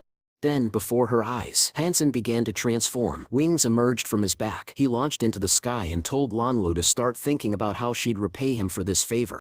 Despite the power they offered, Hansen silently cursed his purple dragon wings, calling them a headache too slow for his liking. As he soared over the desert, he sensed the divine blood beast had already detected him. The monster reacted instantly. With a deafening roar, it leaped high into the air, swinging a giant hammer with terrifying force. Hansen veered to the side just in time. The hammer smashed into the sand, creating a crater where he had stood only seconds before. He doubted even the armor of crystal ants could have withstood that blow. The creature wasn't finished. It followed up with a flurry of hammer strikes, each one capable of crushing steel. Hansen tried to dodge, but one of the attacks connected, knocking him back and forcing him to focus on his reaction speed. Watching from a distance, Lianlu grew anxious. "This thing is too strong," she murmured. She feared only someone with the super god gene could possibly stand a chance against it. The thought that Hansen might die because of her terrified her. She readied her bow to provide cover fire, but Hansen called out midair, telling her not to worry. "I know how to handle this," he assured her. Then, Hansen summoned the soul of a giant sandworm. The massive beast emerged from beneath the dunes, rising into the sky like a living tower. Hansen landed atop its head and immediately recognized his opportunity. If he could get close enough, particle flow acceleration could end the fight. Using the sandworm's momentum, Hansen launched himself at blinding speed, closing the distance to the divine creature in seconds. He focused all his strength into a single decisive strike. "Let's see who's stronger," he thought.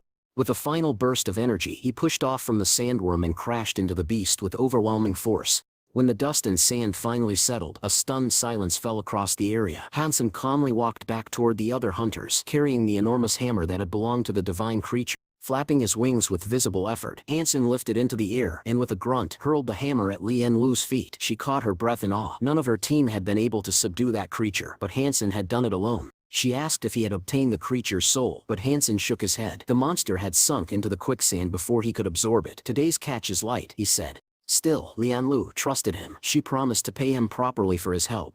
2 days later, Hansen arrived at the main office of the steel armor hideout. He was surprised to see a large crowd gathered outside. Inside, Shan made an announcement. She declared that she would complete her transformation within 2 months, and during that time she needed to address several pending matters. One of them was a major decision about leadership. The garrison commander revealed her verdict. Hansen would be promoted to commander of the Special Forces unit. Gasps of surprise filled the room. Among them, Yuan Zhangrong couldn't hide her shock. She thought the decision was rash and poorly considered, but the rest of those present were delighted. To them, Hansen was incredibly lucky, and clearly his abilities had finally earned him the recognition he deserved.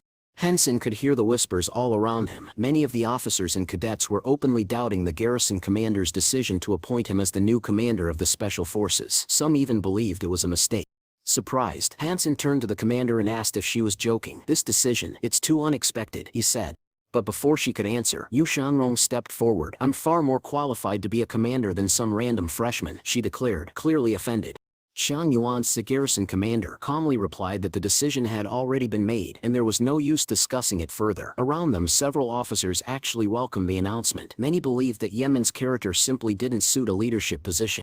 Meanwhile, Hansen tried to suppress a grin. In his thoughts, he couldn't help but feel damn lucky. Being commander of the Special Forces came with perks, and he could finally afford some nice things. Still not giving up, Yanlan stepped closer and boldly demanded to fight Hansen. "If I lose, I won't say another word," she stated.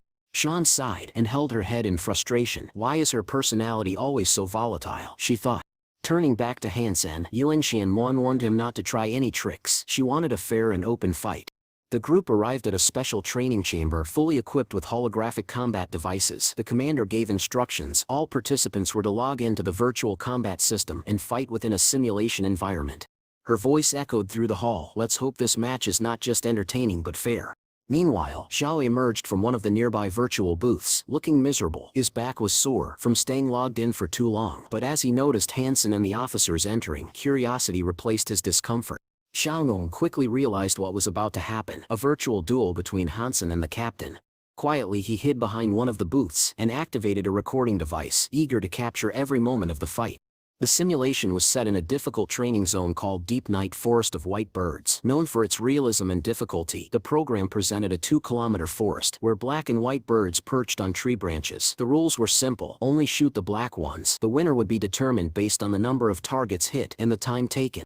As the simulation began, Hansen entered the dense forest with confidence. He understood that his opponent was an experienced soldier, and he needed to perform flawlessly to prove himself. Arrow after arrow flew from his bow, striking blackbirds with pinpoint accuracy. He reminded himself that there were 2 winning conditions, precision and speed. As he noticed his arrows flying in patterns similar to the flame butterfly shuriken, Hansen ramped up his pace, determined to meet both conditions. Watching from his hiding spot, Xiao was stunned. He couldn't believe what he was seeing. This guy is like a god of archery, he thought. Even Shang, the garrison commander, was impressed. She hadn't expected Hansen to adapt so quickly to the simulation environment. She admired how he instinctively predicted where the birds would appear, adjusting his aim before they even moved. 10 minutes later, Yu Shanlong stepped out of her virtual booth with a proud expression. She marched toward the commander, confident in her performance. "Today was my best score ever," she announced. "Victory is mine." Shang Yuan carefully reviewed the combat data. Yanman had shot down 96 blackbirds, a personal record. But then Shan turned to her with an apologetic expression. "I'm sorry," she said, pointing to Hansen. "He won." Yanman blinked in disbelief. Hansen gave her a playful wink, knowing full well that he'd crushed the challenge. The final stats were announced. Hansen had hit all 100 blackbirds, missed none, and had completed the task 3 minutes faster than Yuanman. The revelation stunned her. She couldn't comprehend how that was even possible. Shangrong brought the matter to a close. "That's enough for today," she said. "New assignments will be given out soon. Be ready." Hansen tried to remain cool on the surface, but inside, he was already planning his escape route. The look in Yuanning's eyes told him that if he stayed too long, she might take her revenge physically. Reluctantly, Yanman admitted her defeat, but next time she growled, "I'll win for sure." Xiao, still hiding, quietly saved the footage of the match to his memory card. He grinned, thinking of the perfect title to go viral, something like "Unbelievable Archery God Dominates in Virtual Combat." Later, Yaman exited the training center, only to hear bystanders already talking about the match. Everyone was buzzing about Hansen's incredible accuracy. Meanwhile, Hansen arrived at the Black Hawk Military Academy's training grounds, where a group of his fellow cadets greeted him with unexpected news. "You're one of us now," one of them said. Hansen blinked, caught off guard. "Part of your team." The instructor stepped forward, activating a holographic display. He pointed at the image on the screen and declared, "This student will be your main rival in this year's competition."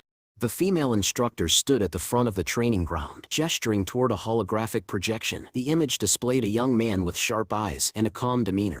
"This is the captain of the archery team from the Central Military Academy," she announced. "As you can see, his physical conditioning is exceptional, top tier by military standards. Facing him won't be easy, so I expect you all to be prepared." Then the instructor turned directly to Hansen. "What do you think of him?" Hansen replied calmly, his tone unwavering. "Whether it's a win or a loss, we won't know until we're standing face to face in the ring." A few senior cadets in the back exchanged glances. His words struck them as arrogant. To them this freshman sounded far too confident, as if he was already dismissing the opponent's accomplishments. But Hansen didn't care for empty talk. "There's no use speculating," he thought. "The results will speak when the time comes." Without further debate, the instructor invited the group to watch a combat replay. The large screen shifted to a recorded duel. Hansen versus Captain Yanman.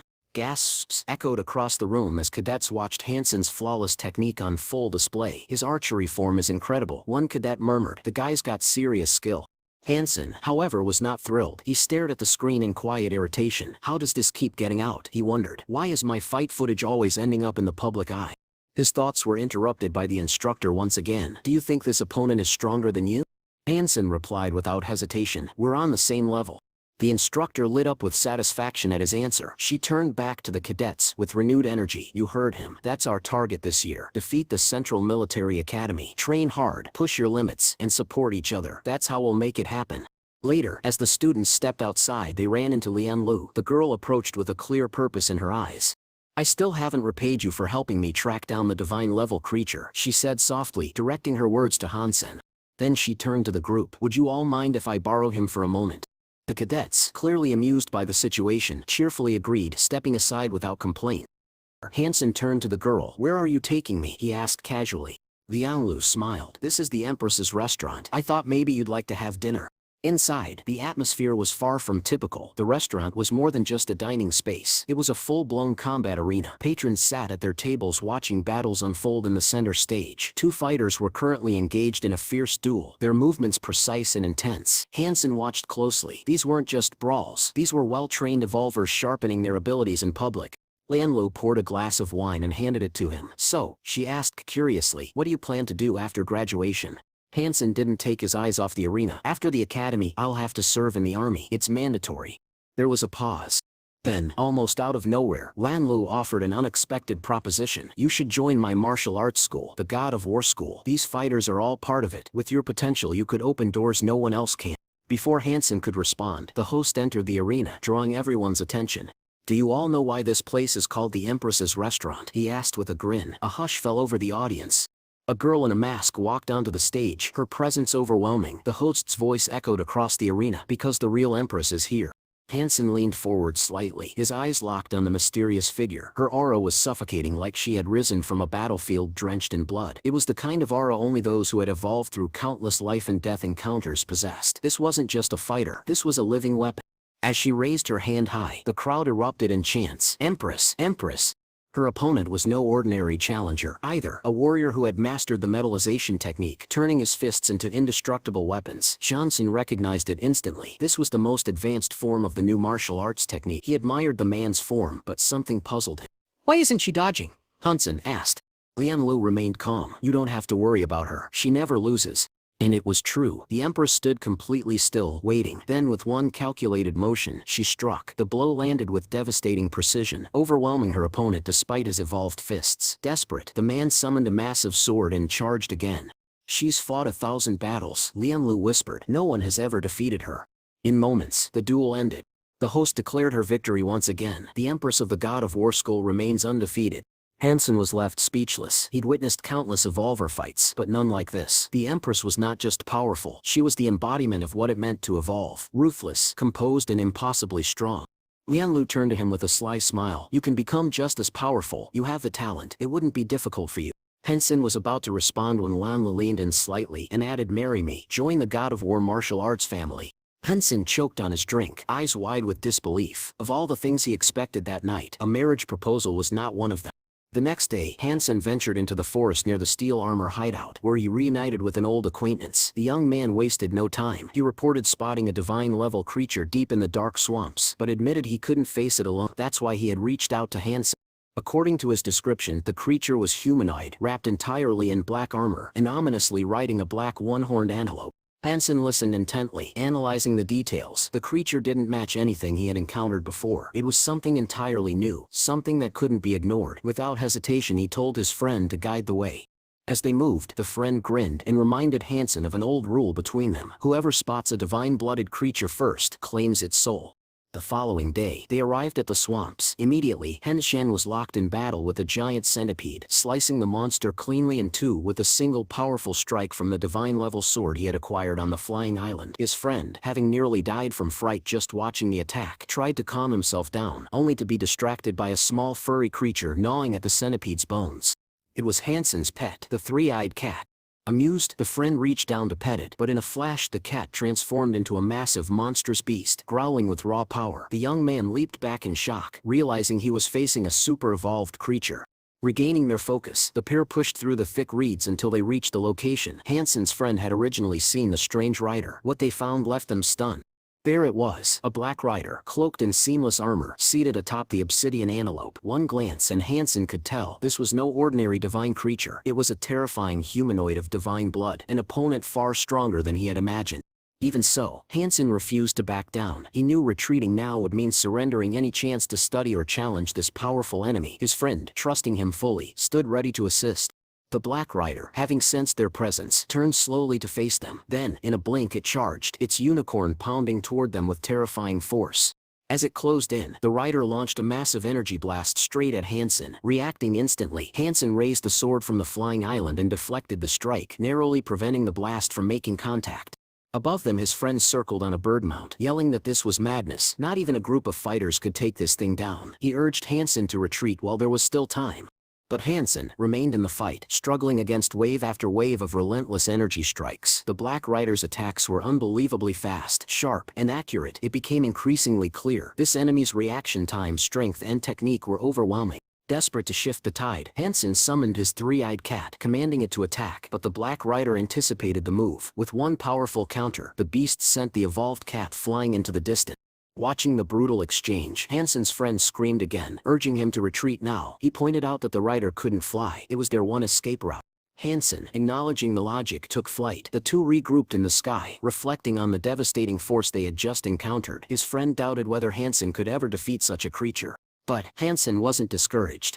He studied the valley from above, then corrected his friend with chilling clarity. There isn't just one enemy, there are two. The antelope, he explained, wasn't just a mount, it was a separate divine-level being, a monster in its own right. That revelation changed everything. Even worse, Hansen couldn't use his particle flow acceleration technique or transform while using his beast soul abilities, and without those, he didn't have the raw power needed to win. His friend asked, voice heavy with worry. "Where are you going now?" "I need to confirm something," Hansen said calmly, "and then fight again."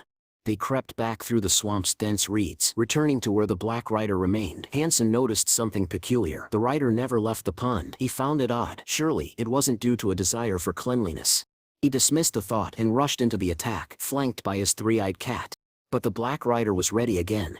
It parried Hansen's blows with uncanny precision, as if it could predict each move before it was made. Even Hansen's lightning-fast strikes were effortlessly blocked. The divine being's instincts were sharper than anything Hansen had faced. Pushed to his limit, Hansen found himself launched across the battlefield, crashing to the ground after a direct hit. His friend, still watching from a distance, came to a grim conclusion. Hansen's strength, speed, and tactics, none of it was enough. Wings flaring, Hansen flew back to safety, but he wasn't retreating for good. Inside he was more resolved than ever. If he couldn't win now, then he would on the 10th try, or the 100th. But no matter what, he would win. His friend, exasperated, tried once more to reason with him. "It's already been days," he said, "and that divine being hasn't even taken a single serious injury." Yet Hansen didn't flinch.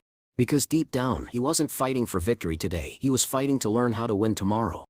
Despite the wounds and exhaustion piling up, Hansen remained undeterred. When his friend once again tried to talk him out of the fight, Hansen simply shook his head and said confidently, "Don't worry, I want to try again. I think I've finally understood the essence of his technique." Over the course of countless battles, Hansen had been closely studying the Black Knight's attacks. There was something about his fighting rhythm that didn't add up until now. He realized that the creature's every strike followed a rotational pattern, and more importantly, they always rotated counterclockwise. This wasn't just style, it was function. Hansen deduced that the forward spin of the spear's motion was intended for offensive bursts, but the counterclockwise twist subtly drained and redirected the opponent's strength. The entire structure of the knight's technique was built to both attack and neutralize simultaneously. But something still bothered him. Even after grasping this rotation pattern, Hansen couldn't figure out how the creature predicted his blows so easily. Every move he made felt like it had been pre-calculated. Still, one truth stood firm. This unique counterclockwise energy rotation was the root of the knight's overwhelming power. Realizing this, Hansen understood that head-on attacks were pointless if the opponent already knew his every intention. So, instead of recklessly charging again, he made a different choice. For several days, Hansen immersed himself in mastering a rare energy technique known as the Great Yang Magnetic Cannon, a powerful ability capable of reversing energy polarity. He believed that it could be the key to breaking through the knight's impenetrable defense. Eventually, he returned to the dark swamp, eager to put this new knowledge to the test. But disappointment struck fast. Hansen soon discovered that he couldn't unleash the full potential of the Great Yang Magnetic Cannon without a compatible weapon. Still, retreat wasn't an option. Just as before, the Black Knight sensed Hansen's presence instantly. With no hesitation, the armored creature launched forward in a frenzied assault, spear spinning like a vortex of death. Hansen activated his energy field, a brilliant aura sparking to life around him. He was determined to disrupt the knight's rhythm, to find just one small crack in his defense. This time, Hansen relied on opposing polarities in his attacks, techniques that would disrupt the knight's counterclockwise rotation. Even if the knight could read his body language, the nature of the energy itself would be erratic and unpredictable. And finally, it worked. As the battle escalated, the Black Knight was caught off guard. One of Hansen's strikes landed clean, sending the divine being crashing to the side. The impact was powerful enough to crater the earth, a clear sign of how much force was behind it. Though Hansen had aimed for the head, the blow struck the chest instead. Still, the damage was visible. The enemy had been penetrated, visibly shaken for the first time. But Hansen didn't get time to celebrate.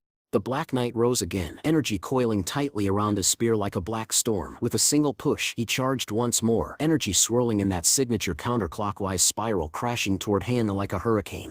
Despite the injuries, the divine creature was now fighting with double the intensity. Hansen braced himself, struggling to hold his ground, as the shockwaves from each strike threatened to break through his guard. Why, he wondered. How could the knight still be this strong, even after taking a blow like that? The realization struck him cold. The enemy was growing stronger with every battle, feeding off the rhythm of the fight, as if the violence itself made him more complete. Knowing he couldn't withstand much longer, Hansen took to the sky, using the wings of his armor to soar upward, hoping to retreat to safety. But he didn't make it.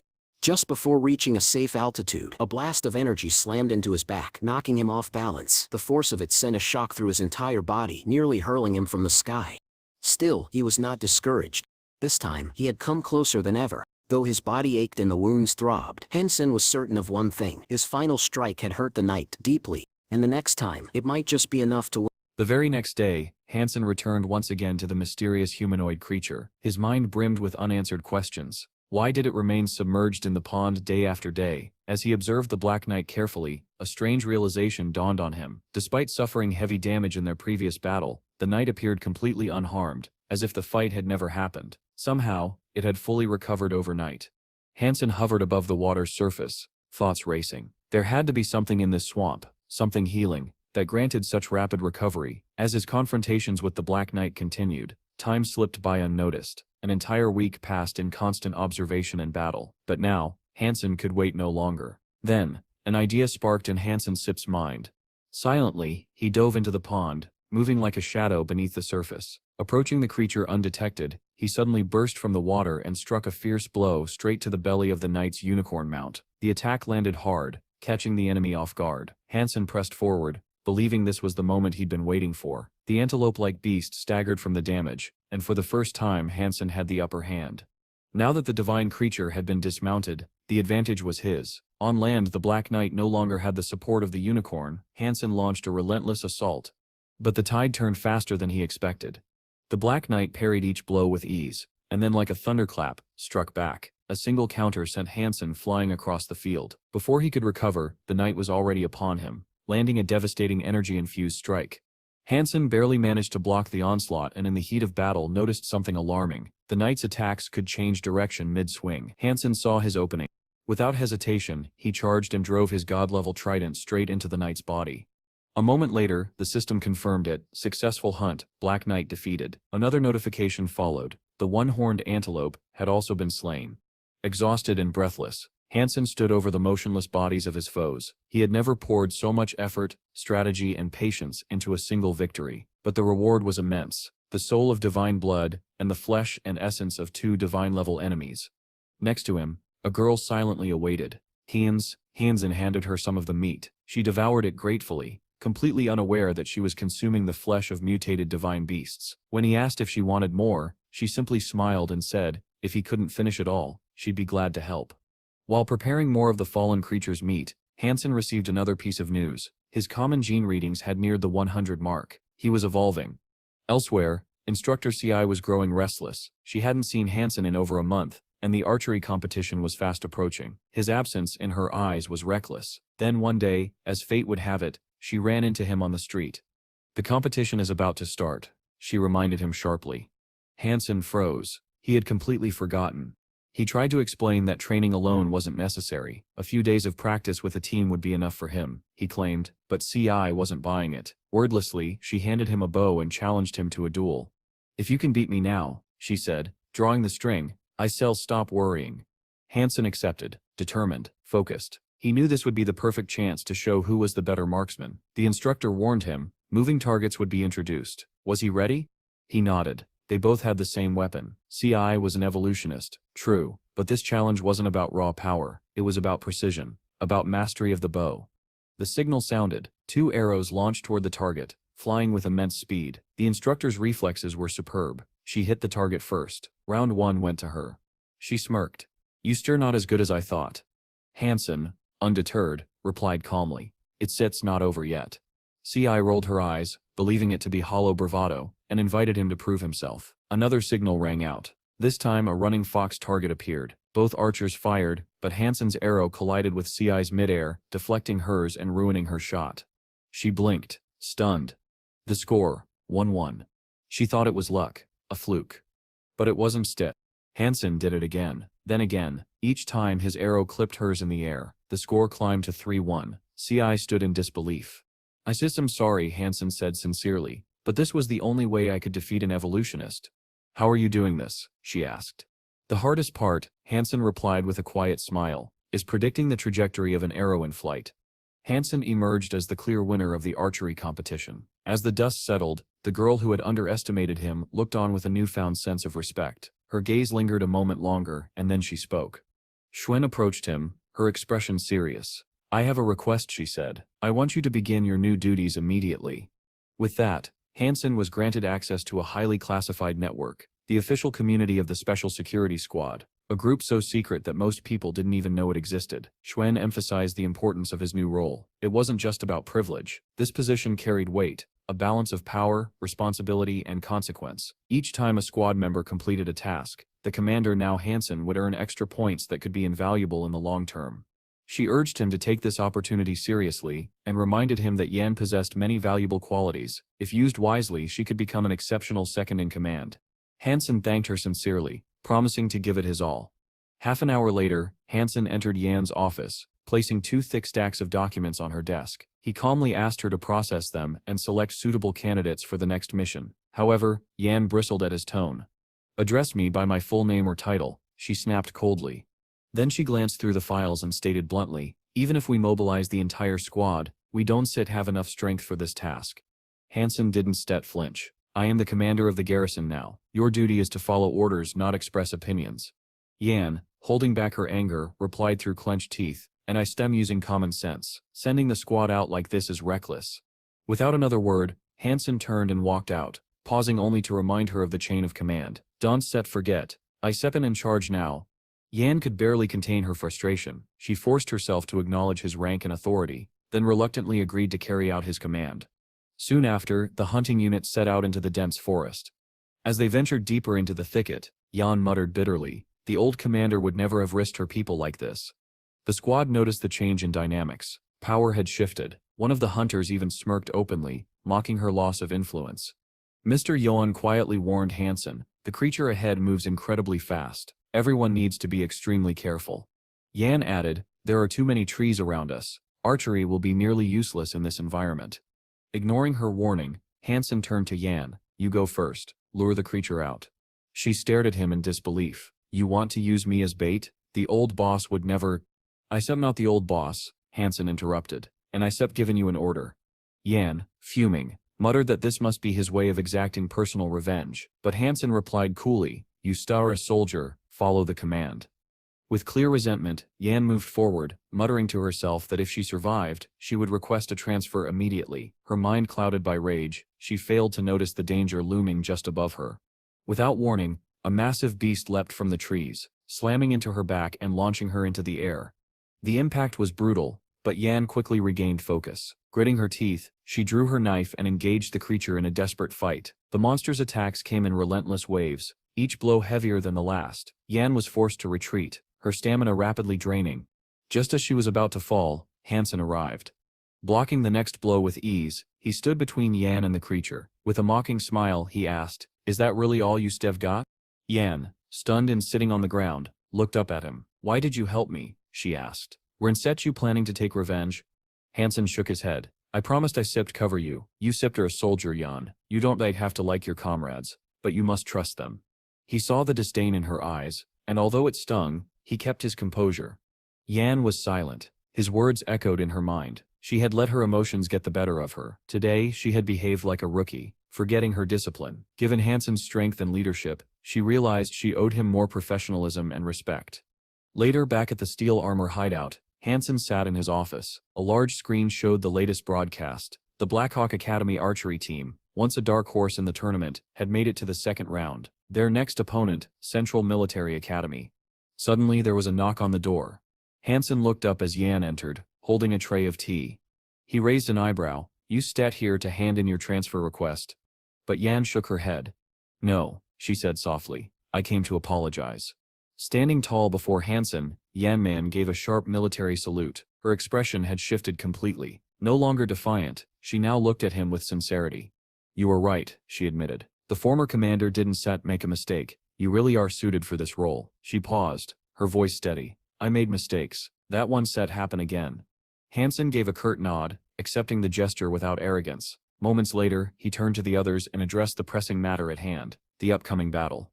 He explained that Blackhawk Academy's main rival, the Central Military Academy, had been relentlessly sharpening their skills. They weren't just strong, they were evolving. Taking them down would be far from easy. Instructor Cizi, standing nearby, couldn't hide her frustration. "Our academy luck has always been terrible," she muttered. "Why is it always us who draw the Central Military Academy in early rounds?" Meanwhile, back in the academy's dining hall, the team shared a casual meal. Jian, one of the cadets, turned to Hansen with concern. "Are you ready to face the strongest player from Steel Hand in the next round?" she asked. Without hesitation, Hansen replied, "No problem." But Jan didn't seem reassured. Noticing the worry in her eyes, Hansen asked gently. What step's bothering you?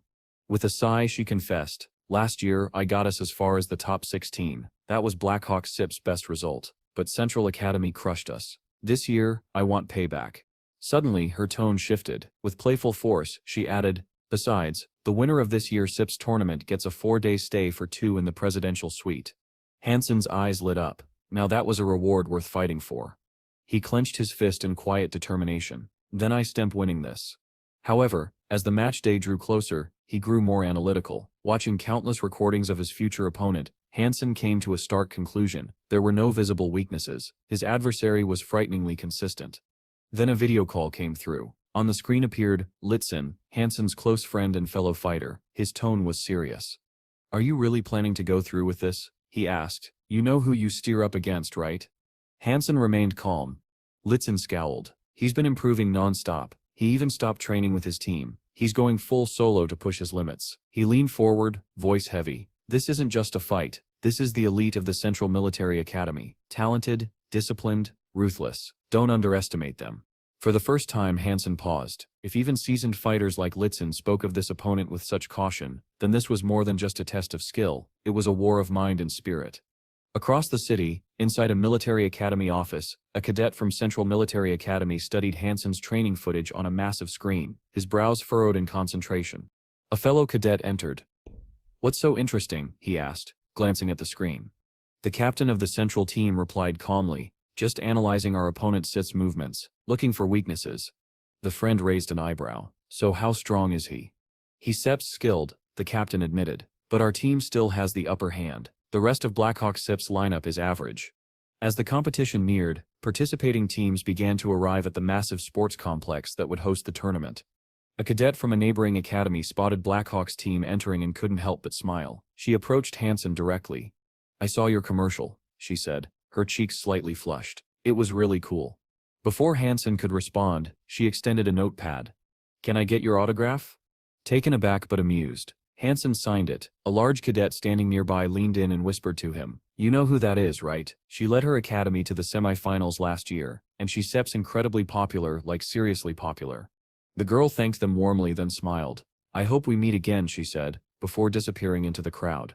Once she was gone, the large cadet let out a low whistle. Man, beauty, brains, and battle instincts. A lethal combination.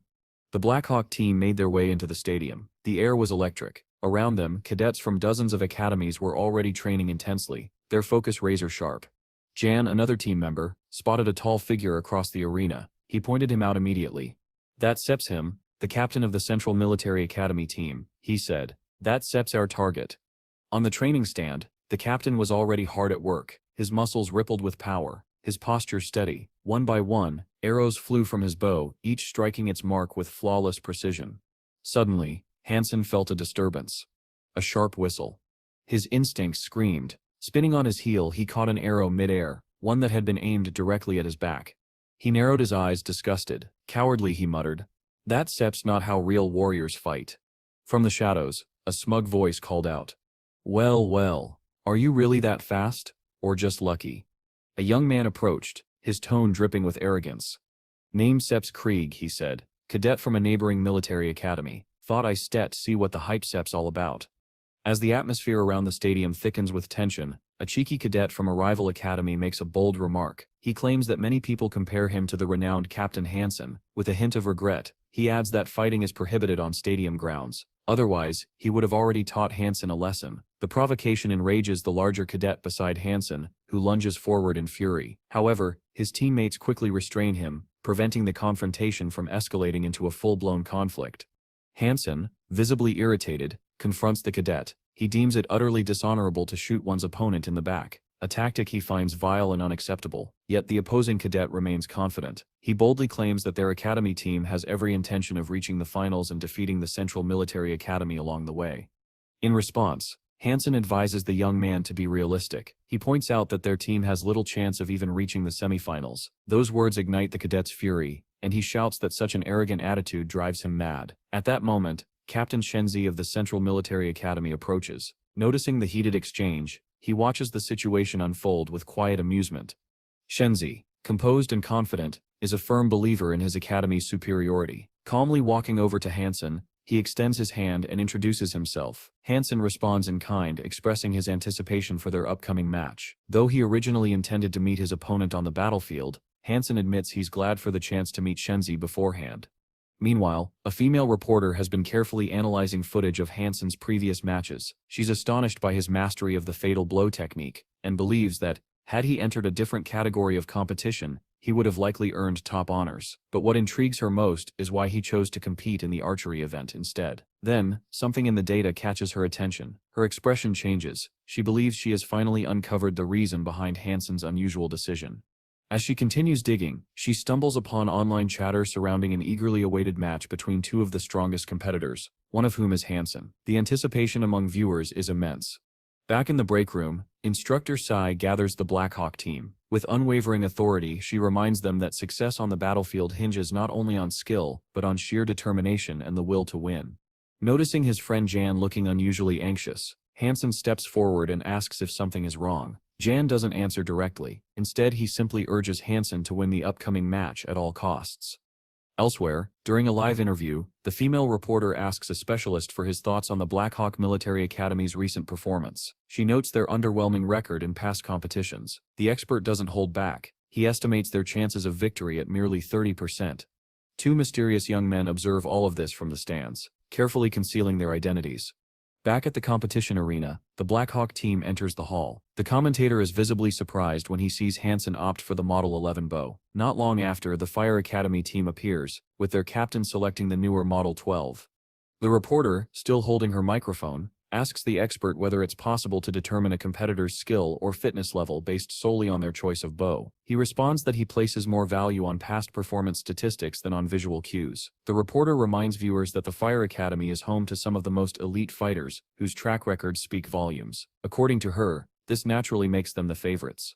The expert agrees, singling out the Fire Academy captain as a born marksman with an impeccable record. He doubts that Hansen or his team will pose a real threat, placing their odds of success at a bare minimum. His statements are broadcast across every stadium screen, sparking outrage among some viewers, especially the young women watching, who question how someone so misinformed could be given a platform to speak.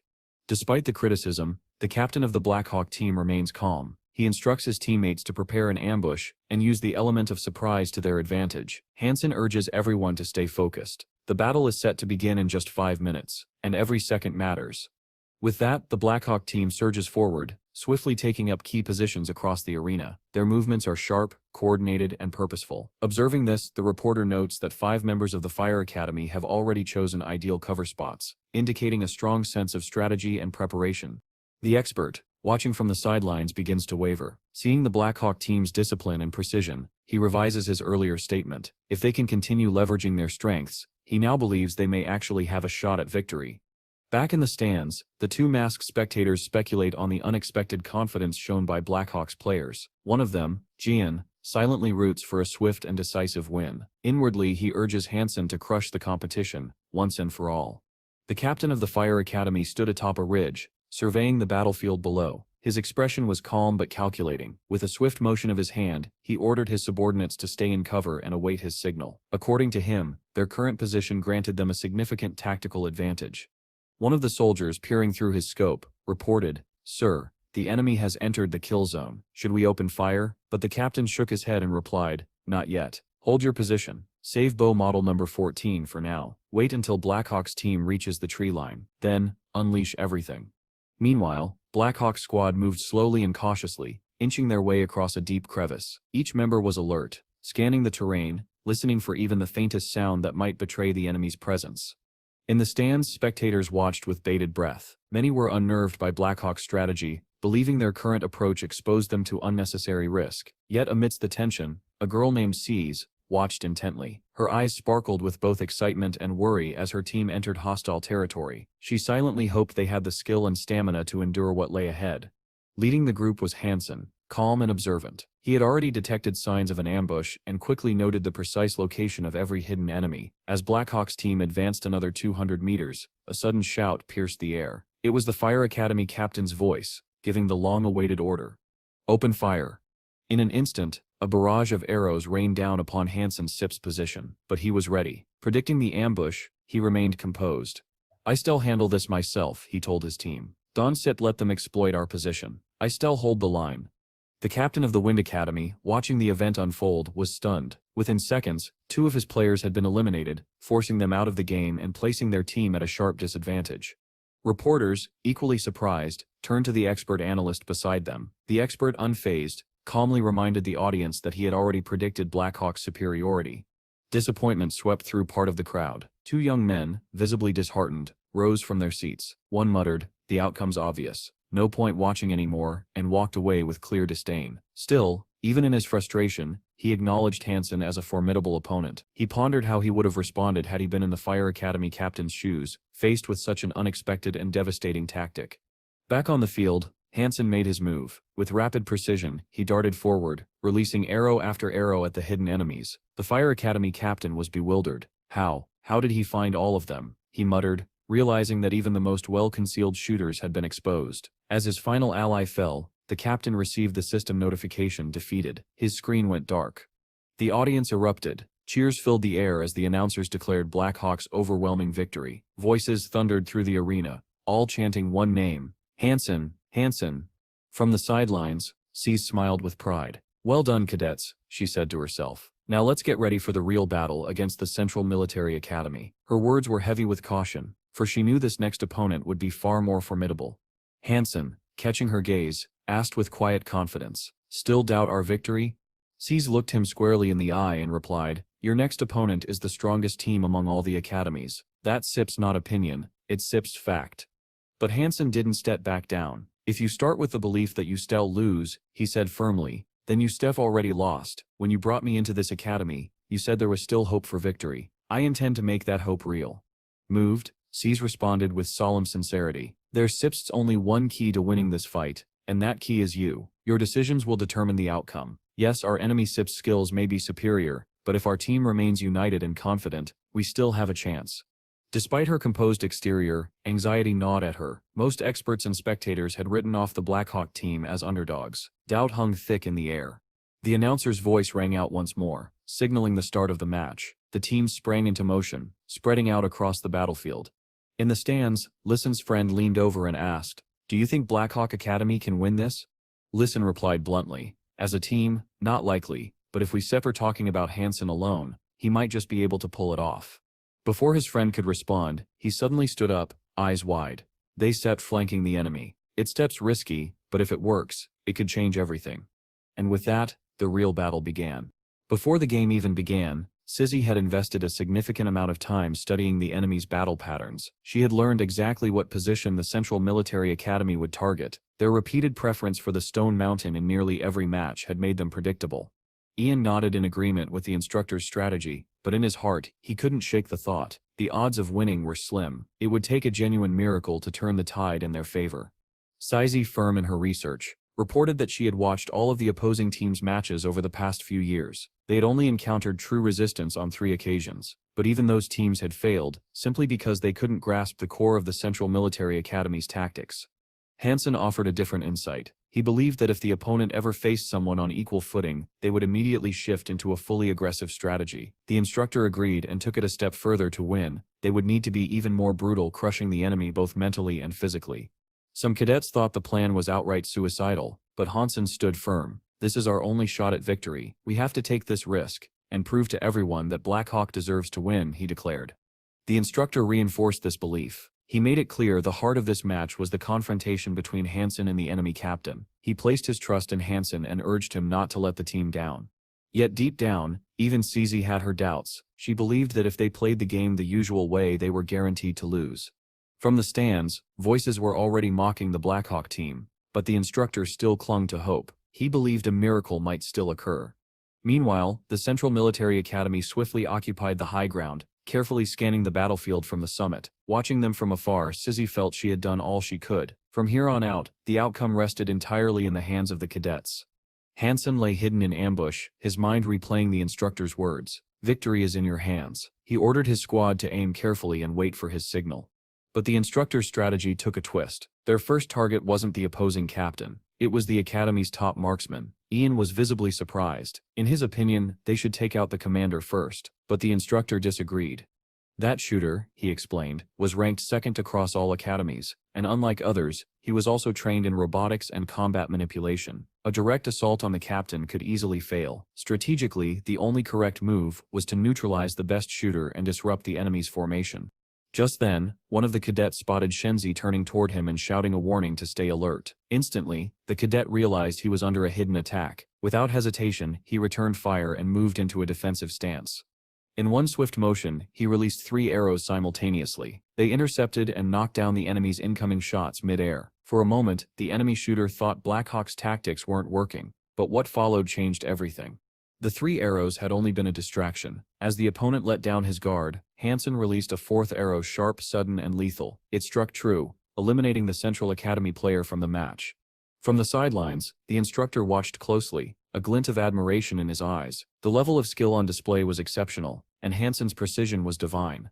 Even as he exited the field, the fallen Central player warned his captain Hansen was far more dangerous than they had anticipated. The realization that he had fallen for a basic trick gnawed at him. The first 3 arrows were a feint, and the 4th was the real blow. Quickly, Shenzi decided to shift tactics. He ordered his team to descend from the mountaintop immediately. The terrain lacked any decent cover, and staying put would be fatal.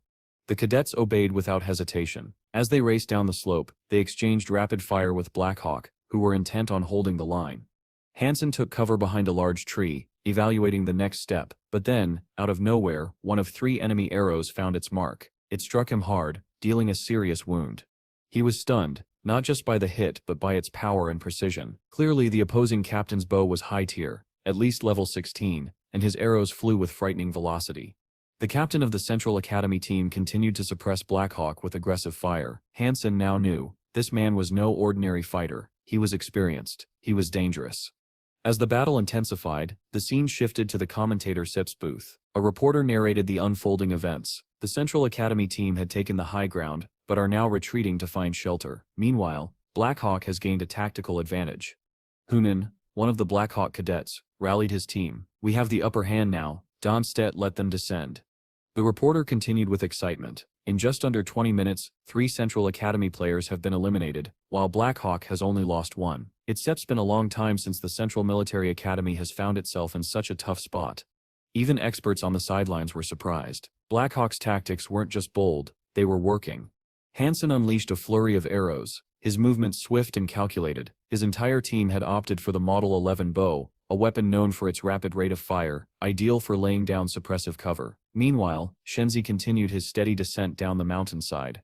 Turning sharply, Hansen spotted another comrade struck down by the opposing team. Without hesitation, he returned fire, creating space for his team to reposition. His aim was true. One of the Blackhawk players went down, struck cleanly. The reporter's voice crackled through the broadcast, noting that the Blackhawk team was mere steps away from victory, but reminded the viewers that they still had to overcome the Central Military Academy's most formidable marksman.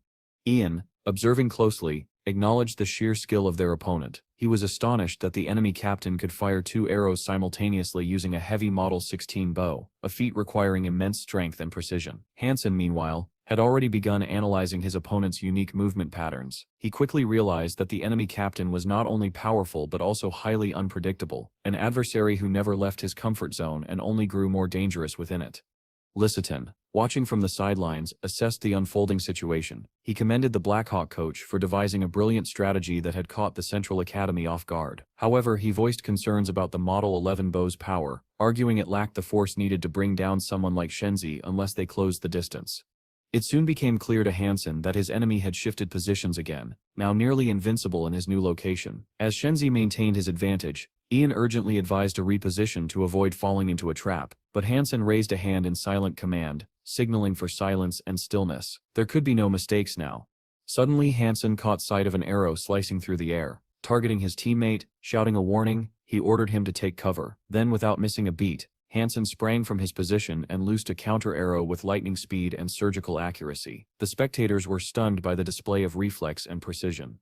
Some watching believed the Model 11 bow had proven a smart tactical choice, but even they admitted it lacked the reach to counter someone like Shenzi from a distance. Out of the corner of his eye, Hansen saw another teammate fall, struck by enemy fire. The announcer's voice cut in again, confirming another elimination from the Blackhawk squad. Doubt began to spread among the crowd. Many whispered that the Blackhawk team stood no chance against the Central Military Academy. The reporter highlighted Shenzi's control over the battlefield. Each time danger approached, he vanished from sight, relocating before a shot could be taken. The presenter criticized Hansen's weapon choice, arguing that had he selected the more powerful Model 14, he might have had a better chance. With the Model 11, however, the odds were grim. Shenzi now took a battle stance, scanning the terrain meticulously. He was determined to locate and eliminate his rival with a single decisive shot. Just then, Hansen burst out from his cover mid-air, firing an arrow straight toward Shenzi. A girl watching from the stands was captivated by the clash, marveling at the epic confrontation between two masterful warriors. Half an hour passed, yet the intensity never waned. The host declared this to be the most exhilarating duel of the past decade, one where neither side would emerge a true loser. The two warriors were in constant motion, predicting and evading each other's moves. The battle had become one of mental warfare, a test of strategy and nerve. Taking refuge behind cover, Hansen waited. He needed Shenzi to step into his kill zone for a final, conclusive shot. Yet he hesitated. The reporter noted that the Central Academy captain had made the ideal equipment choice, a decision now paying off. From the sidelines, the eliminated Blackhawk teammates watched anxiously, desperate for Hansen to prevail. Ian, disheartened, turned to their coach and muttered that perhaps they would do better in the next competition. Siza, visibly upset, had believed this ambitious plan could succeed. After all, they had come further than anyone expected against such a powerful adversary. But with Hansen still wielding the Model 11, she feared defeat was inevitable. One cadet couldn't hold back his emotions. Tears welled in his eyes, as he confessed that unlike the others, he was graduating. For him, there would be no next time. Yet the battle pressed on. Hansen began moving again, calmly and deliberately, seeking higher ground. He soon found himself in the open and knew retreat was no longer an option. Shenzi, standing tall across the battlefield, acknowledged Hansen's strength. He regretted that this would be their final encounter, believing the battle would end today. But Hansen thought otherwise. He stared back with resolve, inviting Shenzi to settle the matter now. Both warriors drew their bows. Shenzi's bowstring tightened as a bright energy aura pulsed around him. Hansen, standing firm, nocked an arrow and took aim. The final shot was moments away. Lisitsan was certain. Hansen stood no chance in a direct confrontation. His bow was simply too weak to match the firepower of the Central Military Academy's captain. But despite the overwhelming odds, Hansen made his move. As the Central Academy's captain took a step forward, Hansen released an arrow and immediately changed positions. His movement was swift, fluid, almost too fast to follow. From the commentator Sep's booth, a voice echoed across the arena, noting with admiration that the Black Hawk Academy player still hadn't given up. "It's Sep's been a long time," the commentator said, "since I seen someone fight with such unyielding will." Reacting instantly, Shenzi, the Central Academy captain, leaped into the air and fired another arrow. But the commentator warned against drawing conclusions too early. Both contenders were strong, and the winner had yet to be decided. The audience, composed of cadets and instructors, watched the duel unfold with intense focus. Some thought Hansen had simply gotten lucky. Shenzi's last two arrows had narrowly missed their mark. But then, a cadet from Central Academy stood up and spoke with conviction. He claimed Hansen wasn't surviving on luck. He knew the exact trajectory of their captain's shots. According to him, Hansen could not only see where each arrow was flying, but also adjusted his movement accordingly, using a specialized mobility technique to disrupt the enemy's aim. Hansen's strategy was becoming clear. With every move, he shortened the gap between himself and the enemy. The distance had already closed to 200 meters. Though his bow model was significantly weaker, Hansen's tactics were causing concern among the enemy ranks. Shenzi's precision advantage faded as the range shrank. The dead zone 50 meters was approaching. At that distance, Shenzi's long-range specialization would become a liability. The pressure mounted. Hansen closed in to 150 meters and released 3 arrows in rapid succession, not with the intent to hit, but to distract. As Shenzi dodged, Hansen continued sprinting, showcasing incredible stamina and determination. The crowd could hardly contain their emotions. Shock, admiration, and suspense hung thick in the air. The commentator Sep's voice returned. "Hansen Sesta's approach is reckless, but if he closes in just a bit more, this might become the turning point." Lisitsan watched closely now. He had to admit, there was a certain brilliance in Hansen's desperation. It was risky, perhaps even foolish, but it might be his only shot at victory. A friend nearby pointed out a grim fact. Hansen only had 20 arrows left, with no reloading stations in sight. The clock was ticking. Shenzi, aware of the approaching threat, fired again and again, but his arrows continued to miss. The gap was now 75 meters. Dodging was becoming increasingly difficult, even for someone like Hansen. Still, he pressed forward, releasing arrows of his own mid-sprint. His breathing was heavy, his aim unsteady, but his resolve never wavered. Shenzi narrowed his eyes, This young man, he was a true opponent, but the next arrow he believed would end it all. From the crowd, a voice rang out. Sighs, unable to contain his emotions, shouted at Hansen, "You have no right to lose this fight." Yet others doubted. Lisitsen's friend was convinced it was over. Hansen, with limited arrows and a weaker bow, couldn't possibly win. The commentator voiced a similar sentiment. "He gave it everything he had," she said solemnly, "but perhaps even that wasn't set enough." And then, everything changed. Hansen drew a special arrow from his quiver. He muttered to himself, "This is not the end." With a burst of energy he somersaulted through the air, dodging another incoming strike, and launched the arrow. Their arrows collided mid-air. Shenzi's eyes widened. He had seen his own arrows strike down Hansen's. Yet somehow, there it was, another arrow heading straight toward him. Gasps spread through the Central Academy ranks. One cadet murmured in disbelief. The captain was wrong. Another screamed, unable to accept what had just happened. That can set be. The captain never misses. But reality struck hard. Hansen had come too close. Shenzi realized it too late. His long-range bow was useless at this distance. With no other option, he hurled an arrow like a spear, hoping to strike Hansen directly. But Hansen was prepared. "This ends now," he declared. "You were a worthy opponent." In one final move, Hansen activated a technique he had trained for 3 long months, a method of spinning energy counterclockwise. The special arrow twisted mid-air with unnatural motion and honed in on Shenzi. There was no escape. The arrow hit. A stunned silence followed. Then, the host Sit's voice broke the stillness. "Central Military Academy has been defeated. Their captain is out." Shock spread across the arena. Teachers, students, none could believe it. The mighty Central Academy had lost. The commentator was momentarily speechless. The cadets of Black Hawk Academy rushed the stage, surrounding Hansen. One cadet, tears in his eyes, turned to their instructor. "Did we really win?" With pride, the instructor nodded. "Yes, this is real." Lisitsen's friend was still stunned. This is incredible. I never thought this could happen." It wasn't just the victory, it was how Hansen had done it, against all odds, using a weaker weapon, defying logic and unleashing an arrow that defied physics. Its path was mysterious, inexplicable, perfect. The reporter, finally regaining her voice, beamed with emotion. "A miracle has occurred today. Black Hawk Academy has done the impossible. Their new hero, Hansen, has struck down the unshakable captain of the Central Military Academy." Across dozens of screens, an enormous image of Hansen appeared, bow raised, expression calm yet proud. The announcer declared with unwavering excitement, "A new era has begun, the age of Black Hawk Academy." With the championship trophy in hand, Hansen stood victorious. A new champion had been born. Atop the roof of a building, cadets from the Central Academy sat quietly, sipping beer under the night sky. One of them, breaking the silence, turned to Shenzi and asked, "How does it feel to lose?" Shenzi didn't respond immediately. After a brief pause, he admitted, with a hint of surprise in his voice, that he hadn't expected defeat. The same cadet then asked what exactly had happened during the final shot. Shenzi replied that the arrow had traveled in an inexplicably twisted path. This revelation shocked the group. In their competitions, arrows were specifically designed to prevent such manipulation. Techniques like spin, or using air currents to redirect arrows were strictly prohibited. For the arrow to behave that way, something unusual had happened. Shenzi, however, didn't seem angry, just intrigued. He admitted that his opponent, Hansen, was a truly remarkable young man. He regretted that this had been his final match, and that he wouldn't get another chance to face Hansen in the championship. Rising to his feet, Shenzi bid the group farewell, expressing hope that they'd meet again someday.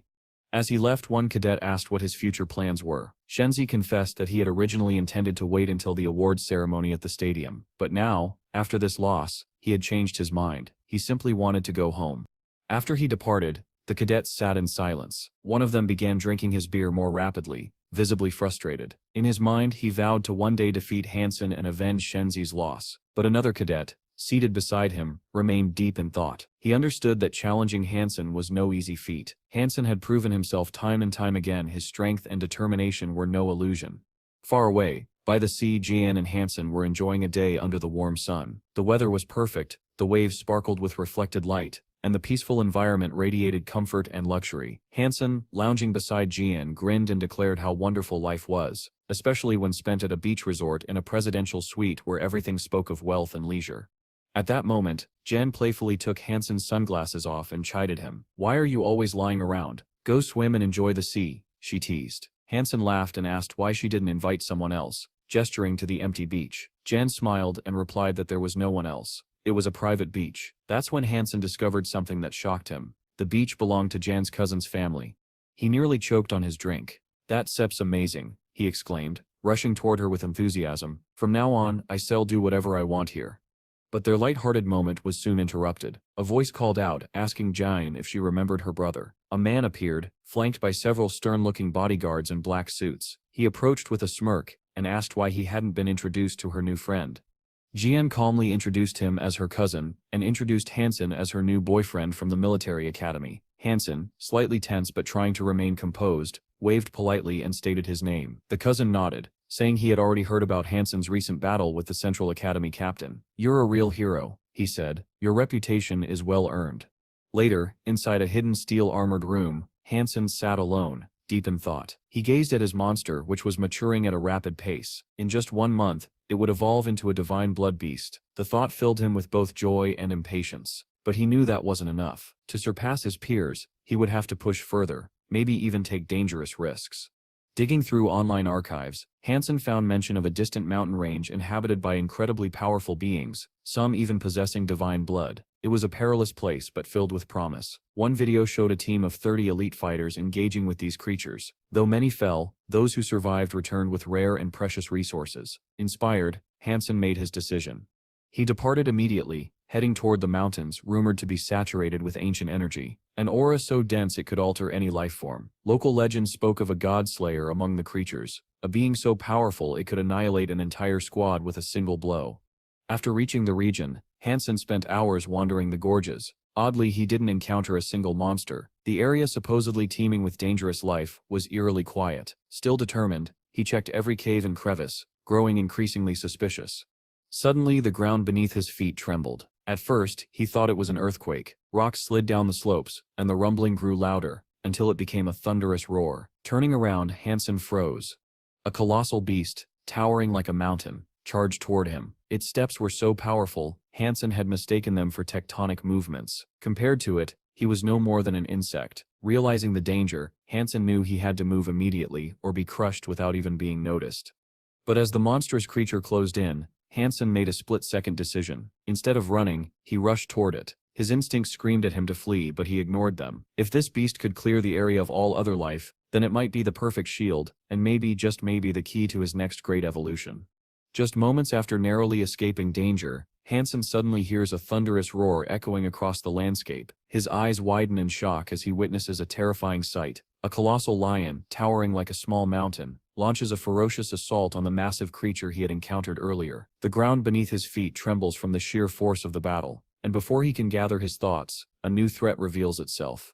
Turning sharply, Hansen sees a horde of enormous beasts charging straight toward him. He's trapped, wedged helplessly in a narrow gorge. On one side stands the towering lion, and on the other, a furious pack of monsters rapidly closing in. There's no clear escape route. Fortunately, Hansen possesses a divine blood-level beast spirit, his only glimmer of hope in this dire situation. Realizing the urgency, he knows that remaining here means certain death. He scrambles up a large rock and activates his invisibility mode, praying it will be enough to evade the chaos. But luck isn't on his side.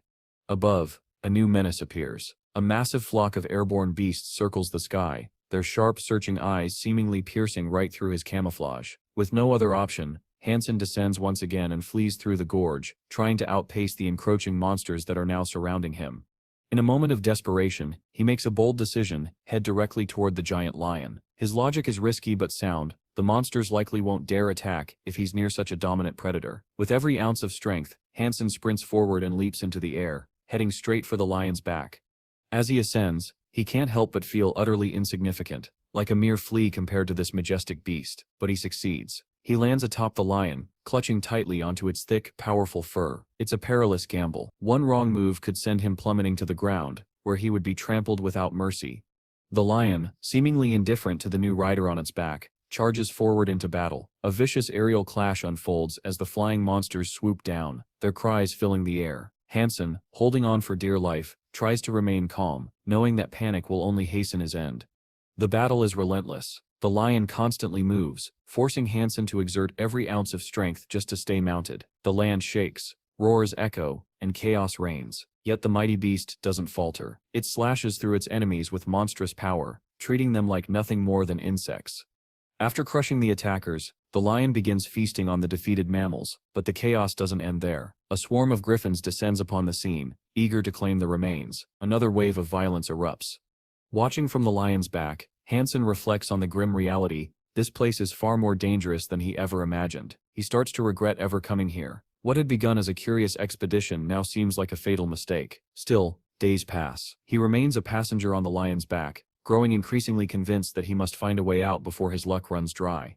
Then, something changes.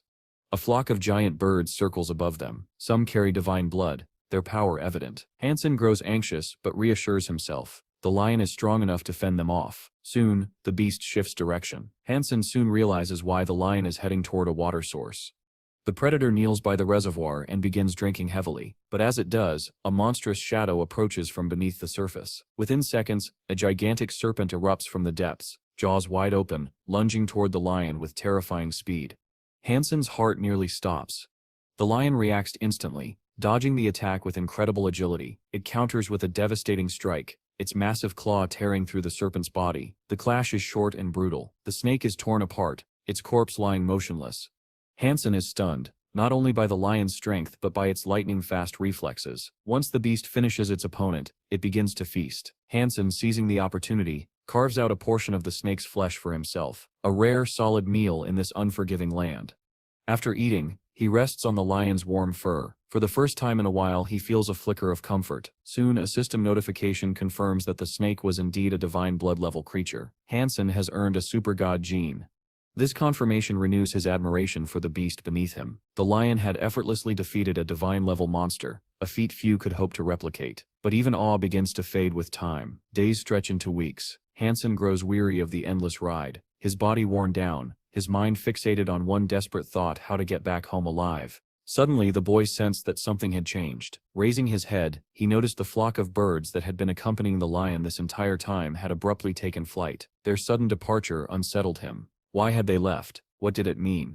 But the enormous predator paid no attention to the birds. Without hesitation, it dove into the water, swimming swiftly and leaving behind massive waves in its wake. Hansen, still clinging to the lion, realized with a growing sense of dread that he had completely lost his bearings. He had no idea where they were heading now. As he surveyed the deep waters, Hansen came to a grim conclusion. Jumping in would be foolish and far too dangerous. The depths likely hid formidable creatures, any of which could tear him apart in seconds. And so the journey continued, stretching into long hours of uncertainty. Eventually Hansen spotted a glimmer of hope. In the distance, a bright light shimmered, a fiery glow on the horizon. Moments later, it became clear the lion had reached a large island, over which the setting sun cast golden rays, bathing the entire landscape in warm, radiant light. The lion strode ashore, shook the water from its massive body, and let out a thunderous roar that echoed across the island. Hansen stared in awe. He began to suspect this island might be the beast's territory, its lair. Still clinging to the lion's back, Hansen observed how confidently and swiftly it moved across the terrain. A thought struck him. Were there other creatures living on this island, or had they all gone into hiding at the mere presence of this terrifying apex predator? Several days passed in silence. During all that time the lion did not move again. It remained motionless, as though in deep slumber, or worse. A troubling thought crossed Hansen's mind: was it dead? If so, its death might offer an unprecedented opportunity. This creature was of divine blood. Consuming its flesh could enhance Hansen's supergenes, something that rarely if ever presented itself. Raising his gene level had become his foremost goal. He couldn't afford to let this chance slip away. But just as he approached to confirm, the lion suddenly stirred. With a violent jolt, it leapt to its feet and roared once more, an ear-shattering primal sound that rippled through the very earth. Hansen clutched his head, trying to muffle the unbearable roar, which seemed to split the air itself. Then, silence fell. As Hansen steadied himself, he noticed something beside the lion, a tiny lion cub, barely able to stand. It looked frail, fragile, and disoriented. A moment later, the adult lion began vomiting blood, but there was something strange in the crimson stream, a glowing, mysterious object. Curious, Hansen stepped closer. Among the blood was a large, radiant orb, pulsing with a strange energy. The lion cub, just as intrigued, approached the object and began licking it gently. Hansen observed closely. What was this sphere? Was it edible, or was it something far more powerful? He turned his gaze back to the lion. There was no longer any breath. The mighty predator was dead. Slowly he approached the cub, wary of any sudden movement. Even a small predator could be dangerous if provoked. Using his spear, Hansen attempted to pull the orb toward him, but it proved heavier than expected, especially with the cub's weight pressing on it. After much effort, he finally managed to roll the object away. The cub, weakened and unable to stand, posed no threat now. This gave Hansen the chance to examine the mysterious orb more closely. He touched its surface. It was cold, with a texture resembling jade. Was it food? Or perhaps some ancient artifact? He continued to observe the cub. It had eaten the orb without issue, suggesting it might be safe for humans too. With caution, Hansen brought the orb to his lips and tasted it. It began to melt slowly on his tongue, releasing a sweet, exotic flavor, like a blend of honey and rare fruits. Instantly, he felt a surge within. His cells awakened, overflowing with energy. It was as if his body had been flooded with a force far stronger than any stimulant he had ever known. Overcome by greed and hunger for more power, Hansen devoured the orb with growing intensity, savoring the unstoppable strength coursing through his veins. In his frenzy, he failed to notice behind him, the lion cub had begun to move. However, after a few moments, Hansen finally noticed the cub stirring. A sharp realization struck him. Despite its young age, this creature was already a potential threat. If left unchecked, it could grow into something far more dangerous. He had no choice. It had to be eliminated before it became too powerful. Determined, Hansen approached the cub and made his decision. Gathering his energy, he shifted into a combat stance and launched a powerful blow directly at the cub's head, expecting a swift and final end. But what happened next defied all logic. The strike landed, yet it had no effect. Not even a scratch. Hansen's eyes widened in disbelief. Even as a newborn, the cub's fur was so impenetrable that his weapon couldn't pierce it. It was as though he had struck an iron wall. The cub's eyes snapped open, glowing with a blood-red light. A roar erupted from its small throat, a sound so mighty it made the air tremble. Despite its size, the power behind it was unmistakable. Still determined, Hansen aimed for the eyes, the known weak spot of most creatures. With his honed precision, he launched another focused strike. The cub recoiled, falling to its side and growling in pain while rubbing its eye. But again, something was wrong. There was no blood, no visible wound. The attack had landed perfectly, yet had caused no lasting damage. Before he could analyze further, the cub stood up, this time with a steady posture and a glare filled with fury. It began to approach, its low growl warning of an impending attack. Hansen wasted no time. He pulled out his most devastating weapon, an arrow twisted counterclockwise, a technique designed to pierce through any defense. But again it failed. The creature didn't even flinch. Desperate, Hansen escalated. He drew a divine-level sword, unleashing a flurry of powerful strikes. Then he switched to a silver trident. Neither weapon made the slightest impact. Half an hour passed. Hansen, panting and frustrated, was forced to face the truth. He had been fighting a cub, a mere infant, and yet it was completely immune to all his divine tools. But what alarmed him most was what came next. The cub was growing rapidly. Its body expanded with each moment. Its steps became more confident, its posture more stable. The little monster was evolving right before his eyes. Having exhausted every option and failed to inflict even minimal harm, Hansen made a new decision. He would not waste another second. The glowing orb still nearby was the key. He had to secure it before the cub regained full strength. With lightning speed, he darted forward, seized the orb and soared into the sky before the cub could react. From below, the young lion let out a frustrated growl, its glowing eyes tracking Hansen's every move. While airborne, Hansen continued devouring the golden orb. As he did, he felt power rushing through his veins, more intense than anything he'd ever experienced. But a troubling thought crept in. The orb was too large. He couldn't fly far while carrying it. A system message flashed before his eyes. You have consumed a fragment of the golden orb and received the super god gene. Hansen felt a strange mix of awe and confusion. The notification should have signaled something monumental. Yet, he felt no change, no transformation, no power surge beyond what he'd already experienced. Soon he discovered the truth. Super god genes did not activate like divine blood level genes. They required time, or special conditions. Either way, it wasn't instant. The next morning, Hansen wandered toward the island's coastal waters, hoping to catch fish, anything that might help him boost his genes further. To his surprise, even the smallest creatures in these waters possessed divine blood. Consuming them had noticeable effects. His strength grew.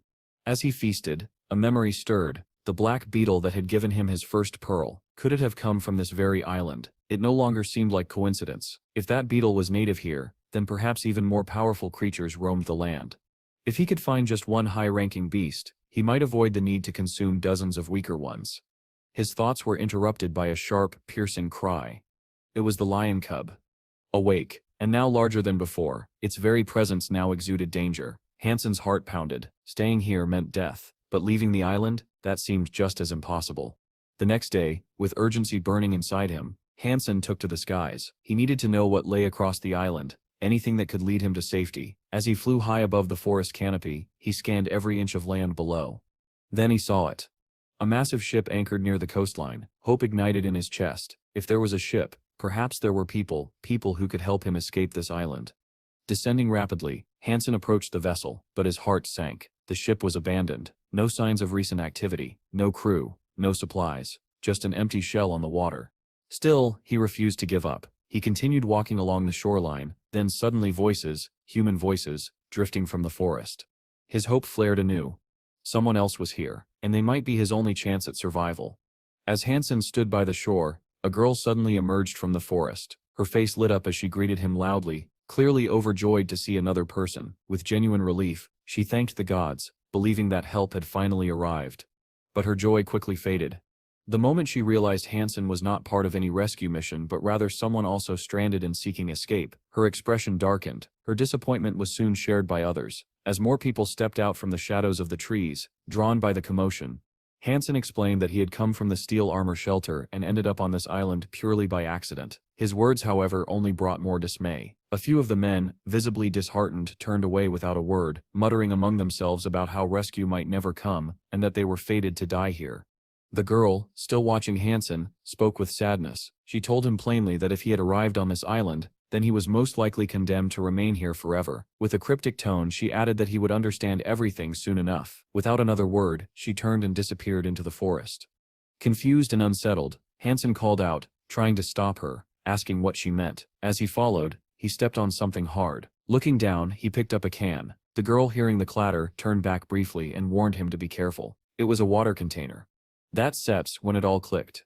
Hansen realized these people were survivors of a shipwreck. They had been living on this island for quite some time, but as he looked around, he noticed something odd. There were no shelters, no real equipment, nothing that resembled an organized survival effort. A man from the group studied him closely and made it clear Hansen was new here, and if he wanted to stay, he had to follow the rules. There was no room for freeloaders. If he wanted to eat, he needed to contribute. The man's tone was stern, his confidence firm, but Hansen, inwardly, found it amusing. Did they not know? The island was swarming with divine-blooded beasts. Even a single one could provide enough sustenance for weeks. Hunting food here wasn't the problem. It was surviving the hunt. The man continued, now warning Hansen of the extreme dangers lurking across the island. Venturing too far from the camp, he said, was a death sentence, and if Hansen chose to take that risk, then his fate would be his own responsibility. He had been warned. Just then, another young man stepped forward to ask an important question. He reminded the group that the island housed extremely powerful creatures, beings of divine blood. He asked Hansen directly whether he could handle such foes. At that moment, the first man decided to reveal more. With a serious look, he informed Hansen that their group belonged to a special security squad. He then asked Hansen if he had ever heard of such a unit. Hansen nodded. He too was a member of a special security squad, though he didn't recognize which division these survivors belonged to. This response stunned the others. Judging by Hansen's youthful appearance, he looked barely 20. They couldn't fathom how someone so young had earned a place in such an elite unit. In response, Hansen introduced himself fully. He stated that he was not just a member but the commander of the special security squad at the steel armor shelter. One of the men glanced at his companion and gestured toward him. "That's what a real captain of a special security squad looks like," he said coldly. The girl and the supposed captain exchanged glances. They mentioned knowing the former garrison commander and informed Hansen that their unit was currently led by a woman. Hansen calmly replied that these people had likely been cut off for too long, and that much had changed at the steel armor shelter in their absence. Skepticism remained thick in the air. One man challenged Hansen directly, demanding proof, some kind of documentation to back up his claim. Hansen admitted he had no papers on him. At that, the girl asked a telling question. If he really knew the garrison commander Schwan, then he should be able to answer a specific detail. What sits behind Schwan Sip's left ear? Hansen paused, digging through his memories. He recalled their many sparring sessions, moments spent analyzing her every move. After a moment, he answered, not behind her left ear, but behind her right. There was a red birthmark, roughly the size of a bean. The girl's eyes widened. She couldn't confirm whether Hansen was truly a commander, but she was now certain. This young man knew Schwan personally. Encouraged by her reaction, Hansen asked his own question. Was the girl also a member of the special squad? She shook her head, not directly, but she revealed that she held a very high-ranking position within the Weapons Corporation. Hansen immediately recognized the name of the Weapons Corporation, the same one directly tied to the Son of God. His eyes narrowed. Fate had handed him a rare opportunity. This wasn't just survival anymore. It was a new chance to settle scores with his sworn enemy. As evening descended, the survivors gathered around a flickering campfire. The girl, now revealed as the vice president of the Weapons Corporation, began sharing their story. Around 6 months ago, during their voyage, their vessel had been attacked by a colossal sea beast of divine blood level. It was that devastating ambush that stranded them here. Hansen leaned forward and asked the question that weighed most heavily on his mind. How far was the island from the mainland? Was there any way to escape? One of the men answered grimly. Leaving the island was nearly impossible. Even those with the ability to fly would be hunted down mid-air by powerful predators. The skies, like the sea, were just as deadly. Hansen soon learned the specifics. A massive sea monster ruled the nearby waters, so terrifying that none dared approach the coast. Because of this, the survivors had been forced to rely solely on wild vegetables and mushrooms for sustenance. The young man was surprised. He understood the danger of the ocean, but the island itself seemed teeming with divine creatures. Why not hunt them? His question was met with tense silence, until the girl responded. Her voice was edged with fear. She explained that they had been confined to this part of the island by horrifying beings known as ghost bears. These monsters resembled normal predators in shape, but were far larger and vastly more dangerous. The captain stepped in to elaborate. He recounted the last hunting expedition their group attempted. They had set out with a full squad of 30 people. It ended in tragedy. They were ambushed. Almost all of them perished. Among the ghost bears were divine blood-level leaders, beasts with not only overwhelming strength, but a frightening intelligence that made them far more lethal than ordinary monsters. The captain admitted that their current strength only allowed them to fend off the lowest-level bears. Anything stronger would wipe them out. Hansen turned to the vice president and proposed a deal. She looked at him, startled. How did he know her position? Before she could ask, Hansen posed a question of his own. Do you want to eat real food again while you're on this island? Her eyes lit up, suddenly filled with hope. You have food with you? She asked eagerly. Hansen shook his head. No, but this island has plenty. We just need to take it. Realizing what he meant, her mood shifted instantly. He was planning to hunt the ghost bears. Her face turned serious. I won't lose any more people, she said firmly. Hansen turned to the others. Any of you interested? Most shook their heads. One man said flatly that it was safer to remain here than to risk a hunt destined to fail. But the captain, intrigued by Hansen's confidence, asked him to continue. Hansen reminded them that they were not ordinary survivors. They were members of a special security squad. If they joined forces, they might be able to take down even these legendary beasts. But not everyone was convinced. One of the men scoffed. You haven't even seen the shadow of these monsters, and you're already talking about how to divide the meat. The captain fell silent for a moment, then spoke with reluctant resolve. I am not willing to risk the lives of my team, he said. Not again. Hansen nodded, understanding. He would go alone. Turning to the vice president, he gave her a final glance. Think carefully about how you still repay me. With that, he left the camp, disappearing into the shadows of the island.